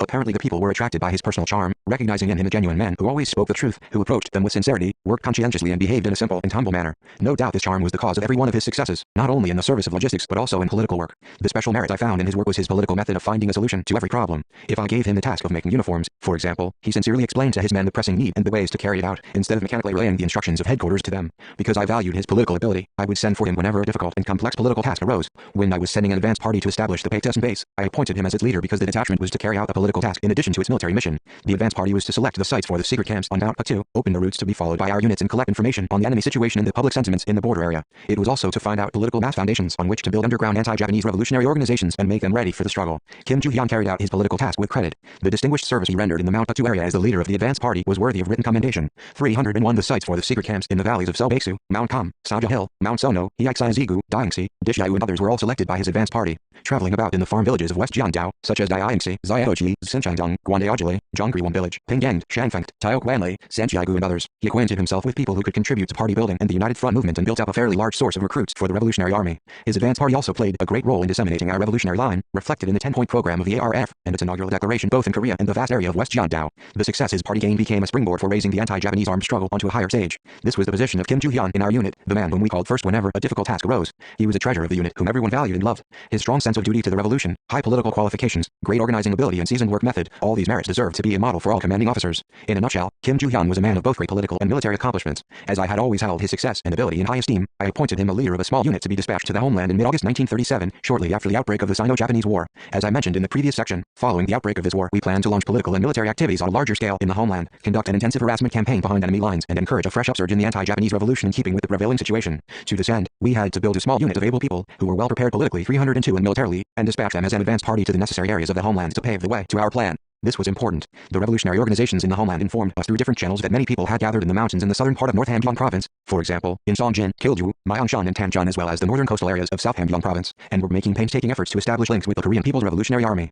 The basic task of the small unit was to find out these young patriots, organize guerrilla units and give them military training. It was also to give short courses to the people who were not physically fit for the armed struggle, so as to prepare them to become members of underground organizations. In addition, it was to launch political work among the masses and find able people to join and expand underground organizations and armed ranks. The small unit was also given an assignment to search out sites for secret camps, the future base of armed struggle, on the Patu Mountains, and on the Maphon and Pujan Mountains. In view of the importance of this small unit and the work it was to perform, we selected its members from our elite, people such as prominent political workers Pak Su-man, Jong Il-guan, alias Shorty, Ma Tong-hyo and Kim Hyok-shao. As the unit was built of men of rich experience, led by a skillful commander, our trust in it was deep and we expected much from it. The unit members were spirited men with a firm resolve, and there was not a shadow of a doubt that they would carry out the task with credit. "I will wait for good news," I said to Kim Ju-hyun as they left. I did not explain things at length, for he always understood my intention thoroughly without lengthy explanations from me. If I said one word, he would catch 10 of my meanings. This was just 303, his special merit. I held Kim Ju-hyun in unqualified trust. All of us expected that the small unit would come back to us with good results after 4 or 5 months at the earliest and 5 or 6 months at the latest. However, to my surprise, the small unit suddenly returned a little more than 1 month after its departure. This was a serious event none of us had expected. I saw at a glance that their work in the homeland had ended in failure. Kim Ju-hyun's report left me dumbfounded. The unit had come back after moving around in the Kapsan area without even reaching the Songjin area where the young patriots were waiting. After entering Korea by the route of Zinxingkun used by Ri Jae-sun, the small unit advanced to Hyasin following the organizational line under Pak Tal's leadership. On the way they heard from a local organization that the Japanese gold mine owners plundered and stocked gold nuggets in the Yongpyeong mine to ship them to Japan. Kim Ju-hyun decided to raid the mine and capture the gold. The professional instinct of a logistics worker prompted him to do this in spite of himself. Even a few gold nuggets would be a windfall for his supply services. The small unit raided the mine and captured some gold, but they had to pay for it dearly. Alarmed at the sound of gunshots from the Yongpyeong mine, the enemy converged on the small unit in large groups. The small unit withdrew from the mine and climbed up the mountain behind Taksindang village, but they were surrounded by the enemy on all sides. Kim Ju-hyun wrote a note and set it afloat in the wind to reach the enemy. "You fools, haven't you learned about the elusive revolutionary army yet? We are crossing the river Amnok." Reading the notice, the enemy hurried off to the river. Kim Ju-hyun took this opportunity to escape and led his men from the 304 enemy's encirclement. The small unit broke through the encirclement, but could not penetrate further into the homeland. The enemy covered all the mountain areas of North and South Hamgyong provinces and watched every lane where they thought the guerrilla operatives might pass. Kim Ju-hyun returned to headquarters, putting off the performance of his mission in the homeland to a later date. Because of the absurd adventure and terrible indiscipline of his unit, we had to postpone our plan to raise a resistance force in the homeland. We had planned to expand the armed struggle to the east coast, taking advantage of our people's desire for independence and our young men's eagerness to join army, which had risen to fever pitch after the Battle of Pokambo. The patriotic youth in the homeland who had waited for our small unit after arranging the rendezvous in Maphon Mountains scattered, disappointed at the failure to meet the mission from the Revolutionary Army. The news that the small unit had come back without even reaching its destination clouded the guerrillas' minds. They were depressed, saying that the homeland must be in unusually bad shape, judging from the fact that such an experienced political worker as Kim Ju-hyun had failed to reach his destination and turned back at the very border. They suspected that the expansion of the armed struggle to Korea might be impossible for the time being. The consequence of Kim Ju-hyun's mistake was irretrievable. I could hardly believe his mistake. His thwarting of the small unit operations, diverted by a few pieces of gold, turned our plan into a fiasco. His indisciplined action left a big hole in the KPRA's harassment operations behind enemy lines, not to mention the thrust into the homeland. I still recall the incident now and then with a feeling of regret. If Kim Ju-hyun had advanced to the East Coast area and met our patriotic young 305 people, as we planned, our armed struggle might have had a more fruitful history. My disappointment and my sense of frustration were great at that time and I was very angry, but, strangely enough, I could not say a word of reproach or call him to account as he stood before me, head bowed, waiting for his punishment. It seemed that when my anger or disappointment was at its height, I could not utter a word. I looked at him in silence. The party committee of headquarters held a meeting and deliberated his case. All the comrades severely criticized him for his grave mistake. Some of them banged the floor with their fists in fury. Apparently he was facing such criticism for the first time in his life. He sat dejected as if he gave up everything. Many people correctly analyzed his mistake at the meeting of the headquarters party committee. His extremely indisciplined action had been due mainly to his short-sighted judgment resulting from self-conceit and unjustified confidence in his small brains. He had not interpreted the task of the small unit from the strategic point of view. He lost his reason when he heard about gold, and in raiding the mine he never thought about its consequences. As he confessed, he intended to kill 2 birds with 1 stone. In other words, he was going to obtain gold by attacking the mine, and he was also going to meet the young people to organize armed units. Of course, I thought that his confession was sincere. All he said was true. We knew well how frank and upright he was. However, it was natural that everyone should become indignant at his conduct, because no matter what their intentions had been, the small unit had returned in failure, without even reaching the place where they were to work. I wanted to forgive him, but I could not speak a word on his behalf. A commander should not be swayed by friendship or deal 306 with the case contrary to principle. Conniving at his error because of personal feeling would be harmful in all respects. The only thing I could do to help Kim Ju-hyun was to provide an opportunity for him to correct his mistake. The headquarters party committee decided to dismiss him from the post of logistics officer. I, too, voted for the decision. Seeing him leave the headquarters in low spirits after being punished, I blamed myself for not having helped him in advance to avoid making the mistake.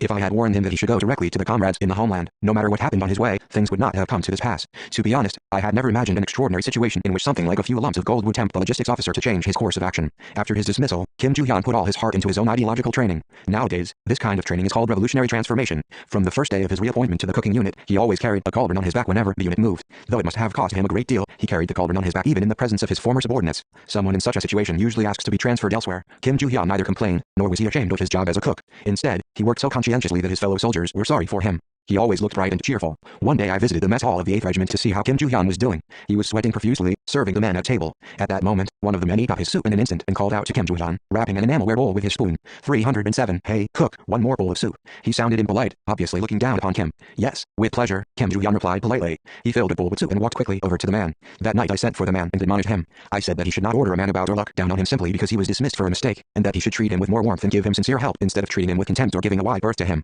He accepted my advice and apologized for his mistake. One's social position is not immutable, one may gain or lose it. Therefore, people must respect man's personality, not his social position, if they are to maintain a true comradely relationship. If their neighbors experience mishap, people must help them warmly and sincerely. When comrades were dismissed from their post for mistakes, the anti-Japanese revolutionary fighters never treated them coldly or shunned them, but helped them in every way to correct their mistakes. One day, about 1 week after Kim Joo-hyun had started working in the cooking unit, I approached him on the march and asked him to take off his pack. I felt sorry for him, as he was walking laboriously carrying a rifle, a knapsack and a cooking pot. He declined, saying that it was not heavy. When I held the strap of his pack to take it off, he pushed my hand aside obstinately and walked on. That saddened me. I wondered whether he wasn't mortified at the decision of the party, meaning to dismiss him. When I glanced quickly at his face, I saw him shedding tears. The tears weighed on my mind. What made a man of strong heart shed tears? 308. Kim Joo-hyun had experienced indescribable sorrow and misfortune as a man. His wife was killed in one of the enemy's punitive operations when she was doing political work in a local area, and his daughter died of a disease. When he joined the guerrilla army, he gave his only son to another family. Afterwards, he lived only for the revolution. That day, after all the men fell asleep, I made for the camp of the 8th Regiment to see Kim Joo-hyun. At the cooking place, I witnessed an unexpected sight. I thought that he would be eating his heart out in bed, but he was polishing a cauldron with a scrubber on the brook.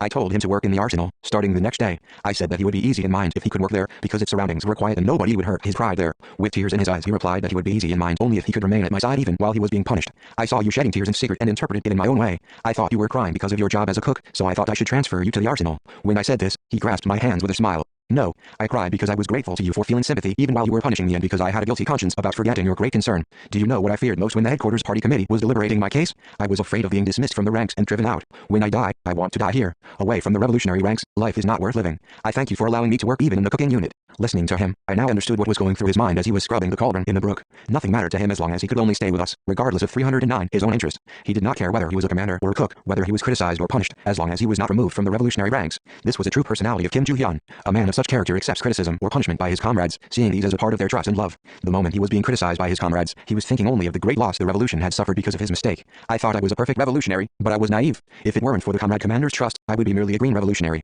My comrades criticize me correctly. I will take this opportunity to train myself ideologically so as to become a top guerrilla fighter. With such determination, he went on to make strenuous efforts to transform himself. He studied very hard while working in the cooking unit. In November of the year, he was punished. The Secretariat of Headquarters published my thesis, The Tasks of Korean Communists, in pamphlet form. Kim Joo-hyun was the first to obtain and read it. The cooking unit soldiers were afraid that the logistics officer, whom they respected and followed, would break down from exhaustion because he studied so hard without caring for his health. They slipped the pamphlet out of his pack and hid it between some rocks behind the tent. Kim Joo-hyun searched for it for several days. He got all the worse and even lost his appetite. This rather upset the soldiers, so when he was absent, they took the pamphlet out from its hiding place and put it back into the pack. One of them said, "Comrade Joo-hyun, please root around more carefully for your pack. A thing cannot disappear by itself." When he found a lost pamphlet in the pack, he was as delighted as a child, and 310 said, "That's strange. I feel as if I were haunted." He transformed himself. He was truly worthy of a veteran revolutionary from the working class. His efforts to train himself were so strenuous that one could not look upon him without emotion. This is why I still insist that if cadres are to revolutionize themselves, they should follow the example of Kim Joo-hyun. 6 months after he was dismissed from the post of logistics officer, we appointed him commander of the 7th Regiment. We did this rather than reinstating him in his former post because he always longed to be on the battlefield in the midst of roaring gunfire.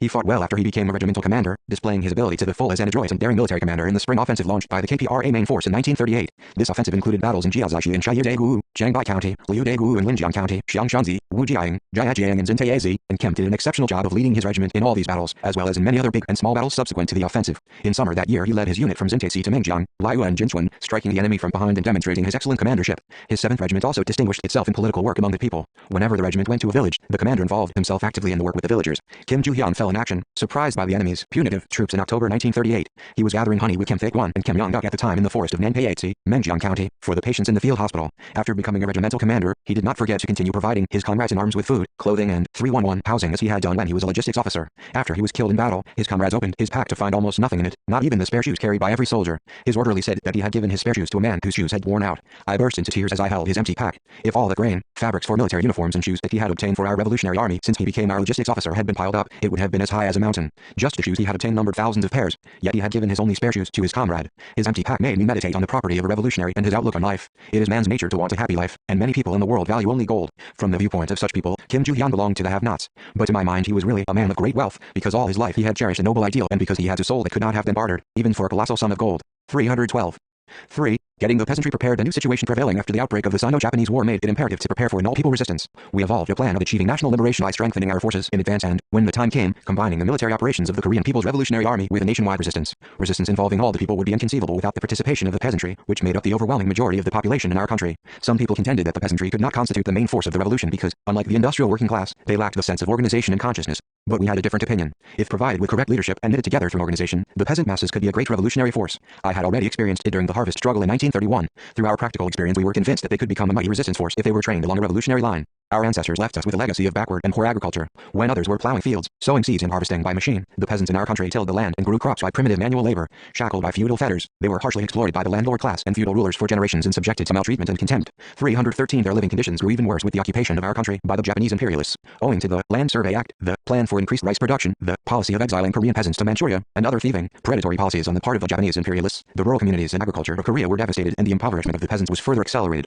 In the early days of their occupation of Korea, the Japanese imperialists plundered our peasants of hundreds of thousands of hectares of land under the Land Survey Act and distributed it among the government general, Oriental Development Company, Fuji Industrial Stock Company and other colonial development companies, as well as among Japanese people immigrating from Japan itself. Later Japan announced the plan for increased rice production, then followed it tenaciously. This was done to tide over the food crisis threatening Japan and to make huge profits by exporting a large amount of capital to Korean rural communities. The Korean civil law, made public by the Japanese imperialists, reads in part, even though he has suffered a loss in his farming due to force majeure, a sharecropper cannot claim exemption or reduction in his farm rent. This was none other than a proclamation to prevent by law the struggle of the Korean peasants to improve their conditions. It meant that even on the brink of starvation, the tenants were to remain quiet and uncomplaining. In this way, the government general in Korea from the outset institutionalized the exploitation of peasants by the Japanese farm owners and landlord class. Considering the actual situation of the Korean rural communities, where tenants accounted for a majority of the farming population, it is not difficult to imagine the living conditions of our peasants, who 314 were shackled by this civil law. The cruel practice of exploitation by the insatiable Japanese imperialists and the landlords, who were bent on squeezing the maximum amount of rice from their tenants, was so outrageous that it might have put even a beast to shame. The Oriental Development Company stationed its resident official or caretaker in every province and farm and under him a farm superintendent so as to strictly guard and control its tenants.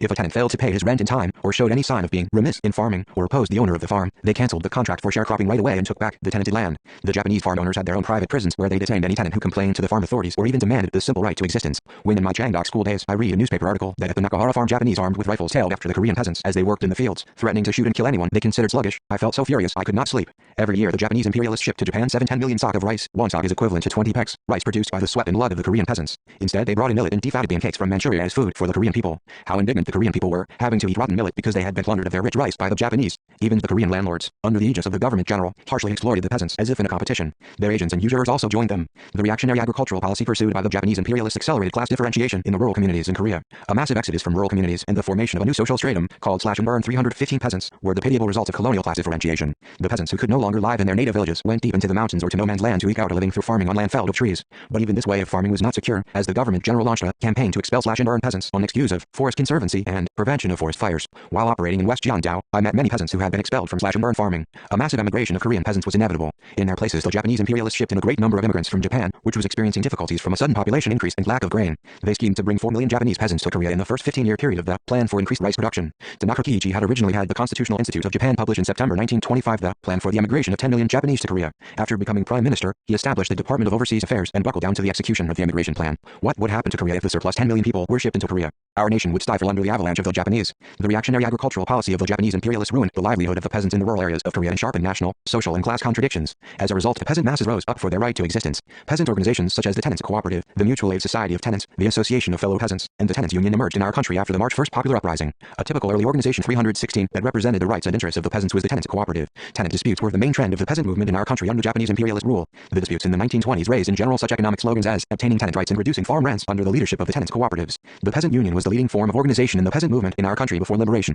This type of organization put forward slogans reflecting political demands as well as economic slogans for survival in keeping with the developing situation. The first mass organization that involved the whole country was the Workers' Mutual Aid Society of Korea. The society had a peasant department, or a tenant department, embracing a large number of tenants, and rendered a considerable contribution to the development of the peasant movement. The early peasant movement experienced many twists and turns. As the tenant disputes grew intensive, the Japanese imperialists mobilized police to suppress them with the force of arms and arrested at random the standard bearers of the peasant movement. At the same time, they resorted to nefarious schemes to appease the peasants and divide the peasant force by using kept unions under the control of the peasant association. association of Korea. The tortuous experience of the early peasant movement was also due largely to the harmful influence of the non-revolutionary national reformists and the early communists. The majority of the leaders who organized and guided the peasant movement in those days were not true peasants. They included a considerable number of petty bourgeois intellectuals and national reformists, and this was unavoidable in view of the then social and historical conditions. 317. The national reformists, who had wormed their way into the leadership of the peasant movement, inculcated the theory of non-violence in the unsophisticated peasants. They preached that tenants should not argue to no avail with the landowners, but instead understand them and live in harmony with them, and that this would settle the disputes between the tenants and landowners as naturally as snow melting in the spring breeze. Quite a few early communists numbered in the leadership of the peasant movement. As the tide of the peasant movement began to rise, they heated up the factional strife in order to bring the peasant organizations under the influence of their own factions.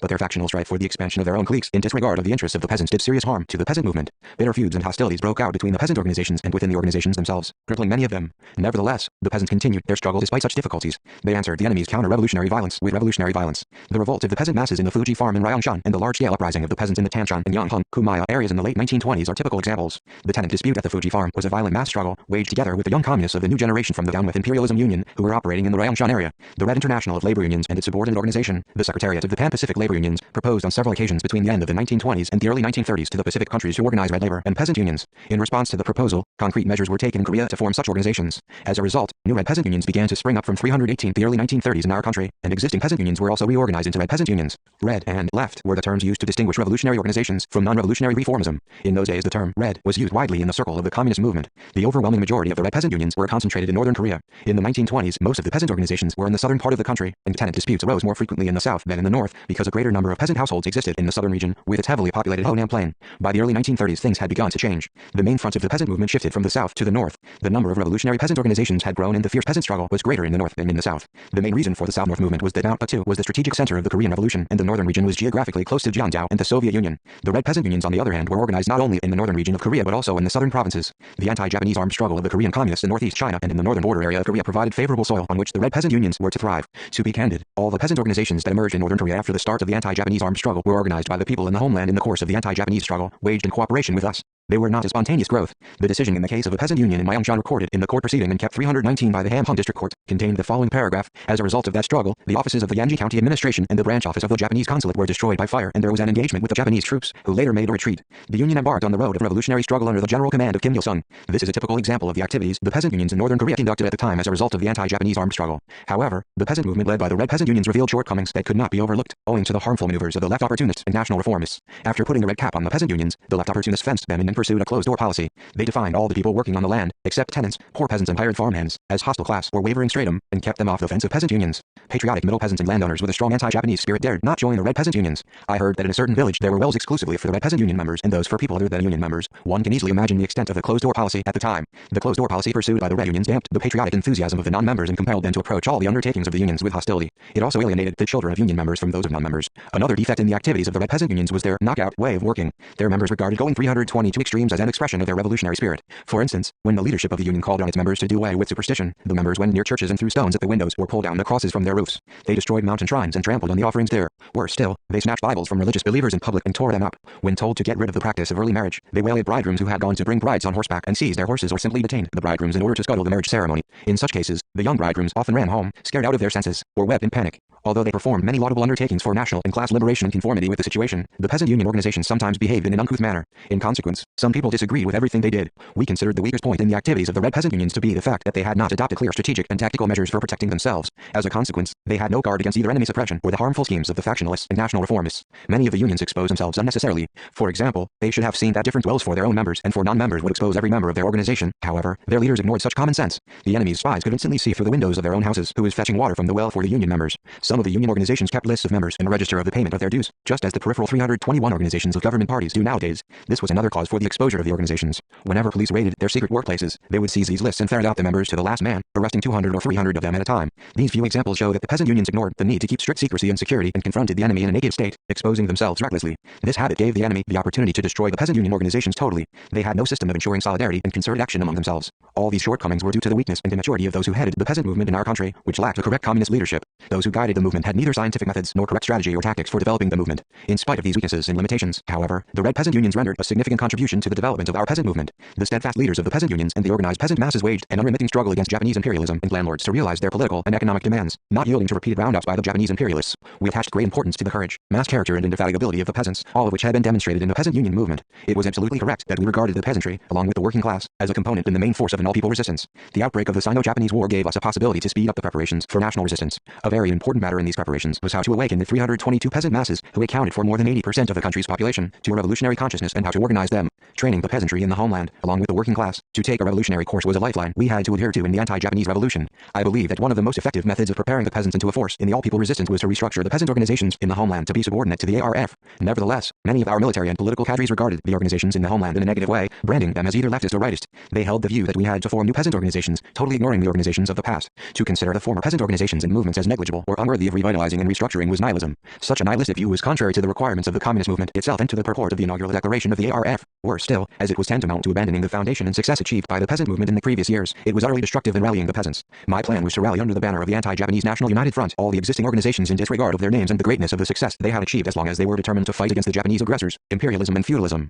The point in question was how to restructure the tottering peasant unions in accordance with the meaning of the 10-point program and the inaugural declaration of the ARF. At a meeting of commanding officers to discuss the preparation of an all-people resistance, we adopted the policy of 323 restructuring all the labor and peasant unions in the homeland as ARF subordinate organizations, or at least putting them under its influence. This policy meant extending our direct leadership over the revolutionary movement in the homeland. In line with this policy, we selected political operatives to be dispatched to the homeland. In our revolutionary ranks in those days were many comrades who had been engaged in the peasant union movement back home, among them Kim Yong-duk and En Tak-hun. In West Jeondao, the nearest area of our operations, there were many people who had been involved in the Korean independence movement and the peasant union movement. We guided the peasant movement in the homeland through various channels. The pivotal role in this effort was played by the political operatives selected from among the comrades of our main force and by the members of the ARF organizations trained in West Jeondao. In order to understand the exploits they performed in transforming the peasant movement in Korea, it will be sufficient to examine the activities of the political operatives in the southern part of North Hamgyong province. After the foundation of the ARF, we sent to this area Zhou Zhongshao, Ryu Kyangsu, Zhou Kyonghua, Zhou Myong-sik, and other tested political operatives. In the homeland, they were acquainted with the hardcore members of peasant unions. They selected clever people from among them and sent them to us into the peasant union organizations in other areas. Ho Songjin, a leader of the peasant union in Songjin, got in touch with us through the good offices of Ri Pyong-sun, a political operative and former member of a peasant union.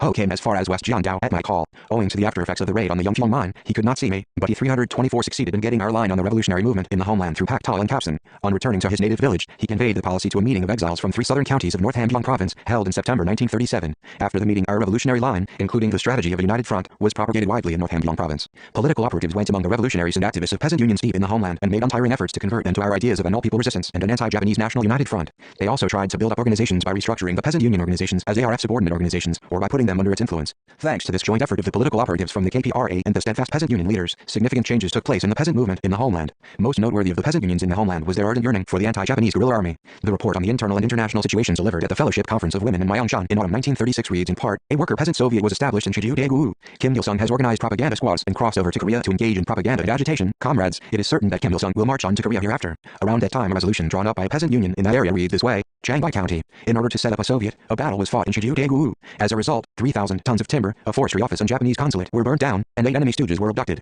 The Japanese troops withdrew after the engagement. This revolutionary fight was fought under the general command of Kim Il-sung. In its 325 special edition on the October Revolution, the newspaper of the peasant union in Kilju, Holdron Kumo, carried a slogan, let us strongly support Kim Il-sung's unit. All these show clearly the vehement political character and rapid development of the peasant movement in the days of the Red Peasant Unions, as compared to the peasant movement in the previous years, when it had stuck mainly to economic issues. The revolutionary organizations in the homeland, including the Red Peasant Unions, followed the activities of the People's Revolutionary Army with wonder. This constituted a favorable condition for effecting our leadership over the revolutionary movement. Under our leadership, an epoch-making change took place in the line of the peasant movement in Korea. First of all, the Red Peasant Unions in Korea dropped their bias for class struggle and directed the spearhead of their struggle towards Japanese imperialism. In one peasant union document, there is the following paragraph, the task facing the peasant union is to direct the masses' complaints and discontent with Japan towards revolutionary action. This is a reflection of the trend. The steadfast leaders of the peasant movement in the homeland rallied greater numbers of people than ever to the peasant unions. A record of a meeting of foreigners in a certain area shows that the peasant movement leaders at the time adopted the idea of admitting to the grassroots organizations of the peasant unions not only poor peasants, but activists from all strata, including middle peasants and rich farmers. The generally accepted qualifications for membership of a peasant union, irrespective of social class, namely the habit of observing discipline, the ability to keep secrets, and the strong fighting spirit, accorded with the purport of the inaugural declaration and the 326 10-point program of the ARF.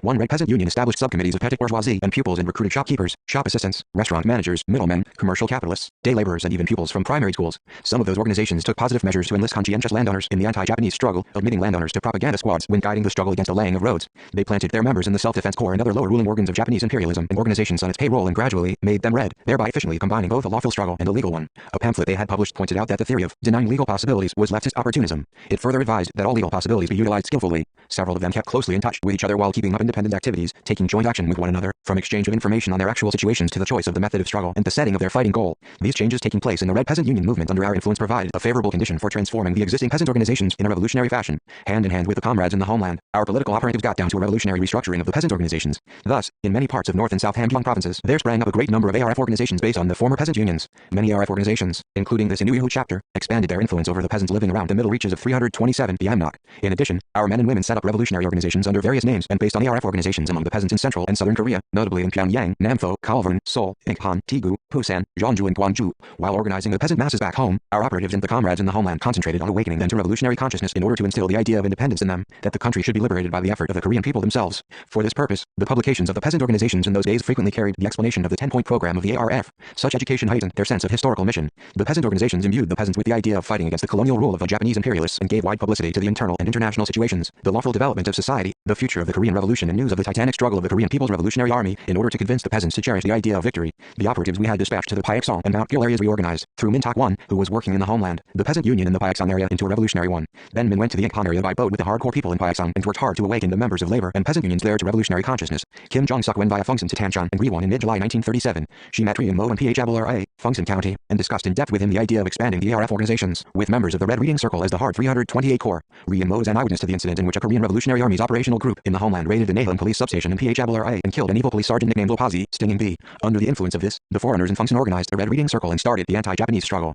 Ri Mo belonged to that circle. He had been imprisoned on 2 occasions, in 1932 and 1933, and served about 1 year of penal servitude. When I met him recently and asked him about his activities in those days, Ri said that he had been on 2 occasions to Erdawagum, an important area of operations for the KPRA, to establish contact with us. He was so eager to join the army that he even went to Tonghungjin when a detail from the unit in southern Manchuria attacked the town. In spite of these efforts, he failed to see me and went back when he realized he could not make contact with our organization. This was truly regrettable. Had he succeeded in meeting us at that time, his career might have been completely different. Although he had been imprisoned twice, he did not stop fighting. A member of the Revolutionary Committee of the Fungsan area, he worked energetically in such organizations as the PH Abel Branch, the Laborers' Shock Brigade in the Wangchaiwan Dam Project, and the Paramilitary Corps at Huchi Pass in Ansan. Around late September 1938, Kim Jong-suk again met Ri in Fungsan and his colleagues of the Revolutionary Committee of the Fungsan area, and discussed the measures for expanding and consolidating the organizations and working in the enemy-held area. After seeing her, Ri and Mo strove to expand the organization subordinate to the ARF. One of the objects of his work included the Communist Group in Seoul, an organization we had considered indispensable in giving leadership to the Communist 329 movement in the homeland. This was the most remarkable aspect of Ri's activities. With Ju Byung-fo, he conveyed our line on the restoration of the fatherland to the Communist Group in Seoul and thus extended our influence on the circle in this city. Ju Byung-fo, Ri and most senior in their days in the Red Reading Circle in Fungsan, who conveyed our line in person to Kim San-ryong, had taken part in the anti-Japanese struggle of students since his days in Tonghung School in Longjing.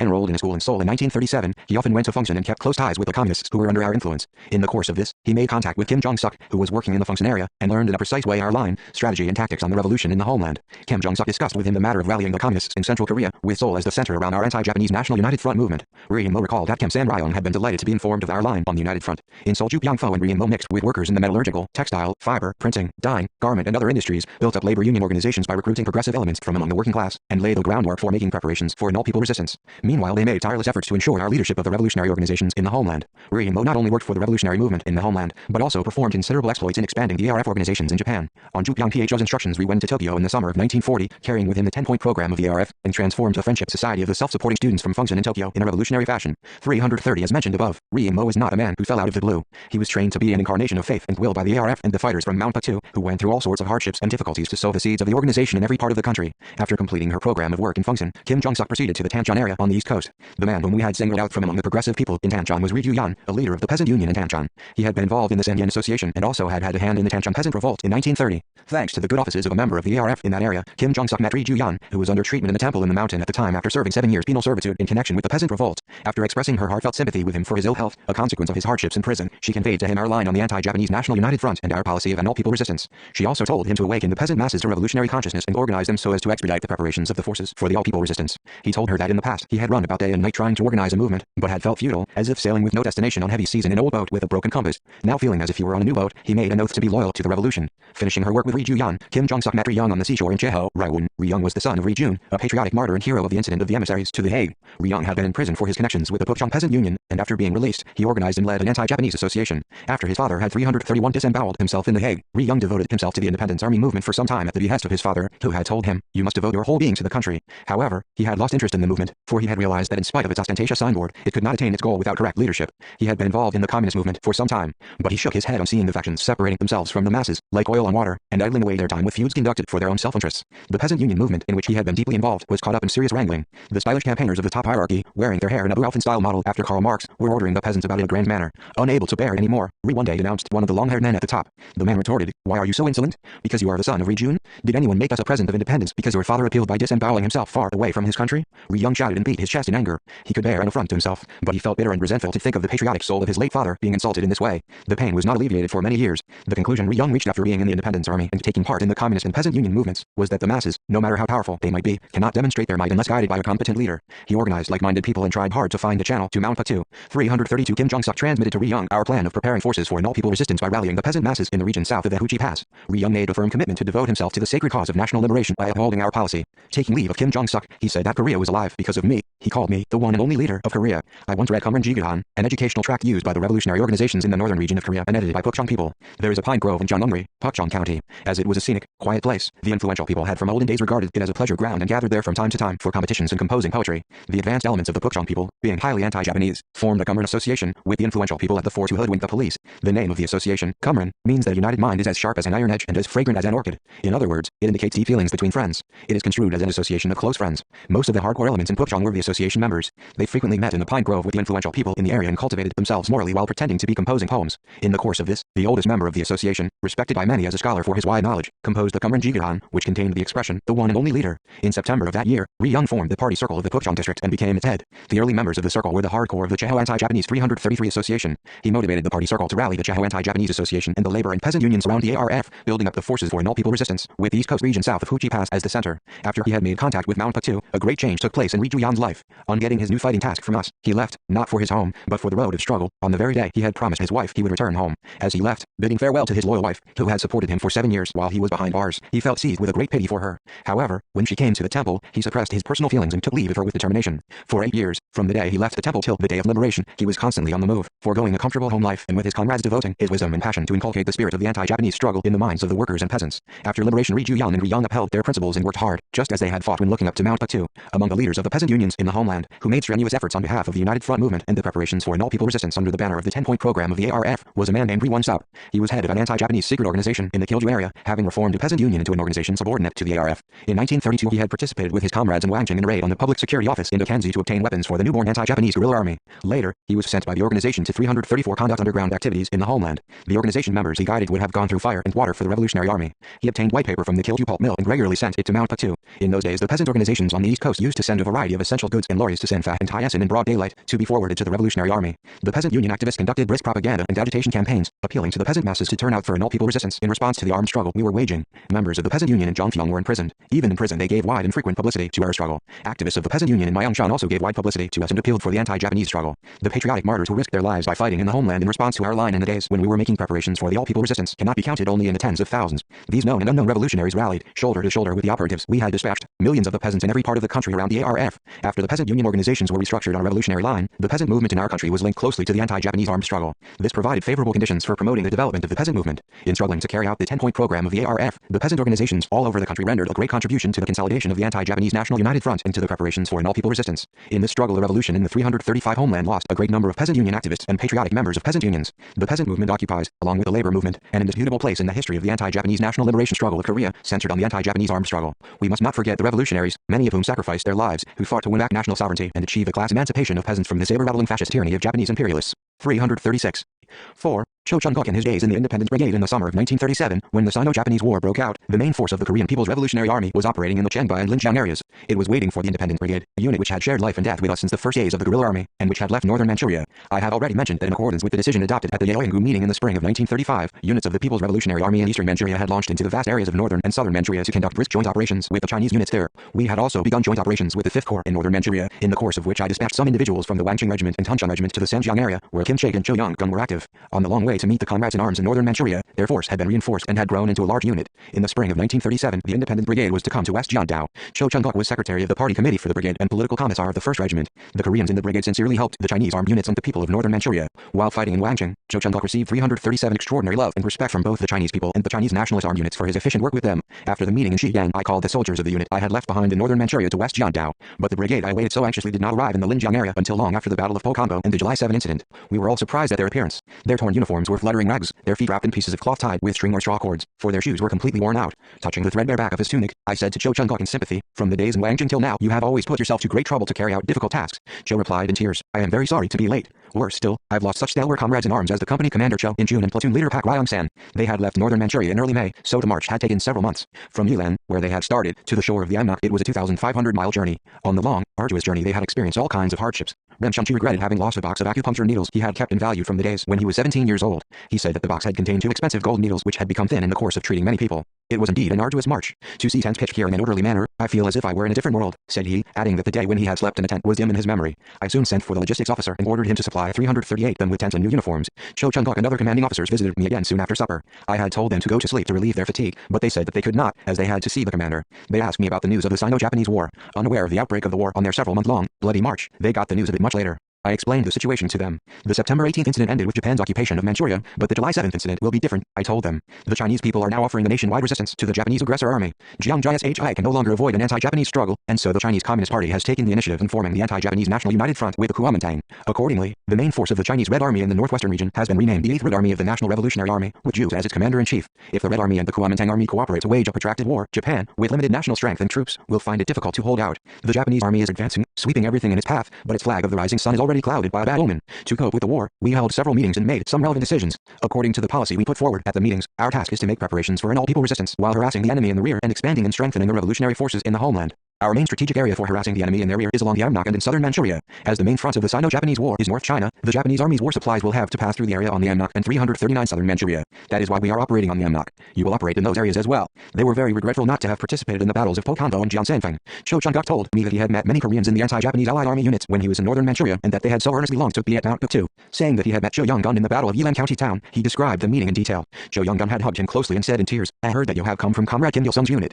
I'm glad to see you. I feel as if I were seeing Commander Kim himself. I heard he had been all the way to northern Manchuria to see Kim Chaek and me and, failing, had returned to Mount Buk too. I'm so sorry about that." After liberation, Cho Young-gun recalled frequently his meeting with Cho Chun-gok at the Battle of Yilan County Town. The battle was a joint operation by Cho Young-guns and other units in northern Manchuria and the units from eastern Manchuria. The units operating in northern Manchuria came on horseback 50 or 75 miles, attacked the enemy at night and withdrew like lightning before daybreak. Afraid of the night, the enemy were keeping brightly lit lamps around their barracks and various places on the earthen wall. The combatants of Cho Chun-gok's unit shattered all the lamps, each with a single shot. The enemy were so scared at the shots and flashes of gunfire that they did not dare to fire back. Later the newly formed independent brigade received our order to come to West Jiandao. Apparently they were full of excitement at the order. The soldiers of the brigade who were to go to West Jiandao were so happy they did not eat anything the whole day, while Kang Kun, Pak Kil-song and others who were 340 to remain in northern Manchuria were so disappointed they did not eat either. The southward march of the brigade was tortuous. The day when he received my order, Cho Chun-gok sent messengers to various units dispersed in different areas. He then clothed his men in puppet Manchu Ukuo police uniforms and led them daringly out on the plain to march along the high road. He estimated that the area of the plain would be empty of enemy troops, since they were combing mountains to mop up the guerrillas after being defeated in many battles. Because Cho and his men marched along the high road, they reached the vicinity of Dongjingcheng in a week without fighting a single battle. The beginning of the march was smooth enough, but as several units were merged, the brigade commander Fan commanded the marching column. This caused a great deal of friction. According to Rem Chunchu, Ji Pyonghak, Kim Hong-fa, Kim Ryong-gun and other participants of the march, the problem was the fundamental difference in tactics between Fang, the brigade commander, and Cho Chun-gok, who was secretary of brigade party committee. Since the marching column encountered large units of the enemy frequently after passing Dongjingcheng, Cho Chun-gok insisted that the brigade should be regrouped into smaller units and march separately in order to avoid engagements and loss of life. This was a correct proposal that agreed with the requirements of guerrilla warfare. However, Fang held that once dispersed, it would be difficult to command his brigade, hence the combat power of the brigade would be reduced. He was of the opinion that a dispersed brigade was no longer a brigade. He ignored Cho's proposal and stuck to marching as a large unit. As a consequence, they engaged with the enemy now and then, suffering many losses. This restricted the speed of the brigade as 341 well. In spite of such crushing difficulties, all the soldiers eagerly yearned for the day when they would launch the action into their native land. A young soldier who had been fatally wounded left his will, breathing his last with his head in Cho Chun-gok's lap. The will was a request that he bury him in the soil of Korea, a will that could never be carried out in view of the circumstances at that time. Cho cremated his body, wrapped a handful of ashes in a piece of paper and gave it to the sergeant major to keep. He intended to bury the handful of ashes in Korea. In order to bring down the loss of life, Cho proposed to take by stealth the 100 horses grazing on the grassland and continue the march on horseback. He said, "We've already been exposed. We could have covered our traces if we had marched separately, but you didn't permit it, so we could not escape misfortune and lost many comrades in arms. If we march on as we do now, we may sustain a greater loss. We must slip out rapidly before the enemy encircles us, so that they don't chase us but are dragged in our wake. If we move on horseback, we can take the initiative and drag them at our will and defeat them. If we continue to flounder, standing on the defensive, the whole unit will be annihilated." Fang turned down this suggestion too. According to him, a mounted march was suicide. No persuasion could change his mind. At long last, Cho's proposal was submitted to the party committee of the brigade. All the members of the committee supported Cho's tactical scheme. With the wounded and weak soldiers on the 100 captured horses, the brigade continued the march southward. Those not on horseback put their loads on the horses and walked unburdened. This accelerated the speed of the march. The enemy on their tail were far away, following them as 342 Cho had anticipated. The brigade wiped out the enemy on the chase in the vicinity of Gandhi. Then, they slew the horses for food. Thanks to the march on horseback, the brigade could have a breathing spell, but in the area along the Dunwah-Herling railway line, they were faced with another obstacle, for the area was full of enemy troops. The brigade commander suggested retreat, saying there was no other way. Cho Chung-guk opposed it, saying, "We must advance, even if it's only one step forward towards the Amnok. How can we pull back? It will be more dangerous if we encounter the enemy on our retreat. They obviously have sent reinforcements to chase us." This made the brigade commander angry. He retorted, "How can we advance in this situation?" While they were arguing, a unit of the puppet Manchukuo army happened to be marching along the road nearby.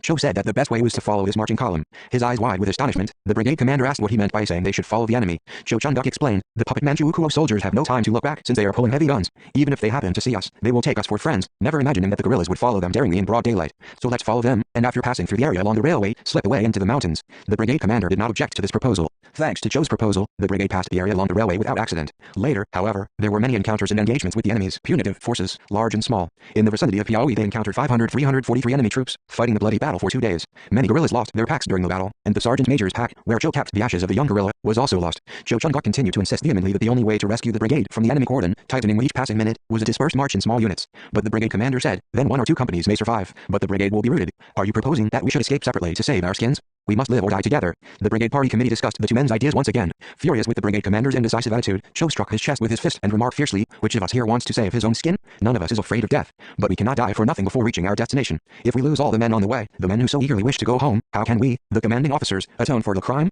If we get our men and ourselves killed just because of the stupid conduct of a few commanders, who will wage the anti-Japanese war and the revolution? If we are to preserve the force of the brigade and reach West Jian now, we must switch over to dispersed action." Nearly all the officers at the meeting criticized the brigade commander, who had stuck to a march by a large unit, and accused him of being an adventurist. Some of them even labeled him a coward in the guise of comradeship. In view of the fact that Fang surrendered to the enemy in later days, it is not surprising that they labeled him a coward, I think. As a matter of fact, he did not surrender on his own accord. Being arrested, he yielded to the enemy's intimidation and appeasement. Whatever process at 344 was that made a turncoat of him, the seed of his surrender and betrayal had germinated, I believe, long before from his lack of faith and willpower and from the cowardice revealed now and then in his everyday life. What Fang feared was obvious. If the units, with their strong combat power and efficient commanders, left to go off separately, his personal safety would be threatened. After the brigade party committee meeting at the Aoi, the independent brigade switched over to the method of marching in dispersion and broke through the enemy blockade. Nevertheless, Fang did not digest the criticism given by his comrades. He continued to be unpleasant towards Cho Chung-guk. After receiving a regular military education, Fang became an officer of the former Chinese Northeast Army, so he had the authority and rank to command the brigade. By contrast, Cho hailed from the lowest rung of society without having even received primary schooling. He had learned reading, writing and military art only after joining the guerrillas, and had then become a commanding officer.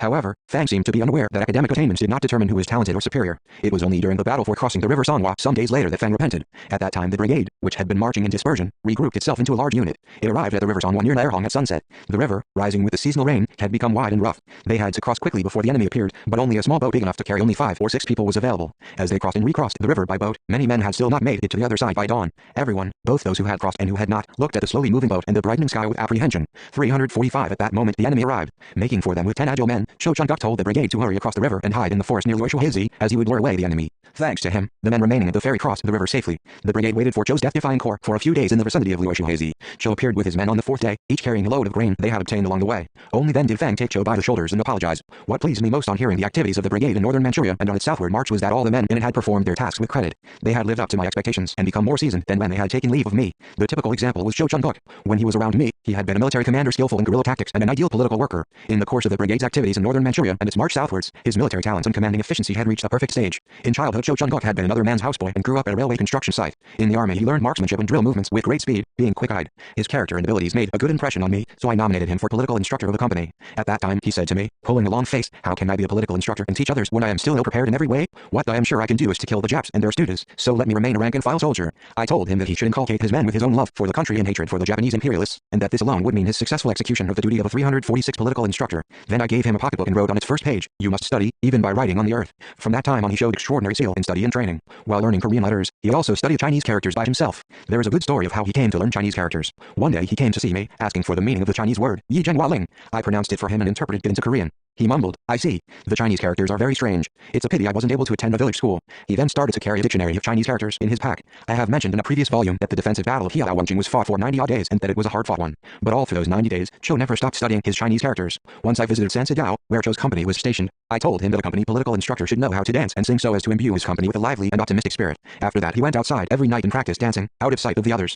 He was so absorbed in the practice that Ko Hyun-suk, the company cook, who happened to see him one night, ran to the company commander and told him in a shocked whisper that the company political instructor seemed to have gone out of his mind. The commander held his sides with laughter at her warning. This became a famous anecdote of Sansidao in later days. He was so faithful and diligent that in our battles in the guerrilla zones of eastern Manchuria, I could always entrust his company with the most challenging tasks. In the Mekun operations, when we fought 5,000 enemy troops 347 for 90 days, his second company was a pillar. When I left the guerrilla base to attack the enemy from behind, I would always entrust him with the task of defending the base, which he carried out with credit and without fail. Because of this trust, I could leave him to take my place when I and my men had to move elsewhere, or send him to important places where I could not go myself. This became a regular practice. The reason Cho and I, despite our close relationship, always lived far apart. Looking at the tough and seasoned appearance of Cho now, I pictured in my mind the images of many of my comrades in arms who were also demonstrating extraordinary military talent in the great anti-Japanese war. Cho Hyun, and Kil, Kim Chaek, Cho Young-gun, Ri Hak-man, Ho Hyung-sik, and Kang Kun, among all these renowned generals of the anti-Japanese war, for whose death or capture the enemy was offering great sums of bounty money, no one except Cho Young-gun, who had been a teacher at the Hwangpu Military Academy, had received any kind of regular military education. They had not even thought of becoming a soldier until only a few years before. Yet what skillful military commanders and efficient political workers they had become.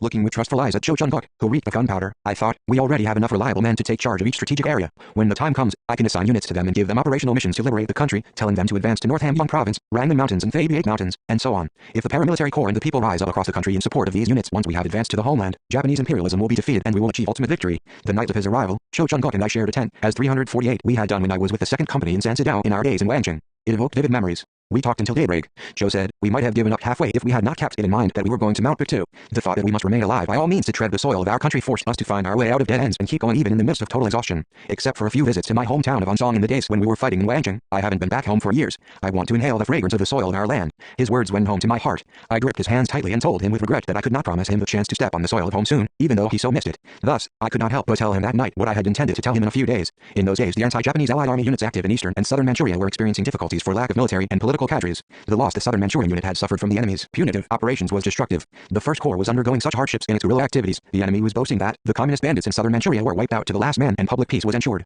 In order to expand and intensify the guerrilla actions in southern Manchuria, an area that had become more important with the outbreak of the Sino-Japanese War, we had to first reinforce it with skillful military and political personnel. Moreover, taking special measures for guarding the commanding personnel had presented itself as a problem in the southern Manchurian unit after the death of Division Commander Cao Guoan. It was a common view of the commanding officers that the guard units, which had to become 349, the main defenders and elite units of a corps or division, should include the most efficient military and political cadres and experienced combatants. Because of this situation, Wei Jiangmin had since the spring of that year requested me to hand the whole of Zhou's brigade over to him as soon as they arrived. Since I was well aware of the difficult situation in which the southern Manchurian unit found itself, as well as of the strategic importance of the guerrilla struggle in southern Manchuria and the painful position and feelings of Wei, I could not turn down his earnest request. When I told Zhou how sorry I was that I could not realize his wish, he consoled me, saying, if it is the demand of the revolution, then I must leave you again. But, please don't feel sad. There will be days when I will be with you and step on the soil of our native land. It is very kind of you to say so. Frankly speaking, I want to take with me at least the men who have been with me since the days in Wangjing, but Wei is in need of them. Hearing the news of the Independence Brigade's arrival, Wei visited me the next day and said meaningfully, I was greatly shocked by the story the brigade soldiers told me. The fate of a unit is dependent after all on its commander. If the commander is not steadfast, his unit will be ruined. Fang isn't fit to be a brigade commander.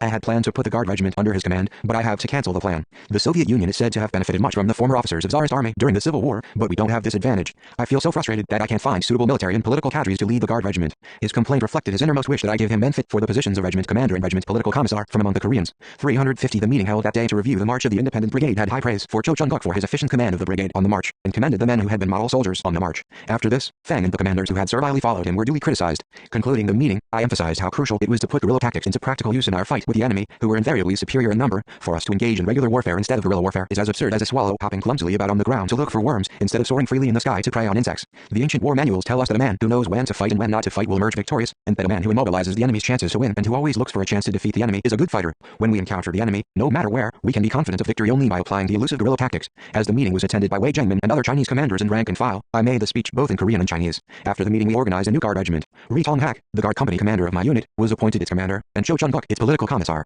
Rem Chun-chu was also to go to Wei to treat his illness. The other men in the Independent Brigade were all sent to him. As he had wished, Wei now had a guard regiment consisting of the most skillful and stalwart among the Korean military and political cadres and combatants. Wei did not hide his pleasure at this, but many of the men of the regiment were sorry that they could not remain with me. Even Rem Chun-chu requested to be dispatched to a political operation group in the homeland. 351 A few days later the regiment left with Wei for the Hunan area in southern Manchuria. On the eve of departure Cho Chun-guk called on me to say goodbye. It was a moonlit night a few days after harvest moon. Sitting on the grass just beside the tent of headquarters, we bid each other a touching farewell. You have to leave for southern Manchuria before having had the chance to relieve the fatigue accumulated in northern Manchuria. I'm sorry I always send you off somewhere without giving you a respite. Well, that's all right. Since you obviously trust me, I feel encouraged. Huanan is said to be strictly guarded by the enemy. You must take care of yourself. Please refrain from any adventure or hasty action, as you did while raiding the police substation at the ferry in Onsong. The raid was a battle which Cho Chung-guk and his company fought at Jiangdok Ferry after crossing the river Tumen in early 1935. It was to be a model battle for our thrust into the homeland, which we had been planning for a long while. The main duty of the police at the ferry was to control the people crossing the Tumen. The policemen there were so vile that the secret organization members carrying goods from Onsong for the guerrillas via the ferry frequently had their goods confiscated. The secret revolutionary organization in Onsong requested us to teach the policemen of the branch station a good lesson.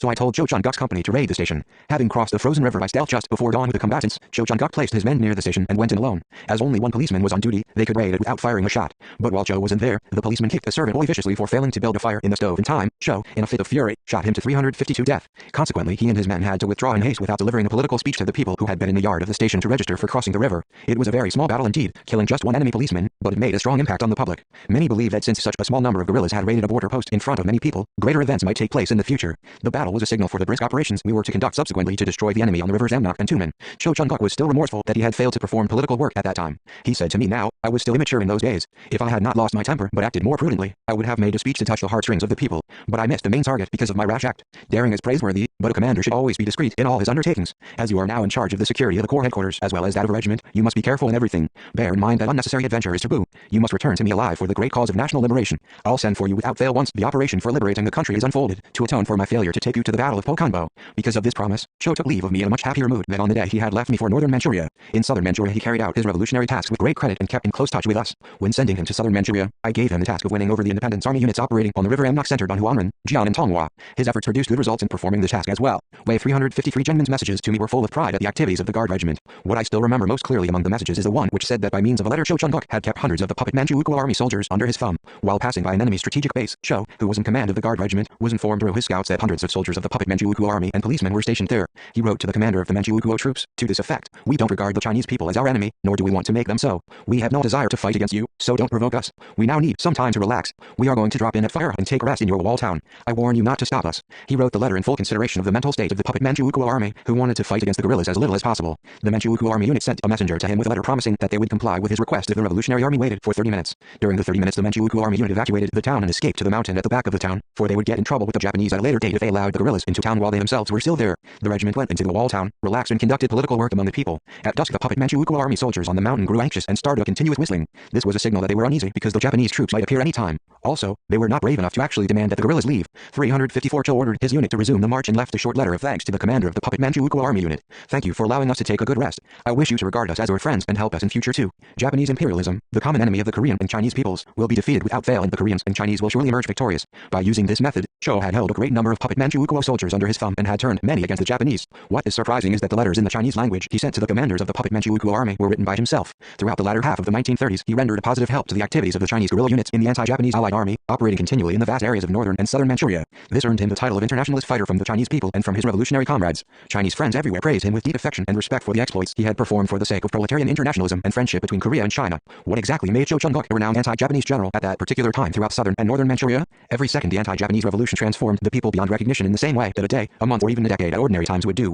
As pig iron is heated and turned into steel in a furnace, those who had been ignorant, ill-clad and wretched grew up into fighters, heroes and standard-bearers in the great whirlwind of revolution, transforming society and ushering in a new era. 355 Cho Chung-guk devoted his soul and body to the revolution and trained himself without interruption in the struggle. Here is an interesting anecdote that shows his human traits. Shortly after Cho Chung-guk started married life after liberation, Rem Chun-chu visited his house. He asked Cho's wife, as a joke, whether she liked her husband. Smiling bashfully, she inquired of him whether her husband had really been a guerrilla. Then she told him of an episode of a few days before at an athletic meet for Cho's unit. That day the families of the servicemen were invited to watch the athletic meet. Cho's wife, too, went to enjoy it in holiday attire. Returning home in the evening, Cho asked her in apparent ill humor, "Don't you have any better clothes? You were wearing hempen clothes in front of the whole unit." At the words, hempen clothes, she burst out laughing, for he had mistaken ramie cloth for hemp. They are made of ramie cloth, not hemp. There is no better summer wear than this cloth. There isn't? Bewildered, he flushed and apologized to her. Relating it to Rem Chun-chu, she said she wondered with what sort of courage Cho, gentle as he was, had fought against the Japanese. Hearing her story, Rem laughed for a good while, then became serious and said, "Madam, you have seen him right. Comrade Cho Chung-guk is a good-natured, weak-minded man. After raiding an enemy police branch at a ferry in Onsong, he came back to the base without wiping away the blood that was oozing from the nose of a young servant who had been kicked by a policeman. He felt painful remorse for many years for this failure. And yet, he is a 356 very strong man. If you look at his left leg carefully, you will find a scar. The leg bone was broken by a bullet, I performed an operation without any anesthetic and stitched up the wound. He endured the excruciating pain without as much as a groan, as gentle-hearted as a lamb towards the people and comrades, as fierce as a tiger with the enemy, and as hard as steel in the face of difficulties. This is your husband. Living with him long will teach you what a strong man he is. But contrary to his words, their promising married life did not last long. On July 30th, 1950, shortly after the eruption of the Great Fatherland Liberation War, Cho Chun-guk, commander of the 12th Infantry Division in the battle to liberate Andong, was fatally wounded. When Ji Pyong-hak, chief of staff of the division, rushed to him, Cho was lying in a jeep parked by the roadside. He was already breathing his last. Opening his eyes with much effort as Ji repeatedly called his name, Cho requested the army surgeon to prolong his life for 5 more minutes. In those last 5 minutes, he struggled against his pain to explain in detail his tactical plan for encircling and annihilating the enemy in Andong. I ask you to carry out the orders of the Supreme Commander in my stead. These were Cho's last words to Ji as he gripped his hands. When I got the news of his death, I could hardly believe that he was really dead. His image, limping slightly in the left leg, was too vivid in my mind's eye. The left leg had become a little shorter, for the bone had been broken in a battle during the anti-Japanese war. Nevertheless, he had walked thousands of miles on those uncomfortable legs, and trusted with the heavy duty of a branch director of the Security Officers Training Center. Immediately after liberation, he devoted himself to the strengthening of the country's military power, crossing rivers 357 with his cadets when they were having river crossing training, and scaling steep cliffs with them when they were being taught mountain climbing. On a street of Unsong, his hometown on the River Tumen, which he had often frequented in his youth to strike terror into the hearts of the enemy, stands a bronze statue of him in the military uniform worn in the days of the anti-Japanese revolution. The sculptors visited his wife to get an idea of his correct image and personality. The first thing they asked her was, "What is your most impressive memory of Comrade Cho Chun-guk?" There is nothing specially impressive. If there is, can I say that he was very reticent? During the few years of our married life, he said less than 100 words in all. If he had been rough and slapped me across the face, it would have remained in my memory. She was quite regretful that there were no particulars worthy of remembering in their married life. Then, she said significantly, "Please meet my second son. He is the perfect image of his father, very gentle. To resemble his father more, there should be something steadfast in his character, but I am not sure yet. But I'll bring him up to be strong-willed without fail." Unlike the first days of her married life, she was now well aware of what an excellent man her husband had been. A gentle, yet strong-willed man. This was the courageous general of the anti-Japanese war, Cho Chun-guk. 358. 5. The September Appeal. In September 1937, we issued an appeal to compatriots throughout Korea to cope with the changing situation in the Sino-Japanese War, and dispatched a large number of political operatives to the homeland. I also made up my mind to infiltrate the homeland at places where there were large working-class forces in order to make a breakthrough in the preparations for an all-people resistance. My first destination was the Sanhong area in South Hamgyong Province, and the second was the Fungsan area. A dozen men were to keep company with me. In those days it was not a simple job to go into the depth of the homeland, a dangerous area under enemy rule, accompanied by only a small number of bodyguards. The military and political cadres asked me several times not to go. When I presented myself in a western suit, Old Man Tobacco Pipe tried to dissuade me, saying, "You mean to say you are going all the way to Hamhung looking like that?" I heard the enemy there is very vigilant. Nevertheless, I did not change my mind. At that time I was racking my brains as to how to stage a recovery after the failure of Kim Joo-hyun's small unit in its attempt to penetrate the homeland. I accepted the September Appeal from the bottom of my heart as an appeal to myself. Kim Joo-hyun and his small unit members were most embarrassed when I announced my intention to visit the 359 homeland. Kim Joo-hyun was under the impression that the commander himself was taking the risk of working in the homeland because his small unit had made a mess of the great undertaking. For that matter, I was still not altogether free from anger on that score. In the appeal, which was called September Appeal because it was published in September, we attached importance to two major issues. One was giving our people a correct understanding of the correlations between the Sino-Japanese War and the Korean Revolution in order to enable them to intensify, without losing confidence, their anti-Japanese struggle. Among the regular readers of newspapers in those days were quite a few pessimists who, on reading about the development of the Sino-Japanese War and the increasing battle results of the Japanese army, considered the independence of Korea to be impossible. From early August of that year on, Cho Nam-sung, Yoon Chi-ho, Cho Rin and other renowned figures published a series of articles in the home and foreign papers preaching compromise with Japanese imperialism. I, too, read these articles. Cho Nam-sung, defining the existence of Japan and her development as the strength of Asia and a beam of light in the Orient, wrote that the Oriental nations should all unite for the same cause under Japan's leadership. A draftsman of the March 1st Independence Declaration, he had declared earlier, Mount Puktu is the heart of everything in the Orient, the nucleus of Oriental culture, the deepest root of the Oriental spirit, ancestral home of the Oriental people and the main axis of their activities. The very air of the Orient originates on Mount Puktu, and sweeping our foreheads at all times and in all places is the wine that blows from Mount Puktu. We quench our thirst with the spring water of Mount Puktu, and plow, plant, harvest, until the earth of Mount 360 Puktu. When this man so abruptly changed his attitude and called the existence of Japan, the strength of Asia and a beam of light in the Orient, I could not but be astonished. Cho Rin preached that national devotion should be demonstrated by Korea's being one with Japan. This was too treacherous and traitorous to be believed as a statement made by one of the 33 persons who had masterminded the March 1st independence movement. Yoon Chi-ho asserted that the Koreans and Japanese were in the same boat sharing the same destiny. The people who are well versed in the modern history of Korea know him well, a high-ranking official in the last days of the Rhee dynasty.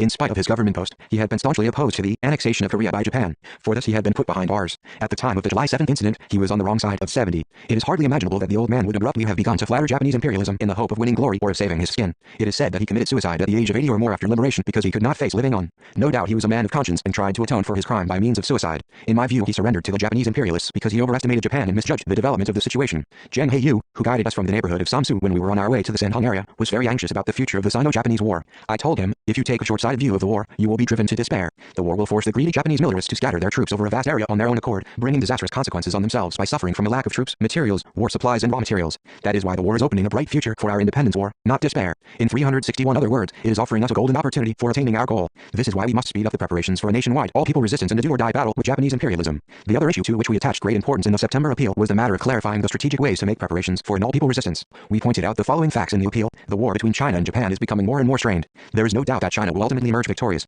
As there can be no better chance than this one for us, we must act in the most determined manner in the event of emergency. It is especially imperative to form paramilitary corps and workers' shock brigades as vanguard executive organizations for armed revolts and subversive actions behind enemy lines. The paramilitary corps and workers' shock brigades must enlist their members in armed revolt, organize subversive actions, set fire on and destroy munitions factories and other important enterprises in the rear, and in the time of the all-people resistance join forces with the KPRA in its military operations so as to defeat the Japanese army. Only in this way can we carry out our task, the independence of Korea. We set out a strategic policy of expanding the preparations for an all-people resistance, centering on the workers' shock brigades and paramilitary corps. We chose the Sanhong area as the first destination for our launch into the homeland after making public the September appeal because the area included Hamhung, Hungnam and other big industrial cities where most of the working class of our country was concentrated. Thanks to our political operatives, several secret camps had 362 already been set up in the dense forest at the southern foot of the Pujan Mountains, which were used by small units as bases for their activities. The political operatives and core members of the labor and peasant unions active in various places on the east coast such as Hungnam were to gather in one of those secret camps. The Fungson area was selected as our second destination because a large number of laborers at a hydroelectric power station project lived there, as did the many believers in the John Noah's faith affiliated with the ERF. As we had to go to Fungson via Sanhung, it was more than 200 miles in a straight line on the map. We mimeographed the September appeal and kept the copies in Kim Pong Sok's pack when setting out on the journey. I gave one first to Jang Hae-yu while we were having a rest halfway up Mount Chongsan near Samsu. Jang read the appeal several times. He was especially pleased by our attaching importance to the organization of paramilitary corps and of workers' shock brigades. He said that the general strike in Wonsan had fully demonstrated the esprit de corps of the working class. It was true that in the general strike of 1929, what was most noteworthy was the unity, fighting power and the spirit of cooperation of the working class. The general strike was followed next year by a revolt of miners in the Sanhong coal mine. Subsequently, workers' strikes continued in various parts of Korea every year. Nevertheless, most of the mass strikes were frustrated without realizing their demands. When writing our appeal, we tried not to repeat the bitter failures of the strikes. Instead, we assimilated the good points and cast aside the bad points of the former labor movement in order to pave a new road for the movement. 363 modern industrial labor emerged in our country as a result of the open door policy around the turn of the 19th century, which brought in an influx of foreign capital. Some people look back to the 18th century for the origin of our industrial labor, but it can be said that it was still germinating at that time. After the feudal government opened the door, foreign capital flooded in without a hitch. In this context, ports were built, railways laid, factories set up and mines opened, resulting in the rapid expansion of the ranks of such industrial workers as dockers, miners, railwaymen and civil engineers. The emergence and development of industrial labor led to the formation of labor organizations. Already at the end of the 1890s, a man named Ri Kyu-sun had formed the Dockers Union, which some people call the origin of labor unions. The early labor organizations took the form of sword brotherhoods and mutual aid associations, which gradually developed into workers' associations and unions. After the Ulsa Treaty was rigged up, modern labor unions similar to those in Jinnampo, Sanchang-ri and Pyongyang and Kunsan were formed in many parts of Korea. Needless to say, the unions in those days were formed spontaneously with factories as a unit, but undoubtedly the mass struggle of the workers for the class interest started after the formation of these labor organizations. Entering the 1910s, labor disputes arose in various parts of the country. In the 1920s, such nationwide legal labor organizations as the Workers' Mutual Aid Society, Labor Congress and Labor League Congress were formed, and these developed the workers' struggle from a simple dispute for the improvement of labor conditions to a patriotic, political movement opposing the aggression of Japanese imperialism. The Japanese imperialists, proclaiming the Public Peace Maintenance Act 364, began to suppress the mass labor organizations. They arrested the workers involved in labor disputes, disbanded labor organizations, and banned assemblies. This was a telling blow to the labor movement in our country. In this situation, the Executive Bureau of the Red International of Labor Unions adopted the resolution, Theses on the Tasks of the Revolutionary Labor Union Movement in Korea, also known as the September Theses. In September 1930, the resolution emphasized that labor unions should be formed by industries and keep factory committees or labor consultation rooms there in order for unions to have a solid infrastructure. And in October 1931, the Secretariat of the Pan-Pacific Labor Union made an analysis of the actual situation of the labor movement in Korea and set immediate tasks for forming underground red labor unions.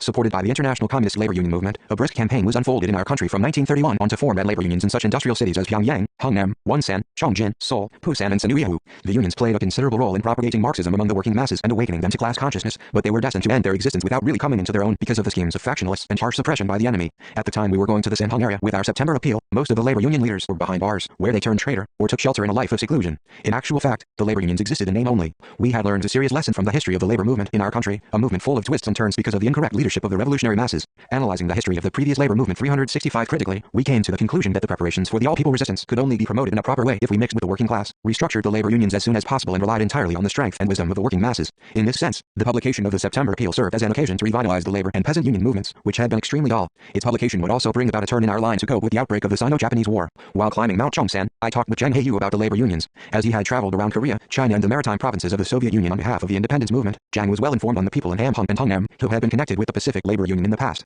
He told me that the chief of the Korean branch of the Pacific Labor Union in Vladivostok, a subordinate to the Red International of Labor Unions, had been a Korean named Kim Ho-ben, and that under his guidance a Hamhung committee was formed in February 1931, bringing the Hamhung Workers' League for the first time under Red influence. Through Jang I came to know the names of quite a few cadres of the Red labor unions in Hamhung, including a Japanese worker named Bob Masao. According to Jang, Kim Ho-ban operated with his wife in Hamhung, Pyongyang and Seoul, carrying with him 1,201 sent by the Vladivostok branch of the Pacific Labor Union as union funds. In the summer of 1931 he was arrested by the police, even though Japanese members of the labor unions in Hamhung affiliated with the Pacific Labor Union were arrested in 1932 or 1933, in order to fill the vacuum created in the labor movement at 366 Hamhung and Hungnam, and to breathe new life into it. We had already seen to it that Kwon Young-bio dispatched to this area Pak Kum-jun, Kim Sok-yeon and other political operatives experienced in underground work. Nevertheless, they also were unable to escape the dragnet of the Japanese imperialists who were determined to root out the labor movement in this area. Several labor union leaders, including Pak Kum-jun, had been arrested or detained, leaving a lot of things undone. In view of this situation, we had dispatched since spring 1937 several political operatives trained in West Jiangdao to the Hungnam area. When we reached the summit of Mount Chongsan, Han Cho-nam, head of the small unit operating in the secret base of the Sanhung area, came to us unexpectedly. When I asked him why he had come when I had told him to wait for us in the secret camp, he said that he could not feel easy, for there was a Noguchi's villa in Pujan, and the enemy surveillance in the region was stricter than ever before.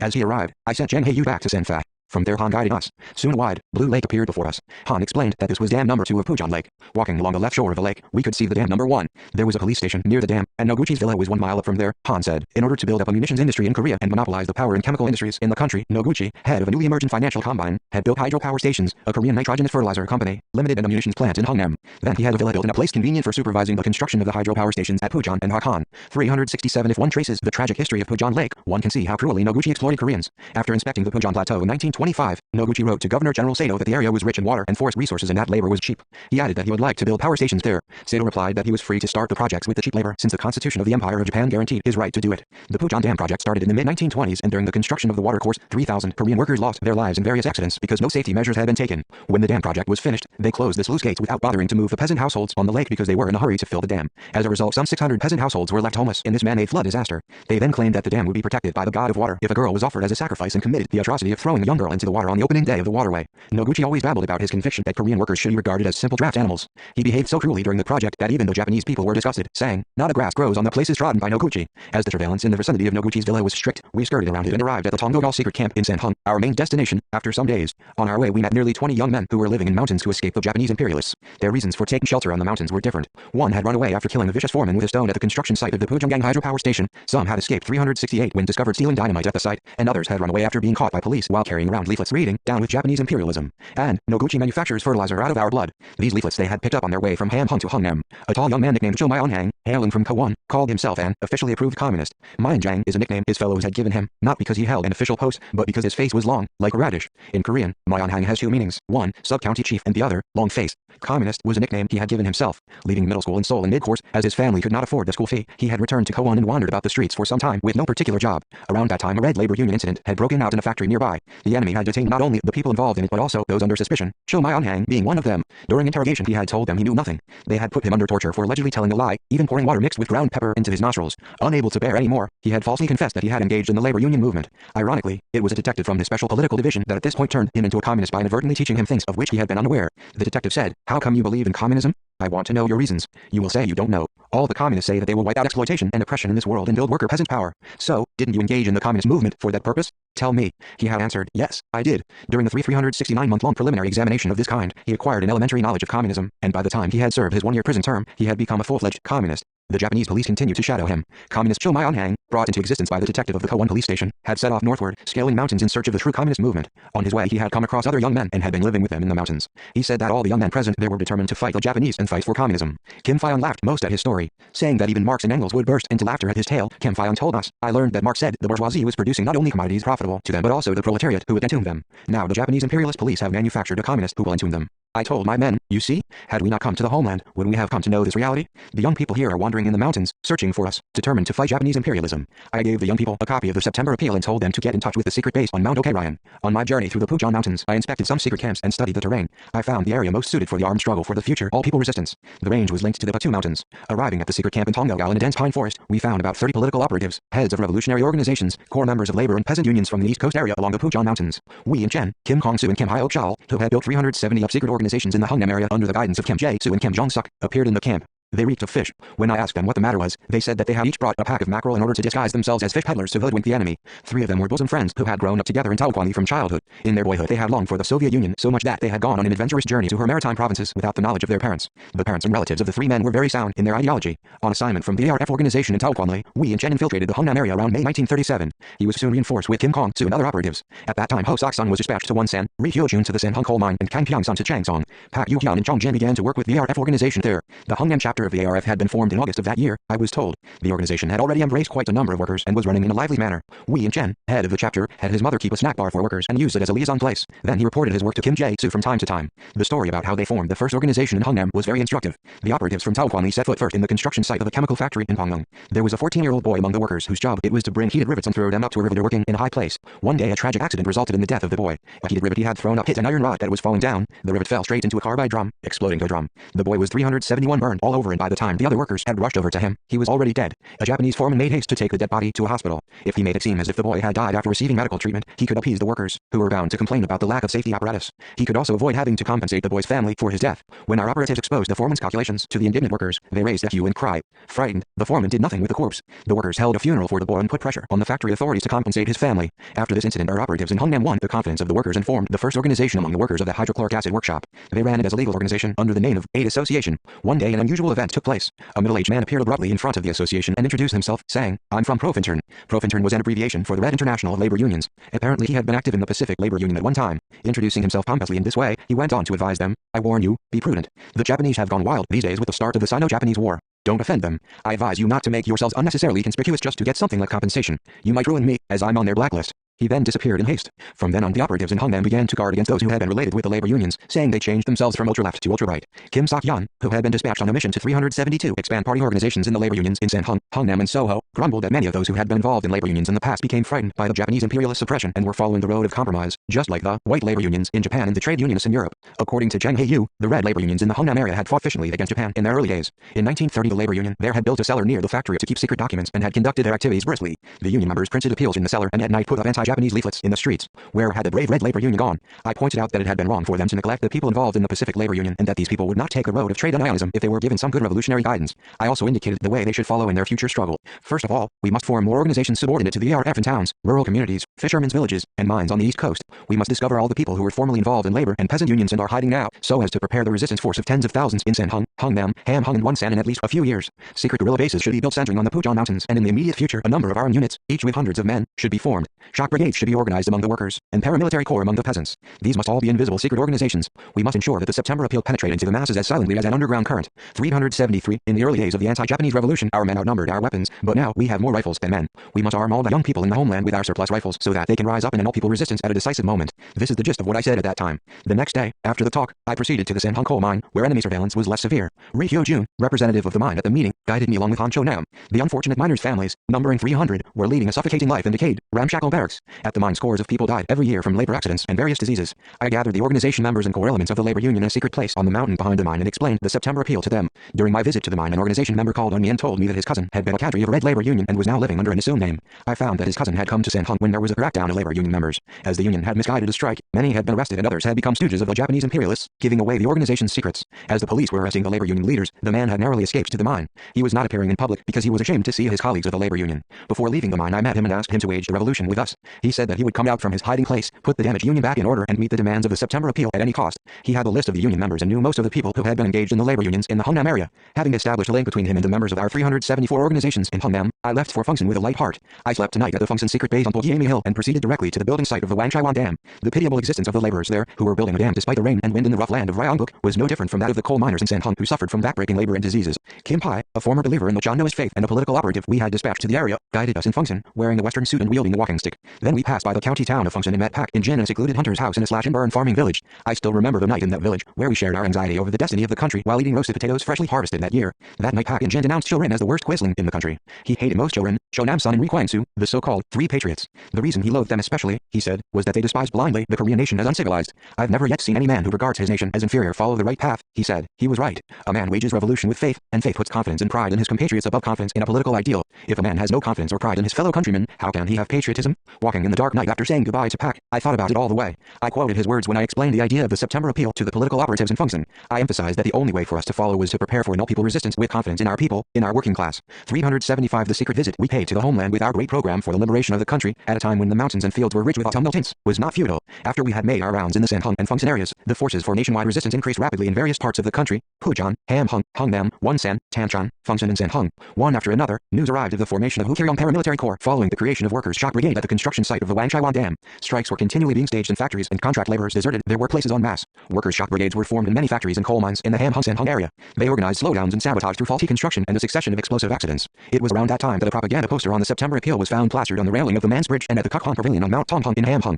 A rumor also spread that Kim Il-sung had had his hair cut at a barber's in downtown Ham Hung, while another rumor had it that Kim Il-sung had even been admitted to a Japanese army hospital. The heads of organizations in Ham Hung and Hungnam took a new turn in their work with labor unions after receiving the September Appeal. They discovered nearly 100 people who had been involved in labor unions and were in hiding, and embraced them all in the ARF. The labor union in Hungnam became a reservoir for workers' shock brigades. Had it not been for the Haisen incident, the members of the organizations in the Hungnam area would have carried out even greater amounts of work. Owing to the aftermath of this incident, 376 Wee and Chen, Kim Kong-soo and Kim Ung-jong were arrested and confined in Ham Hung prison. The activities of our organizations in Wonsan, Muncheon and Connery were also brisk. The members of the organization in the Connery cement factory organized a strike involving 1,000 workers in the autumn of the year when the September Appeal was published, throwing the enemy into confusion. Jong Il-ryung, who was once vice premier, had worked at the Muncheon smeltery. He was proud of the fact that there were many organization members in his smeltery before liberation. He said that he fought against the Japanese foremen on many occasions under their influence, but at that time he was not aware that it was the members of secret organizations who were pulling the strings. The very day when I made a speech in Pyongyang at a triumphal return ceremony after liberation, the smeltery started turning out its first molten ore. This was also a patriotic deed, initiated by the members of the ARF who had been engaged in underground activities. Our political operatives and organization members continued their struggle even in prison, giving publicity to the September Appeal.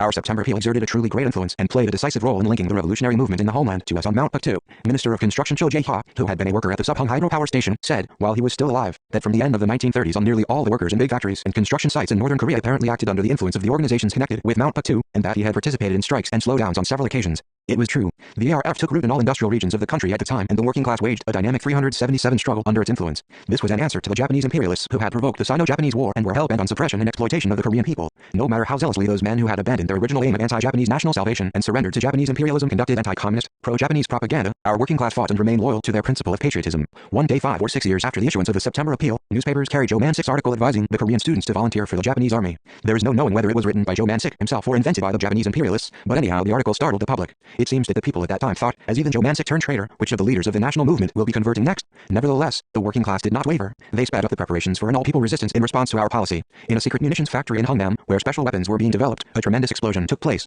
According to the enemy's investigation, it was a deliberate explosion, not an accidental one. The members of our revolutionary organizations infiltrated into such strictly guarded factories and organized silent activities, dealing blow after blow to the enemy. Our working class actively carried out the September Appeal. The September Appeal served as a powerful weapon for communists engaged in the anti-Japanese armed struggle. When the situation changed at the outbreak of the Sino-Japanese War, we went deep among the ranks of the working people and used this weapon to awaken them to revolutionary consciousness and to rally them around the great cause of national liberation. 378.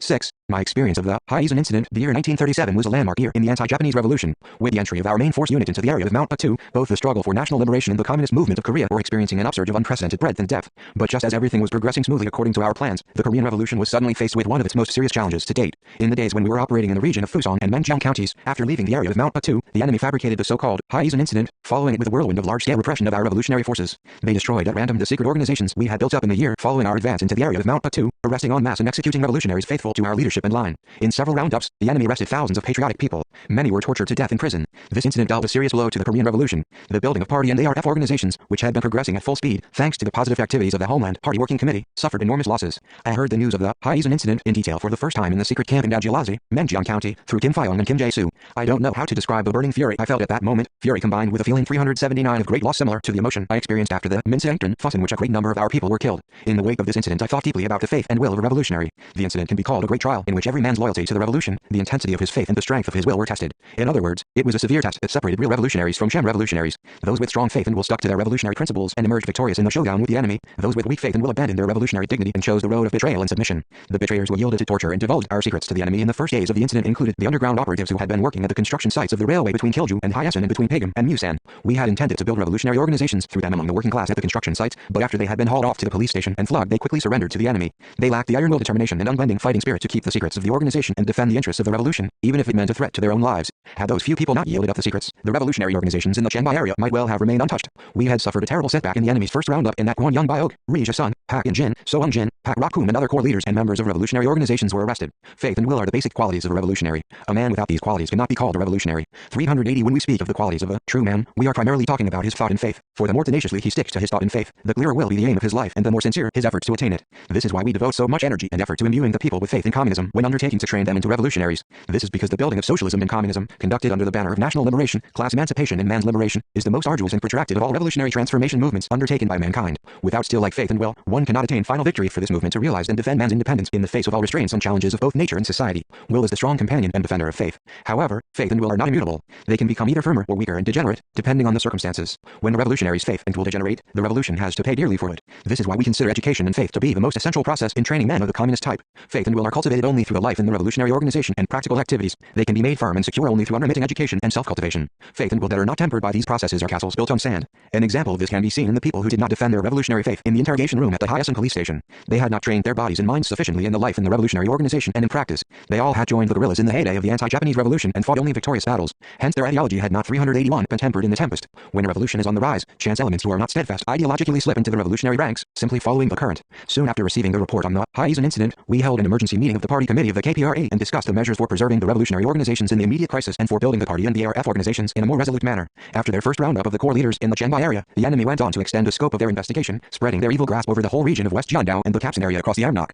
Although they were wildly elated, boasting of their exploits and claiming to have cut off the lifeline of the Korean Revolution, they had not managed to destroy all the underground organizations we had built up with so much effort. Many people in the areas of Chenbai and Kapsan had escaped the enemy's dragnet either by running to other areas or taking refuge in the depth of the mountains. Owing to the arrest of Kwon Young Biok, Ri Jae-sun, Soung Jin and Pak In Jin, the leadership of the Chenbai County Party Committee and the ARF organizations in Chenbai County was on the verge of disintegration, but the leadership of the Korean National Liberation Union centering on Pak Tal, Kim Sha-ok and Ri Ryong-sul remained active. As our first measure, we dispatched Jang Yong-ryol and Ma Tong-hu to the homeland to find the leaders of the KNLU who had taken refuge, find out from them the extent of the damage done to the organizations, and take measures to reconstruct the destroyed organizations. Our general goal was to prevent the loss incurred by the enemy's suppression as much as possible and turn the misfortune into an advantage. While traveling through the mountain villages in Kapsan County in search of the members of the KNLU, Ma Tong-hu 382 and Jang Yong-ryol were themselves arrested in Namcheongdong. This happened as the result of betrayal by Kim Fei-sun, clerk of the Highland Agriculture Guidance Section there. Kim Fei-sun and Ma Tong-hu came from the same village and had been friends for a long time. Even after moving to Kapsan, they spent their youth in an extraordinary friendship. When Kim Fei-sun had to discontinue his studies in Chenbai for lack of money, Ma Tong-hu supported him with an advance of 5-1 from the safe of the village school so that Kim could continue to study. Later he continued his support by earning money through weeding fields for others, selling firewood and writing letters for the illiterate.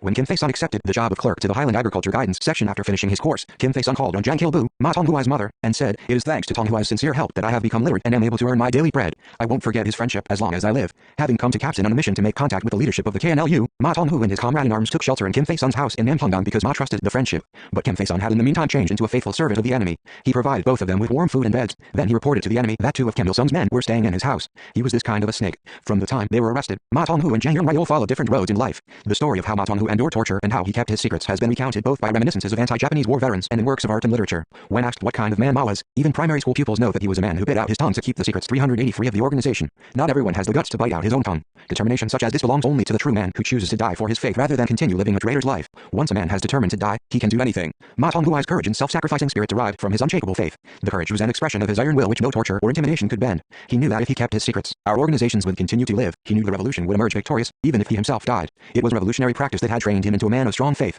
While living in Pagum, he organized an anti-Japanese association and inculcated patriotism in the children of the slash-and-burn farmers as a teacher. After joining the People's Revolutionary Army, he participated in the arduous expedition to Fusan with the veterans, and as a lecturer to the Guard Company tried to enlighten the guerrillas by improving their political and cultural erudition. He accepted as a truth that a man of a ruined nation was no better than a dog in a house of mourning, that the means for survival for the nation was struggle, that the only way out was the revolution, and that without the revolution the nation would live in slavery for generations, leading an existence that was worse than that of draft animals. He made the truth his unshakable faith. From his childhood on he had the traits with which to acquire this faith. He never compromised with what he saw as unjust, shameless or unconscionable. Once he deemed a man to be tainted, he broke off with him without hesitation, even if the man happened to be his teacher. Ma's tutor in his days at primary school was a Philistine named Joe, a man without an iota of conscience as an educator. He kept the pupils' school records in the 384 thoroughly dishonest way, basing the records on his relationship with the pupil rather than according to the pupil's real abilities. He gave good marks to all those whose families had offered him tidy sums by way of a bribe and who hailed from rich and influential families, irrespective of their abilities. He did not hesitate to resort to lowering the marks of excellent pupils in order to favor those to whom he was partial. Even when Ma was studying in the graduating class, Joe continued to practice the habit. In order to give first place to the son of an influential man who had bribed him heavily, he intentionally scored Ma Tong-hu as second instead of first in his history examination. Furious with the teacher's conduct, Ma, who was an excellent pupil in all subjects, did not hesitate to call on him and demand to see his examination paper. Instead of showing him the paper, Joe slapped him across the face, saying that he was an ill-mannered ruffian. Joe's behavior enraged Ma. Declaring that he would leave school in mid-course, he tore his academic record book to pieces in front of Joe and went back home. His father, Ma Ho-ryung, was reluctant to see his only son leave school and plunge into the struggle to earn a living at such a tender age. Showing his son the school cap he had bought him at the market that day, he said, "I was so sorry to see you going to school bareheaded that I bought this cap for you. Yet now you say you will leave school to work on the land. What's this nonsense? It is an everyday occurrence that a teacher favors a child from a well-to-do family and builds up the minds of high-ranking, influential men. What is the point of your challenging your teacher on that? Go back immediately and apologize to him. But Ma refused to compromise, even preventing his father from going to see the teacher himself. Later on, the teacher and he followed opposite roads in life, while Ma Tonghu devoted himself to the patriotic fronts as a 385 man of resistance. Born of the times, Zhou took the traitorous road of betrayal after abandoning teaching. As a policeman, and later a detective, he was obsessed with ferreting out patriots. Ma Tonghu was one man he watched with a sharp eye. He followed Ma's every footstep, trying to lead him to the scaffold, even if it meant fabricating some incident out of thin air. Zhou started to shadow Ma in real earnest when the latter came under the influence of the People's Revolutionary Army while frequenting the Shanghai area. One day Ma went to Shanghai and met Kim Ju-hyun, representative of the guerrilla army. On his way back, having got permission to join the guerrillas, he met the detective Zhou, who had been waiting at the bridge across the Amnok.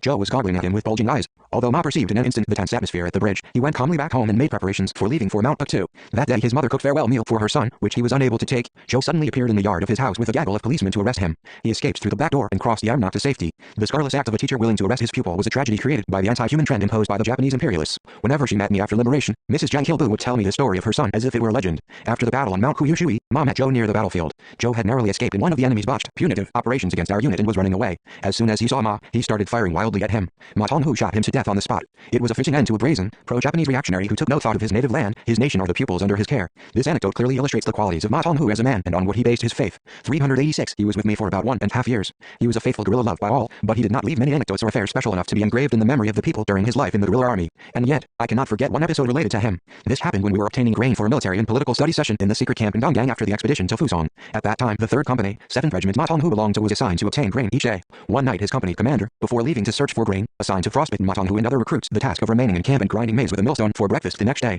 As ordered by the company commander, he began to grind the maize with millstone. He felt unbearable fatigue after a day-long arduous march in the snow, followed by the languor of eating the meal. But he shook off his sleepiness by rubbing his face with snow. The recruits in the meantime said that they would forego the meal and lay themselves down, as they were tired. While Ma was milling the maize alone, they remained flat on their backs without doing a thing. As he finished the work, they worried about how to repay him for his painstaking work. They were typical young recruits, too half-witted to know any better, but Ma was so fed up, he criticized them severely. When I arrived at the camp, Ma complained about it before anything else. How we could wage the revolution, he lamented, with men such as these, who were devoid of comradeship and knew nothing. I told him that although they lacked training in the organization at the moment, they would become excellent soldiers once they had been given the proper education. And in fact the recruits did later become truly courageous soldiers who worked with great devotion and fought bravely. 387 Ma grew up to be an excellent combatant in a very short period of time after joining the guerrillas. He performed the mission of scouting around the streets of Pokanbo in a highly responsible way. As a commendation for the devotion and initiative he had displayed in this task, I gave him the honor of accepting, on behalf of the soldiers of the KPRA, a congratulatory banner from the People's Delegation at the joint celebration of Army and People after the victory in the Battle of Pokanbo. As his life in later days proved, he was an outstanding revolutionary fighter fully qualified to represent the soldiers of the KPRA, a man to be recommended as a model communist. He knew the exact whereabouts of headquarters, but he did not yield up the secret. Because of this, we were safe. The day after he died, his father, Ma Ho-ryung, went to Hyasin with a coffin. While passing the police station carrying his son's corpse on a cart, he came across the inspector, Cho. On seeing him, Cho asked, "Hey, how do you feel, carrying your dead son?" Ma Ho-ryung, who had since long regarded Cho, butcher of the nation, with hatred, resolutely wiped away his tears and answered, "My son Tonghu died while fighting for the liberation of Korea. So did my daughter and daughter-in-law. They never died for stealing goods from the Japanese. I feel proud to be their father." For these words, he was arrested later. To his last moments in Ham-Hung prison, he fought with dignity against the hangman without losing his principles as a patriot and father of a revolutionary fighter. In contrast to Ma Tonghu, Zhang Yongryol exposed the secret camps and secret organizations familiar to him soon after he was lashed a few times. While Ma Tonghu stuck to the revolution, 388 even to the point of biting out his tongue, Zhang Yongryol forsook the pledge he had made for the revolution as easily as casting off his worn-out shoes and chose the damnable road of betrayal. Why? Zhang was in no way inferior to Ma in his academic career, the level of his theoretical attainments and his working ability. Considering his duration of service in the guerrilla army, he could be called Ma's senior. Clever and sociable, Zhang was rumored among the rank and file soon after joining the army as a man fit for a cadre. Our headquarters also saw him in the same light. He jumped at one bound to the post of head of the youth department of a division without going through the gradual course mandatory for most of the recruits. This meant that he was trusted as much as Kim Fyong and Kwan Young Bio-guru. When the Shanghai County Party Committee was organized, we elected him to be a member, a fact that eloquently proves how we trusted him. In short, we gave him all we could. He went hungry, had his hands and feet frostbitten, and burned the midnight candle with us. He did not feel particularly pessimistic, nor did he lose confidence when faced with the same difficulties we all faced. He endured all hardships with us without complaint. And yet as soon as he was put behind bars, how easily he yielded. Although he had endured all possible hardships, he could not withstand the torture chamber and quickly renounced the honor and principle of a revolutionary as if they were bits of waste paper. Hearing a report about the course of Zhang's betrayal, I got a keen understanding of how a man's outlook on life could change when he was behind bars. Whereas Zhang's outlook on the world outside prison had been communistic, his outlook on the world in the prison was that of Judas. He simply became a businessman who had traded off the interests of the revolution for his own life. He told the enemy many secrets. He disclosed all the 389 organizations he had to hand in, listed all the leading members of the revolutionary organizations who were in contact with him in Shangankou and Zhonggangkou, Shanghai County, and the whereabouts of headquarters and secret camps to the extent that he knew them. Then he led the police to a secret rendezvous in Shijiudiagu, helping them arrest Ji Fei-won and Zhou Kei-gu. Zhou Kei-gu also became a turncoat, the same as Zhang Yongryol. He guided the police to the secret camp in Ganbahizi, where our Soan unit was stationed. They killed all the members of the unit, the women guerrillas, among whom was Kim Young-gum, Ma Tonghui's wife. How could Zhang Yongryol degenerate into such a foul, detestable person?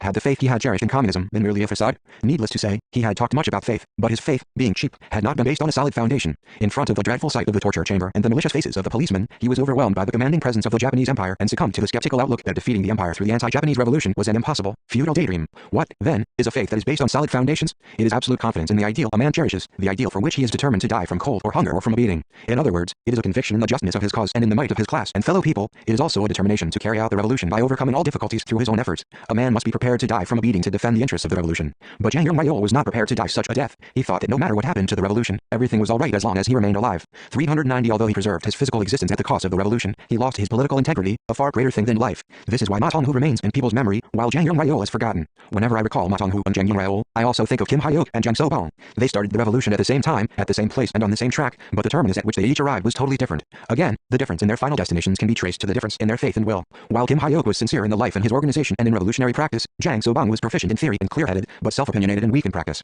Having tasted both the sweet and the bitter in life, Kim Ha-yeok did not flinch from hardship. Jang So-bong, on the other hand, did not plunge himself into the backbreaking labor of the revolution. One was a man of passion ready to go through thick and thin, while the other was a cool-headed, calculating man who, being caught in a shower, would roll up the trouser legs and pick his way along a muddy path in a manner designed not to get mud on his shoes. When we were frequenting Cowan and Gaiaushu, my friends admitted that Kim Ha-yeok was a man of talent, but they did not think that he would play a great role in the revolution. They had the prejudiced view that the scholar who composed poems and songs could not be efficient in a revolution. It was no wonder that those who did not really know him saw him in that light. At that time, a man walking the streets with a guitar on his shoulder was considered to be a street musician. In contrast, they all pinned a far greater hope on Jang So-bong. Although he was to betray us later, he was a famous man. He wrote many articles and published them under a pseudonym. He 391 was the most enthusiastic contributor to the magazine Bolshevik, a proficient theoretician and an agitator no less experienced than Jia Kwang-soo. The level of his theoretical attainment was so high that even Kim Chen, chief of the Tuesday group, always found himself cornered in an argument with him. During the Callan meeting, I stayed in his house. My colleagues and I never dreamed that he would write a letter of conversion in prison a few years later, and as a faithful dog of Japanese imperialism attempt to persuade us to surrender to the enemy. The maturity of one's political integrity, the other life a man has in addition to the physical one, is decided by whether he has a faith, and by how strong that faith is.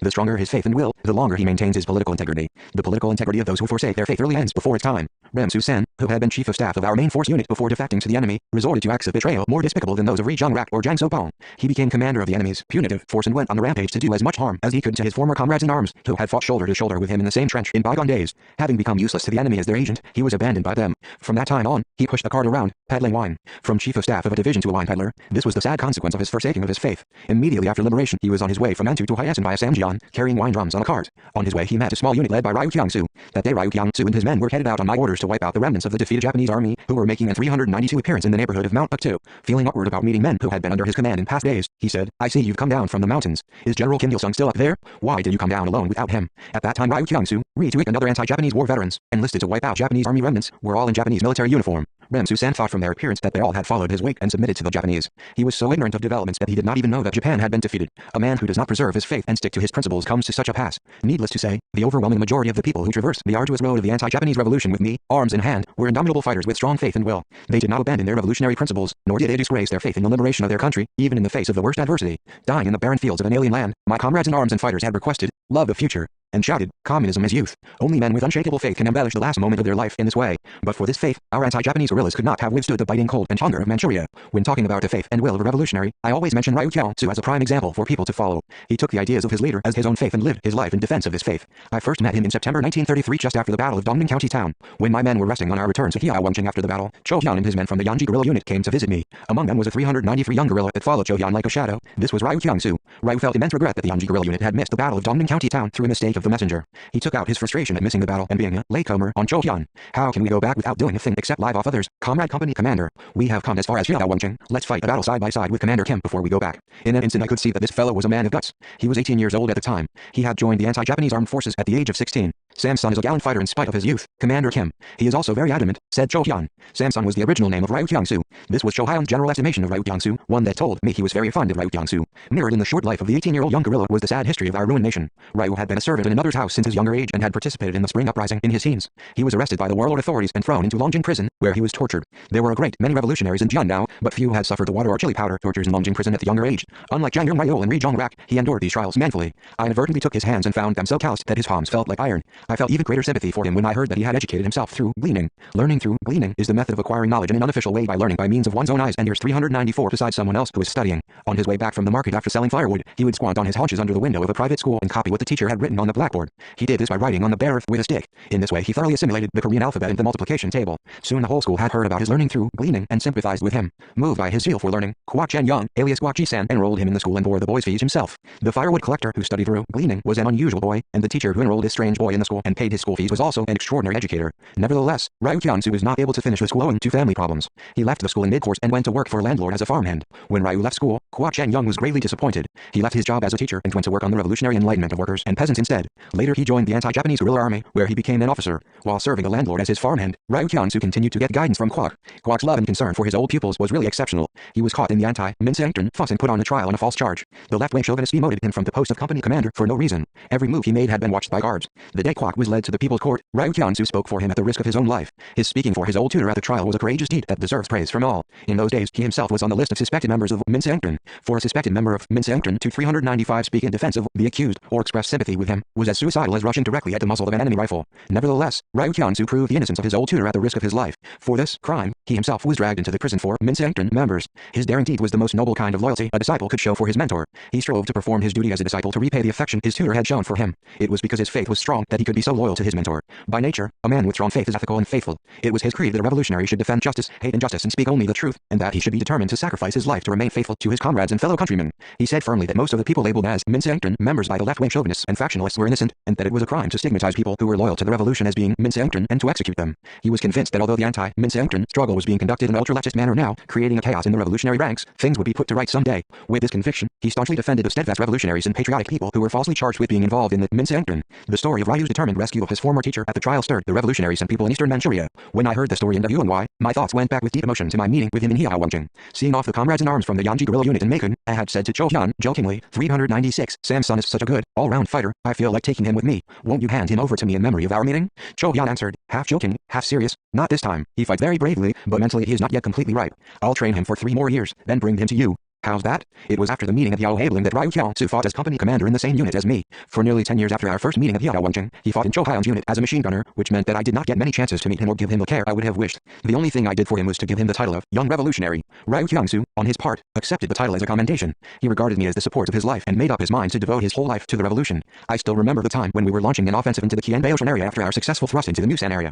Suspecting the course of our march, the enemy concentrated their punitive forces in Kianbaoshan and in its surroundings, unfolding a large-scale cleanup operation against the People's Revolutionary Army. In order to weaken the enemy forces who were rushing upon us, Cho Hyun's unit attacked the town of Kianbaoshan. The battle was so fierce that the enemy even mobilized women, forcing them to throw grenades. Most of the enemy in the town were annihilated. However, Cho Hyun was not satisfied with this. Determined to lure the enemy into a trap in order to destroy even more of the punitive forces, he organized a combat corps of 50 men from his unit, concealing the other men in ambush in a forest 397 kilometers away from the town of Kianbaoshan. The combat corps included Ryu Kyung-soo. The corps raided one camping site of the punitive forces after another to draw them out. One night they made 2 raids on one camp, another night they captured the map of their punitive operations before returning. This infuriated the enemy into chasing the People's Revolutionary Army. For 3 days in a row, Ryu Kyung-soo fought in all the most dangerous and important battles, not even stopping to take a drink of water. After liberation, Cho Hyun frequently recalled Ryu Kyung-soo's exploits in that campaign. Cho Hyun's unit mowed down the enemy in battles that raged across 7 mountains. In one march, the enemy suffered hundreds of casualties. Thanks to Cho's unit, we were able to move into the Kianbaoshan area safely with very little resistance from the enemy. We met Cho Chung-guk's unit there, instead of Cho Hyun's unit, with which we had originally planned to meet. While we were greeting the men and officers of Cho Chung-guk's unit, Cho Hyun and his men were making preparations for another battle of allurement at a place miles away from Kianbaoshan.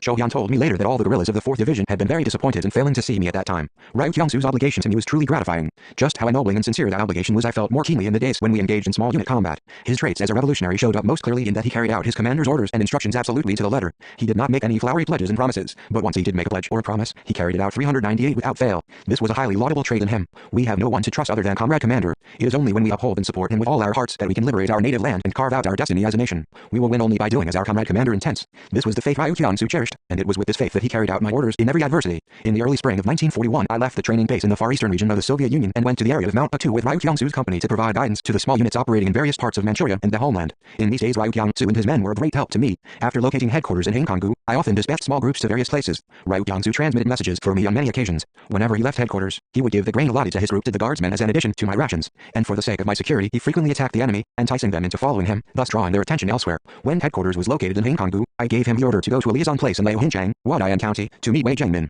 It was a difficult task that could be performed only by breaking through scores of enemy outposts and districts under their siege, so headquarters assigned 10 men to him. But he left for Liaoninjiang with only 2 men, fearing for the safety of headquarters. Without my knowledge, he gave the sack of rice I had allotted for 3 of them to John Munsop and took only about 5 kilograms with him. They returned from the mission to discover that Hangkongu had been transformed into a sea of campfires belonging to enemy 399 punitive troops. Several campfires were burning on the very spot where our headquarters tent had been pitched. They had little time left to the hour I had ordered them to return. The 2 young men shed tears of worry over my safety. Indeed, no one would have thought our headquarters to be safe, seeing all the campfires in Hangkongu that night. But Ryu Kyung-soo did not hesitate in the least, saying calmly, "Only 30 minutes are left. If we fail to go to our appointed rendezvous spot surrounded by campfires in these 30 minutes, we will have disobeyed Comrade Commander's order. One way or another, he will be waiting for the 3 of us in that dangerous place." Leaving them on a mountain peak, he crawled down to the place where the headquarters tent had been pitched, to be met by a man I had left behind. My confidence that Ryu on his return from the mission would go without fail to the place where headquarters had been perfectly agreed with his decision that whatever the circumstances, his commander would wait for the men returning from their mission at the exact spot from whence they had been dispatched. His exactitude in keeping to the day, time and place I had fixed was rooted in his unshakable faith that his commander would not abandon his men under any circumstance and in his sincere obligation that he should be prepared for any sacrifice and suffering to live up to the commander's trust and affection.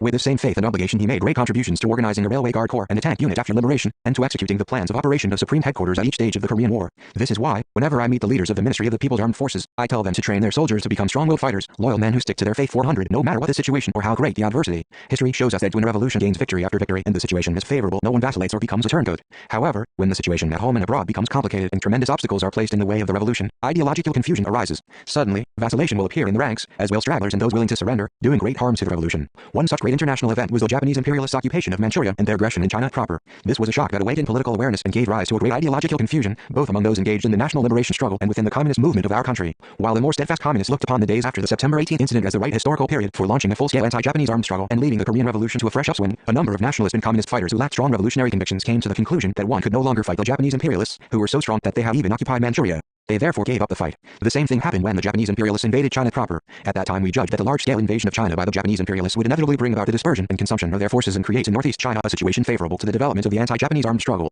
At the same time we were fully aware of the fact that the Sino-Japanese war would create fresh political and military obstacles. We paid careful attention to the favorable aspects in the rapidly changing difficult situation 401 created by the war and made active efforts to turn the unfavorable phase into one that was favorable to us. This kind of indomitable fighting spirit and faith is crucial to a revolutionary in a time of crisis. Nevertheless, there arose in this period of history, too, a hopeless confusion in the ideology of the chance elements and fellow travelers who had found their way into the ranks of the anti-Japanese movement. Judging the general trend of history at this point to be a downward one because of the invasion of China proper and the occupation of Wuhan Sanhen by the Japanese imperialists, they thought that no force on earth could check the trend. This process of ideological degeneration gave rise to defeatism, sinking a large number of stragglers of the revolution, Philistines and renegades into a morass of pessimism. To make matters worse, the Japanese imperialists launched successive large-scale, punitive offensives to root out the anti-Japanese movement in Manchuria. At the same time they made preparations for the Pacific War 20 after occupying the greater part of Chinese territory. As a consequence, most of the Chinese nationalist anti-Japanese units, which had been so active in many parts of northern and southern Manchuria, were wiped out. Yang Jinyu's unit in southern Manchuria suffered heavy losses in the whirlwind of the expedition to Jehol. At that time, when many units of the northeast anti-Japanese allied army were faced with hardship owing to the failure in the expedition to Jehol, some Chinese surrendered or deserted their units. In the summer of 1938, the 1st Army Corps under the command of Yang Jinyu fell under siege by a large force of enemy troops the moment they started another expedition to Jehol.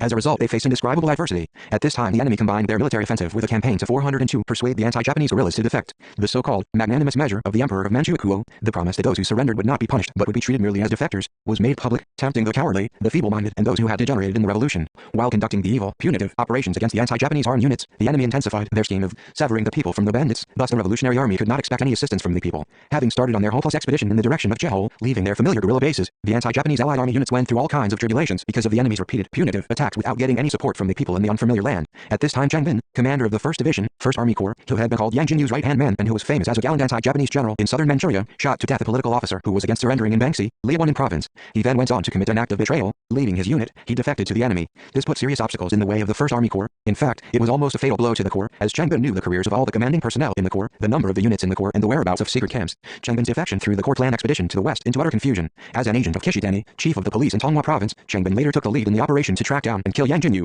To our sorrow, the valiant anti-Japanese general in southern Manchuria, Yang Jinyu, was killed in a fierce battle with the punitive troops led by Chang. 403 When Kishitani was transferred to the post of vice-governor of Jehol province, Chang followed him and organized a police punitive force called Jehol Ilsim Corps with himself as commander. As can be seen from the examples of Chang Bin and Zhang Guang, the higher the defectors' ranks, the more wicked the aspects of their betrayal and the graver the consequences. When we heard about Chang Bin's defection, we did not find it easy to believe, for he had had no special reason to defect to the enemy camp. He had not been discontented with his post. What was the reason for his defection then? In my judgment, his betrayal was caused by his losing of faith in the victory of the revolution. He had been intimidated by the high spirit of the Japanese army, which was improving its battle results almost on a daily basis after the July 7th incident, and as a result he saw the prospects of the revolution as being very gloomy. It would be better, he decided, to live in luxury than to suffer for the sake of a hopeless revolution, even if it meant that he was labeled a traitor. This appears to have been his ideological motive for defecting. Chang Bin was an efficient fighter, but he had not sufficiently cultivated his ideology. By ideological cultivation, I mean education in faith and optimism. When a man does not cultivate his ideology properly, he easily yields in the face of difficulties. This is why I still insist on the theory of cultivating one's ideology first. After the Japanese defeat in the war, Changbin's master, Kishitani, committed suicide along with his family members. But Changbin himself killed many Japanese POWs to save his own wretched life, disguised his real identity and joined the 8th Root Army. He then won a commander's position.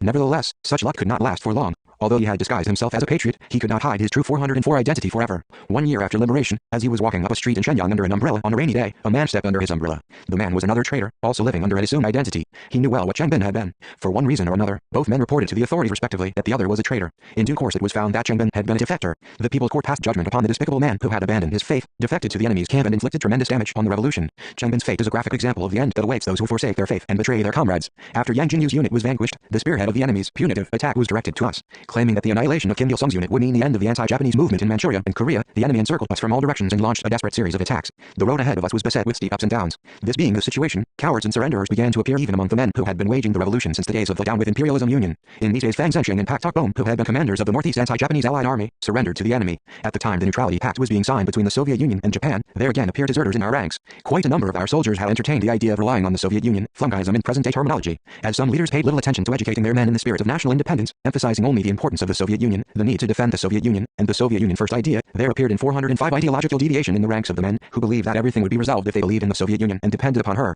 In other words, they thought the liberation of Korea was impossible without support and help from the Soviet Union. Never before had I felt more keenly than at that time the truth that the consciousness of national independence is a decisive factor determining the faith of a revolutionary. There were no deserters or renegades among those who held strong views on liberation through self-reliance, the idea that the revolution should be carried out independently through the effort of the nation's own people. The stragglers and defeatists appeared among those individuals who slighted their own power and that of their people, and attempted to carve out the destiny of their country by relying on the help of a large country. A man who does not believe in the strength of his own people falls prey, without exception, to defeatism when he finds himself in a difficult situation. He immediately loses faith in victory in the revolution and gives up the struggle halfway. Men of this category think that the revolution in their own country is as good as finished when the revolution of a big country experiences setbacks. It is a good thing that the communists, who aim for the unity of the international anti-imperialist forces, express sympathy with failures experienced by communists of other countries, or regard their sorrow as their own, since revolution has an international character. Failure in a big country might also affect the revolution in their own country to some extent. But if those in a small country abandon their struggle, thinking that their revolution will fail because the revolution in a large country has suffered a setback, they are making a big mistake. Revolution assumes a national character before it takes on an international character. Since revolution is waged with a national 406 state as a unit, the communists in each country must struggle with unshakable determination and faith, relying on the strength of their own people and completing the revolution through their own efforts. Only through self-dependence can they perform difficult tasks with success. This is my firm belief. My experience shows that when the situations at home and abroad become complicated and the revolution is faced with trials, those who take the road of the traitor are without exception the people who joined the fighters' ranks with the thought that the revolution was an easy job. They are people of uncertain faith and weak will, defeatists fettered by factionalism who slight or ostracize other people. After M. Susan and a number of others betrayed us, I often talk to my comrades in arms in the following manner: even though the situation is bad and the struggle getting more and more arduous, we are unanimous in our belief that our revolutionary cause will triumph and our country will be liberated. It's just that no one knows exactly when that day will come. Therefore those who are not confident enough to follow us to the last may go home, free from anxiety. Desertion is dastardly, but going home after informing us of your decision is not a misdeed. After all, why should we part without so much as saying goodbye when we have fought for the revolution for more than 10 years? If any of you want to go home, we will see you off, and we won't take issue with your giving up the struggle halfway. What can we do if you leave the ranks for lack of strength or firm faith? Those who want to go home, feel free to go. Talking to them open-heartedly in this way, I educated my men to have an unwavering faith in the victory of the revolution. In spite of my announcement, nobody went home without ever losing faith, no matter how complicated the situation, and in the face of almost insurmountable obstacles, the true communists of 407 Korea went on with the resistance, finally defeating Japanese imperialism and brilliantly achieving the great cause of national liberation. Although we received a heavy blow from the Haisen incident, we took measures in time to save the situation and retrieve our losses. Thanks to the Korean Communist strenuous efforts, the building of party organizations and the expansion of the ARF organizations went on with no let up. Following in the footsteps of the heroes and heroines from the era of the anti-Japanese war, many men of strong will, indomitable in adversity, have made their appearance today in difficult pose. The dynamic revolutionary struggle in the age of Kim Jong-il provides the soil for the growth of men of sturdy faith and powerful determination. The example of Ri and Mo, whom Comrade Kim Jong-il calls the incarnation of faith and will and on whom he bestows great praise, teaches us many things. The party members and other working people across the country are endeavoring to follow the example of Ri and Mo, as Comrade Kim Jong-il has advised. I think this is quite a good thing. The 1990s is a decade in which faith and will are more valuable than gold. The times in which we are living demand that not only the people but also the party and state put their iron faith in socialism and communism, defending our beliefs and our system from the tenacious policy of siege and reactionary ideological offensive pursued by the Allied imperialist forces, and that with our diamond hard will, we break through the difficulties that prevail. In several countries where the faith, won at the cost of the blood of the revolutionary forerunners, has been forsaken and where socialism, a creation of that faith, has been abandoned, the people's livelihood is now in dire distress and all forms of social evils, immorality and depravity are rampant. History always receives due payment from those who have abandoned their faith. Our country has become a powerful one that does not sway with every storm and stress. This is due to the strong faith of our party and our people. A party of vigorous faith does not become degenerate, a state with a steady faith does not fall, and the people with unshakable faith does not disintegrate. We have so far had a hard climb, we might be forced to make an even steeper climb in future. Nevertheless, our people are completely unafraid. Only a nation that advances steadily, firm in its beliefs, can successfully scale the peak to the age of independence. Notes. 1. Two-Man Conference, a conference held between the Japanese Governor-General in Korea, Minami, and the commander of the Kwantung Army, UDA, at Tumen, in China, in October 1936. The two discussed in secret emergency measures for blocking the advance of the Korean People's Revolutionary Army into the homeland. The conference fabricated a three-point policy aimed to intensify the guarding of the border area, to launch large-scale, punitive operations against the People's Revolutionary Army, and to establish internment villages so as to isolate the People's Revolutionary Army from the people. 2. Som, a unit of volume used in measuring grain. 1 som is about 180 cubic decimeters. 1 som of rice is about 144 kilograms. 3. Hong Pom-do, 1868-1943, a commander of the anti-Japanese Righteous Volunteers and the Independence Army. In 1907 he organized the anti-Japanese Righteous Volunteers with some hunters and since then fought against the Japanese aggressors on several occasions, mainly in the area of South Hamgyong Province. In 1917 he organized the Korean Independence Army in northern Manchuria, becoming its commander-in-chief. He led the army in raids on the Japanese aggressor army in Kapsan, Hyesan, Kanggai, Manfo, Joseon and other parts of Korea. Later he formed the Independence Army Corps in the area of Heilongjiang Province, China, and became its commander. 4. Koryo, the first unified state in the history of Korea, which existed from 918 to 1392. It was founded by Wangan, and was named Koryo because it succeeded Goguryeo, our first feudal state. Its capital was Gyeonggi, the present Gyeonggi. 5. Ancient Korea, the first ancient state of the Korean nation, founded by Tangun in the beginning of the 30th century BC. Pyongyang was the capital. Its original name was Korea, but later it was called Ancient Korea by historians in order to distinguish it from Korea, the feudal state of the Ri dynasty, established in 1392. 6. Goguryeo, the first feudal state of our country, existing from 277 BC to AD 668. 7. Aunt of Jae, an ordinary Korean woman who saved the great leader Comrade Kim Il-sung at the risk of her own life as he was being pursued by the enemy at Jiaoyi in the summer of 1930. Comrade Kim Il-sung was working to restore the organizations destroyed as a consequence of the August 1st uprising, which had been caused by the factionalists. 8. The Children's Corps at Maonchan, when the guerrilla bases along River Tumen were being dissolved. 1935. During the anti-Japanese revolutionary struggle, the members of the Children's Corps came to the Maonchan secret camp in Fusan County on their own in search of guerrillas. They wanted to avenge the murder of their parents. However, the left opportunists and factionalists infected with flunkism in Maonchan did not take good care of the children, who had made their way there through all sorts of difficulties. They regarded the children as a nuisance and a burden to guerrilla activities. They even tormented these children by branding them as Minseangtran suspects. Informed of this, Comrade Kim Il-sung visited the Children's Corps members in the Maonchan secret camp in April 1936 and severely criticized those who had treated the children in such a shabby manner. He gave instructions that the youngsters be well looked after and took appropriate measures to ensure this would be done. As he left the Maonchan area after finishing his work, he admitted into the guerrilla army those Children's Corps members who were determined to set out with him on the road of struggle. Later, the members of the Maonchan Children's Corps grew up to be true revolutionaries in the guerrilla units. 9. The Minseangtran, a counter-revolutionary spy organization formed by the Japanese imperialist aggressors in February 1932, in Jeondao. The Minseangtran, under the manipulation of the Japanese imperialists, put up the deceptive slogan of autonomy for Koreans in Jeondao. Pretending to be working in the interest of the Korean nation, they tried to paralyze the Korean people's anti-Japanese consciousness, harm the Korean communists and set Koreans against Chinese with a view to disorganizing the revolutionary ranks from within. However, its counter-revolutionary colors were exposed before long and it was dissolved in July that year. The Japanese imperialists then made their agents and stooges spread rumors that many Minseangtran agents had infiltrated the revolutionary ranks. Later the anti-Minseangtran struggle was conducted in an ultra-leftist way for several years because of the political stupidity and dishonest political ambitions of the left opportunists and factionalist flunkies who were deceived by the Japanese imperialist subterfuge. 10. Old Man Pion Trotsky. His name was Pion Tae-yu. He was a nationalist, one of the influential people who founded Wujiazi and supervised all the affairs of the village. He would not tolerate the infiltration of any heterogeneous ideological trends into the village. When Comrade Kim Il-sung transformed Wujiazi into a revolutionary place in 1930, he remolded Pion. The villagers called him Pion Trotsky because he frequently mentioned Trotsky when he spoke. 11. Sun Jin-sil, the eldest daughter of the Reverend Sun Jong-du and the elder sister of Sun Won-fei. In the summer of 1930, the Reverend Sun worried about the marriage of his eldest daughter. Because her match was the younger brother of Yoon Chi-ho, a pro-Japanese element and a comrade capitalist, all the independence campaigners in Jilin opposed the marriage. The Reverend Sun Jong-du himself was displeased with her match and asked the advice of Comrade Kim Il-sung. Comrade Kim Il-sung helped solve the problem by giving the advice that the couple must be left to their own devices because they had fallen in love with each other.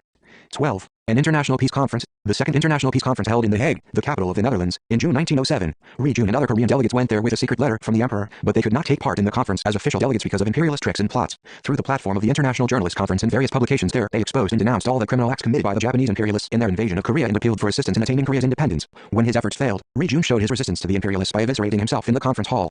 13. Ryo Eun-hyung, 1886-1947, a Korean independence campaigner from Yangpyeong, Gyeonggi Province. He was a member of the Korean Provisional Government in Shanghai in its early days and of the Koryo Communist Party, fighting for Korea's independence. In Seoul, he worked as general director of Joseon Angilbo, chairman of the Nation-Building Union of Korea and head of the Working People's Party. After the liberation of the country, he met President Kim Il-sung in Pyongyang and returned to Seoul, where he advocated an independent political line and national reunification in alliance with the communists. He was assassinated by the enemy on July 19, 1947. 14. Tangun's Korea. Tangun is the ancestral father of the Korean nation. Ancient Korea, our first ancient state founded by Tangun at the beginning of the 30th century BC, is called Tangun Korea. 15. Kim Koo, 1876-1949, a Korean independence campaigner from Haeju, Hwanghae Province. He participated in the anti-Japanese Righteous Volunteers struggle at an early age. After the March 1st popular uprising, he went to Shanghai, China, where he occupied the post of president of the Korean Provisional Government and other posts in succession, and founded the Independence Party of Korea. After the defeat of the Japanese imperialists, he returned to the homeland and fought in South Korea against dependence on the United States. He participated in the Joint Conference of Representatives of Political Parties and Public Organizations in North and South Korea, held in Pyongyang in 1948. After that, he returned to Seoul and fought for national reunification in alliance with the communists. He was assassinated.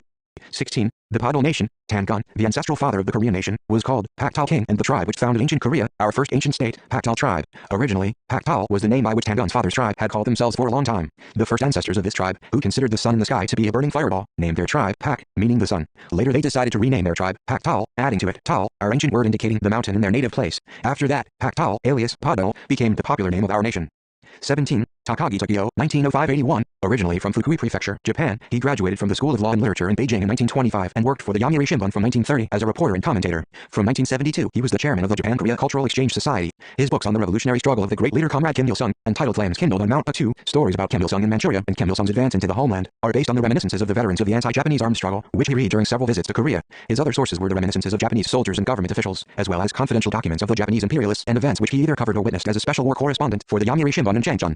18. Collective culpability system, a brutal fascist system of rule which was introduced by the Japanese imperialist aggressors in the 1930s in the areas of Manchuria in their efforts to isolate the Korean People's Revolutionary Army from the people. Under this system 10 families formed a PAI, 10 PAI and several Jiabao, which was under the direct control of the local chief of police. This was a system by which the members of a PAI were jointly responsible and collectively punished in the event of any of them violating the law. With the defeat of the Japanese imperialists in August 1945, the system was abolished. 19. The Xi'an Incident, an incident in China in which the Northeastern Army, under Zhang Zuliang, and the Northwestern Army, under Yang Hucheng, detained the Kuomintang's Jiang Jia in Xi'an on December 12, 1936, demanding that he rise in the anti-Japanese war in cooperation with Chinese Communist Party. 20. The Pacific War, an aggressive war waged in the Pacific from December 1941 to August 1945 in the Second World War, with US and British imperialists and other allied nations on one side and the Japanese imperialists on the other. It started as the Japanese imperialists launched a surprise attack on the US Pacific Fleet in Pearl Harbor, Hawaii, on December 8, 1941, believing that fascist Germany, its ally, would emerge victorious in its war against the Soviet Union. Up to May 1942, they occupied Malaya, the Philippines, Indonesia, Myanmar, Burma, and many other areas in Southeast Asia and the Pacific. The US imperialists dropped atomic bombs on Hiroshima and Nagasaki, Japan, in August 1945, to create a favorable condition for themselves in the treatment of the post-war international problems. The Japanese imperialists were defeated by the anti-Japanese armed struggle of the Korean people, led by Comrade Kim Il-sung, the participation of the Soviet Army in the war against the Japanese imperialists on August 9, 1945 and the anti-Japanese armed struggle of the Chinese and Southeast Asian peoples. The Pacific War ended with the unconditional surrender of the Japanese imperialists on August 15, 1945, and their signing of a surrender document on September 2 that year. This synchronized with the end of the Second World War. Printed in the Democratic People's Republic of Korea.